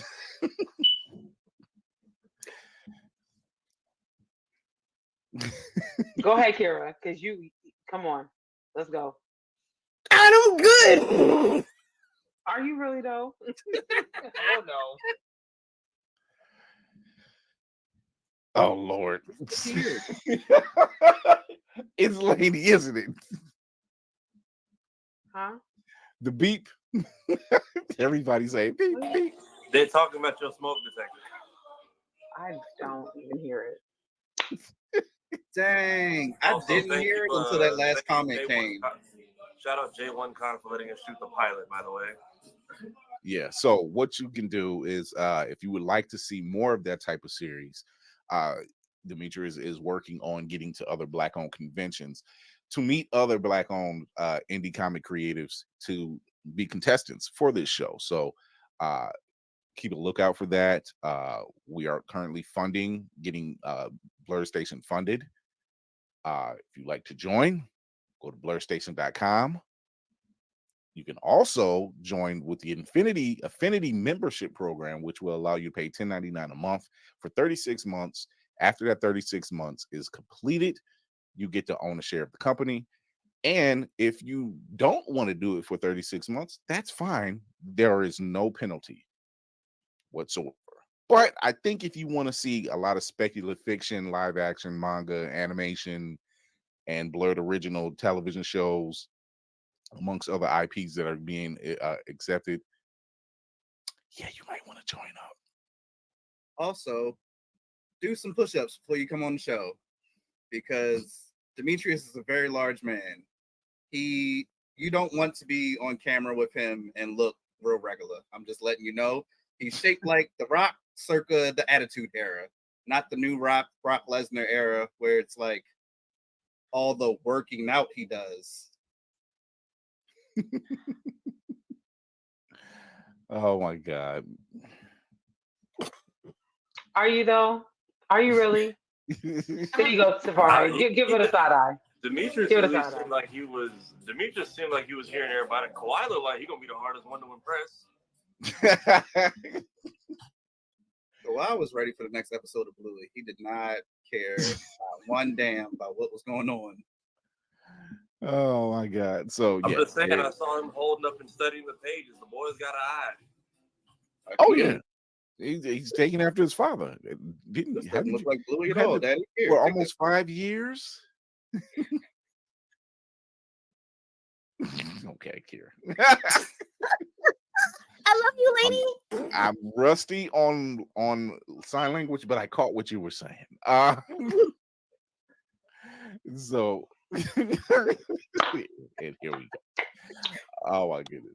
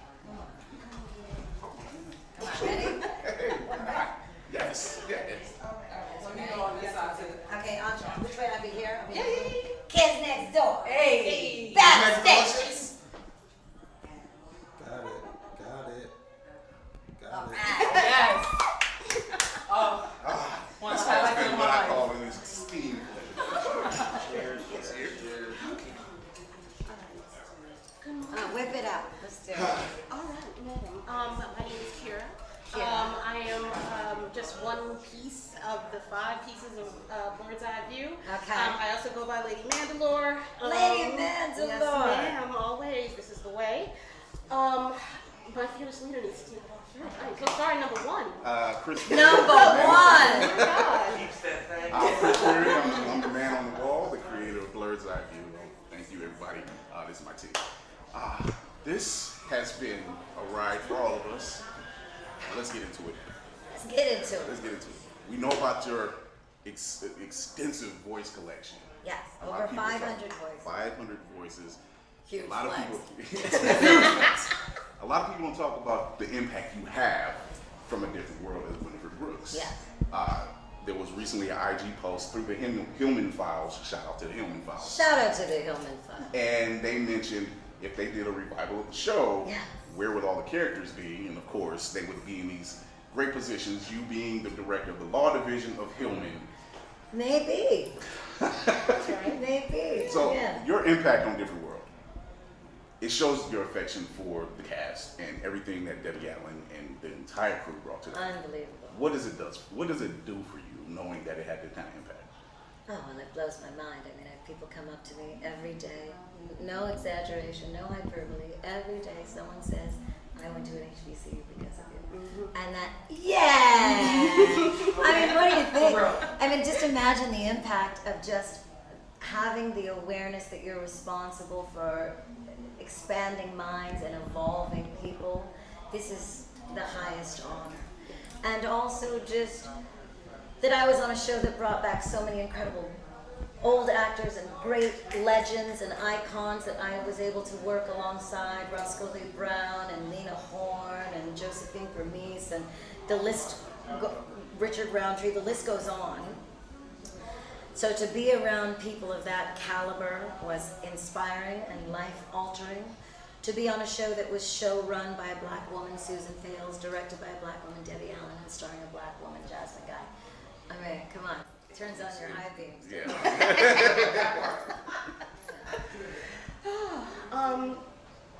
Because leading into my question, lovely. Okay. Because number 5. Number 5 loves to know. I just love number 5 says everything in third person. Like, number 5 think you looking good. Number 5 appreciate the oatmeal. Oh my gosh, I could do this all day. Anyway, I want to know because number 5 forgot my pre-roll. Later. Number 5 was experimenting with a little bit of the pre-rolls herself. Oh, number 5 smoked my fucking pre-roll. I'm sorry. Oh my god, I want to know because you were around such iconic actors. Yes. It is. It's a lot. Hold on, number 5 is having a heat stroke. Okay. He's right there with you. You were around iconic actors that were part of the Black Renaissance themselves. Yeah. I feel like we are currently in the midst of having another one right now. Is number 5 saying I'm old? No, number 5 is ahead of the curve. Hey, come on, number 5. You need this, motherfucker. Number 5 is looking out for number 1 is red like a motherfucker. Number 11 is showing number 5. Oh, all right. You're welcome. Where do you think we should be focusing our forces when it comes to sustaining this renaissance, to keep this going, to make sure that we have longevity past just this energy? We all have these talented people, people that are actually standing up for themselves and not backing down at the moment in media and entertainment.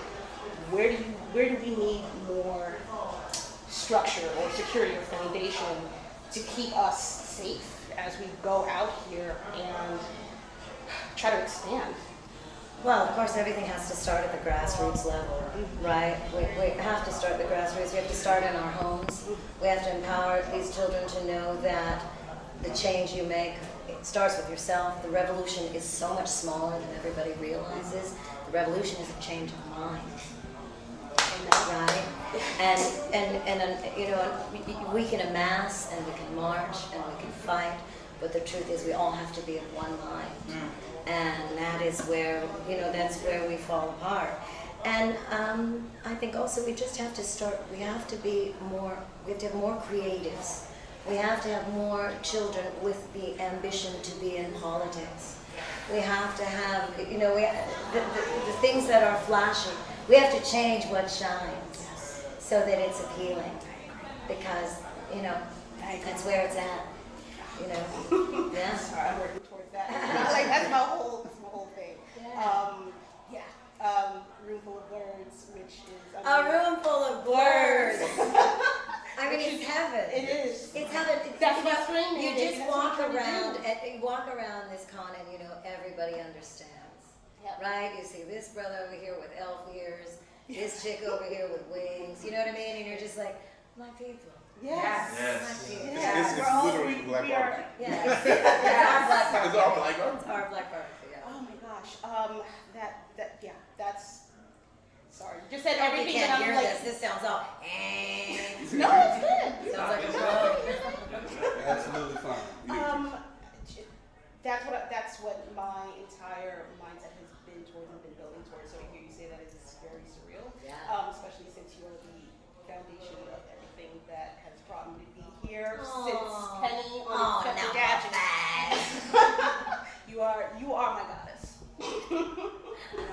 You truly are no, seriously, you are from building Blerd's EyeView and seeing people like yourself and Phil Lamar and these works and saying you are part of a whole generation that no one realizes. I'm like, oh, we know her from there. I'm like, oh, you didn't watch Inspector Gadget. Did That's you? right. You That's weren't way there. back. Yeah. So seeing you, here, like honestly, you're the reason we decided we're doing this. We're coming here. I'm in full in force. a minute, in full force, and I said we're doing Kids Next Door. It's like it's enough of us. We can pull this off. Yes, and you nailed it. So you nailed it. Thank you. You have a very interesting upbringing. Yes. And just sitting in on your interview yesterday, and I just sat there. I'm like, I love you, because you're so down to earth. Thank you. And you shoot from the hip. You don't hold back anything. I don't. It can be quite dangerous. We love it. We love it. Nothing more dangerous. Yeah. I'm just on Twitter. Block. By the way, fuck Twitter. Twice. Block. Okay. So, if someone was to play you, yes. And for a poor motherfucker. Who would you pick coming up to play you? My goddaughter. Oh. Zoe Kravitz. Absolutely. Yeah. She hit it. It's like right out the pocket. Okay. Yeah. That's my baby. It's like you've That's thought my about this baby. before. Well, we talked about it actually because I'm writing a book about how I grew up when we talk about making it into film. So when? How, when? Who do you need? I'm forgetting my pre-rolls that I I tell you what, pay the writers their due. We can get this on the roll. Hey, I am serious. Yes. Yes, I do. I am stuck for an absolute. I'm gobsmacked. I'm really stuck. I love it. I got her shook. I say this. Sorry. Blerd's EyeView would love to have you on a virtual podcast in the future. Okay. Because be my pleasure. I'd love to do. Yeah, baby. Once you see what we do, you're just like, yeah, those guys get it. Okay, I'm in. We energy matches energy on the show. Okay, let's do it. All right, I'm sold. I will be reaching out to you. Okay. Thank you for retweeting all of our tweets. Yeah. My pleasure. Like we're in a group chat, fangirling out. And you're like, this bitch retweeted me. It's like we gotta get this shit. So, like, oh my God. We know that you have a lot of projects coming up. Yes. We talked about your past, your 500 light flex. I know you're there's no way to say which is your favorite, and I understand. Sophie's Choice. Yeah. Right? Yeah. I mean, I don't know. Penny will always be special because that's how I started my career. I hate to be so ghetto, but I love the Foxy. It shows. I love Foxy. I mean, it's Those just Foxy's the are irreverent. I mean, Yes. it's just such a, she's a fucking mess.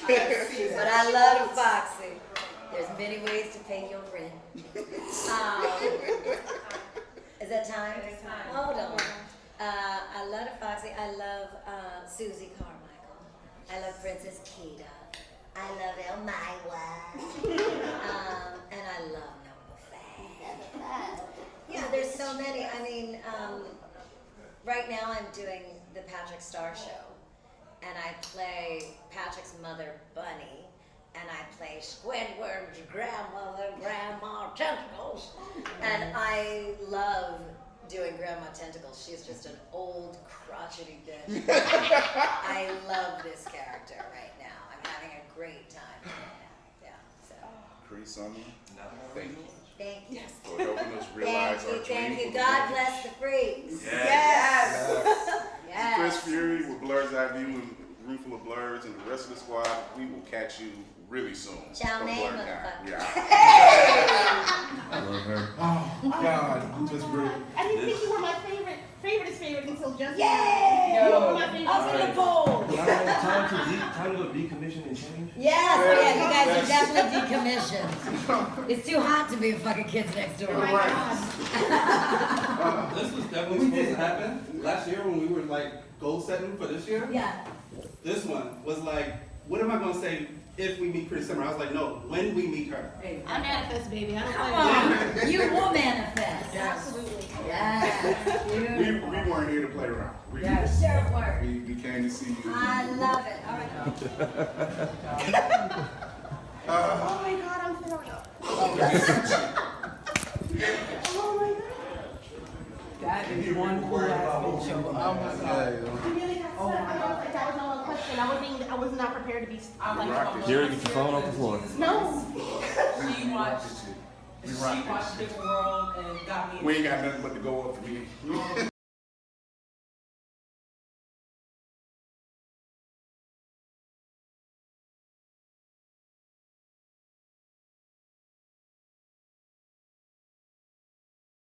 Nine, 8, 7.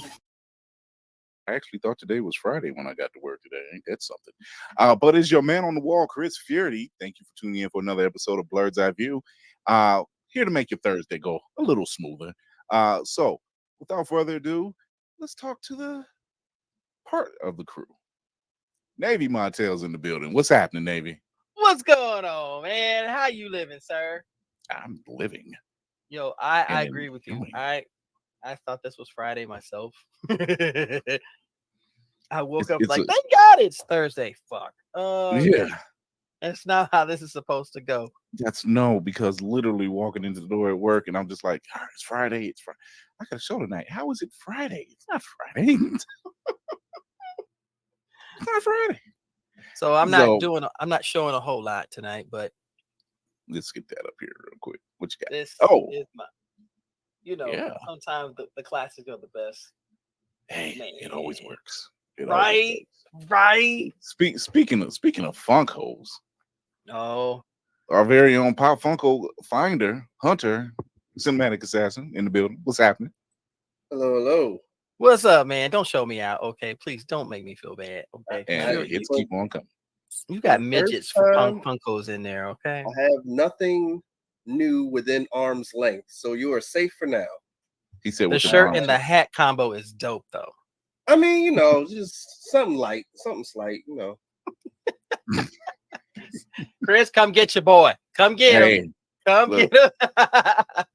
He's the man of hats. I'm the man of voices, and you're the man of beards. So there it is. Oh well, I'll take that title. I mean, I am It's the a- there beard you of go. night, So we got a special guest in the building with us tonight. You've probably seen some of his work through Instagram, YouTube. He has worked with many of cosplayers in the field by doing these amazing fan films. I'm talking about Psycho Image Films director, producer, CEO. Black Viking is in the building. Black Viking, what's going on? What's good, man? What's good, sir? It is. Yo, let me do it, do man. this properly. There we go. Do that properly. How y'all doing, man? How y'all doing? I approve of all this applause. I approve of it. I gotta say, when do you sleep? Because I swear it's like every other 2 days, 2 or 3 days, he's got a new little project popping up, and I'm just like, dude, like, where? Like, and he's got some of our favorite people in some of these projects, and I gotta say, one that we aired, I think it was last season, and we absolutely fell in love with was At Lover's End, starring Afro Cocoa Puffs and Sis Wakanda. Sir, I commented on that video. That was such genius. And from the way it was shot, the way from the music and just the emotion, I'm like, yo, this is good. This is good. I hit her up after I saw it. I said, I'm so glad you're my niece, because oh my gosh, girl, you blowing the shit. Like, oh, thank you, Uncle. Oh my God. It was incredible. Yeah, I felt all of that, man. I appreciate it. Where do you get these wonderful ideas? Let me put you up there. Where do you get these ideas? On the big screen. I'm a big movie head. I'm a big movie head. You know, growing up with my moms and everything, we would just go to the movies all the time, like consistently every week. So like I got all my ideas from my childhood growing up. At Lover's End situation, I know this is kind of crazy, but I hate zombies. Like I 100% hate zombies. I know is it it a don't love seem hate. like- Is it a love-hate relationship? Because I just feel like with the zombie world, you can capture so much feelings and emotions in it that a lot of movies don't capture. You know, I got that idea. At Lovers End, I got that idea from me and my cousin used to play this game, Dead Island. I don't know if y'all know that. Yeah, I remember Dead Island. Yeah. Oh yeah. So the first one had like this sequence trailer, like it was just so emotionally grabbing, and it was just like, oh my God, I have to have this game. And that's the idea where it came from. But when I got the game, it wasn't that at all. So basically, I was like, well, I got to make a movie of this. Like, you know, so I got to recapture this situation. So that's where At Lover's End came from. And I ran into Raikage and Afro Cocoa Puffs, and they were down to do it. So, you know, we just went out and did it. Yeah. Which, by the way, one of our few favorite Blerd couples, they do great, amazing couple cosplays too. They just do. Absolutely. They showed up at BlerdCon last year, and I'm like, okay, one, dope. Two, I know you're hot. Absolutely, they kill it every time, man. They absolutely every shout out to event that they do. I'm trying to be like them when I grow up. Good Lord, just jeez. I'm trying to get like you too, man. You're operating at a time where there were a lot of fan films that came out through YouTube, you know, and we don't see too many more of them nowadays. Not like we used to. Not like maybe 8-10 years ago, right? They were really heavy, like with the verses, and then just anything out of the sun you can think of, you know, Wolverines versus Predators, or Predator versus Batman, anything like that. and you know, and shout out to Bat and the Sun, because they did some amazing stuff. And you know, down to Star Wars things, but you, my friend, say you're not going to put me in a box. You're not going to put me in a box, because you've done everything from Star Wars to Harry Potter to the Mario verse to like Dragon Ball to any version of anime, and I'm just like, I think he found a recipe here that not many people are aware of. And like, well, I like to with my films, I like to focus on like animes and cartoons that don't have a lot of you know, our people in it. I don't want to say that. But yeah, like, you know, our people. Say it. You in the place. Come on now. Come on. Okay, all right. So black people in it, but you know what I'm saying? Thank so you. Like Harry Potter, you don't really see any black people. So I was like, what happens if we have like an all black cast in that? Like what what it would look like, what kind of comedy comes out of that. You know, I'm still like amateur when it comes to this stuff, but you know, I'm learning as I go and trying to get all the details and the nicks and crannies so I can do the big nice film with all black cast of having good special effects and stuff like that. You know, so I hit Dragon Ball Z, I hit Mario Verse, I hit all that stuff. And boy, did you hit it. Mm-hmm. Boy, did you. It, because man. I'm always entertained and I'm like, oh, this is fun. Yeah. This is fun, you know, and anybody can do it, man. They put this big, I know this is what I see, but this is a big invisible wall where it's like there's regular people and great people, and it doesn't exist. I feel like everybody can do it. Everybody. Maybe I seen you as Master Roshi. I was like, man, I would love this dude to be in a Dragon Ball Z joint real quick. Like, you know what I'm saying? Like anybody can do it. I ain't got no problem with that. Let's go. For real, man. So that's how I go with it. Yeah. So Six Kage is over in the ID channel. If you really want to see your comments show up on the screen here, go check us out on the YouTube channel. But Six Kage says you're a genius when it comes to filming. Oh, and man. I have to agree. I have to agree. I'm all right. Nah. Here that's that humble. That's that humble and shit. That's that humble. Take these damn flowers because we got plenty in the back. So, man, we got a couple films coming up too, man. So definitely look out. I mean, if anyone's at the MomoCon tomorrow, man, like come to our panel. We got a new premiere coming up. So we have two crew members out there right now, Whoopty Freaking Do and Tafari TV. I believe you said it was like 8 o'clock. You have a panel tomorrow night at 8. Yep, 8 o'clock. We'll be premiering Mario Verse Part 2. Man, yeah, I gotta do a Magic Players tomorrow. I'd rather be there. You know what I'm saying? I mean, I'm doing the same thing at BlerdCon too because I seen y'all last year at BlerdCon. Let's go. Yeah, Mario Verse 2 is not going to be public at all, so it's only at the conventions. So this is the full Mario Verse 2 fan film? Yeah, well, there's going to be 4 of them. So we're on. Yeah. So I'm going to show the people the trailer for this because they don't seem to understand the gravity of how one, how important this is, and 2, just how cool it is. Because let's face it, you know, they think we just do any old thing. Like, no, we when we do something, as you know, we got flavor. So this is let me take it back a little bit since YouTube like to do the autoplay. So this is the Mario Verse 2 Mario's Rescue. This is the full trailer. Here we go.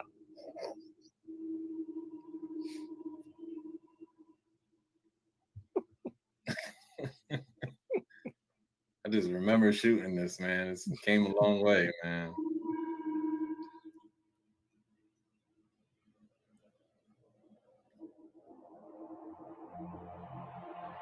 Hey, Mario, we got a lot of catching up to do. I know you don't have your voice yet, but you'll get it soon.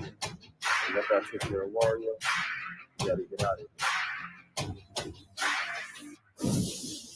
Body or a boy making big noise, playing in the street, gonna be a big man someday. Got mud on your face, you big disgrace, king of your can all over the place. No mercy.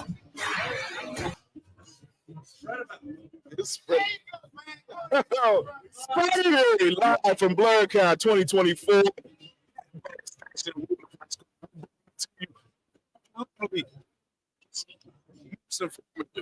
Roxxy Haze, what's going on, Roxxy? Oh, okay. What's going on? She has been on a ball this weekend. Let me tell you, you've been somewhere. You've been somewhere that we wanted to be. Yeah, you know, when I tell you that I've been to a lot of concerts, that was the best, craziest concert I've ever been to. And like, I didn't realize how big it was gonna be after it. What? I went for free. So I went for free. Yeah. You know, bro. the way, we're live. They told me not to curse, and I took 2 shots. But yeah, so it was. You want to come in the interview? Never make Roxxy look bad on camera. Yeah. Come in the interview. Oh. We got a guest coming in.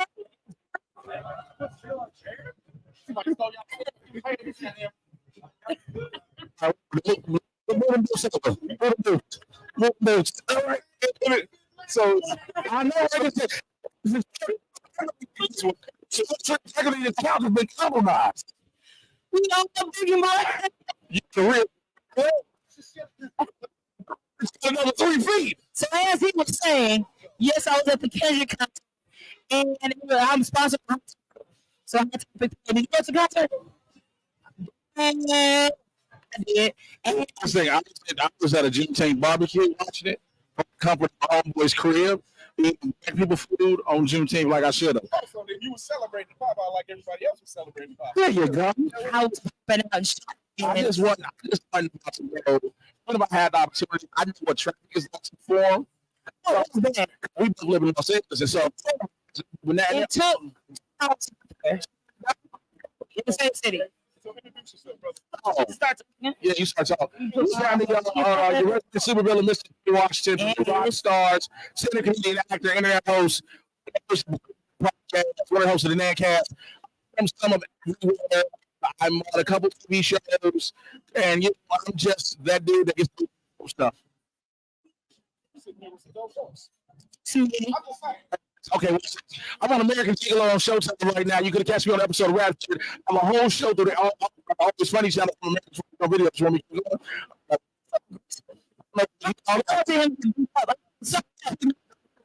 As a person that did, it was like, I think the thing that made it so dope was like we didn't know who was coming out.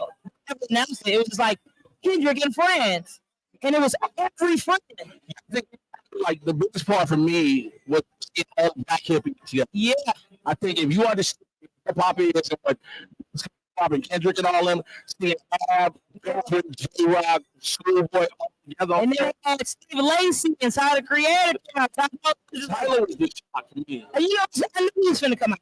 I say that whole event brought the happiest of tears to my eyes. For sure. All these black people, and I think for me too, I'm from the South.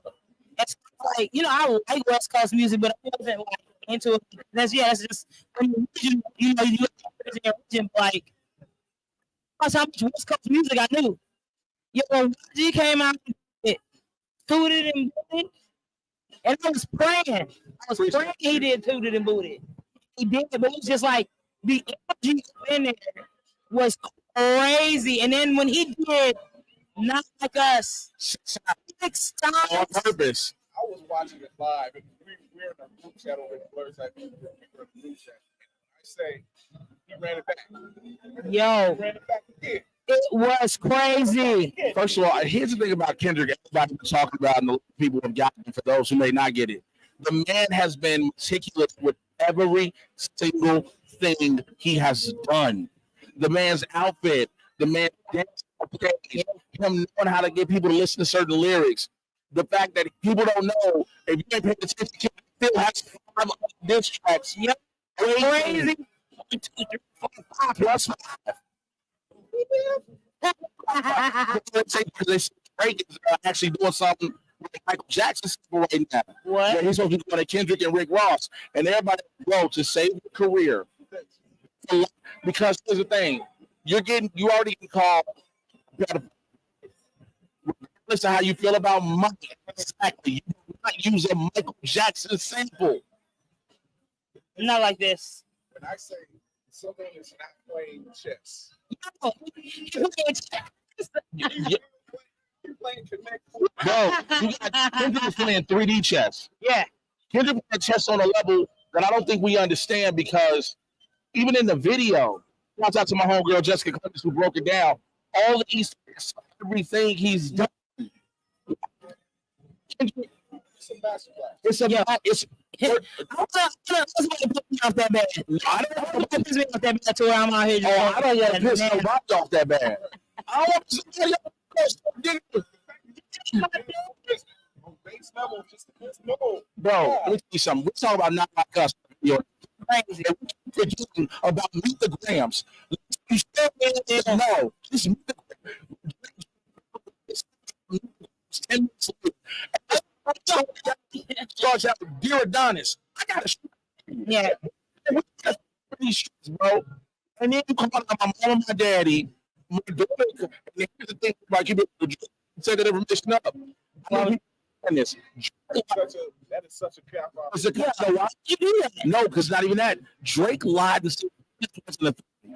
The other statements that Adonis said the thing. And this I call Kendrick is. Kendrick made the man be a better father. You take pictures with his son. The soccer games. This man just doing fathers go out in his hair and shit. Yo, and then dropped the Not Like Us video on July 4th when he knew Drake was at an all-white party. Oh, and after called him a colonizer. And called him a colonizer. That picture that they took. No, what it is, they said, what it is, somebody said, it's not to him being aged, it's he hasn't got the work done since all this has happened. So that's the real Drake. Because remember, Drake does get all the Botox and fillers and et cetera, et cetera. And look, there's a bunch of people in Hollywood. We see, me and Roxy see it all the time. But all this Drake hasn't done it. So now you see what Graham really looks like in real life. All white part where everybody else, and you know, everybody else. That video. Yeah. Did you see? Hurry up before So, Roxy, you have not one but two books. Yes. What's this latest book? This one is called. I wanted to do. I got to read a lot. I talk about trips online. So this book is like a compilation book. It's like a coffee table book. I'm just like stuff I said. So like if you flip through, one of the pages says, "I speak Bob Ross." That's what this book is. So it's one of the pages. Pages of Roxy's book is Bob Ross. Next page. So I think I forgot the section, like stuff like history. Like I was roasting Ben Franklin and talking about how he was smashing women. He smelled like boiled potatoes. So a lot of stuff I said, I could put it in this book. You were reckless. We and Roxy had many interactions, and she never fails to just keep me on my toes. Yeah. But I love that because there's a much later because you hear that? You hear that? Yeah, tell him, Chris. That's what tracks with Khleo. Oh, that's my dog. I'm like, yo, is there anything Keep it, man. I cannot. I get him. This is the best thing about this. Now, I'm going to sound like a grade A hater. I'm actually openly admitting this right now. This is probably the most adoration on a live camera Roxy's ever got. Now, that's a lie. They love me. Okay, Liz Taylor. They love me. They really love me. See, this is what happens when you hang out with non-comedians. Y'all are nice. This is a heathen. All right, but yeah, really love me out here. I'm ready for I didn't know we were gonna have a hater. The world's full of them, so you keep them close to you, keep them on the cuff. Damn, all right, sturdy right here. But yeah, like that's what keeps saying. Bitch, what about four? It's sturdy. It should look like a Chevy Silverado around here. I'll be a keeper man. What? As dating? Yes, do it, please. I need help. Help me. Help me find a man. A man? A man. Let's go. Yeah. Hey, come on, brother. Yo, chill out. Come on, brother. Rocks off with Rocks off. We'll have 100 men, and I'll try each one, and then we'll see if they're in. Hey, what are you ultrasound? I'm gonna try each man. I'm gonna sample these things like. Okay, we'll do 50 sample size. Sample these dudes. 50 sample size cups. You got a lot of. I'm gonna lean on you. So coming up next, I have, what do I have? So I'm in the middle of my faded tour right now. I'm doing Chicago and Austin. I'm finishing up an album with Gilla, Never Knows Best. And I'm doing something with Kev on stage. I can talk about that. Shout out to bro Kev on stage. Yeah, Kev is dope. So I got a couple of DreamCon.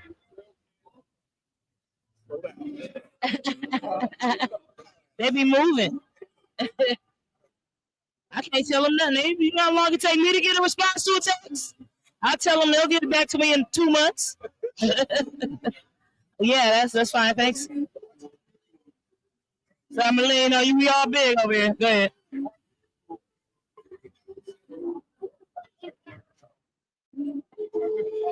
So I think this is my 3rd or 4th year. I didn't go last year. But yeah, this is either my 3rd or 4th year, and I love BlerdCon. It's one of my favorite. Hey, it's one of, yeah, you see it? This is my first time here. It's your first time? It's my first time at BlerdCon. I love Blerd. It's one of my favorite cons. Yeah, man, and I've heard there's some other things to BlerdCon, which I'm trying to experience, ladies. He's trying to get nasty. I'm trying to get a horizontal. But no, it's like, everything that I, have been doing in the nerd, like from Collider to Screen Junkies, all that stuff. And I've been hearing about BlerdCon. Everybody's like, yo, why you ain't going? Why you ain't going? I was like, man, I didn't know they wanted me out here. And then the love and the reception that I've been getting, people like, yo, you Jay Washington? I'm like, yeah, this thing. They're like, what are you doing here? I was like, they're shocked to see me. And so this has been so dope and such a dope experience already. Like, for real. Yeah, I don't want to get emotional because I don't want you to see me like that. Damn it. Also, it's 3 thickums on this couch, and we are generating all types of heat. Very hot. So I'm gonna leave y'all podcast, and I'm gonna excuse myself, Mr. J Washington on all socials, Roxxy Haze, wherever you find Doc Martens. I'm out. Get out of here. Go on, get it. Sweat it. Hey. This feels familiar. I'm joking. Ah. Oh.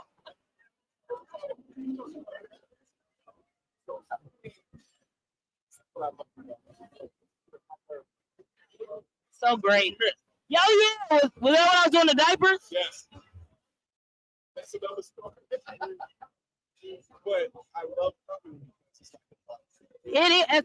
That's what I'm telling people. Like, I love a lot of cons. I go to a lot of cons, and they're great for different reasons. But that is why this one's so fun. Like, there's music playing all day. Excuse me. I've been drinking. Everybody knows everybody. It's like big and small. It's very homegrown. Oh, absolutely not. It's been fire. And then there's a DJ inside the other room. Like, there's music, there's games, there's so much going on. But also, like, there is spaces where nothing's going on. So you don't feel overwhelmed. I feel like at a lot of cons, I feel overwhelmed. Like, I can go outside and chill. The 24-hour food trucks. You can go drink, smoke, and it's good food. It's crazy. Because what is it, like 22 food trucks inside? It's crazy, and it's all different types of food. So it's just like, it feels home. It feels like home. You get to see people you haven't seen in a while. Like, BlerdCon is definitely one of my favorite cons to come to. Like, yeah, I brought How to Nerd. I brought Khleo and Brennan there. I have been telling them for a while. We're talking about what con. Coming to BlerdCon, and I have been telling them, and you loving it. So yeah, it's been great.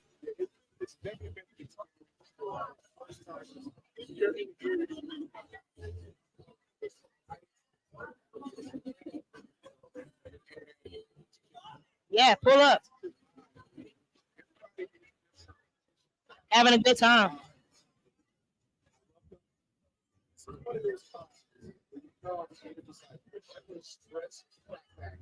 Yeah, you feel none of it. People just walking around dancing, everybody chilling. It's like, it's too fun. Yo, because it was hot, boy. No, I came the year before, it was hot. It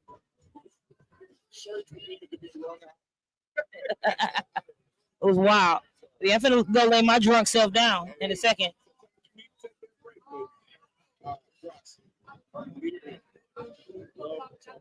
Me too. You're great. You did. And I'll definitely pull up whenever you want. And yeah, dope. Make sure y'all follow Blerds EyeView on everything. Oh, you can buy my books on Amazon.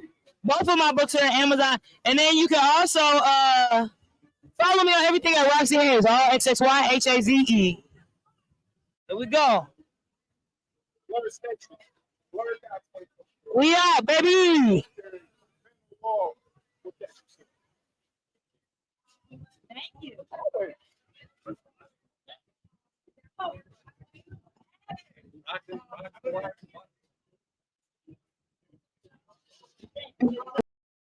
Welcome to Soweto. I mean, listen, we really wanted everyone to know what it was to get back to their roots. So mission fucking accomplished.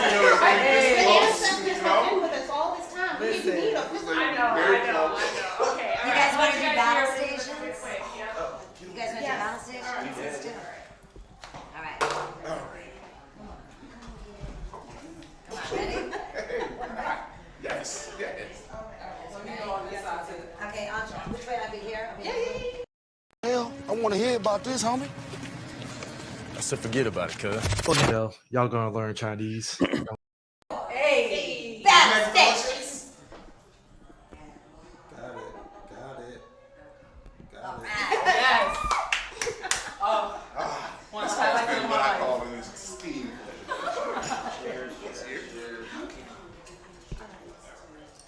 Whip it out. Let's do it. All right, my name is Kira. I am just one piece of the 5 pieces of Blerds EyeView. Okay. I also go by Lady Mandalore. Lady Mandalore. Yes, ma'am, always. This is the way. My fearless leader needs to take off first. I'm so sorry, number 1. Chris. Number 1. Oh, God.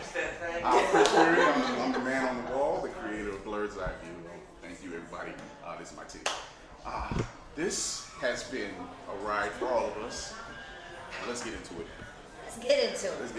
We know about your extensive voice collection. Yes, over 500 voices. 500 voices. Huge A lot of flex. people. A lot of people don't talk about the impact you have from a different world as Winifred Brooks. Yes. There was recently an IG post through the Hillman Files. Shout out to the Hillman Files. Shout out to the Hillman Files. And they mentioned if they did a revival of the show, where would all the characters be? And of course, they would be in these great positions. You being the director of the law division of Hillman. Maybe. Maybe. So yeah. your impact on Different World, it shows your affection for the cast and everything that Debbie Allen and the entire crew brought to them. Unbelievable. What does it do for you knowing that it had that kind of impact? Oh, well, it blows my mind. I mean, I have people come up to me every day, no exaggeration, no hyperbole. Every day someone says, I went to an HBCU because of you. And that, I mean, what do you think? I mean, just imagine the impact of just having the awareness that you're responsible for expanding minds and evolving people. This is the highest honor. And also just that I was on a show that brought back so many incredible old actors and great legends and icons that I was able to work alongside Roscoe Lee Brown and Nina Horn and Josephine Bermise and the list, Richard Roundtree, the list goes on. So to be around people of that caliber was inspiring and life-altering. To be on a show that was show-run by a black woman, Susan Fales, directed by a black woman, Debbie Allen, and starring a black woman, Jasmine Guy. I mean, come on. It turns on your high beams.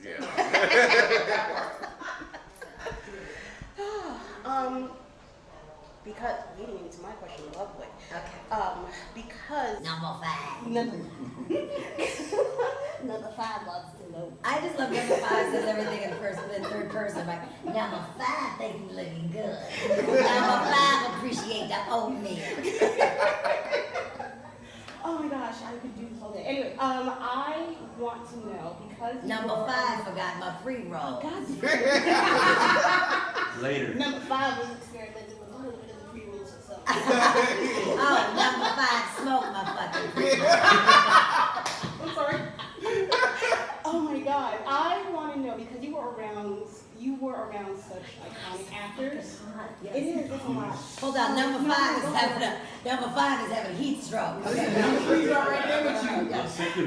You were around iconic actors that were part of the Black Renaissance themselves. Yeah.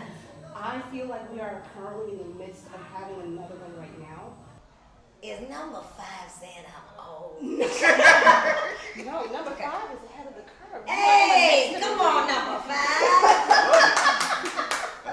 You need this, motherfucker. Number 5 is looking out for Number 1 is red like a motherfucker. Number 11 is showing number 5. Oh, all right. You're welcome. Where do you think we should be focusing our forces when it comes to sustaining this renaissance, to keep this going, to make sure that we have longevity past just this energy? We all have these talented people, people that are actually standing up for themselves and not backing down at the moment in media and entertainment. Where do we need more structure or security or foundation to keep us safe as we go out here and try to expand? Well, of course, everything has to start at the grassroots level, right? We have to start at the grassroots. We have to start in our homes. We have to empower these children to know that the change you make, it starts with yourself. The revolution is so much smaller than everybody realizes.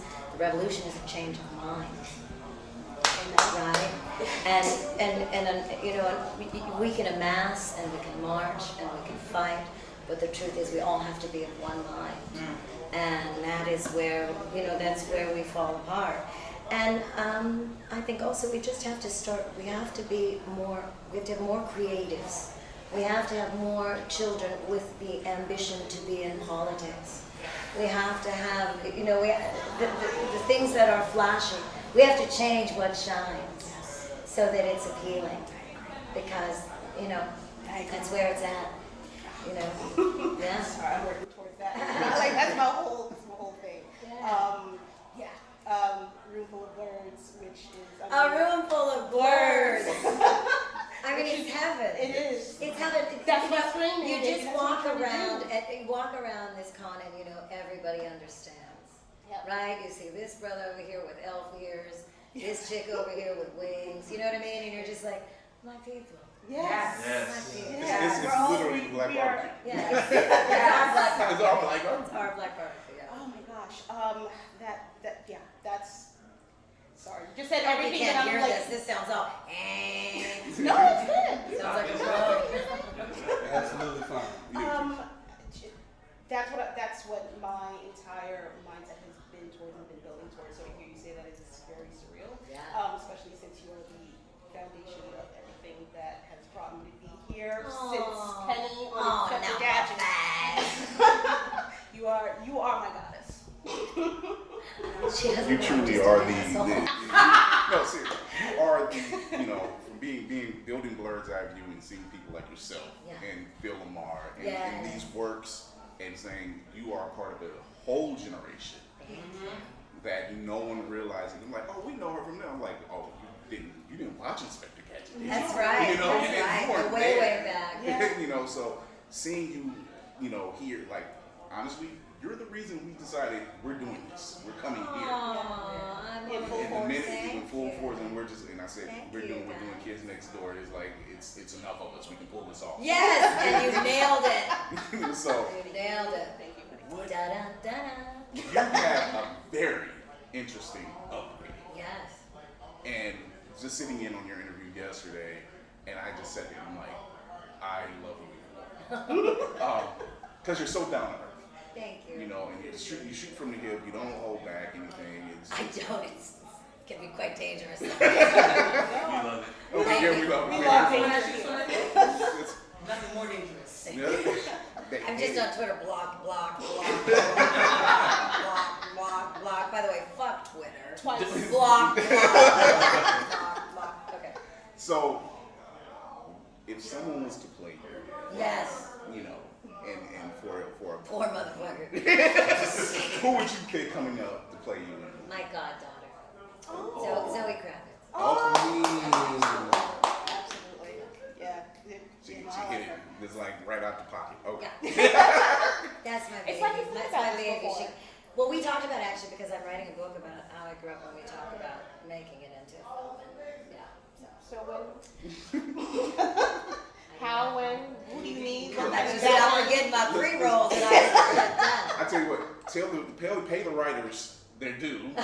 We can get this on the roll. Hey, I am serious. Yes. Yes, I do. I am stuck for an absolute. I'm Oh, gobsmacked. I'm really stuck. I love it. I got her shook. I say this. Sorry. Blerd's EyeView Yeah. would love to have you on a virtual podcast in the future. Okay. Because Be my pleasure. I'd love to do. Yeah, dude. once you see what we do, Yeah. you're just like, yeah, those guys get it. Okay, I'm in. We Energy matches energy on this Okay, show. let's do it. yeah. All right, I'm So- sold. I will be reaching out to you. Okay.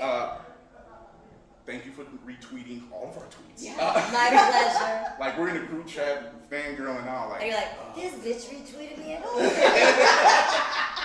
it's like we gotta Almost get work this shit. So Like, oh my God. we know that you have a lot of projects coming up. Yes. We talked about your past, your 500 life flex. I know you're There's no way to say which is your favorite, and I understand. Sophie's Choice. Yeah. Right? I mean, I don't know. Penny will always be special because that's how I started my career. I hate to be so ghetto, but I love DeFoxy. It shows. I love DeFoxy. I mean, it's Those just Foxies the are irreverent. I mean, Yes. it's just she's a fucking mess. But I love DeFoxy. There's many ways to pay your rent. Is that time? It's time. Hold on. I love DeFoxy. I love Susie Carmichael. I love Princess Keita. I love Elmira. And I love Number 5. Yeah, there's so many. I mean, right now I'm doing the Patrick Star Show. And I play Patrick's mother, Bunny. And I play Squidward's grandmother, Grandma Tentacles. And I love doing Grandma Tentacles. She's just an old, crotchety bitch. I love this character right now. I'm having a great time right now. Yeah, so. Pretty Sonia, thank you. Thank you. For helping us realize our dream. Thank you. God bless the freaks. Yes. Yes. Chris Fury with Blerd's EyeView and a room full of Blerds and the rest of the squad. We will catch you really soon. Chow From mein, BlerdCon. motherfucker. Yeah. I love her. Oh God, just great. I didn't think you were my favorite until just Yay! now. You were my favorite. Up in the bowl. Time to go decommission and change? Yes, yeah, you guys are definitely decommissioned. It's too hot to be a fucking Kids Next Door. This was definitely supposed to happen last year when we were like goal setting for this year. Yeah. This one was like, what am I going to say if we meet pretty summer? I was like, no, when we meet her. I manifest, baby. I don't Come play. on, you will manifest. Absolutely. Yes. We weren't here to play around. We Sure were. we came to see you. I love it. All right.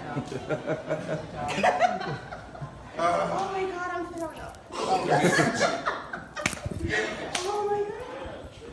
That is one cool ass bitch show. Oh my God.